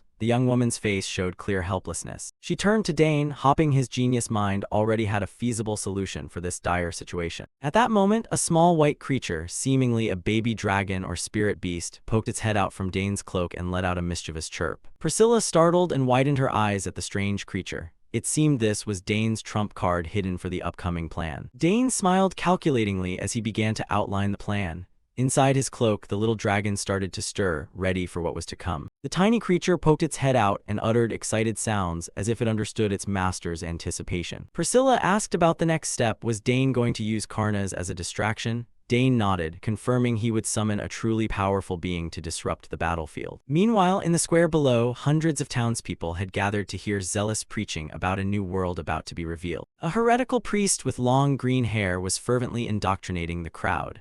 He boldly proclaimed that there should be no doubt, follow the church and the new world would be theirs. He shouted madly, insisting that sacred blood was the quickest path to meeting the demon god and that the world's salvation lay in the hands of those present. The wretched crowd, seemingly completely enchanted, began to chant for the demon god and plead to be granted salvation. Cries of "Save us" echoed throughout the square, creating a gloomy, desperate atmosphere. The priest licked his lips hungrily, seeing that the Marquis's domain was about to fall completely into their hands after a long period of careful plotting. He gleefully contemplated eradicating the entire Oliva family and the remaining resisting church priests. From his high vantage, he proclaimed loudly that this territory would soon fall to them and become the new base of the Trillion Church. The declaration rose amid flags bearing the sex emblem, affirming the spreading dominance of darkness over the place. Everyone raised clenched fists to the sky, shouting that the moment had come. The fanaticism in the crowd had reached its peak. The square was filled with frenzied cheers. Everyone believed their lives were about to be transformed under the protection of the heretical church. The priest tilted his face to the heavens, beseeching the leader to witness this glorious moment to the very end. His face showed utter excitement, as if intoxicated by the taste of victory upon seeing events unfold as hope. With wild, bulging eyes, he shouted resolutely that he would succeed, and no one could stop him. He stretched out his arms as if to embrace the whole world, while a grotesque, terrifying laughter erupted. Then a tremendous pressure suddenly struck from the sky, making the entire square quake violently. Powerful tremors ripped through the air, dust billowing everywhere as if signaling an approaching catastrophe. Surrounding buildings shook as if about to collapse, turning the previously cheering crowd into a panicked mass. The pressure from above intensified, forcing the church guards to stare upward at the darkened sky in stunned silence. The crowd gaped in bewilderment. They did not understand what was happening as the important ceremony was abruptly interrupted by a mysterious force. The green-haired priest began to sweat profusely, shouting in terror to ask what kind of fiend was plunging toward them. From the black clouds, the beast Karnas materialized with blazing red eyes, diving into the square like a massive, deadly fireball. The light from the summoned creature's demonic eyes horrified the priest as he realized this was an unforeseen magical assault. A gigantic werewolf-like fiend with red eyes roared, beginning its rampage in the heart of the heretical domain. Its powerful swipe tore through the air, generating tremendous shockwaves. An entire street corner shook violently, dust rising thickly beneath the monster's feet. The frenzied wolf swept through, turning sturdy structures into piles of rubble in an instant. Not content with raw strength, it also spewed torrents of flame that scorched everything nearby. Flames erupted, devouring buildings and painting the sky a blazing red. Below, people panicked and fled, screams echoing everywhere at the appearance of this crazed, summoned creature. A rain of fire poured down. Everyone scrambled to escape, knowing that at this rate no one would survive. The heretical followers froze for a few seconds, baffled by what was happening and where the monster had come from. The green-haired disciple ground his teeth in fury, staring at the chaotic scene in disbelief. He realized this wasn't the style of the resistance forces, but who on earth had struck. Massive boulders were hurled into the sky and rained down like hail, smashing every corner. The situation spiraled out of control. Guards screamed for water to douse the flames but were helpless against the overwhelmingly powerful monster. The church forces collapsed. Chaos engulfed the entire central district of the territory. While everyone's attention was fixed on the beast, Priscilla Neriel moved silently through quieter areas. She ran quickly, taking advantage of the enemy being occupied with Dane's summoned fiend. Priscilla silently marveled that Dane Saugers's plan was working extremely well. This area was clear of foes. She paused at a corner of a wall, trying to reorient herself for the next move. Suddenly, a cold blade swept past, pressing against her throat and making Priscilla's heart skip a beat. Priscilla's eyes widened in surprise as she realized she had been discovered. A silver-haired knight in gleaming armor appeared, asking coldly who she was and why she was hiding here. He threatened to take her head if she were a heretic trying to flee. Priscilla hurriedly raised both hands, sweat pouring down her face. She quickly declared her name, Priscilla Nerial, a theology student of the Royal Academy, here to rescue people. She explained that the chaos outside was created by her comrades as a diversion, in coordination with the resistance. Priscilla swore by the honor of one who follows the path of theology. The knight slightly lowered his sword, repeating the name Priscilla Nerial with suspicion. His gaze remained sharp, scrutinizing every expression on the young woman's face. He demanded proof, warning that he would not hesitate to swing his sword if she couldn't provide any. Priscilla nodded in agreement, though a tremor of fear lingered inside her under his pressure. She gritted her teeth and thought of a way to prove her identity in this perilous situation. Just as Priscilla intended to invoke holy power, an authoritative voice rang out ordering them to stop. A group of clergy appeared from behind. Their leader declared that he knew this child well. Both Priscilla and the knight turned in surprise toward the newcomers. The man stepped forward and confirmed that Priscilla had indeed been his pupil. His footsteps were slow but heavy, easing the tension in the air. It was Bishop Adam. He smiled and welcomed Priscilla after a long absence. Priscilla's eyes widened in astonishment. She couldn't believe she'd run into the bishop here. She hurried over to greet him, feeling relief as if escaped from death's door. The silver-haired knight sheathed his sword and stepped aside when he saw someone familiar to the bishop. Bishop Atem placed his hand on her shoulder, recalling that he had taught her since her first year. 4 years had flown by. He smiled kindly, praising how much she had matured. Priscilla beamed, attributing all her growth to Bishop Adam's past guidance. Bishop Adam peered at her over his glasses, his expression thoughtful at his former student's compliment. Looking at the smoke and flames outside, he wondered why she was here instead of at the academy, and what the giant summoned fiend was. Adam pressed further about Priscilla's companion, asking her to explain the whole situation clearly. Priscilla fell silent for a moment to compose her words and speak convincingly before her former teacher. She began the act claiming she had merely stopped by with a friend from the academy and couldn't stand by seeing the suffering. The bishop asked in astonishment, "You knew we were hiding here?" Priscilla nodded, saying she had sensed a faint holy power and wanted to join the resistance to save the people. She bowed her head pleadingly, begging the bishop to lend his strength to drive away this cruel heresy. The brave request stunned both the silver-haired knight and those around them. Bishop Adam sighed with shame. He hadn't expected a young student to be so thoughtful and altruistic. He assured her he would certainly support her. He couldn't let Priscilla face the danger alone. However, the bishop remained worried that if this were exposed, the heretical church's forces would swarm here like ants. In response to that worry, Priscilla gave a confident smile, showing she had anticipated everything. She advised the bishop to return to the church with everyone and report as usual. Everything had been planned. Meanwhile, the summoned fiend outside continued rampaging, repeatedly destroying the ancient buildings. The giant wolf roared, each of its steps made the ground tremble and caused massive explosions. On a high rooftop, Dane Saugers watched and told the little dragon Karnas to rest. If it kept going, the whole village would be reduced to ash. He wondered whether Priscilla had successfully infiltrated, then decided he must finish his part quickly. Dane's gaze hardened, sharp and focused, preparing for the final move of the hunt. Below, the green-haired cultist shouted wildly, ordering his men to find the summoner of the beast. A henchman reported in panic that the smoke and flames were too thick. They couldn't see any trace of the enemy. The green-haired man grabbed the henchman's collar and berated him. He knew that if they didn't stop the creature, the entire domain would be wiped out. Successive sounds of collapse rang out, dust and smoke obscuring the vision of the panicked cultist. The cultist ground his teeth, helpless before the unimaginable devastation wrought by the werewolf fiend. At the moment of his greatest despair, a hand suddenly reached out and grabbed his shoulder from behind. He muttered in fear, worried about how he would face the leader after this disastrous failure. A cold voice sounded right beside him, "Then don't worry too much." Dane Saugers revealed himself in the heart of the enemy den, bluntly declaring that the man would never have the chance to meet his leader again. A cocky smirk curved on his face as he looked at the trembling cultist. Dane stood there with authority, Karnas perched on his shoulder, the posture of someone who completely dominated the battlefield. 2 guards were gone in an instant, unable to react to Dane. He regarded the remaining troops with eyes as cold as ice. The green-haired leader froze, unable to believe his 2 close guards had fallen so quickly. He gaped in shock at the opponent's terrifying speed of execution. Only then did he realize that Dane not only summoned beasts but was also extremely fierce in close combat. He casually brushed dust from his sleeve, indifferent to the man's frantic shouts asking who was behind this. With a smirk, Dane told him he'd be better off worrying worrying about his own life first. The man began to sweat profusely, sensing death approaching. The little dragon Karnas suddenly dove down from above. It struck a lightning-fast blow that the cult leader couldn't react to. Desperation showed in his eyes as he watched the tiny monster charge straight at him. A clean finishing strike sent the ringleader crashing to the floor instantly. Dane looked over the chaos and decided to capture him alive for interrogation. Catching this big fish would be far more valuable handed over to the Imperial Church than simply killing him. The green-haired man now lay motionless like a log, completely unable to resist. Cut to the evacuation area. Priscilla was busy directing the panicked crowd. Clerics hurriedly cast healing magic on villagers trapped in the rubble. The lucky survivors wept. They had thought death was certain. Priscilla sighed with relief, seeing the villagers' stable eased her. She gently tended to a nobleman who insisted on saving his wife and children first. Dane strolled up and asked how the rescue efforts on this side were going. Priscilla spun around in surprise, her face showing astonishment at his appearance. She was even more stunned when he said he had captured the ringleader as well. The cult leader was now tied up like a roll and tossed aside in a corner by the wall. Bishop Addam stepped forward to greet him, clearly impressed to finally meet the Sagar's prodigy. Dane politely returned the greeting, saying he acted exactly according to the plan Priscilla had arranged. Addam laughed and said it was the church that owed him a deep debt of gratitude. He thanked the two of them for appearing at the right moment, giving them a powerful ally to turn the tide. Priscilla pointed at the prisoner and told the bishop this was the ringleader of the Trillion Church's missionary group. Seeing his foam-flecked face, Dane suggested handing him over to the church for a proper handling. Bishop Addam still couldn't believe Dane had captured him so easily, as if at the market. He immediately ordered his subordinates to guard him tightly, absolutely not to let him escape. The knight received the order and waved for more men to come escort the criminal away. Addam nodded approvingly, secretly praising Dane's decisiveness and efficiency. Mentioning letting him taste the church's interrogation techniques, Addam's grin made Dane shudder on the other's behalf. With the rescue mostly complete, Addam turned to Dane for his opinion on beginning the evacuation of civilians from the danger zone. He planned to have the Holy Knights guard those unable to move due to torture. Dane nodded in agreement. He knew the cult remnants wouldn't leave this be for long. Looking at the town ruined under the sunset, everyone understood the enemy would soon return to find their leader. Dane urged the team to quickly clear the battlefield and withdraw before it was too late. As they were about to leave, the little dragon Karnas suddenly flew erratically overhead, uttering urgent warning cries. Judging by its frantic behavior, a very large force was clearly besieging the area. At the noise, Dane and Priscilla jolted and looked up.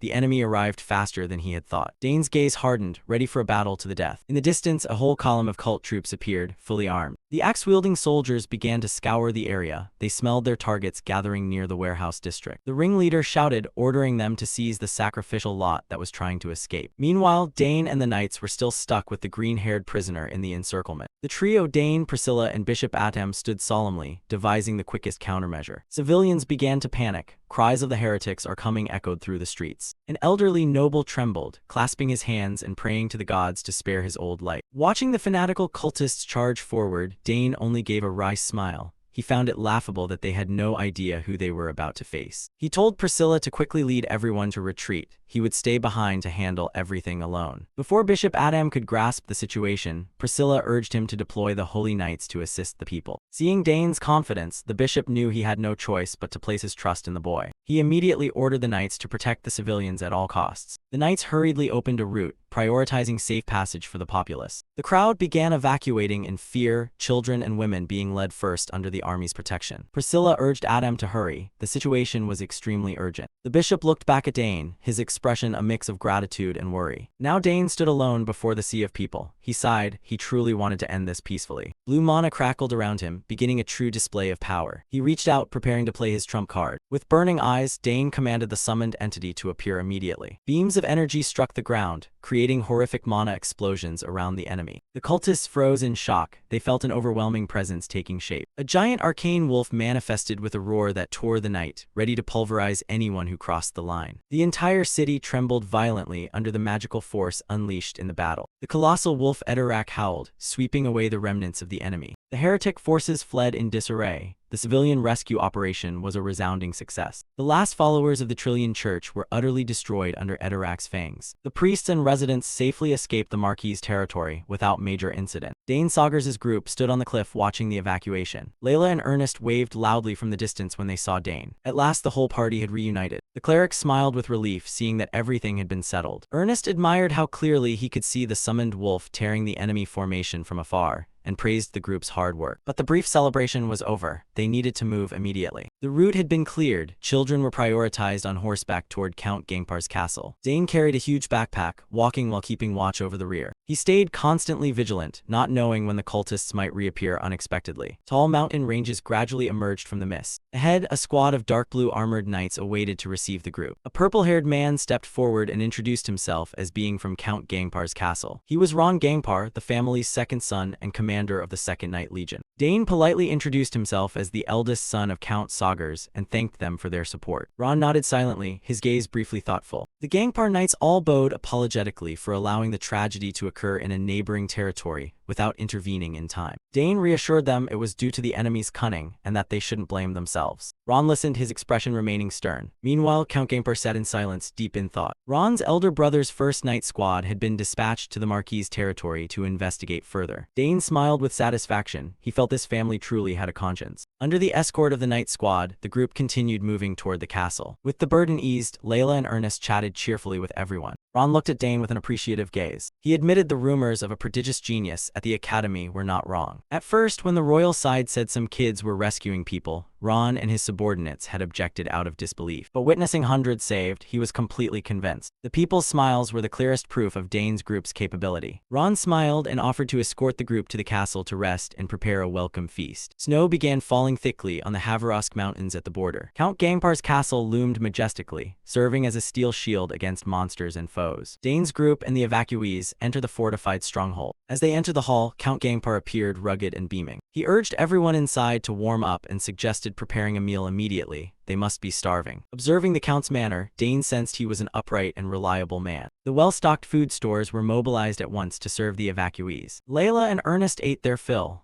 Dane told everyone to eat as much as they liked, since they'd soon be on the road to complete their mission. Priscilla stood up, worried for the injured and wanting to help Bishop Adam tend to them. Dane nodded in agreement. Seeing Dane also stand, the orange-pink-haired knight asked where he intended to go. Dane smiled and said he needed to report the situation to Third Prince Edward, telling everyone to stay and rest. Ernest and Layla waved goodbye, promising to see him later. Dane used a magical communication device to report successfully. On the other end, Prince Edward was very pleased that matters in the Marquis's territory had been resolved. The prince praised Dane for solving problems perfectly wherever he went. Edward clicked his tongue wistfully, saying that if only Dane had joined the academy instead of heading east, it would surely have been far more interesting. Dane gazed into the distance and replied that he could not disobey the emperor's orders. The prince sighed. He too wished he could be with Dane's group, but reality would not allow it. Edward added that the emperor was very pleased and intended to use this opportunity to conduct inspections across the entire south. Dane fell silent, pondering the political mood. He realized the emperor was genuinely considering reconciliation with the Saugers family after long using conflict to suppress them. The emperor had made his final decision, and it all stemmed from what Dane had accomplished. Edward sincerely praised Dane for his hard work.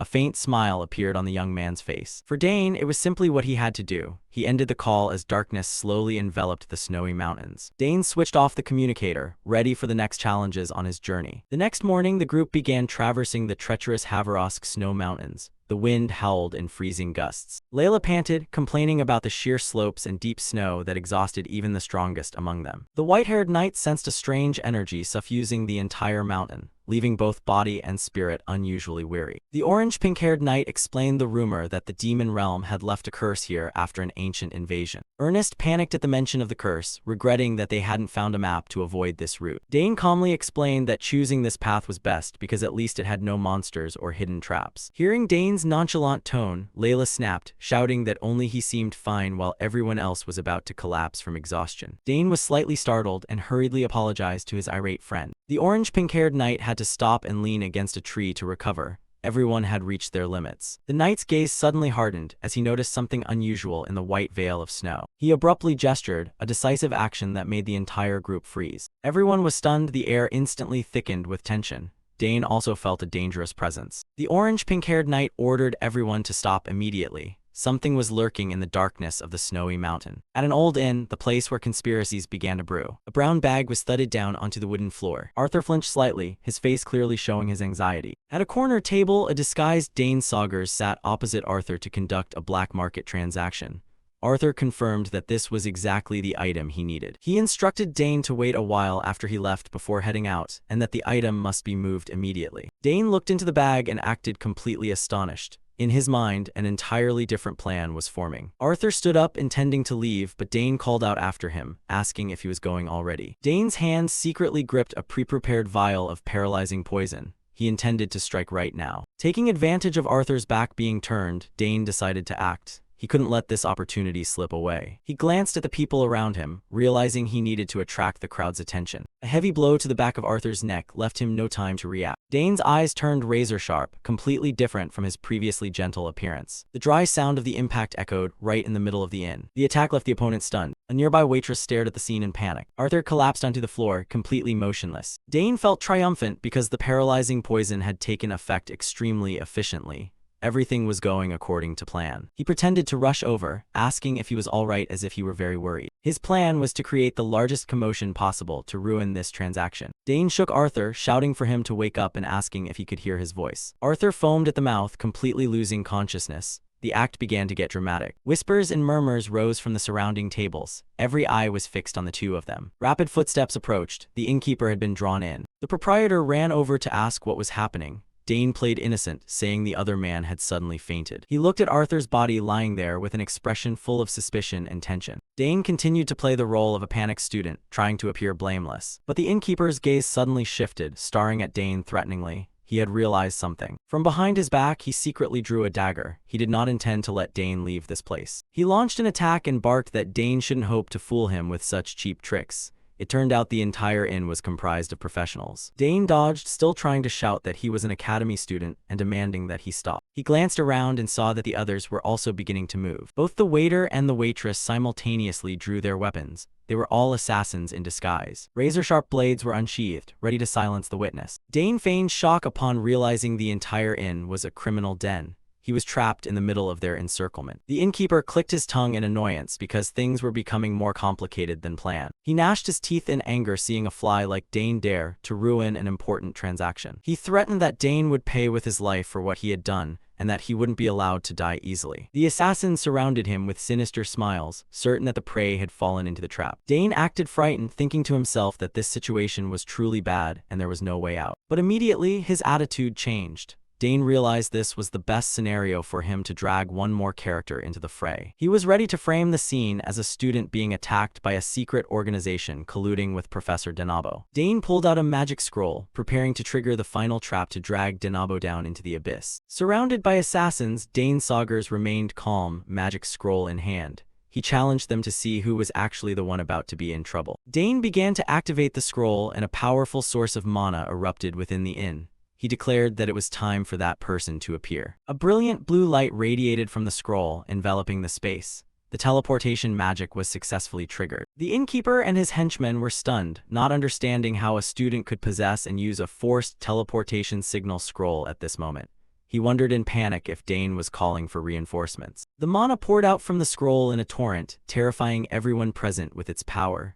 One of them shouted in suspicion, questioning if Dane was actually a mage. Dane curled his lip into a sinister smile. Everything was proceeding perfectly according to the script he had painstakingly arranged. A massive magic circle appeared, glowing brightly, ready to pull the target to the scene.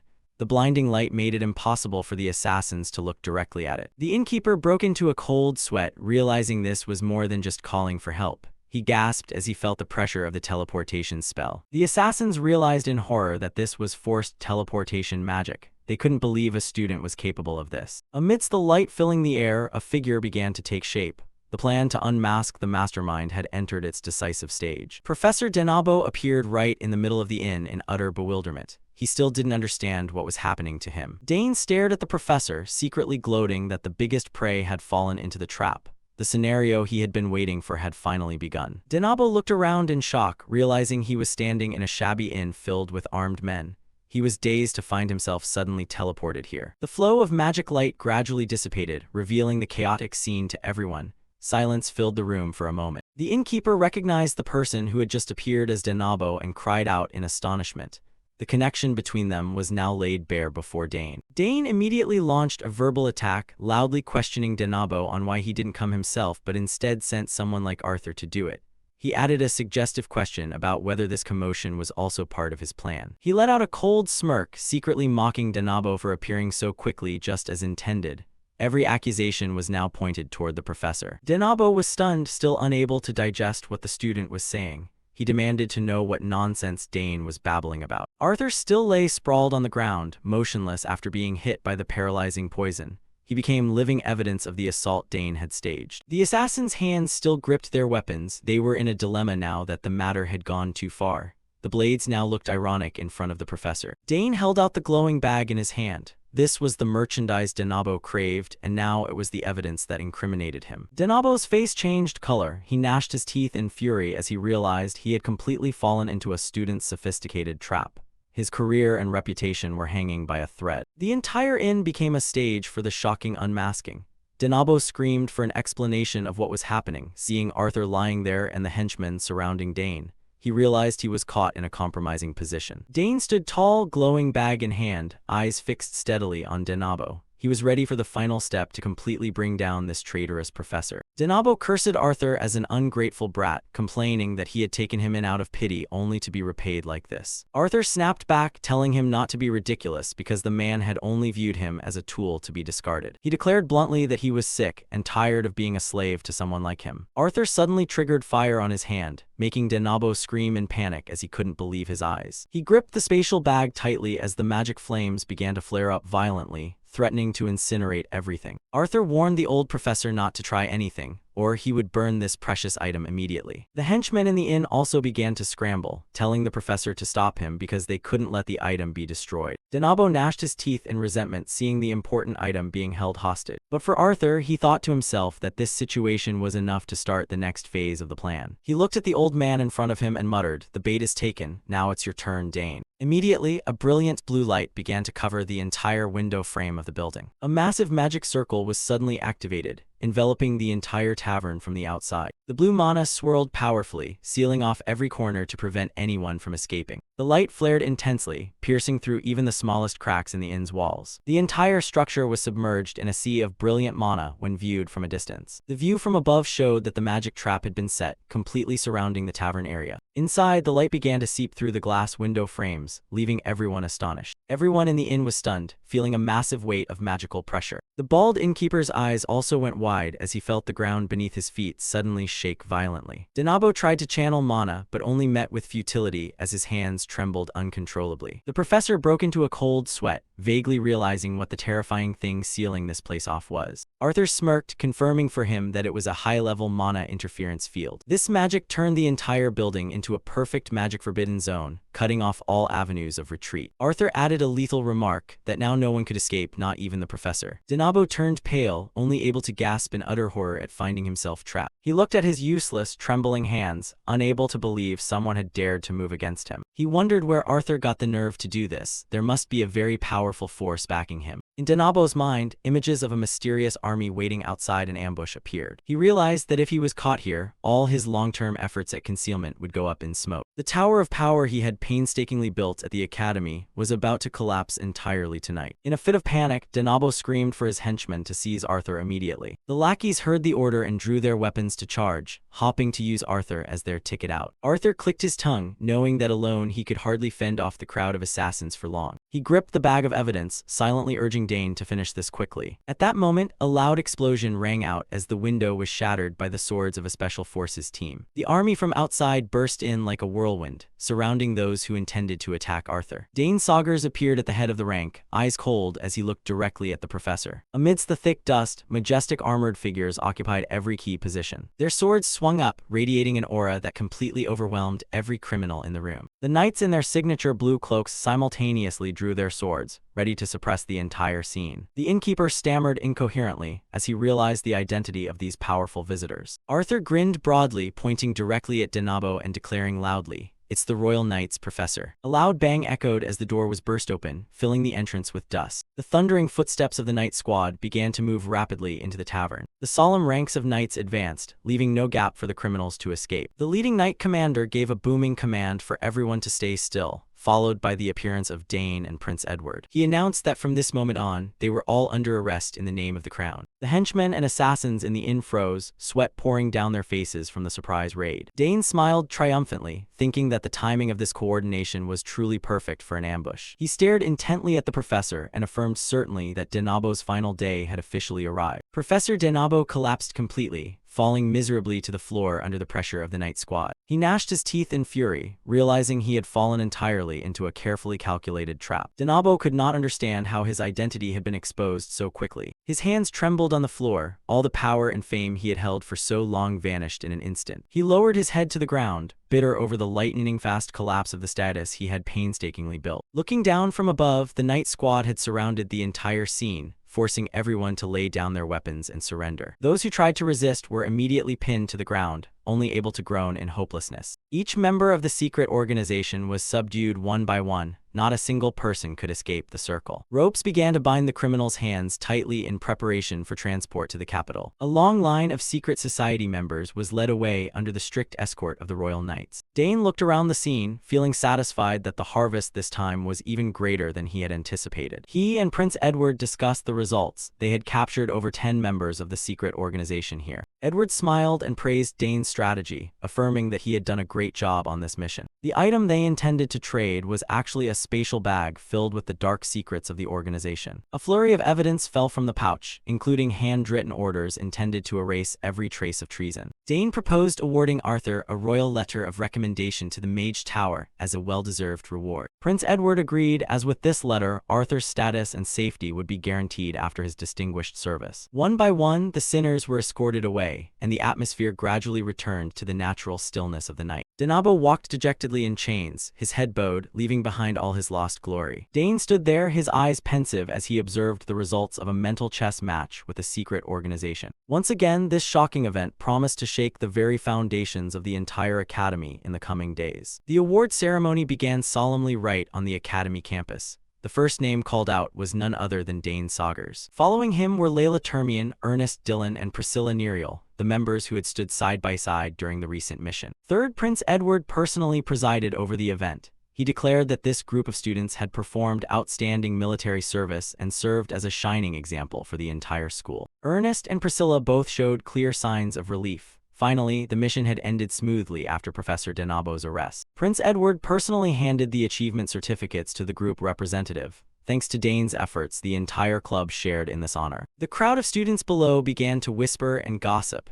Rumors spread that Dane alone had taken down over 200, perhaps even 500 monsters. Some female students were still in shock to learn that a respected professor like Denabo was actually a spy. The thought of it made their skin crawl. Despite receiving countless benefits from this campaign, the rumors surrounding Dane continued to spread uncontrollably. However, Dane's greatest harvest was discovering the existence of the organization plotting to overthrow the world. He told himself he had to prepare thoroughly to deal with them before his peaceful life was destroyed. While Ernest was still waving excitedly to the crowd, Dane had quietly slipped away. Edward smiled with satisfaction as he watched the young heroes retreating back, standing beside his close knight commander. Leaving the ceremony, Dane's mind turned back to the item he had sent to Bulbak earlier. He wondered if the old blacksmith had discovered anything yet. The sound of a hammer striking steel echoed from the Termian forge. Dane walked in just as Bulbak was examining the magic staff. It looked ordinary on the outside, but Bulbak asserted that this staff had been forged with blood.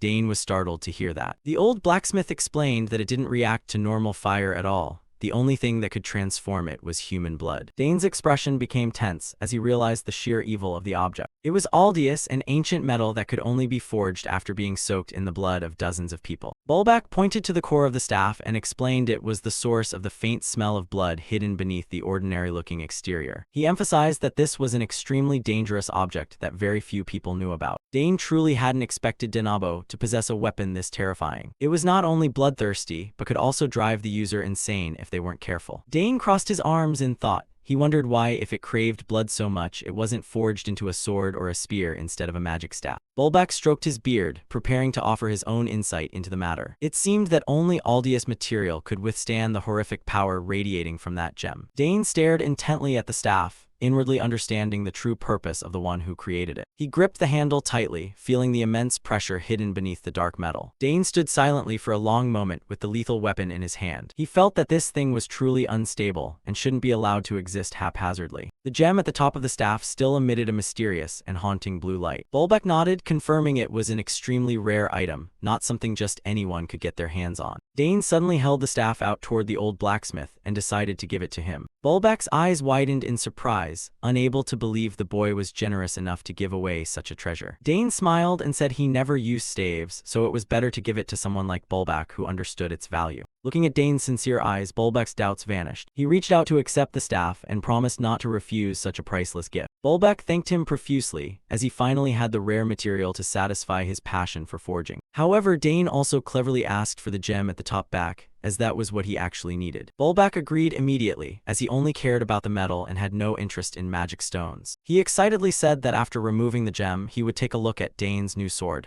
Dane nodded eagerly. Bulbeck turned to prepare his tools, his mouth still murmuring in admiration of that powerful ancient mana core. Dane narrowed his eyes calculatingly. A treasure like this was something he would never give up easily. After successfully separating the mana core from the staff, the two moved to the area where Dane's new sword was kept. It was Bulbeck's precious ore vault, filled with sparkling minerals of every color. Bulbeck announced the sword was nearly finished, only needing sharpening and a bit of fine-tuning. He urged Dane to try lifting it. Dane cautiously reached out and gripped the hilt, feeling its weight and perfect balance. A magnificent sword appeared, glowing with a transparent blue light. He couldn't hide his amazement at the old blacksmith's masterful craftsmanship. The blade reflected Dane's excited eyes. It was truly a masterpiece. Every detail exuded an unbelievable level of sophistication. Seeing the boy's satisfied look, Bulbeck laughed triumphantly and asked if he truly liked the gift. Dane gazed at the sword for a while longer, unable to look away from its beauty. The sword emitted a faint, ethereal aura, appearing elegant yet full of power. He noticed the sword's reaction was exactly the same as when he touched arcanium ore before. Dane performed a trial swing.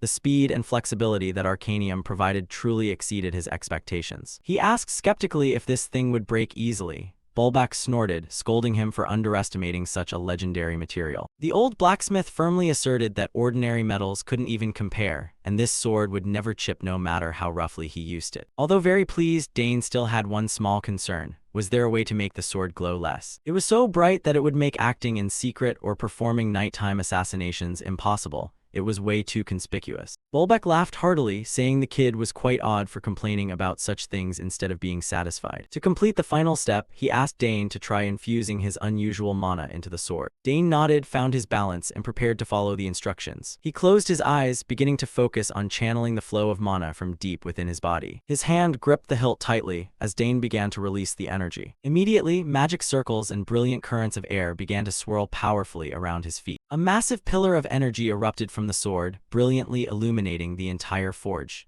The aura was truly terrifying. The room shook violently under the pressure of the frantically surging mana. Bulbeck stood by, watching intently. The sword vibrated intensely, as if cheering at being fed so much mana. Dane began to feel that something was wrong. This feeling, it was completely different from before. The sword was like a bottomless pit, frantically draining his mana without stopping. Bulbeck laughed with delight. He knew this sword would accept and be perfectly compatible with Dane's mana. Even though it was a perfect match, Dane asked through gritted teeth how long he had to keep this up. The blacksmith looked at him with eyes full of excitement, having no intention of telling him to stop. He shouted for the boy to keep pouring mana in until he had absolutely no strength left. Dane could only cry out in his mind at this bizarre request. A bright blue mana aura began to swirl powerfully around the blade. Dane grit his teeth in endurance as the sword drained nearly half of his mana. He held his hand steady, feeling the magic pressure becoming increasingly heavy. His eyes narrowed, focusing intensely on every movement of the energy flow. The sword shone radiantly, reacting violently to the new source of power. Standing nearby, Bulbeck remarked that only this weapon was strong enough to contain his special mana. Dane was slightly surprised by the old blacksmith's assertion. He further explained that because it was made of arcanium, once it finished absorbing mana, it would become truly fearsome. Hearing this, he began to ponder its true power. At this rate, Dane was certain the sword could cut through anything in the world. He looked around the forge, searching for something hard enough for a test. His eyes landed on the Aldia staff, and he decided to use it as the sacrifice. Dane pointed straight at the target, signaling his intent to strike. Bulbeck yelled out, thinking the kid was about to destroy his precious item. But the boy just laughed, saying that splitting it open for analysis was even better. The old blacksmith clicked his tongue and gave in, letting him have his way. The wooden staff was placed ready for the decisive strike. strike. A sword stroke swung up, tearing through the air at terrifying speed. The light from the mana swept across the room, blindingly bright. The blade, carrying a trail of blue electricity, sliced smoothly through the obstacle without meeting any resistance. Even Dane was stunned to see how lethal his sword strike was. The tough staff was sliced in two in an instant. The two pieces of wood fell to the floor with a perfectly flat cut, without a single scratch. He thought to himself that even in his previous life, he had never seen a weapon this dominant. The sword was still crackling with sparks of electricity after the impact. Bulbak picked up the piece of wood to examine it. The cut was so perfect it left him speechless. The old blacksmith shouted in amazement, as he had never seen Aldius cut so cleanly. Normally, when using mana to cut, the gash would be very jagged because the energy flow is uneven. But this cut proved that Dane's mana had completely mastered the blade. Bulbak congratulated him, asserting that the two had now truly become one. From now on, this was the unique arcanium sword in the world, made just for him. A confident smile appeared on the face of the genius young master. He gripped the hilt, feeling a distinct and powerful connection with his new weapon. Dane nodded with satisfaction as he looked at the result of his and Bulbak's hard work. It was the only sword capable of handling and reacting to his ancient mana flow. All the preparations were finally in place. He gave a faint smile, feeling invigorated to have such a formidable new friend by his side. In the shimmering mana light, Dane raised the precious sword high as a declaration of the feats to come. The razor-sharp blade reflected the light, ready for every journey fraught with danger. As he walked out the forge door, he called back to ask him to sharpen the blade one last time to perfection. The old blacksmith grumbled about the kid being so troublesome, but still happily led him along. The clang-clang of the forge hammer echoed through a street corner, marking the birth of a new legend. A few days later, we returned to Arabella's laboratory. She was excitedly praising the fact that the data Dane brought back served as a massive boost to her research. Dane, as humble as ever, said it was he who should be thanking her.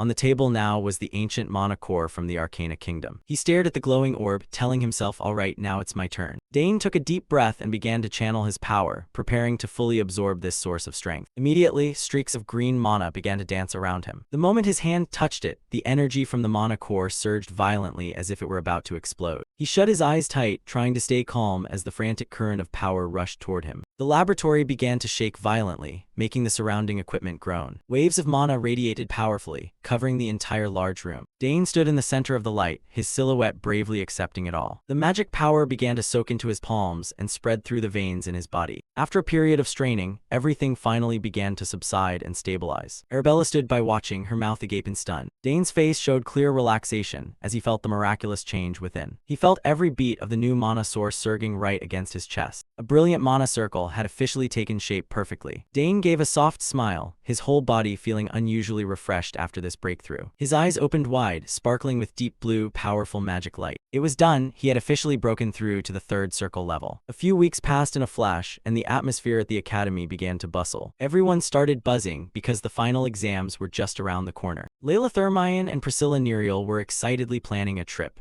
Priscilla even intended to go on a backpacking trip to the north for some fun. Just as they were having fun, the communication device in Dane's pocket suddenly vibrated. He paused for a moment, wondering who would be calling him at this hour. Pulling out the device to check, Dane still couldn't guess who was looking for him. As soon as he picked up, a lively greeting rang out from the other end. "Hey Dane. Long time no see, I'm about to arrive back in the capital." Just by the voice, Dane knew immediately who it was. The caller even asked if they could stop by the academy to see him for a bit. It turned out to be Dayward Termian. The sudden appearance of this explorer brother certainly meant something important was happening. Layla scolded Dayward relentlessly in front of the building for going missing for so long without sending her a single word. She started getting physical, punching him while shouting to ask what Dayward thought Dane was, since he only notified him upon arriving. Dayward could only grit his teeth and take the beating, not daring to utter a single word of protest back to his younger sister. Watching from a distance, Ernest shook his head in weary resignation because this torture session had already dragged on for 10 minutes. He laughed while affirming that this time it was entirely Dayward's fault due to his poor communication habits. Dane looked at Dayward with understanding, guessing that he probably still felt guilty toward his sister, which made him hesitate to send word in advance. Layla hadn't cooled down yet. She threatened to beat him even harder if he ever dared to drag his injured body back home again. Seeing that the situation was getting too tense, Dane stepped in to intervene, telling Layla to calm down since he had returned safely after all. Turning to Dayward, Dane kindly asked if he was truly all right after his recent expedition. Dayward immediately grinned broadly, raising a hand to greet Dane enthusiastically as if nothing had happened. Layla crossed her arms and huffed, nodding that he returned earlier than expected, while Dane announced that all preparations were in order. With a confident look, Dayward affirmed that he had gathered all the necessary items for the plan. But immediately after, his voice turned serious as he mentioned that one most important item was still missing. The whole group turned their curious gazes toward Dayward to hear what could be so important. Rare ingredients were laid out all over the table.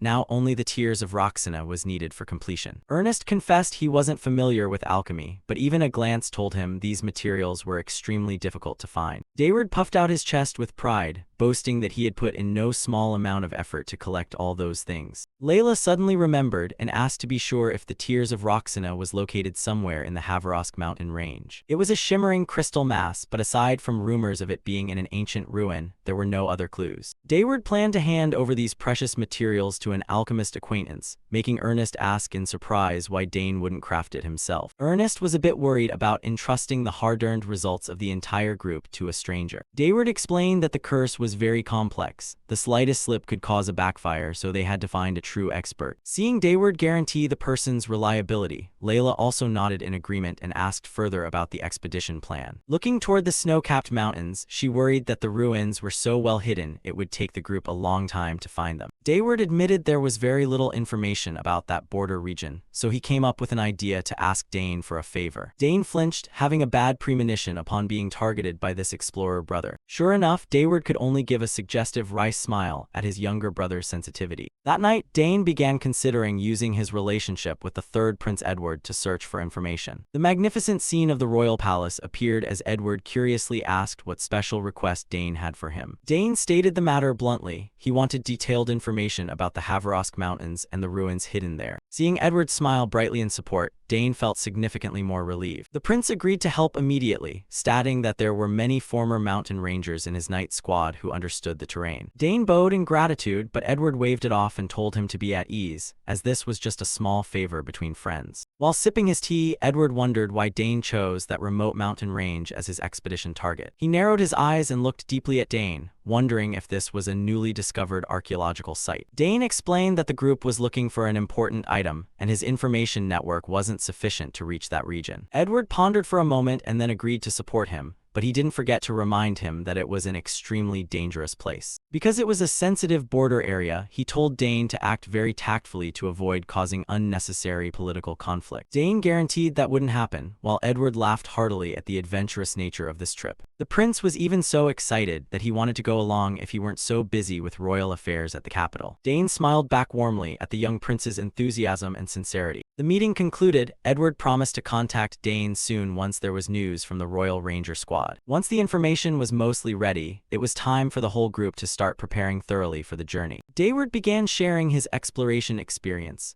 He told everyone to prepare as many dry rations as possible because it was hard to light a fire on the mountain and they had to avoid leaving tracks for rangers. The young man directly inspected the climbing gear, explaining that the ground there was very soft so anchors would easily pull out, requiring specialized equipment. Large and small bags were packed neatly. Dayward reminded them to choose low-odor rations that were filling to ensure endurance during the high mountain climb. Ernest looked at the explorer brother with admiration, believing that with this knowledge, Dayward could easily teach at the Department of Exploration. While they were busy, the magic communication device suddenly glowed with a message from third Prince Edward to Dane. Through the device, Edward announced they had found the entrance to the ruins, but warned that the Ranger Knights couldn't go deeper as they hit a dead end immediately upon entering. Dane listened intently and then spoke up to thank the prince for the valuable information just provided. However, Edward wasn't finished. He reminded the group to be especially wary of a creature called Dranius lurking around the ruins. Upon hearing the monster's name, Dayward and Layla's expressions immediately became visibly grave. It was a giant lizard species with supreme camouflage abilities, making it a terrifying predator that even veteran rangers struggled to handle. Dayward patted Dane's shoulder, asking him to send his thanks to the prince, while Dane affirmed that the group's safety was paramount, so thorough preparation was never a waste. Every preparation step was finally complete. Dayward gave an excited smile, urging everyone to quickly hit the road. Confident smiles appeared on the members' lips. Everyone was mentally prepared for the challenging journey ahead. Dane nodded decisively, his eyes showing intense determination for this expedition. The adventure officially began with the ultimate goal of finding the Tears of Roxana, despite Layla still reminding Ernest not to get too excited and become careless. The group moved urgently. They decided to use teleportation magic to get to the city closest to the mountains to save time. Time flew by after 3 long days of riding horses from the teleportation point. Finally, the gloomy Oliva Marquisate appeared before their eyes. The group urged their horses into the territory, the sound of hooves echoing dryly on the deserted road. Layla looked around with a questioning look as she stepped into this borderland for the first time. Dayward suddenly stopped. He realized something was very wrong when witnessing the desolate state of the territory, and the surrounding air became strangely incomprehensible. Viewed from above, the town appeared terrifyingly dark and silent, making everyone feel an uneasy shiver. The streets were devoid of people, the gray houses shrouded in a hazy mist just like a ghost town. Dane frowned with concern, wondering what on earth had happened to this land for it to become so dilapidated. The group was leisurely riding through a lush green valley, surrounded by majestic mountains. Dane signaled to stop, telling the party to gather some dry grass for the horses. He decided to scout the town with one other person. Arthur nodded in agreement immediately, while Priscilla smiled enigmatically from behind. Before anyone could react, Priscilla leapt down from her horse with remarkable speed. Dane looked slightly stunned and asked why. Priscilla said she would go along because she felt something very strange about this place. Seeing Priscilla's serious expression, Dane began to worry and asked what exactly she had sensed. She asserted that her intuition told her this was definitely not a good omen. Dane scratched his cheek and clicked his tongue. Better safe than sorry, he agreed to let her come. He turned to tell the other two to stay and watch the horses, leaving entering the town to him and Priscilla. Arthur eagerly said he would take the chance to rest the horses and stuff the saddlebag full of dry grass. Priscilla urged Dane to hurry, her face showing some impatience. Their destination was a gray stone fortress, its gate flanked by 2 guards on duty. Up close, the men looked rough and hostile, their gazes filled with enmity rather than the neutrality of ordinary guards. Dane observed silently and noticed their garments resembled clerical robes, yet they carried weapons. One guard raised his hand to block their way, his manner extremely arrogant. He barked, demanding to know who they were, where they came from, and what business they had daring to enter this domain. Dane kept calm, explaining they were merely travelers stopping to buy provisions and dry grass. The guard narrowed his eyes and probed whether they were just passing through or planning to stay. His gaze bore into Dane as if trying to probe his very bones. The other man was no less wary, glancing about with suspicion and vigilance. Priscilla, seeing their attitude, immediately knew these people were extremely hostile to outsiders. Eventually, the guard relented but warned them to take their supplies and leave at once. Dane bowed politely in thanks and led Priscilla inside, but the guard called after them in a threatening tone, telling them not to foolishly meddle in the Marquis's affairs. Passing through the gate, Dane realized that although the interior seemed bustling, watchful eyes still followed them everywhere. Priscilla suddenly drew close and whispered in Dane's ear that these people appeared to be members of the Trillion Church. Seeing Dane's puzzled look, she explained it was a notorious heretical sect being ruthlessly hunted by the Imperial Church. Priscilla's eyes fixed on a flag fluttering overhead, emblazoned with their characteristic magic circle emblem. Priscilla began to clench her fists, her face full of hatred when she spoke of them. Seeing her agitation, Dane pressed to know what crimes they had committed. Priscilla's voice trembled with fury as she recounted that they had mercilessly sacrificed tens of thousands of innocent children, all for a fanatical goal, to summon the demon god in search of a false salvation. Dane was left speechless. He could not believe there were people so cruel they treated human lives like refuse. He exclaimed in horror that the child sacrifices were beyond anyone's imagination. Priscilla looked around sadly. She understood clearly where the darkness shrouding this domain had come from. The locals all looked gaunt and hollow-eyed, like soulless corpses grieving the loss of their children. Priscilla could no longer bear it. She began to channel mana into her palms to form a magic circle. Her eyes burned with determination. She wanted to report this to the Grand Cathedral immediately. Dane jolted, realizing Priscilla was too impulsive. If she acted now, they would surely be noticed. He quickly stepped forward and seized Priscilla to stop her before it was too late. Dane urged her to stay calm. This was enemy territory, and a rash move would be extremely dangerous. He glanced at the listless townspeople, understanding that caution was paramount right now. Priscilla remained tormented by the fate of the poor children. But the children, she whispered. Dane looked deep into her eyes, his voice low and admonishing. Priscilla, look closely around you. All through the town, people moved like shadows, the atmosphere thick with fear and gloom. Priscilla suddenly realized the brutal reality of the place. Her face registered shock. Her gaze hardened, fury smoldering beneath a calm exterior. Dane reminded her their primary goal was to find medicine for Layla's mother. They couldn't risk everyone's lives over an impulsive act. He nodded slightly, signaling she must restrain herself. Priscilla finally softened her tone, agreeing that they should first buy dry grass to avoid suspicion. The two began striding down the gray stone-paved street. The silence was eerie, only their footsteps echoed in steady rhythm. Dane said he understood her feelings, especially as a true priest of the cathedral. They passed rows of old, gloomy houses, completely lacking everyday life. But we can't act recklessly, Dane continued, his tone stern and warning. The townspeople seemed to avoid meeting the eyes of the two strangers. Dane kept watching, his sharp eyes quietly took note of every detail of the area. He suggested that while buying supplies, they could silently probe the enemy's strength. Priscilla paused for a beat, seemingly weighing Dane's proposal. She narrowed her eyes toward the black-robed figures prowling throughout the street. Dane suddenly broke into a cold smile. Fine, let's see how evil they really are. Priscilla rallied, brushing back her hair and smiling in reply. Agreed. The sky above was leaden, black clouds stretched across like an omen of an approaching storm. From above, the market looked unusually silent, people moving furtively like phantoms. Everyone hurried by, no one dared to look up or speak to strangers. Dane asked where to buy dry grass. A middle-aged man with a weathered face pointed across the way. Dry grass, it's over there. Priscilla nodded softly to thank the poor man, then continued on with Dane. Dane glanced around and silently counted at least 100 soldiers blending into the crowd. Ahead of them stood a large building with a stately vaulted roof, which Dane knew was under extremely tight guard. Suddenly, a loud noise from a nearby corner of the street drew their attention. A man collapsed to the ground, begging in terror, Please spare me, there really aren't any children left in my house." Black-cloaked feet trudged closer and a threatening voice rang out, "No children." A man with deep purple hair and an arrogant expression stepped forward, the purple-haired priest of the Trillion Church. He shouted that if there was no sacrificial offering, equivalent property must be handed over, then ordered the man seized for daring to be disrespectful to the deity. The rough guard hauled the man away despite his pleas. Watching the grotesque scene from a distance, Dane and Priscilla could not hide their hatred.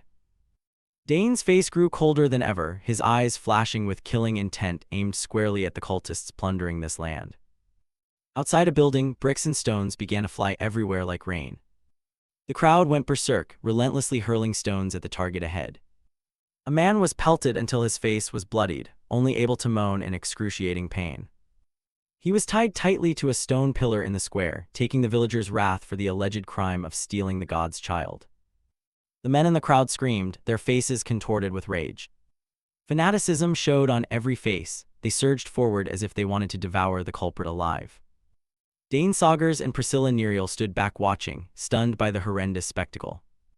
Dane clicked his tongue, unable to believe people in the same domain could treat one another so cruelly.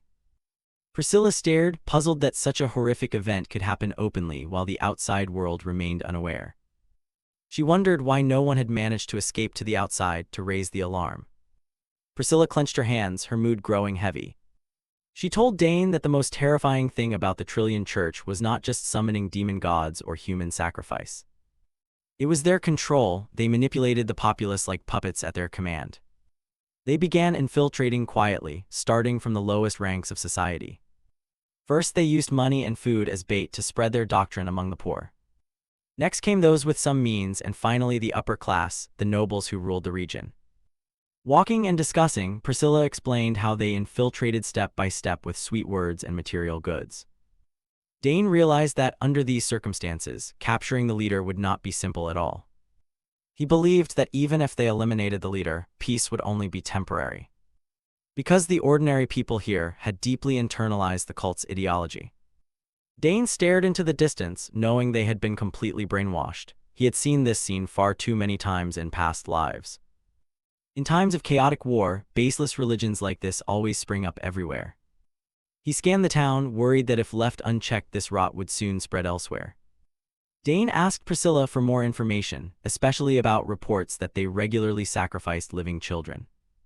Priscilla confirmed the rumor was true, they performed that ritual once a week. Dane brought a hand to his chin, pondering the gravity of the situation. His gaze grew colder and more focused than ever. Suddenly a couple appeared and came into Dane's view. He suddenly grabbed Priscilla's hand, urging her to go buy the dry grass first. Startled and confused, Priscilla paused. Dane signaled her to act natural and keep walking. Glancing back, Dane noticed more people silently tailing them.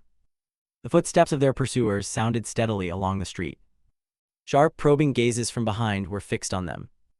Dane realized information here was tightly controlled. Once a visitor entered, it was hard to leave. He guessed the group following them had likely been ordered to silence them. Rather than block the road and arouse suspicion, they preferred to lure their prey deeper in before dealing with them. Priscilla looked at Dane, silently agreeing with his suspicions. Dane's eyes were resolute, ready to face whatever lay ahead. After walking a bit further, Priscilla spotted a nearby stable. A wooden house with a weathered, gray-tiled roof appeared before them. Dane approached the stable and glanced inside.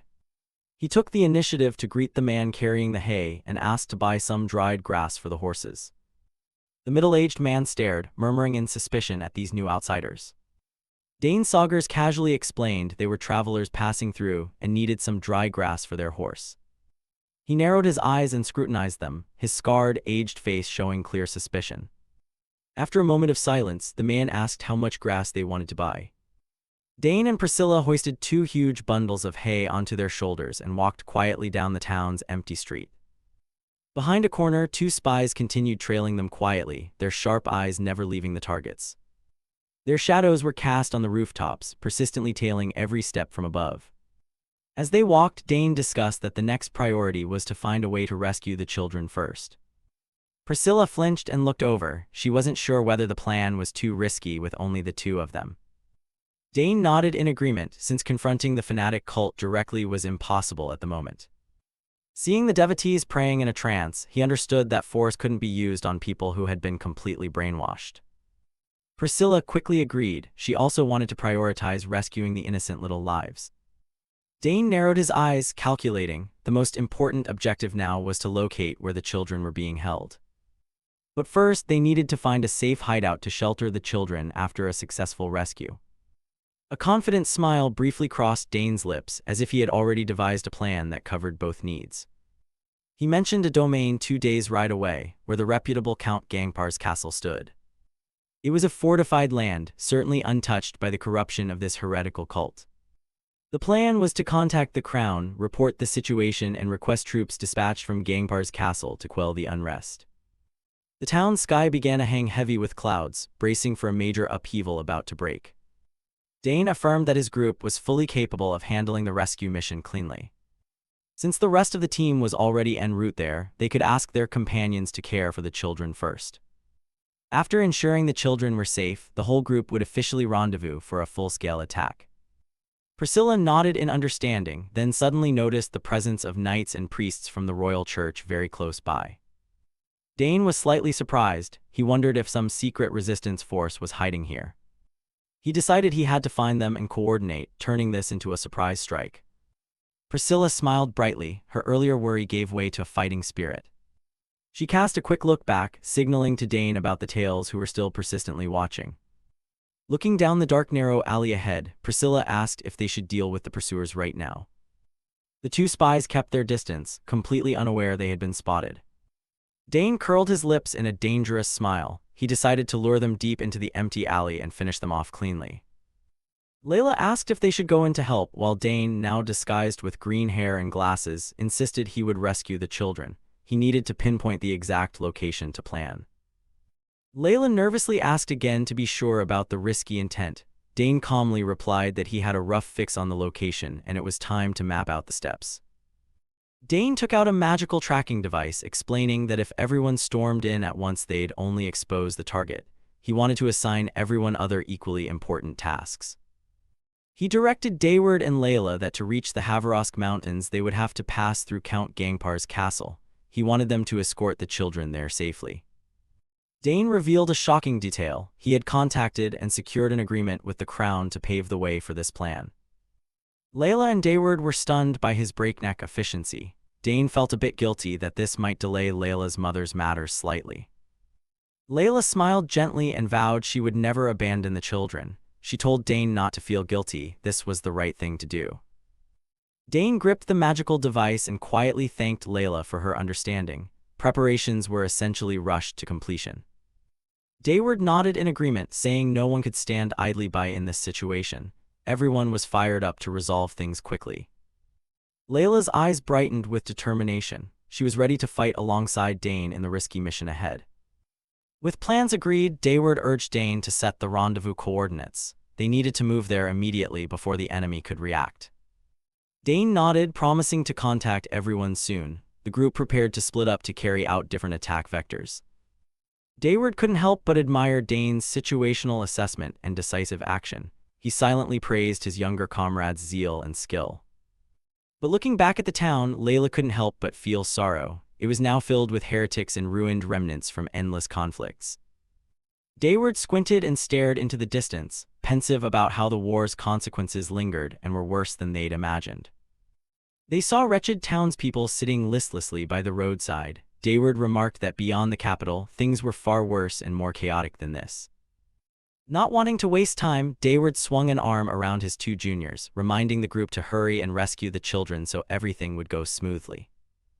The three answered in unison, their eyes showing firm resolve. Brotherhood and mutual trust were their greatest strength right now. The group quickened their pace across the green grass toward the horses waiting at the forest edge. As they mounted, each carried private thoughts about the upcoming mission, but the common goal was crystal clear. Layla quietly admired Dane's greatness. He always appeared at the right moment and solved difficulties like magic. She recalled how Dane had rescued her before. For her, his presence brought an absolute sense of security.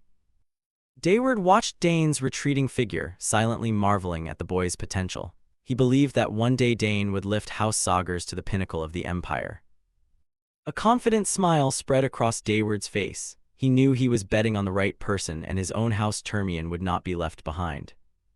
Under the sun, the group spurred their horses forward, leaving the ravaged town behind. A new arduous journey had officially begun. The town from above appeared desolate beneath the shadows of withered branches, signaling a pervasive, gloomy atmosphere. Cut to another area, Priscilla asked Dane if he'd found any new clues. He was just emerging from a dark alley. Dane, now back to his true appearance with silver hair, casually replied that they confessed far more easily than he'd expected. The blood on the alley walls suggested the questioning had been brutal. Dane walked past bodies strewn throughout the alley, his demeanor calm as if nothing had happened. Priscilla couldn't help but be astonished by his interrogation skills. He joked that perhaps in a past life he'd tortured so many enemies that he'd become proficient now. Priscilla was left speechless by his rather heavy humor. Priscilla eagerly wanted to know the important information Dane had just extracted from the church's henchmen. Dane's gaze turned icy as he got down to business. The information he had would certainly change the entire situation. Dane reported that the children were being held in a large warehouse, not just a few, around 100. They were people who dared oppose the Trillion Church. Even parents who tried to protect their children had been dragged there and imprisoned. Worse, the entire family of Marquis Oliva was also confined there. That explained why such a powerful force had been silent for so long. Priscilla immediately understood. She exclaimed that no wonder the Marquis couldn't act. His greatest weakness was in the enemy's hands. However, the toughest problem was how to infiltrate that warehouse to rescue them when the guards were extremely numerous and battle-hardened. Priscilla worried that if a battle broke out, enemy reinforcements would flood in, and evacuating hundreds safely amid that chaos would be nearly impossible.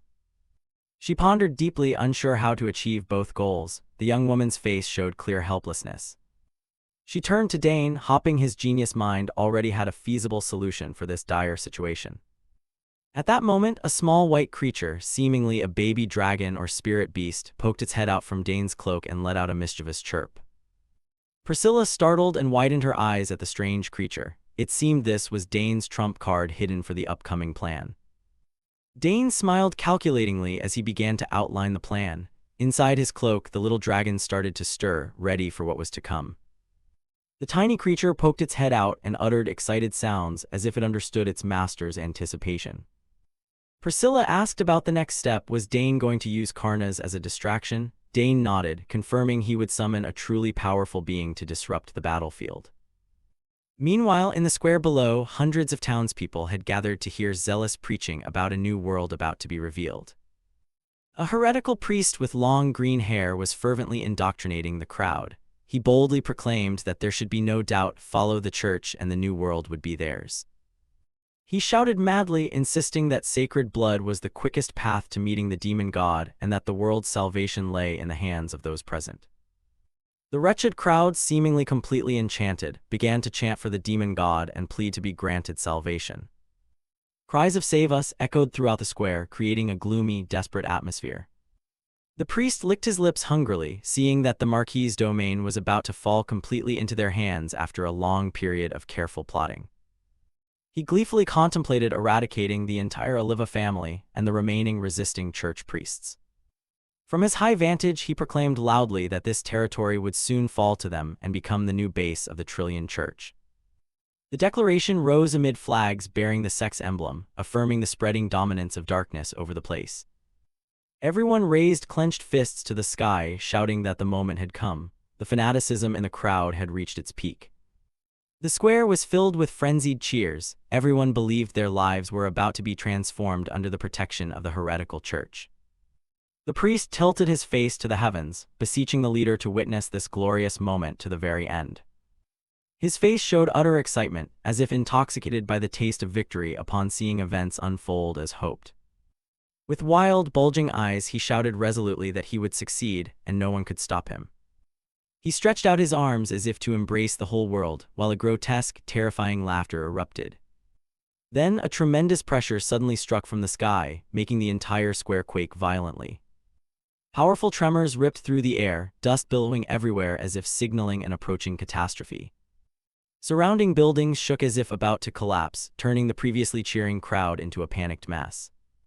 The pressure from above intensified, forcing the church guards to stare upward at the darkened sky in stunned silence. The crowd gaped in bewilderment. They did not understand what was happening as the important ceremony was abruptly interrupted by a mysterious force. The green-haired priest began to sweat profusely, shouting in terror to ask what kind of fiend was plunging toward them.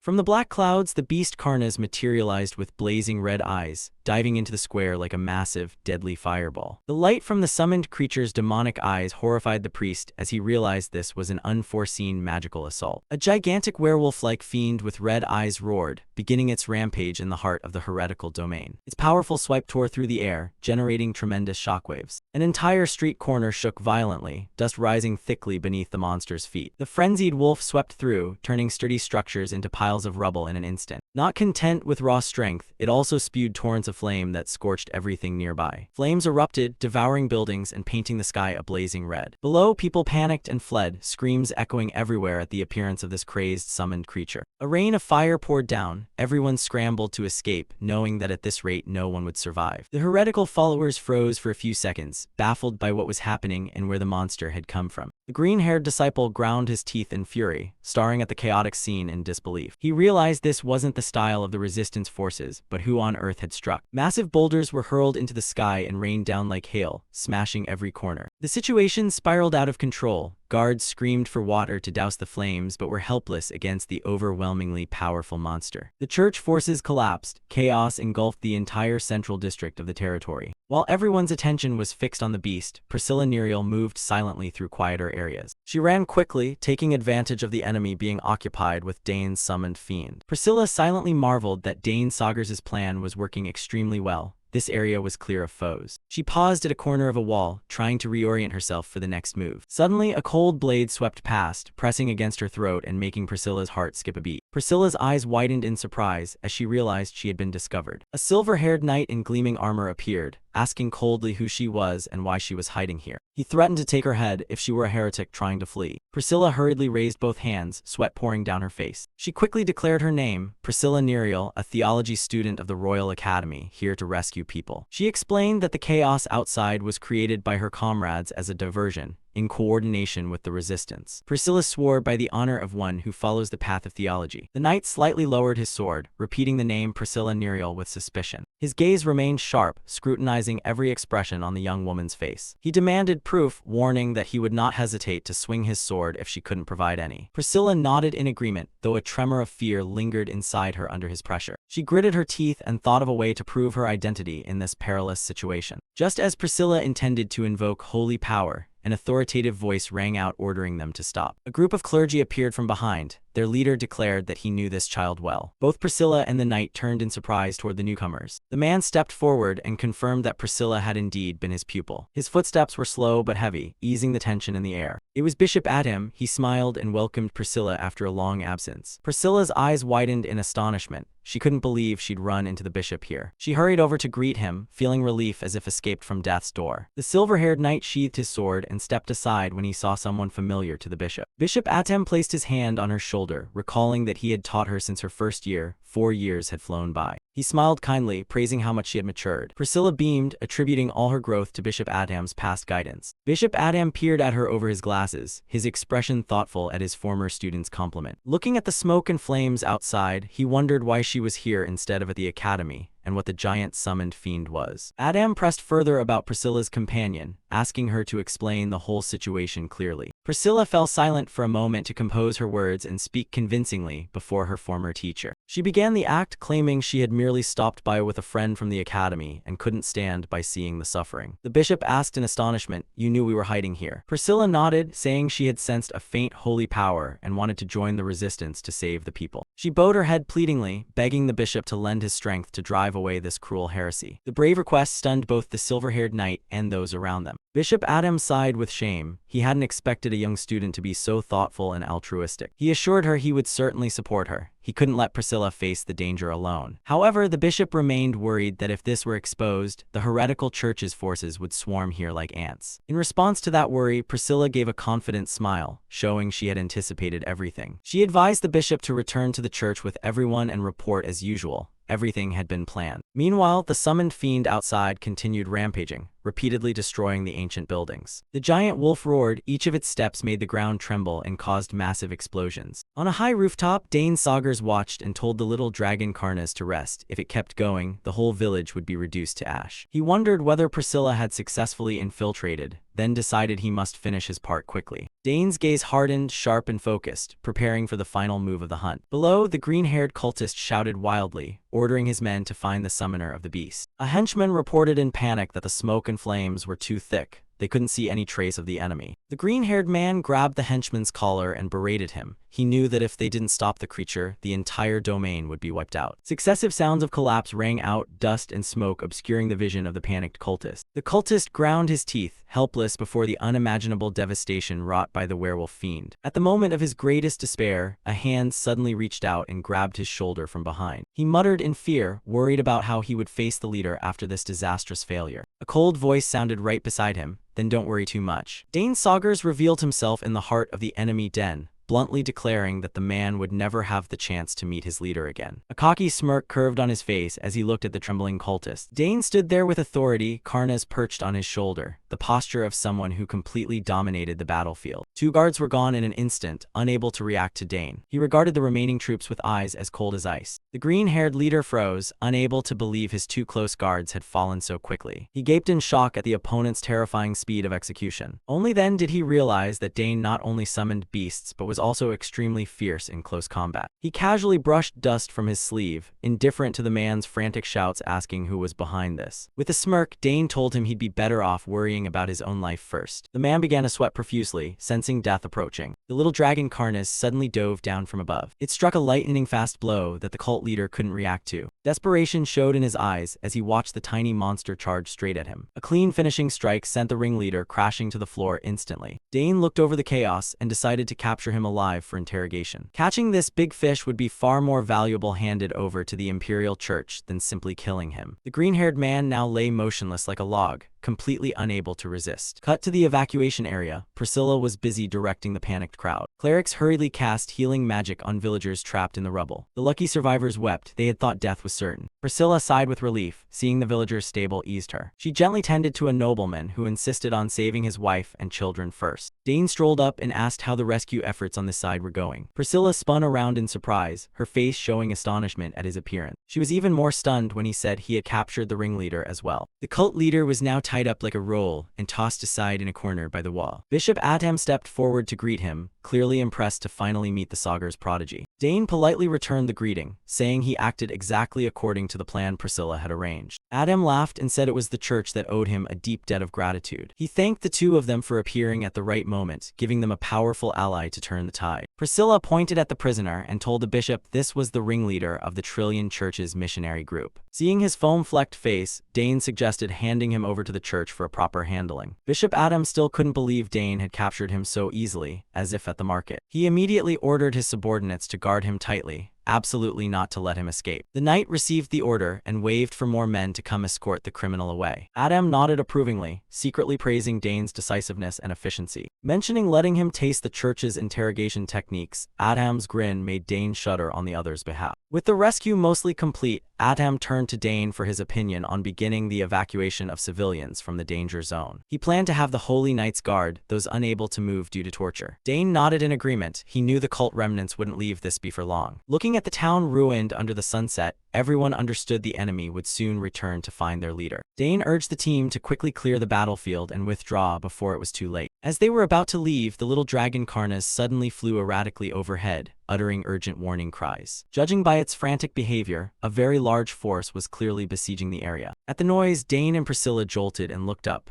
The enemy arrived faster than he had thought. Dane's gaze hardened, ready for a battle to the death. In the distance, a whole column of cult troops appeared, fully armed. The axe-wielding soldiers began to scour the area. They smelled their targets gathering near the warehouse district. The ringleader shouted, ordering them to seize the sacrificial lot that was trying to escape. Meanwhile, Dane and the knights were still stuck with the green-haired prisoner in the encirclement. The trio Dane, Priscilla, and Bishop Atam stood solemnly, devising the quickest countermeasure. Civilians began to panic. Cries of the heretics are coming echoed through the streets. An elderly noble trembled, clasping his hands and praying to the gods to spare his old life. Watching the fanatical cultists charge forward, Dane only gave a wry smile. He found it laughable that they had no idea who they were about to face. He told Priscilla to quickly lead everyone to retreat. He would stay behind to handle everything alone. Before Bishop Adam could grasp the situation, Priscilla urged him to deploy the Holy Knights to assist the people. Seeing Dane's confidence, the bishop knew he had no choice but to place his trust in the boy. He immediately ordered the knights to protect the civilians at all costs. The knights hurriedly opened a route, prioritizing safe passage for the populace. The crowd began evacuating in fear, children and women being led first under the army's protection. Priscilla urged Adam to hurry. The situation was extremely urgent. The bishop looked back at Dane, his expression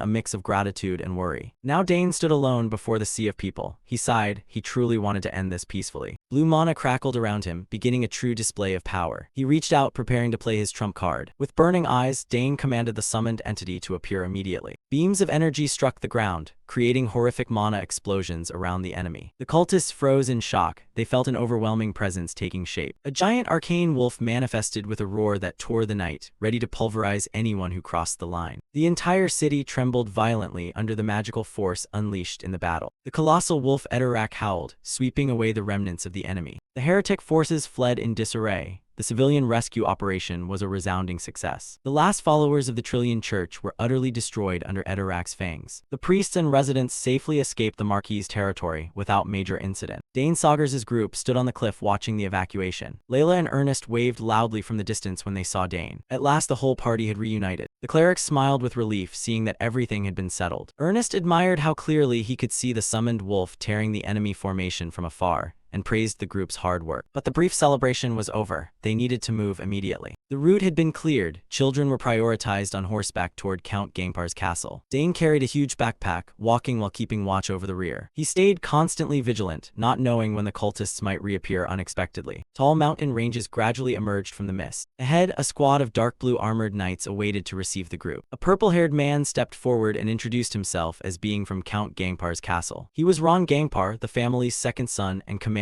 of the 2nd Knight Legion. Dane politely introduced himself as the eldest son of Count Saugers and thanked them for their support. Ron nodded silently, his gaze briefly thoughtful. The Gangpar Knights all bowed apologetically for allowing the tragedy to occur in a neighboring territory without intervening in time. Dane reassured them it was due to the enemy's cunning and that they shouldn't blame themselves. Ron listened, his expression remaining stern. Meanwhile, Count Gangpar sat in silence, deep in thought. Ron's elder brother's 1st Knight squad had been dispatched to the Marquis' territory to investigate further. Dane smiled with satisfaction. He felt this family truly had a conscience. Under the escort of the Knight squad, the group continued moving toward the castle. With the burden eased, Layla and Ernest chatted cheerfully with everyone. Ron looked at Dane with an appreciative gaze. He admitted the rumors of a prodigious genius at the academy were not wrong. At first, when the royal side said some kids were rescuing people, Ron and his subordinates had objected out of disbelief. But witnessing hundreds saved, he was completely convinced. The people's smiles were the clearest proof of Dane's group's capability. Ron smiled and offered to escort the group to the castle to rest and prepare a welcome feast. Snow began falling thickly on the Haverosk Mountains at the border. Count Gangpar's castle loomed majestically, serving as a steel shield against monsters and foes. Dane's group and the evacuees enter the fortified stronghold. As they entered the hall, Count Gangpar appeared rugged and beaming. He urged everyone inside to warm up and suggested preparing a meal immediately. They must be starving. Observing the Count's manner, Dane sensed he was an upright and reliable man. The well-stocked food stores were mobilized at once to serve the evacuees. Layla and Ernest ate their fill.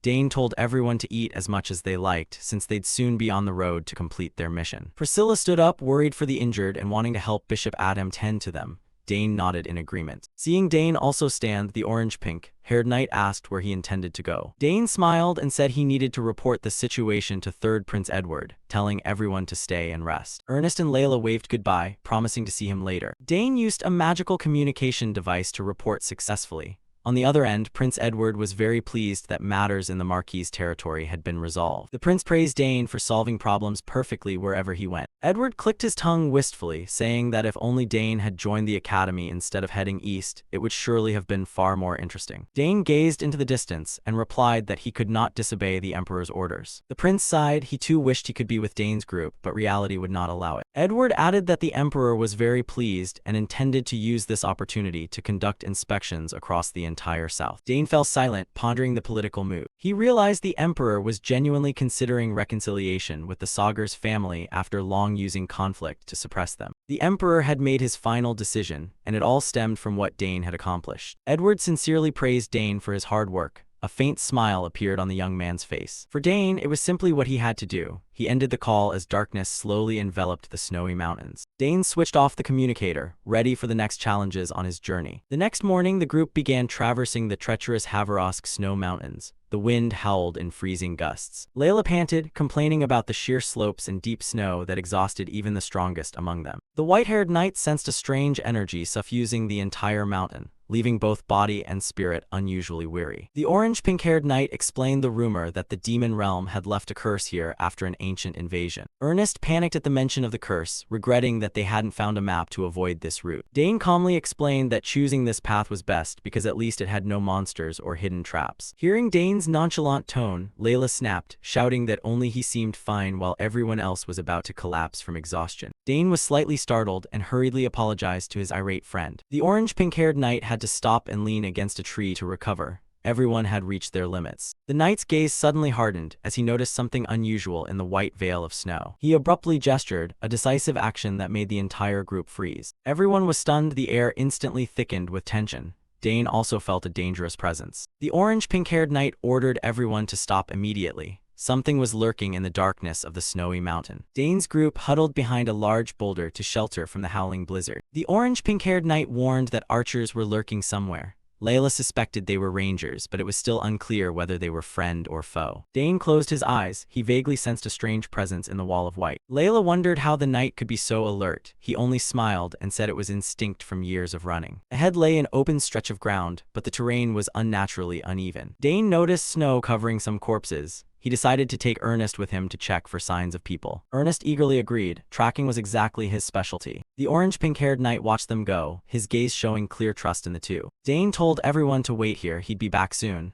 It felt as if they'd reached the border. Jagged snowy peaks loomed ahead, treacherous in the storm. The deeper they went, the more silent and bone-chilling the air became. Karnas circled above. It seemed to have caught the scent of something amiss. Sure enough, they found a soldier collapsed in the snow, his body covered in wounds. Dane noted the wound was deep and that the man had certainly been struck from behind. He pondered as he examined the unconscious victim more closely. Guessing the man would carry useful information, Dane began to search him. After finding a few items, he sent the little dragon Karnas to fetch the others. Karnas flapped off, its cry echoing across the snowy mountains. What they found was a map. The group gathered around the map, astonished by its intricate detail. Dane realized it marked every landmark in the Haverosk range, just the sort of map professional rangers would carry. Ernest and Layla looked relieved. With this map, they wouldn't get lost. Priscilla stared at the fallen soldier with a worried, puzzled expression. She wondered how a seasoned ranger could be taken down so badly. The orange-pink-haired knight reassured Priscilla, saying such things were common at the border. Besides, the man was an enemy. Administering first aid was the best they could do. Priscilla simply nodded silently at that. Dane then found another dispatch on the soldier. Ernest curiously asked what the order said, then remembered to wonder if Dane could read the Drenic dialect. Dane smiled confidently and said he knew a little, so let him give it a try. His eyes focused intently on the strange characters on the paper. The dispatch stated that conditions at the ruins were dire, with 5 seismic disturbances and leaking magic growing stronger. The courier was ordered to approach covertly to assess the situation before Altian's rangers arrived. Priscilla was stunned. If magic was leaking that strongly, there must be a major incident inside the ruins. The orange-pink-haired knight clicked his tongue. It seemed this journey was far more complicated than they'd thought. Dane felt fortunate. The fallen soldier had given the group valuable information to prepare with. Layla quickly rallied everyone's spirits, reminding them they were all top students of the academy. Ernest regained his resolve. He was determined to find the tear of Roxana no matter what. The orange-pink-haired knight remained pensive, his eyes staring into the distance. Dane ordered the group to study the map carefully to anticipate any dangers that might arise. The blizzard continued to howl, covering every trace along the path. The group pressed deeper into the mountain range.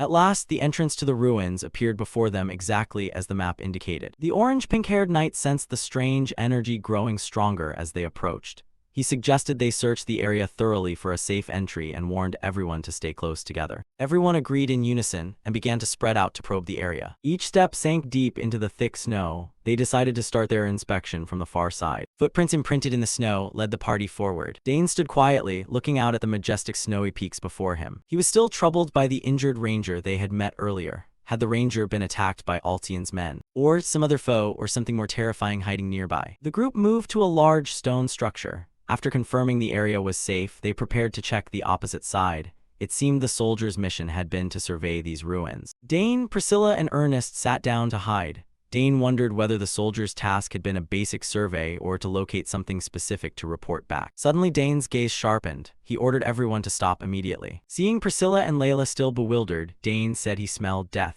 Both froze in alarm at his mention of corpses. He signaled for absolute silence. Dane led the group as they slipped through the jagged rock formations to trace the source of that smell of death. Layla and Ernest were visibly tense, ready for the worst. From above, the party looked tiny against the vast snowy plain. The ruins emerged hazily through the cold mist. When they climbed up onto a high ledge, the group suddenly froze at the scene unfolding below. Dane could not hide his astonishment. The situation was far worse than he had imagined. Layla covered her mouth in horror to stifle a scream, while the orange-pink-haired knight stood stunned, speechless. Ernest and Priscilla were also aghast. They could hardly believe what they saw. Below in the valley was a horrific sight. Bright red streaks of blood splattered across the white snow. A bloody massacre. Ernest recognized that all the bodies belonged to Altian's rangers. Their condition was horrific, identical to the Drenic ranger they had encountered earlier. The group halted before a chaotic scene in the snow. The rangers' bodies lay scattered everywhere. The orange-pink-haired knight confirmed that all 10 were dead.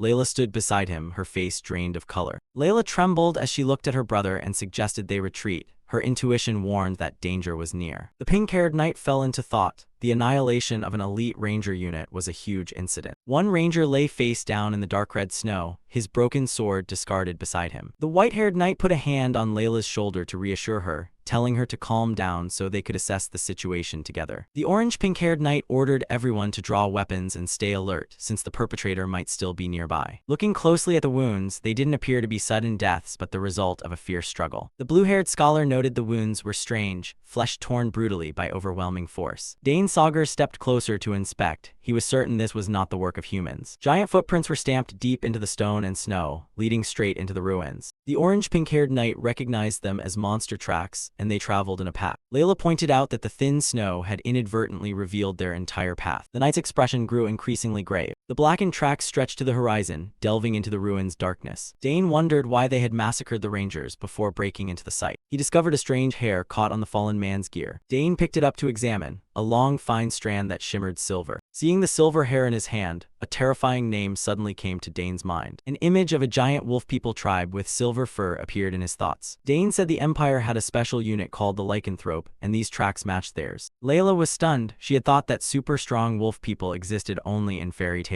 From memories of a past life, Dane recalled the unit had been formed in exchange for granting their people imperial citizenship. But if they were allies, why would they turn and slaughter their own rangers? Layla worried whether their target might also be the tear of Roxana. Dane knew an identified enemy was easier to deal with. but he had a feeling the problem ran deeper. He sensed someone was pulling the strings behind the entire wolf people tribe. The white-haired knight reassured them that her holy power could restrain the creatures. Her only worry now was being spotted by reinforcements. The orange-pink-haired knight felt optimistic. Those who went ahead had already sprung the traps, saving them effort. That made sense, so the group decided to act quickly before it was too late. Dane thought silently that if things went bad, this would be a good chance to test the arcanium sword's power. He drew his sword. The blade glowed with potent magical runes. This way, everyone hide your mana. The orange-pink-haired knight led the team forward. The group moved swiftly, vanishing into the cave's darkness. Inside the ruins, the space was gloomy, with only the eerie drip of water. Fresh blood splattered the ancient dwarven pillars, evidence of the carnage. From afar came desperate screams as 3 more wolf people comrades fell to hidden traps. A hooded figure stepped forward calmly. He repeated his promise to help their tribe escape being ostracized. Gagan, leader of the lycanthrope, ground his teeth in hatred but could do nothing. Beneath the cloak, the mysterious man smiled fiendishly, full of scheming intent. He used the dream of living in the Empire's light to coerce the pitiable wolf people. He pretended generosity, allowing them to refuse, but Gagan's look showed they had been cornered. He threatened that if Gagan did not obey, the wolf tribe's future would be completely ended. Gagan ground his teeth in fury, his body trembling violently from being cornered. The wolf leader pointed at the 3 fallen comrades and shouted in anguish over the heavy losses. The cloaked stranger growled, berating Gagan's complaints and forcing him to find a way through the traps. He raised a hand engulfed in deep purple magic, threatening to detonate Gagan's limbs on the spot. A vicious magic coiled around Gagan's neck, making his eyes bulge in horror. The 2 wolf people with him could only stand helplessly, terrified. Gagan was forced to lower his voice and beg the villain to calm down so he could continue leading the way. The man in the black cloak snorted coldly, mocking that Gagan should have known better sooner. He withdrew his magic, leaving the air thick with hatred. He coldly ordered the wolf pack to hurry. Gagan looked at him with bloodshot eyes, silently enduring the humiliation. The group pressed deeper into the dark ruins. Heavy footsteps echoed steadily down the stone corridor. The shapes of the wolf people blurred in the ruins' hazy smoke. The villain muttered that his secret organization must not be allowed to collapse. He raved that he must obtain the Tear of Roxana at all costs. He believed that with it, he could restore all the power he had lost. Meanwhile, Dane's group had also advanced into the interior. The blue-haired scholar bent down to examine the footprints and assessed that at least 7 to 8 people had passed through here. The orange-pink-haired knight observed the surrounding architecture and noticed many signs of workmanship. He touched the intricate stone blocks and realized they were the skilled craftsmanship of the dwarf people. Dane Saugers suddenly remembered Bulbak's words about his people having lived in these mountains. The blue-haired scholar pointed out that hidden traps began to appear densely from this point,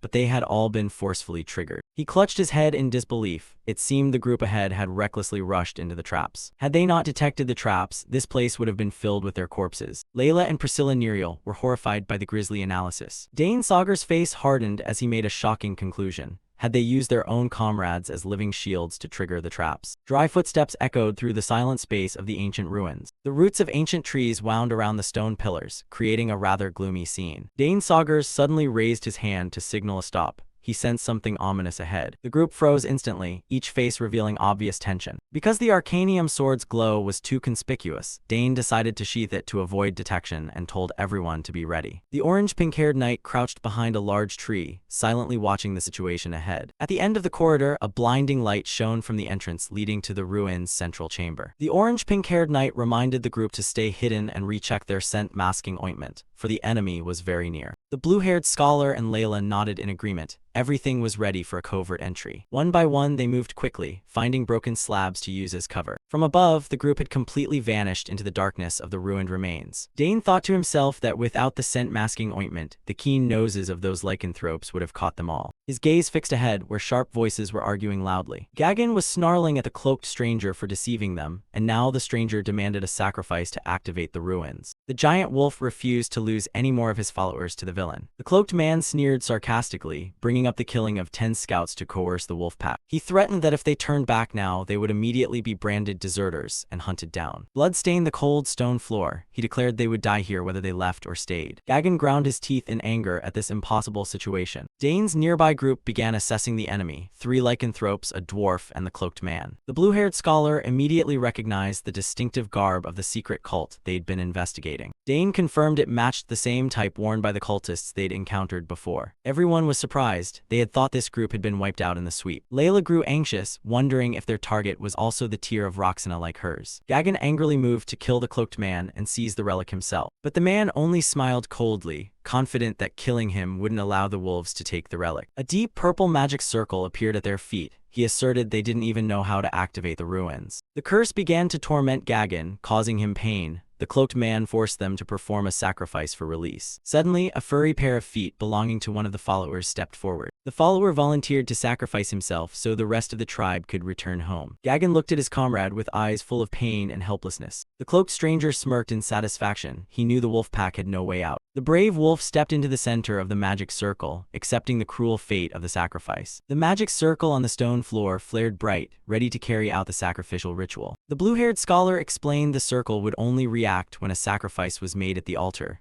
Layla shuddered, unable to imagine it. The orange-pink-haired knight hesitated, unsure when to rush out to stop it. The blue-haired scholar offered a cold suggestion. Just watch them kill each other and reap the benefits later. The white-haired knight was stunned, unable to believe her comrade could stand by as such a gruesome sacrifice took place. The scholar remained pragmatic, arguing that letting them destroy each other was the best course. Layla and the white-haired knight frantically tried to stop the debate, fearing the group would be exposed. Amid the tension, Dane suddenly curled his lips in a mysterious smile, seeming to have found a solution. The group turned to Dane with skeptical looks, unsure what he was planning. Dane Saugers pondered. He understood that if the enemy seized the tier of Roxana first, retaking it would be exceedingly difficult. Staring into the gloomy ruins, he decided to seize control of the situation immediately to avoid being put on the defensive. Far off, the cloaked stranger was scheming too. He believed he'd found the perfect candidate to be sacrificed for the ritual. Dane told Ernest that the man in the black cloak surely knew how to break the seal, so it would be best to grab him first and interrogate him later. Ernest, the blue-haired scholar, smiled confidently and promised to use his abilities to support the team. The orange-pink-haired knight and Layla nodded in agreement. The group prepared to act before things slipped out of control. The ruined stone floor was cold and desolate, wrapped in an eerily oppressive silence. Strange noises began to echo from the ancient door leading deeper into the sacrificial chamber. A burst of magic shattered the stillness as Dane's group launched their assault. The whole team leapt down at once, making a startling entrance right into the enemy's lair. Gagan the wolfman jolted and shouted. He couldn't believe someone dared to barge in and disrupt the ceremony. The dwarf carrying the lamp and the one-eyed wolf were also stunned.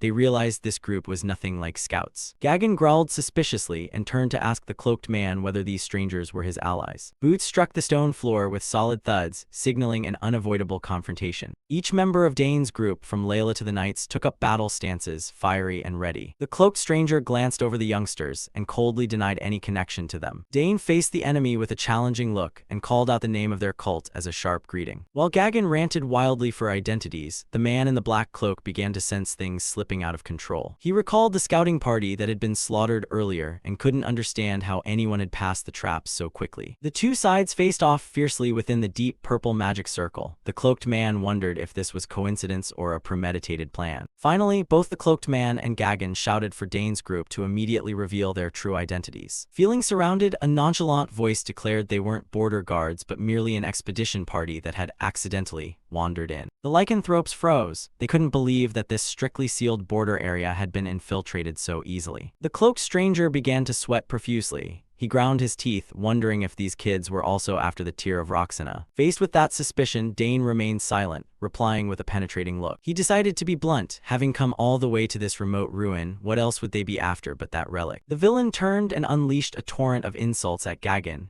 He was furious that things were going off plan. This place should have held only the rangers. Gagan and his followers could only stand and take it, their faces extremely gloomy at the rebukes. He shouted for his subordinates to shut up. The surprise had already happened. The top priority now was to wipe out this obstructing group. A nearby wolfman began to feel the pressure mounting, sweat streaming down his face. Seeing Dane's group, the cloaked man hatched a cruel idea. Use these kids as sacrifices to unseal the relic and save his own troops the bloodshed. He brazenly set the condition, demanding one person from your group volunteer as a sacrifice, since his side had already lost too many. Dane closed his eyes in contempt. He shot back harshly, "Then why don't you just sit on the altar yourself so everyone can enjoy it?" He flew into a rage, shouting that without him the wolf clan would be cursed forever, so there was no way he would be sacrificed. The nearby lycanthrope stood silently, watching the tense exchange between the two sides. Not wanting to waste more words, he ordered his men to act. To him, the offering had delivered itself, just seize it. He forced Gagan to capture someone from Dane's side alive if he didn't want to see more of their kin's blood spilled in vain. Surrounded, Dane remained exceptionally calm, gripping the sword hilt ready to fight. Layla and Hyde immediately took defensive positions.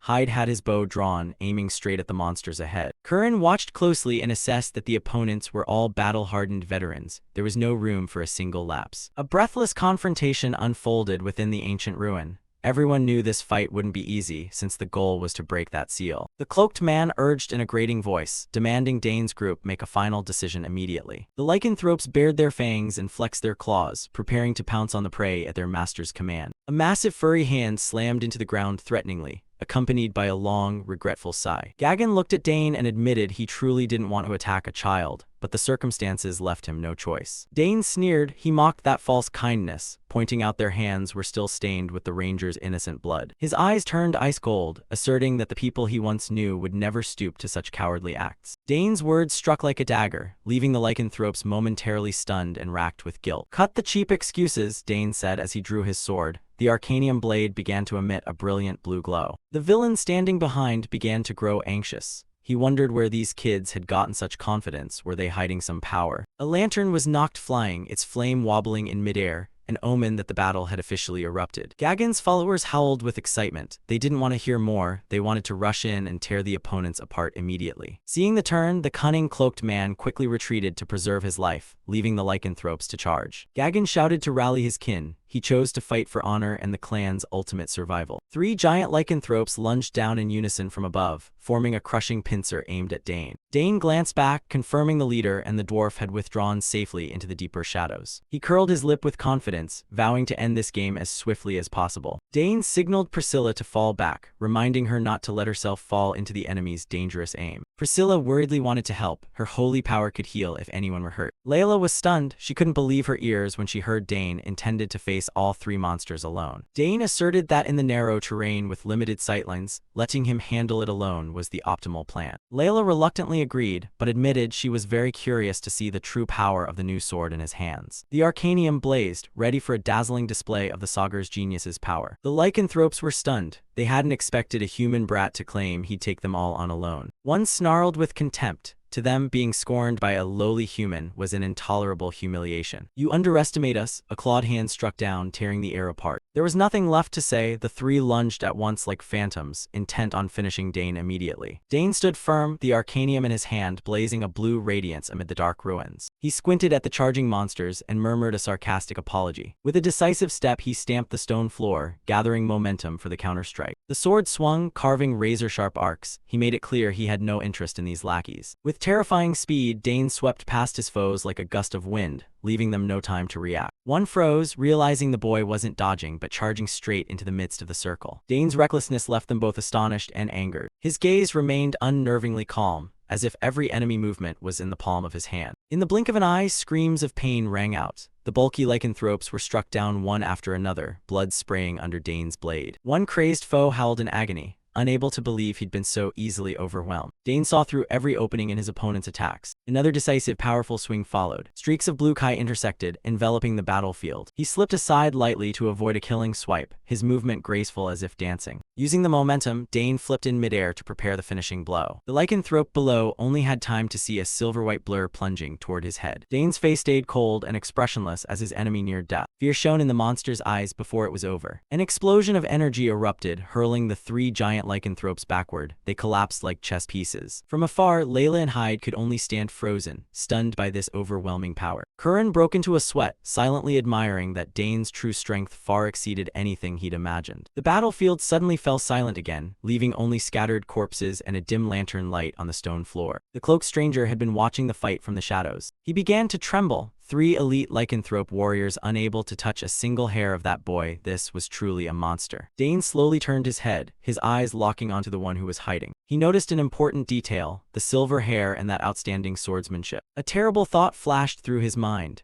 Could this be the legendary prodigy of the Count Sagar's family from the rumors? He cursed at his bad luck. Why had such a figure appeared in this remote place to wreck all his plans? A hacking cough echoed through the dark dungeon corridor. The lycanthrope collapsed, trembling all over in terror at this insane power. It couldn't believe that the weapon had split its steel-like body so easily. Its eyes were full of fear, even moving was torment now. It wondered who that monstrous man really was. Priscilla's group froze. It was indeed Dane, leaving no one a chance to act. That new weapon was terrifying. From the shadows, a stranger watched. He was stunned to see Dane take down 3 lycanthropes and wondered if he was a pentaranked knight. He narrowed his eyes at the oddity. This guy wasn't just using a sword, there was clearly magic involved. A magic swordsman, he still couldn't bring himself to believe it. The black-robed mage revealed himself and sneered that Dane's swordsmanship was useless if he didn't know how to break the seals here.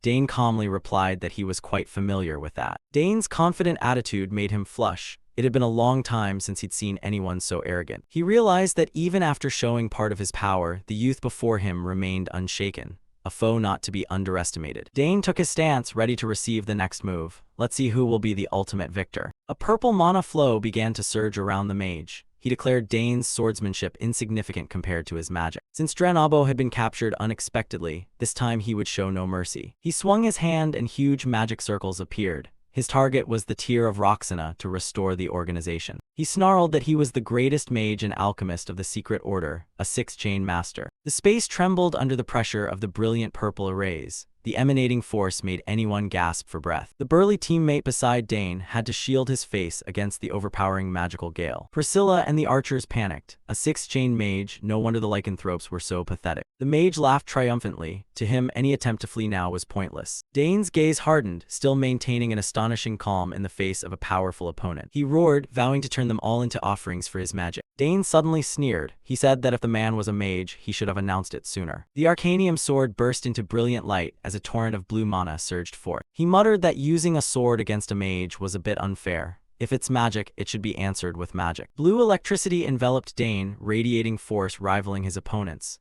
I know a bit of magic myself, he said. The mage's face changed. Cold sweat began to fall as he felt the pressure from the youth. He couldn't believe it. Wasn't the only mage in the Sagar's household the daughter. This was beyond his expectations. 2 streams of blue and purple energy collided violently midair, creating blinding lightning. He gritted his teeth and called Dane a nuisance. He went mad at being challenged by a kid with his own magical strength. He vowed to make him regret it immediately. The mage's veined hands began weaving more complex magical sigils. He concentrated all his power into the next attack. He stared at Dane with bloodshot eyes, declaring he would show him his true place. Dark currents of energy gathered around his hands, ready to erupt. A pitch-black magical explosion radiated from the mage's core, engulfing the surrounding space. He roared madly, his eyes blazing white in a frenzy of magic. The shockwaves shook the entire dungeon. Amid the rubble and dust, Dane stood firm, his blue aura flaring fiercely in opposition. He turned and shouted for Priscilla to protect everyone. This battle had now spiraled beyond their control. Dane's gaze laser-focused on the enemy, preparing for a decisive counterstrike. A catastrophic burst of energy occurred, the dark purple light flooding the dungeon corridor. The crushing pressure shattered the ground. Massive rocks were hurled everywhere, dust choking the air and obscuring all sight. The 6-chain's power was truly no joke. The blast's light devoured everything in the narrow hallway, leaving a white void of death. The fate of Dane and his group had never been more precarious. The explosions echoed endlessly, leaving an eerie silence amid the ruined dungeon. Could the Sagar's prodigy survive this annihilating strike? A white cloud of dust billowed up after the mage's terrifying assault. Debris flew everywhere as the dungeon trembled violently under the staggering mana pressure. Chunks of stone crumbled and fell, smoke and dust blanketing the battlefield. Only blue lightning and swirling mana remained visible amid the desolate wreckage. The black-robed mage frantically poured mana into the radiant purple magic circles, stopping at nothing to annihilate his target. Dane's eyes widened at his opponent's recklessness. Using such massive magic in a confined space, this man had lost his mind. He urgently shouted to see if any of his comrades were injured. Fortunately, Priscilla had raised a solid magical shield in time to protect the group behind her. Layla shouted a warning to Dane not to let him continue attacking, or the entire dungeon would collapse on them. Dane nodded, signaling her to leave it to him. He had a plan to finish this. He smirked confidently as blue mana began to gather in his hands.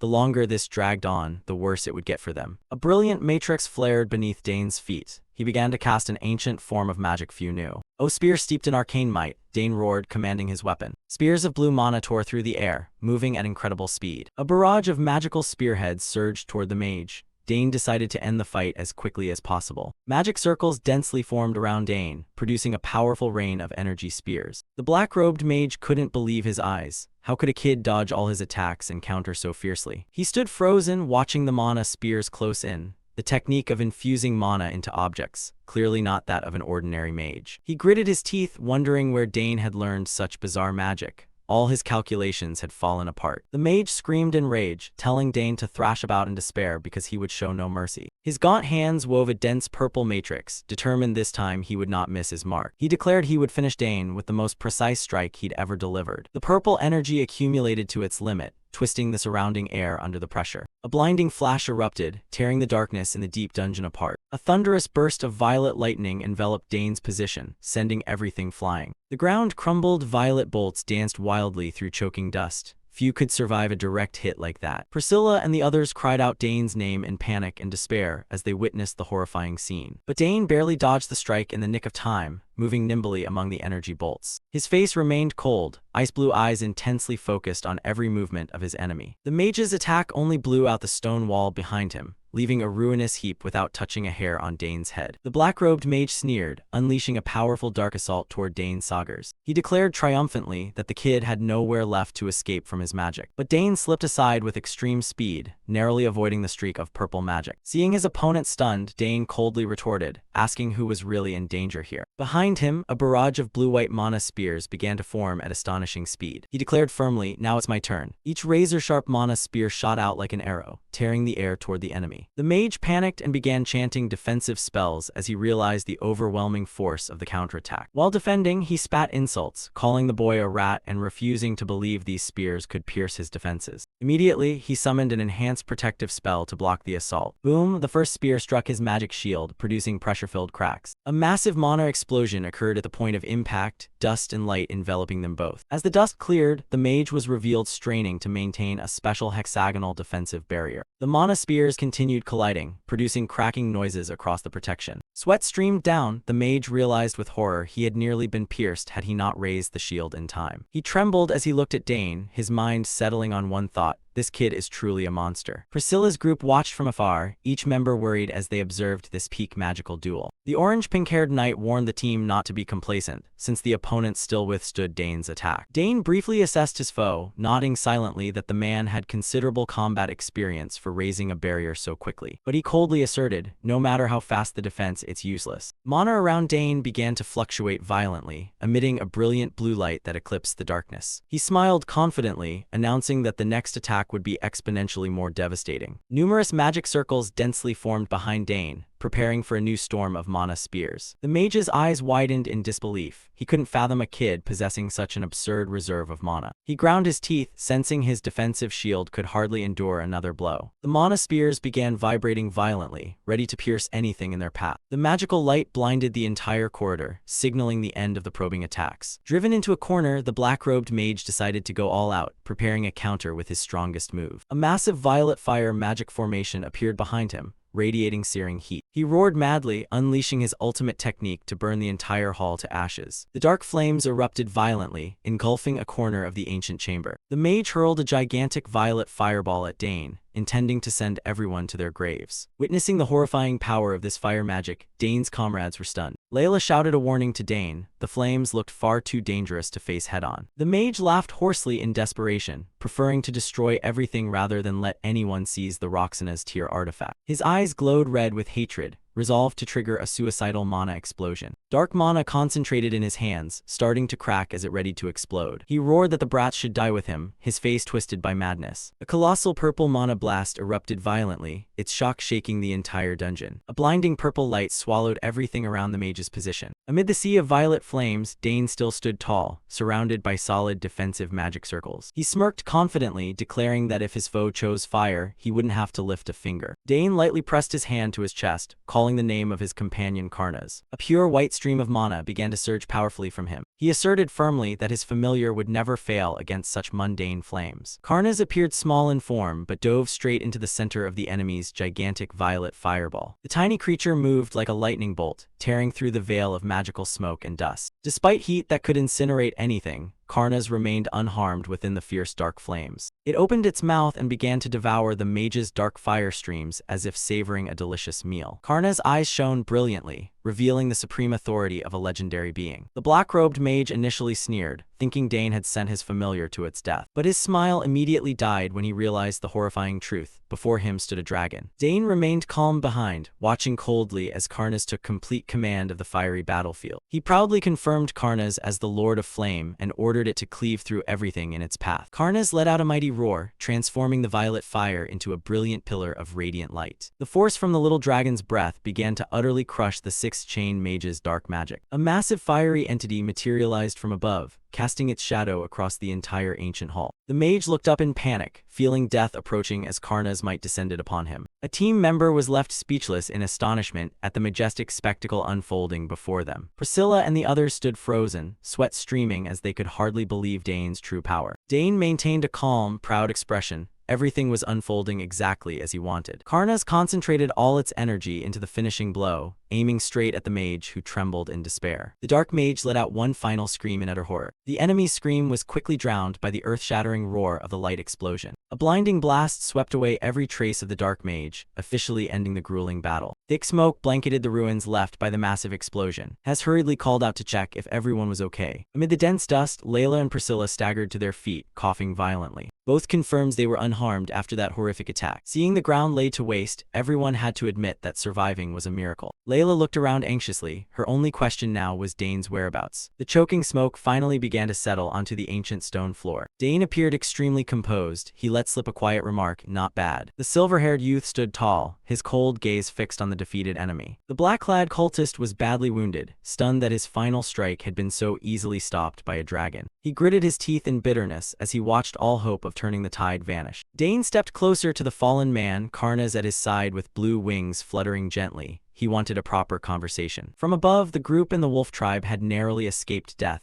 The situation was gradually stabilizing. The luckiest part was that the ancient sacrificial altar remained intact, unharmed by the battle. Hess loudly reminded the team to be careful, warning them not to let the entrance to the ruins collapse completely. Priscilla quickly deployed healing magic to help the three wolves who had barely survived. Realizing he had no way out, the cult member began to divulge everything. He revealed the goal was to use Roxana's tear to restore Saul Hangston's only remaining mana core. The news of an existing mana core left the group astonished. The green-haired scholar eagerly demanded to claim the treasure, only to be scowled down by Layla for his greed. Dane narrowed his eyes in thought. This was indeed unexpectedly valuable information. Suddenly, Gagan stepped forward and interrupted, demanding Dane hand the cultist over to his tribe. Dane turned coldly and asked why when he saw the wolfman act aggressively. Gagan's eyes burned with hatred as he said this man had deceived them and caused many of his comrades to die. The leader fell to his knees, pleading desperately for a chance to carry out the revenge himself. Dane listened in silence, but his face was hard and showed no intention of yielding. He bluntly reminded them that the wolves had also slaughtered innocent rangers and attacked his group. Dane asserted that to him they were no different from the cult and warned them not to exploit his compassion any further. Gagan froze, speechless under that sharp, unsparing judgment. Dane turned and walked away, declaring he would decide the wolves' fate later, while this prisoner was the current priority. Hess and Layla smiled in relief as things finally settled down. Suddenly, painful moans sounded from the rubble where someone was still trapped beneath. A large stone was flung aside, revealing a figure struggling to crawl out. A dwarf with a thick beard looked around in bewilderment as he escaped death. Dane scanned the team and breathed easier when he saw everyone was safe. Even the werewolves appeared astonished to find they had survived the massive blast. Dane approached the old dwarf and calmly asked if he knew the half-dwarf blacksmith named Bolvek. The old man jolted, puzzled that a stranger would know of that smith. Dane smiled and confirmed that Bolvak had helped him greatly and forged the sword he carried. The dwarf narrowed his eyes suspiciously, wondering if that was why Dane was friendly toward him. The old man remained curious about the favor Dane had just mentioned. Dane recalled Bolvak's past request that he help the smith's kin should they ever meet. The elderly smith nodded in agreement, praising Bolvak as a very wise dwarf. He recounted being kidnapped to guide the way through the ruins and how he nearly became a sacrifice if Dane hadn't saved him. The black-robed cultist glared at Dane with hatred,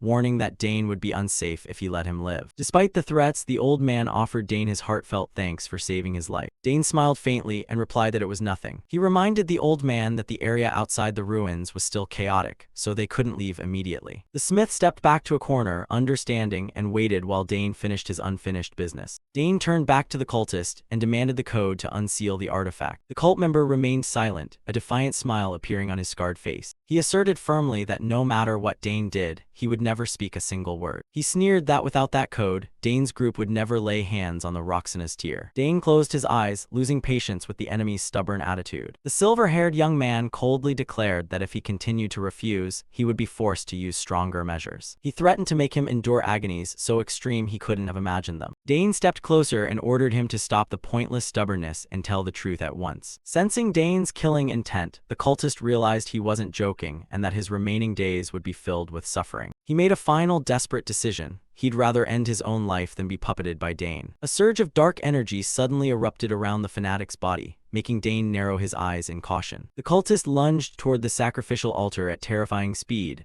laughing maniacally. Layla and her companion cried out in shock as they saw his intent to sacrifice himself. Layla's eyes widened in horror at the enemy's disregard for his own life. He screamed in agony as the dark purple mana began to tear his body apart atop the altar. Dark power surged, engulfing the sinner in an eerie, brutal light. His face warped horribly under the pressure of the exploding mana, yet his eyes still held a final, defiant glare. He left behind a chilling last testament. Even if the seal were broken, Dane's group would never be able to control that entity. Layla and her companions could only stand rooted, watching the horrific sacrifice unfold, powerless to stop it. The suicidal man's mad laughter echoed through the ruins as he gradually vanished into nothingness. A massive burst of purple energy detonated, shaking the entire mountain range and heralding the awakening of something truly dreadful. The group remained stunned, staring down at the bloodstain left by the man who had killed himself. Layla and the others stared in horror, unable to believe the cultist had exploded himself in such an extreme manner. Dane Saugers remained composed, explaining that some mages end their lives by blocking the mana flow within their bodies. Layla looked toward the ruins with eyes full of fury at the fanatic's cruelty. Dane apologized for not being able to stop him in time, but Layla's brother understood that once someone is determined to die, it's hard to prevent. The pink-haired knight wondered about the last words referencing a mighty entity.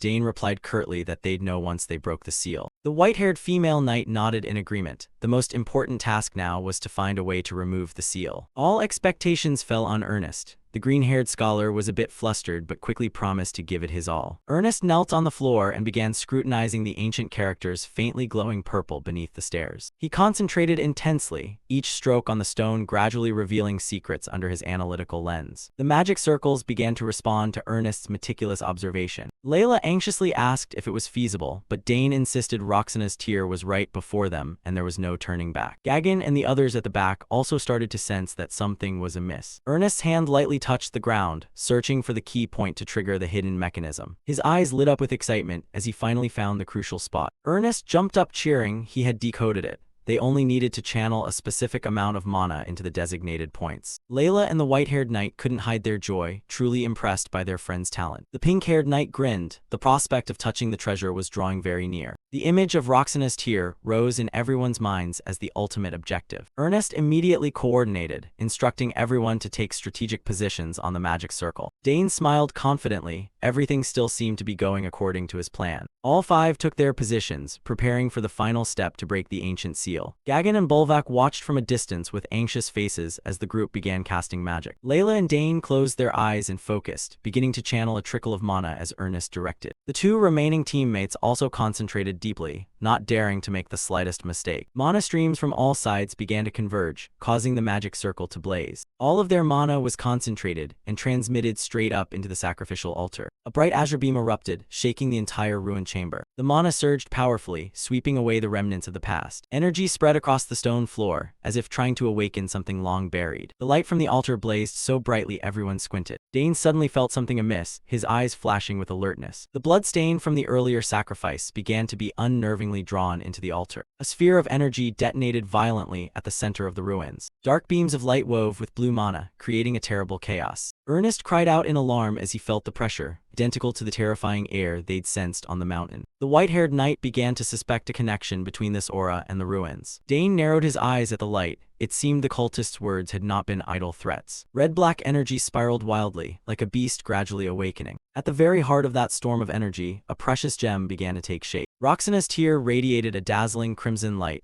entrancing yet horribly powerful. Layla and her teammates stood dumbfounded, watching the floating treasure, unsure what awaited them. Suddenly, the trembling ceased and was replaced by an overwhelmingly fearful pressure that put Gagan's group on guard. The purple energy shifted form before everyone's eyes. Something malevolent was taking shape. From the darkness, purple-hued muscle fibers began to appear, carrying an overpowering strength. The hulking body of an unfamiliar entity emerged, each muscle exuding a deathly aura. It was a colossal creature with long horns and distinct purple skin, enough to horrify anyone who saw it. The horned demon smiled with wicked delight, seemingly pleased to be roused from its long slumber. It shifted slightly, each heavy step on the ground creating small tremors. The demon was fully revealed, equipped down to the red gem on its forehead and the black armor covering its muscular frame. Ernest, Layla, and the others were utterly shocked by the uninvited presence of this entity. Gagan trembled as he recognized its origins. Unbelievably, it was a demon from the legends. Dane Saugers narrowed his eyes, thinking to himself that this must be the mighty entity the cultist mentioned. The demon towered on the high dais, surrounded by a red-black aura full of rancor. Thousands of years ago, demons once invaded the continent but were defeated and sealed everywhere.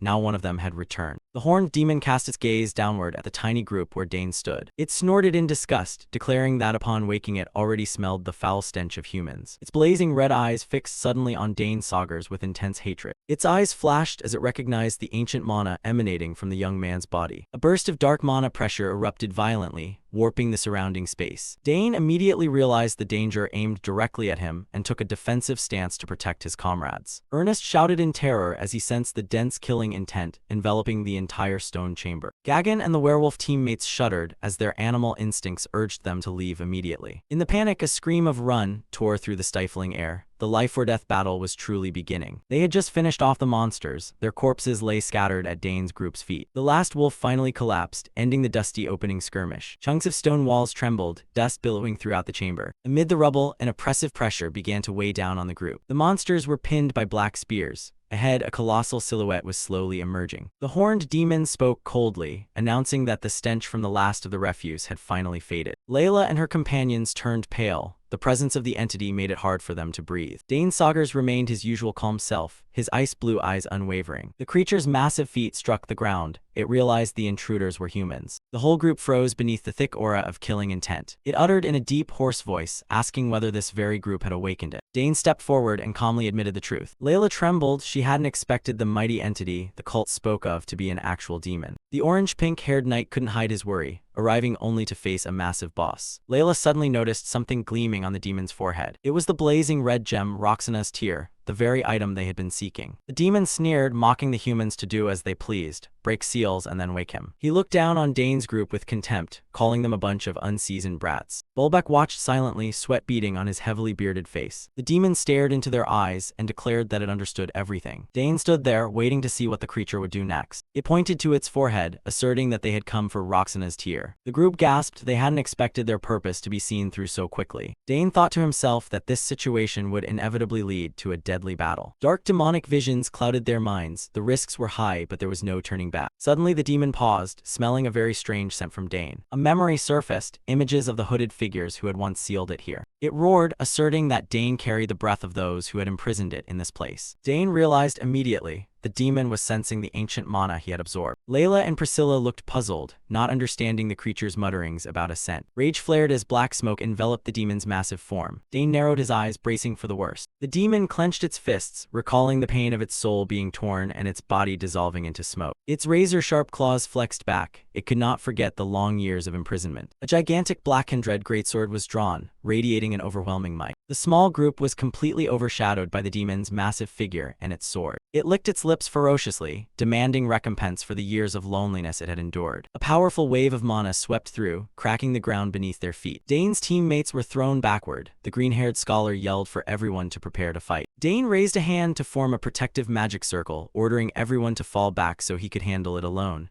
Layla objected anxiously. He gripped the hilt of Arcanium tightly and firmly told them to go. Alone, Dane faced the swing that seemed intent on cleaving space itself from the ancient demon. The demon's blazing red eyes brimmed with killing intent as it began to unleash a true assault. Dane kept a cold expression, unmoved by the suffocating pressure. The sacred sword Arcanium clashed head-on with the black greatsword, producing an explosion of colorful mana. The screech of metal meeting metal was ear-splitting, sparks flew everywhere. A high-speed duel unfolded. the demon swung relentlessly while Dane moved like a wraith. Dane gritted his teeth to hold the line, feeling the terrifying power behind each of his opponent's strikes. The demon laughed heartily, lavishly praising the young man's skill and weapon. Mist slashes cut across the ground, leaving deep gouges and sending rock and soil flying. It roared arrogantly, insisting that no matter how skilled their swordsmanship, humans were weak creatures. Dane's gaze grew sharper. He was gradually catching the rhythm of the monster's fighting style. They lunged at each other again, their crossing blades forming a dense shield of energy. A direct blow forced Dane to step back, but he immediately regained his balance to counterattack. All his senses were pushed to the limit. Time seemed to slow in his ice-blue eyes. Dane suddenly slipped through a gap in the greatsword and delivered an upward diagonal cut that the demon couldn't respond to in time. Blue light from Arcanium began to push back the demon's black smoke. The demon's expression shifted. It began to sense the overwhelming pressure revering against it from the small opponent. Even facing an ancient fiend, Dane felt no fear. The confidence of a past-life prodigy flared within him. The demon screamed in fury as it was continuously pressured and could not find an opening to strike back. Dane felt his body at peak condition, light and graceful as when he trained at his prime. The aftershocks from their clash tore the surrounding space, creating powerful shockwaves. In that moment, Dane Saugers sensed perfect synchrony with the power of his past, ready to end the battle. Sparks flew everywhere amid the battle. In the distance, Layla's group could only stand frozen, watching in horror. Two blades clashed with a metallic ring, generating enormously powerful shockwaves. The ground beneath their feet crumbled under the force of those terrifying physical blows. Layla panicked. She silently thought that at this rate Dane would soon be swallowed by that demon. Kenz mocked as he fought, saying Dane carried the scent of the bastards who once sealed him, and that he was using that sword for mere parlor tricks. Dane stepped back to avoid the strike. The demon sneered that for a little rat, he fought far better than expected. He wore a triumphant expression, declaring Dane should feel honored to face the great demon Kenz himself. A powerful swing from the greatsword hurled Dane away, leaving him only able to cry out in pain. Chunks of rock flew in all directions with each high-speed movement from both of them. A blazing red slash streaked toward Dane as if to cleave him in two, leaving him stunned. Dane's gaze hardened. He was forcing every sense to stay alive. They briefly separated. Dane panted, nearly breathless, while the demon stood firm as if untouched. He thought to himself that the previous attack had been truly vicious. This one's strength and speed were monstrous. Kenz was slightly surprised to see the small human somehow block his killing blow. He noticed Dane's reaction speed waning and taunted him, asking how much longer he could hold out. Dane planted his sword into the ground to steady himself, burning with shame at being completely outmatched in swordsmanship for the first time. Dane admitted this was the most formidable opponent he'd encountered in this life. He knew his current child's body was nearing its limits and shouldn't push too far to avoid permanent damage. The demon leisurely stepped closer. Dane racked his brain for alternatives, since summoning spirits carelessly would result in their immediate destruction. Kenz dismissed that idea, saying any further scheming was pointless because Dane would surely die here. Dane looked at the Arcanium sword, realizing ordinary swordplay alone could never pierce his opponent's defenses. A desperate idea suddenly sprang into his mind. He signaled and shouted Karnaz's name aloud. The little dragon Karnaz appeared instantly, answering the call with a courageous cry. Dane immediately ordered Karnaz to cloak his sword in brilliant elemental flame. Kenz roared earth-shatteringly and lunged forward, vowing to end Dane's life on the spot. He wore a cruel smile, convinced this slash would finish everything. A tremendous explosion rattled the entire space. Layla only managed to scream Dane's name in despair. But Dane was faster. He slid like a ghost to evade the killing blow. The demon's slash barely grazed the afterimage of him. Its force was so tremendous, it shattered a large section of the ruined arena. Seeing that, the blue-haired scholar and the girl beside him stood frozen in terror. Layla fretted, wondering whether Dane was secretly devising a plan to turn the tide. A cloud of dust billowed up after the massive impact. The demon, annoyed at missing, mocked that Dane's earlier confidence had vanished and he now only knew how to flee. He stared at his target, growling that the game ended here. Suddenly Dane lunged forward, the sword in his hand now blazed with pure white flame, catching Kenz off guard. The elemental flame wrapped the Arcanium blade, emanating an extremely powerful magical pressure. Dane focused his entire spirit on this decisive strike. Ken sneered, asking if this was his final flailing attempt. Fire and darkness collided, creating violent shockwaves. An explosion erupted as Dane's blazing slash struck the demon lord's enchanted blade. A tremendous collision between Dane's flaming sword and Ken's greatsword produced a massive blast. Kenz roared, unable to believe the power coming from such a small human. Ken's blackened red greatsword cracked and shattered under Dane's fiery blow. The demon's face distorted in shock and pain. The aftershock hurled dust and shards of mana across the battlefield. Both were thrown back to opposite sides by the terrifying force. Fragments of Ken's weapon dissolved into the air. The battle was temporarily interrupted after the decisive impact. Witnessing the unbelievable sight, Bulbak and his comrades gaped in astonishment. They couldn't believe Dane had destroyed a demon lord's weapon. Layla and the blue-haired scholar froze, cold sweat streaming down. The pressure of the battle made them afraid even to breathe hard. Layla brought a hand to her mouth, her eyes showing shock and worry for Dane after his all-out strike. The smoke and dust from the explosion began to clear, revealing deep cracks on the surface of the ruined arena floor. Dane stepped back a pace, his breathing heavy. Although the attack succeeded, his body was bearing an enormous burden. Karnas let out a sharp cry, as if it too sensed the opponent's power far exceeded initial expectations. Dane lifted his head, eyes full of defiance as he looked at the enemy. He asked Kenz how it felt to be torn apart by a human. A haughty smile appeared on Dane's face. Though exhausted, he knew he had gained the upper hand in that moment. Ken stood silent in the smoke. The demon's breath exuded a chilling, murderous cold. His reaction became eerily calm. He let out a cold laugh, his hand trembling with excitement. It had been ages since someone could wound his mana-formed body. Kenz admitted that for the first time in centuries, a weapon born of his mana had been broken by a frail creature. On Ken's chest burned a flaming slash where his mana structure was grievously damaged. He declared Dane someone he could not allow to live. He clenched his fist, a stream of dark mana burst from the wound, beginning a forced and painful regeneration. The entire arena shook violently. Dark mana spouted like a volcano, engulfing Kenz in a dense red-black vortex. The ground split open, sharp black stone pillars sprouting from the earth under the influence of the massive magical force. The magical pressure was so great that the sturdy stone floor of the Eclipse Gate crumbled into small fragments, floating in the air. A crimson mana maelstrom surrounded Dane, cutting off all his escape routes.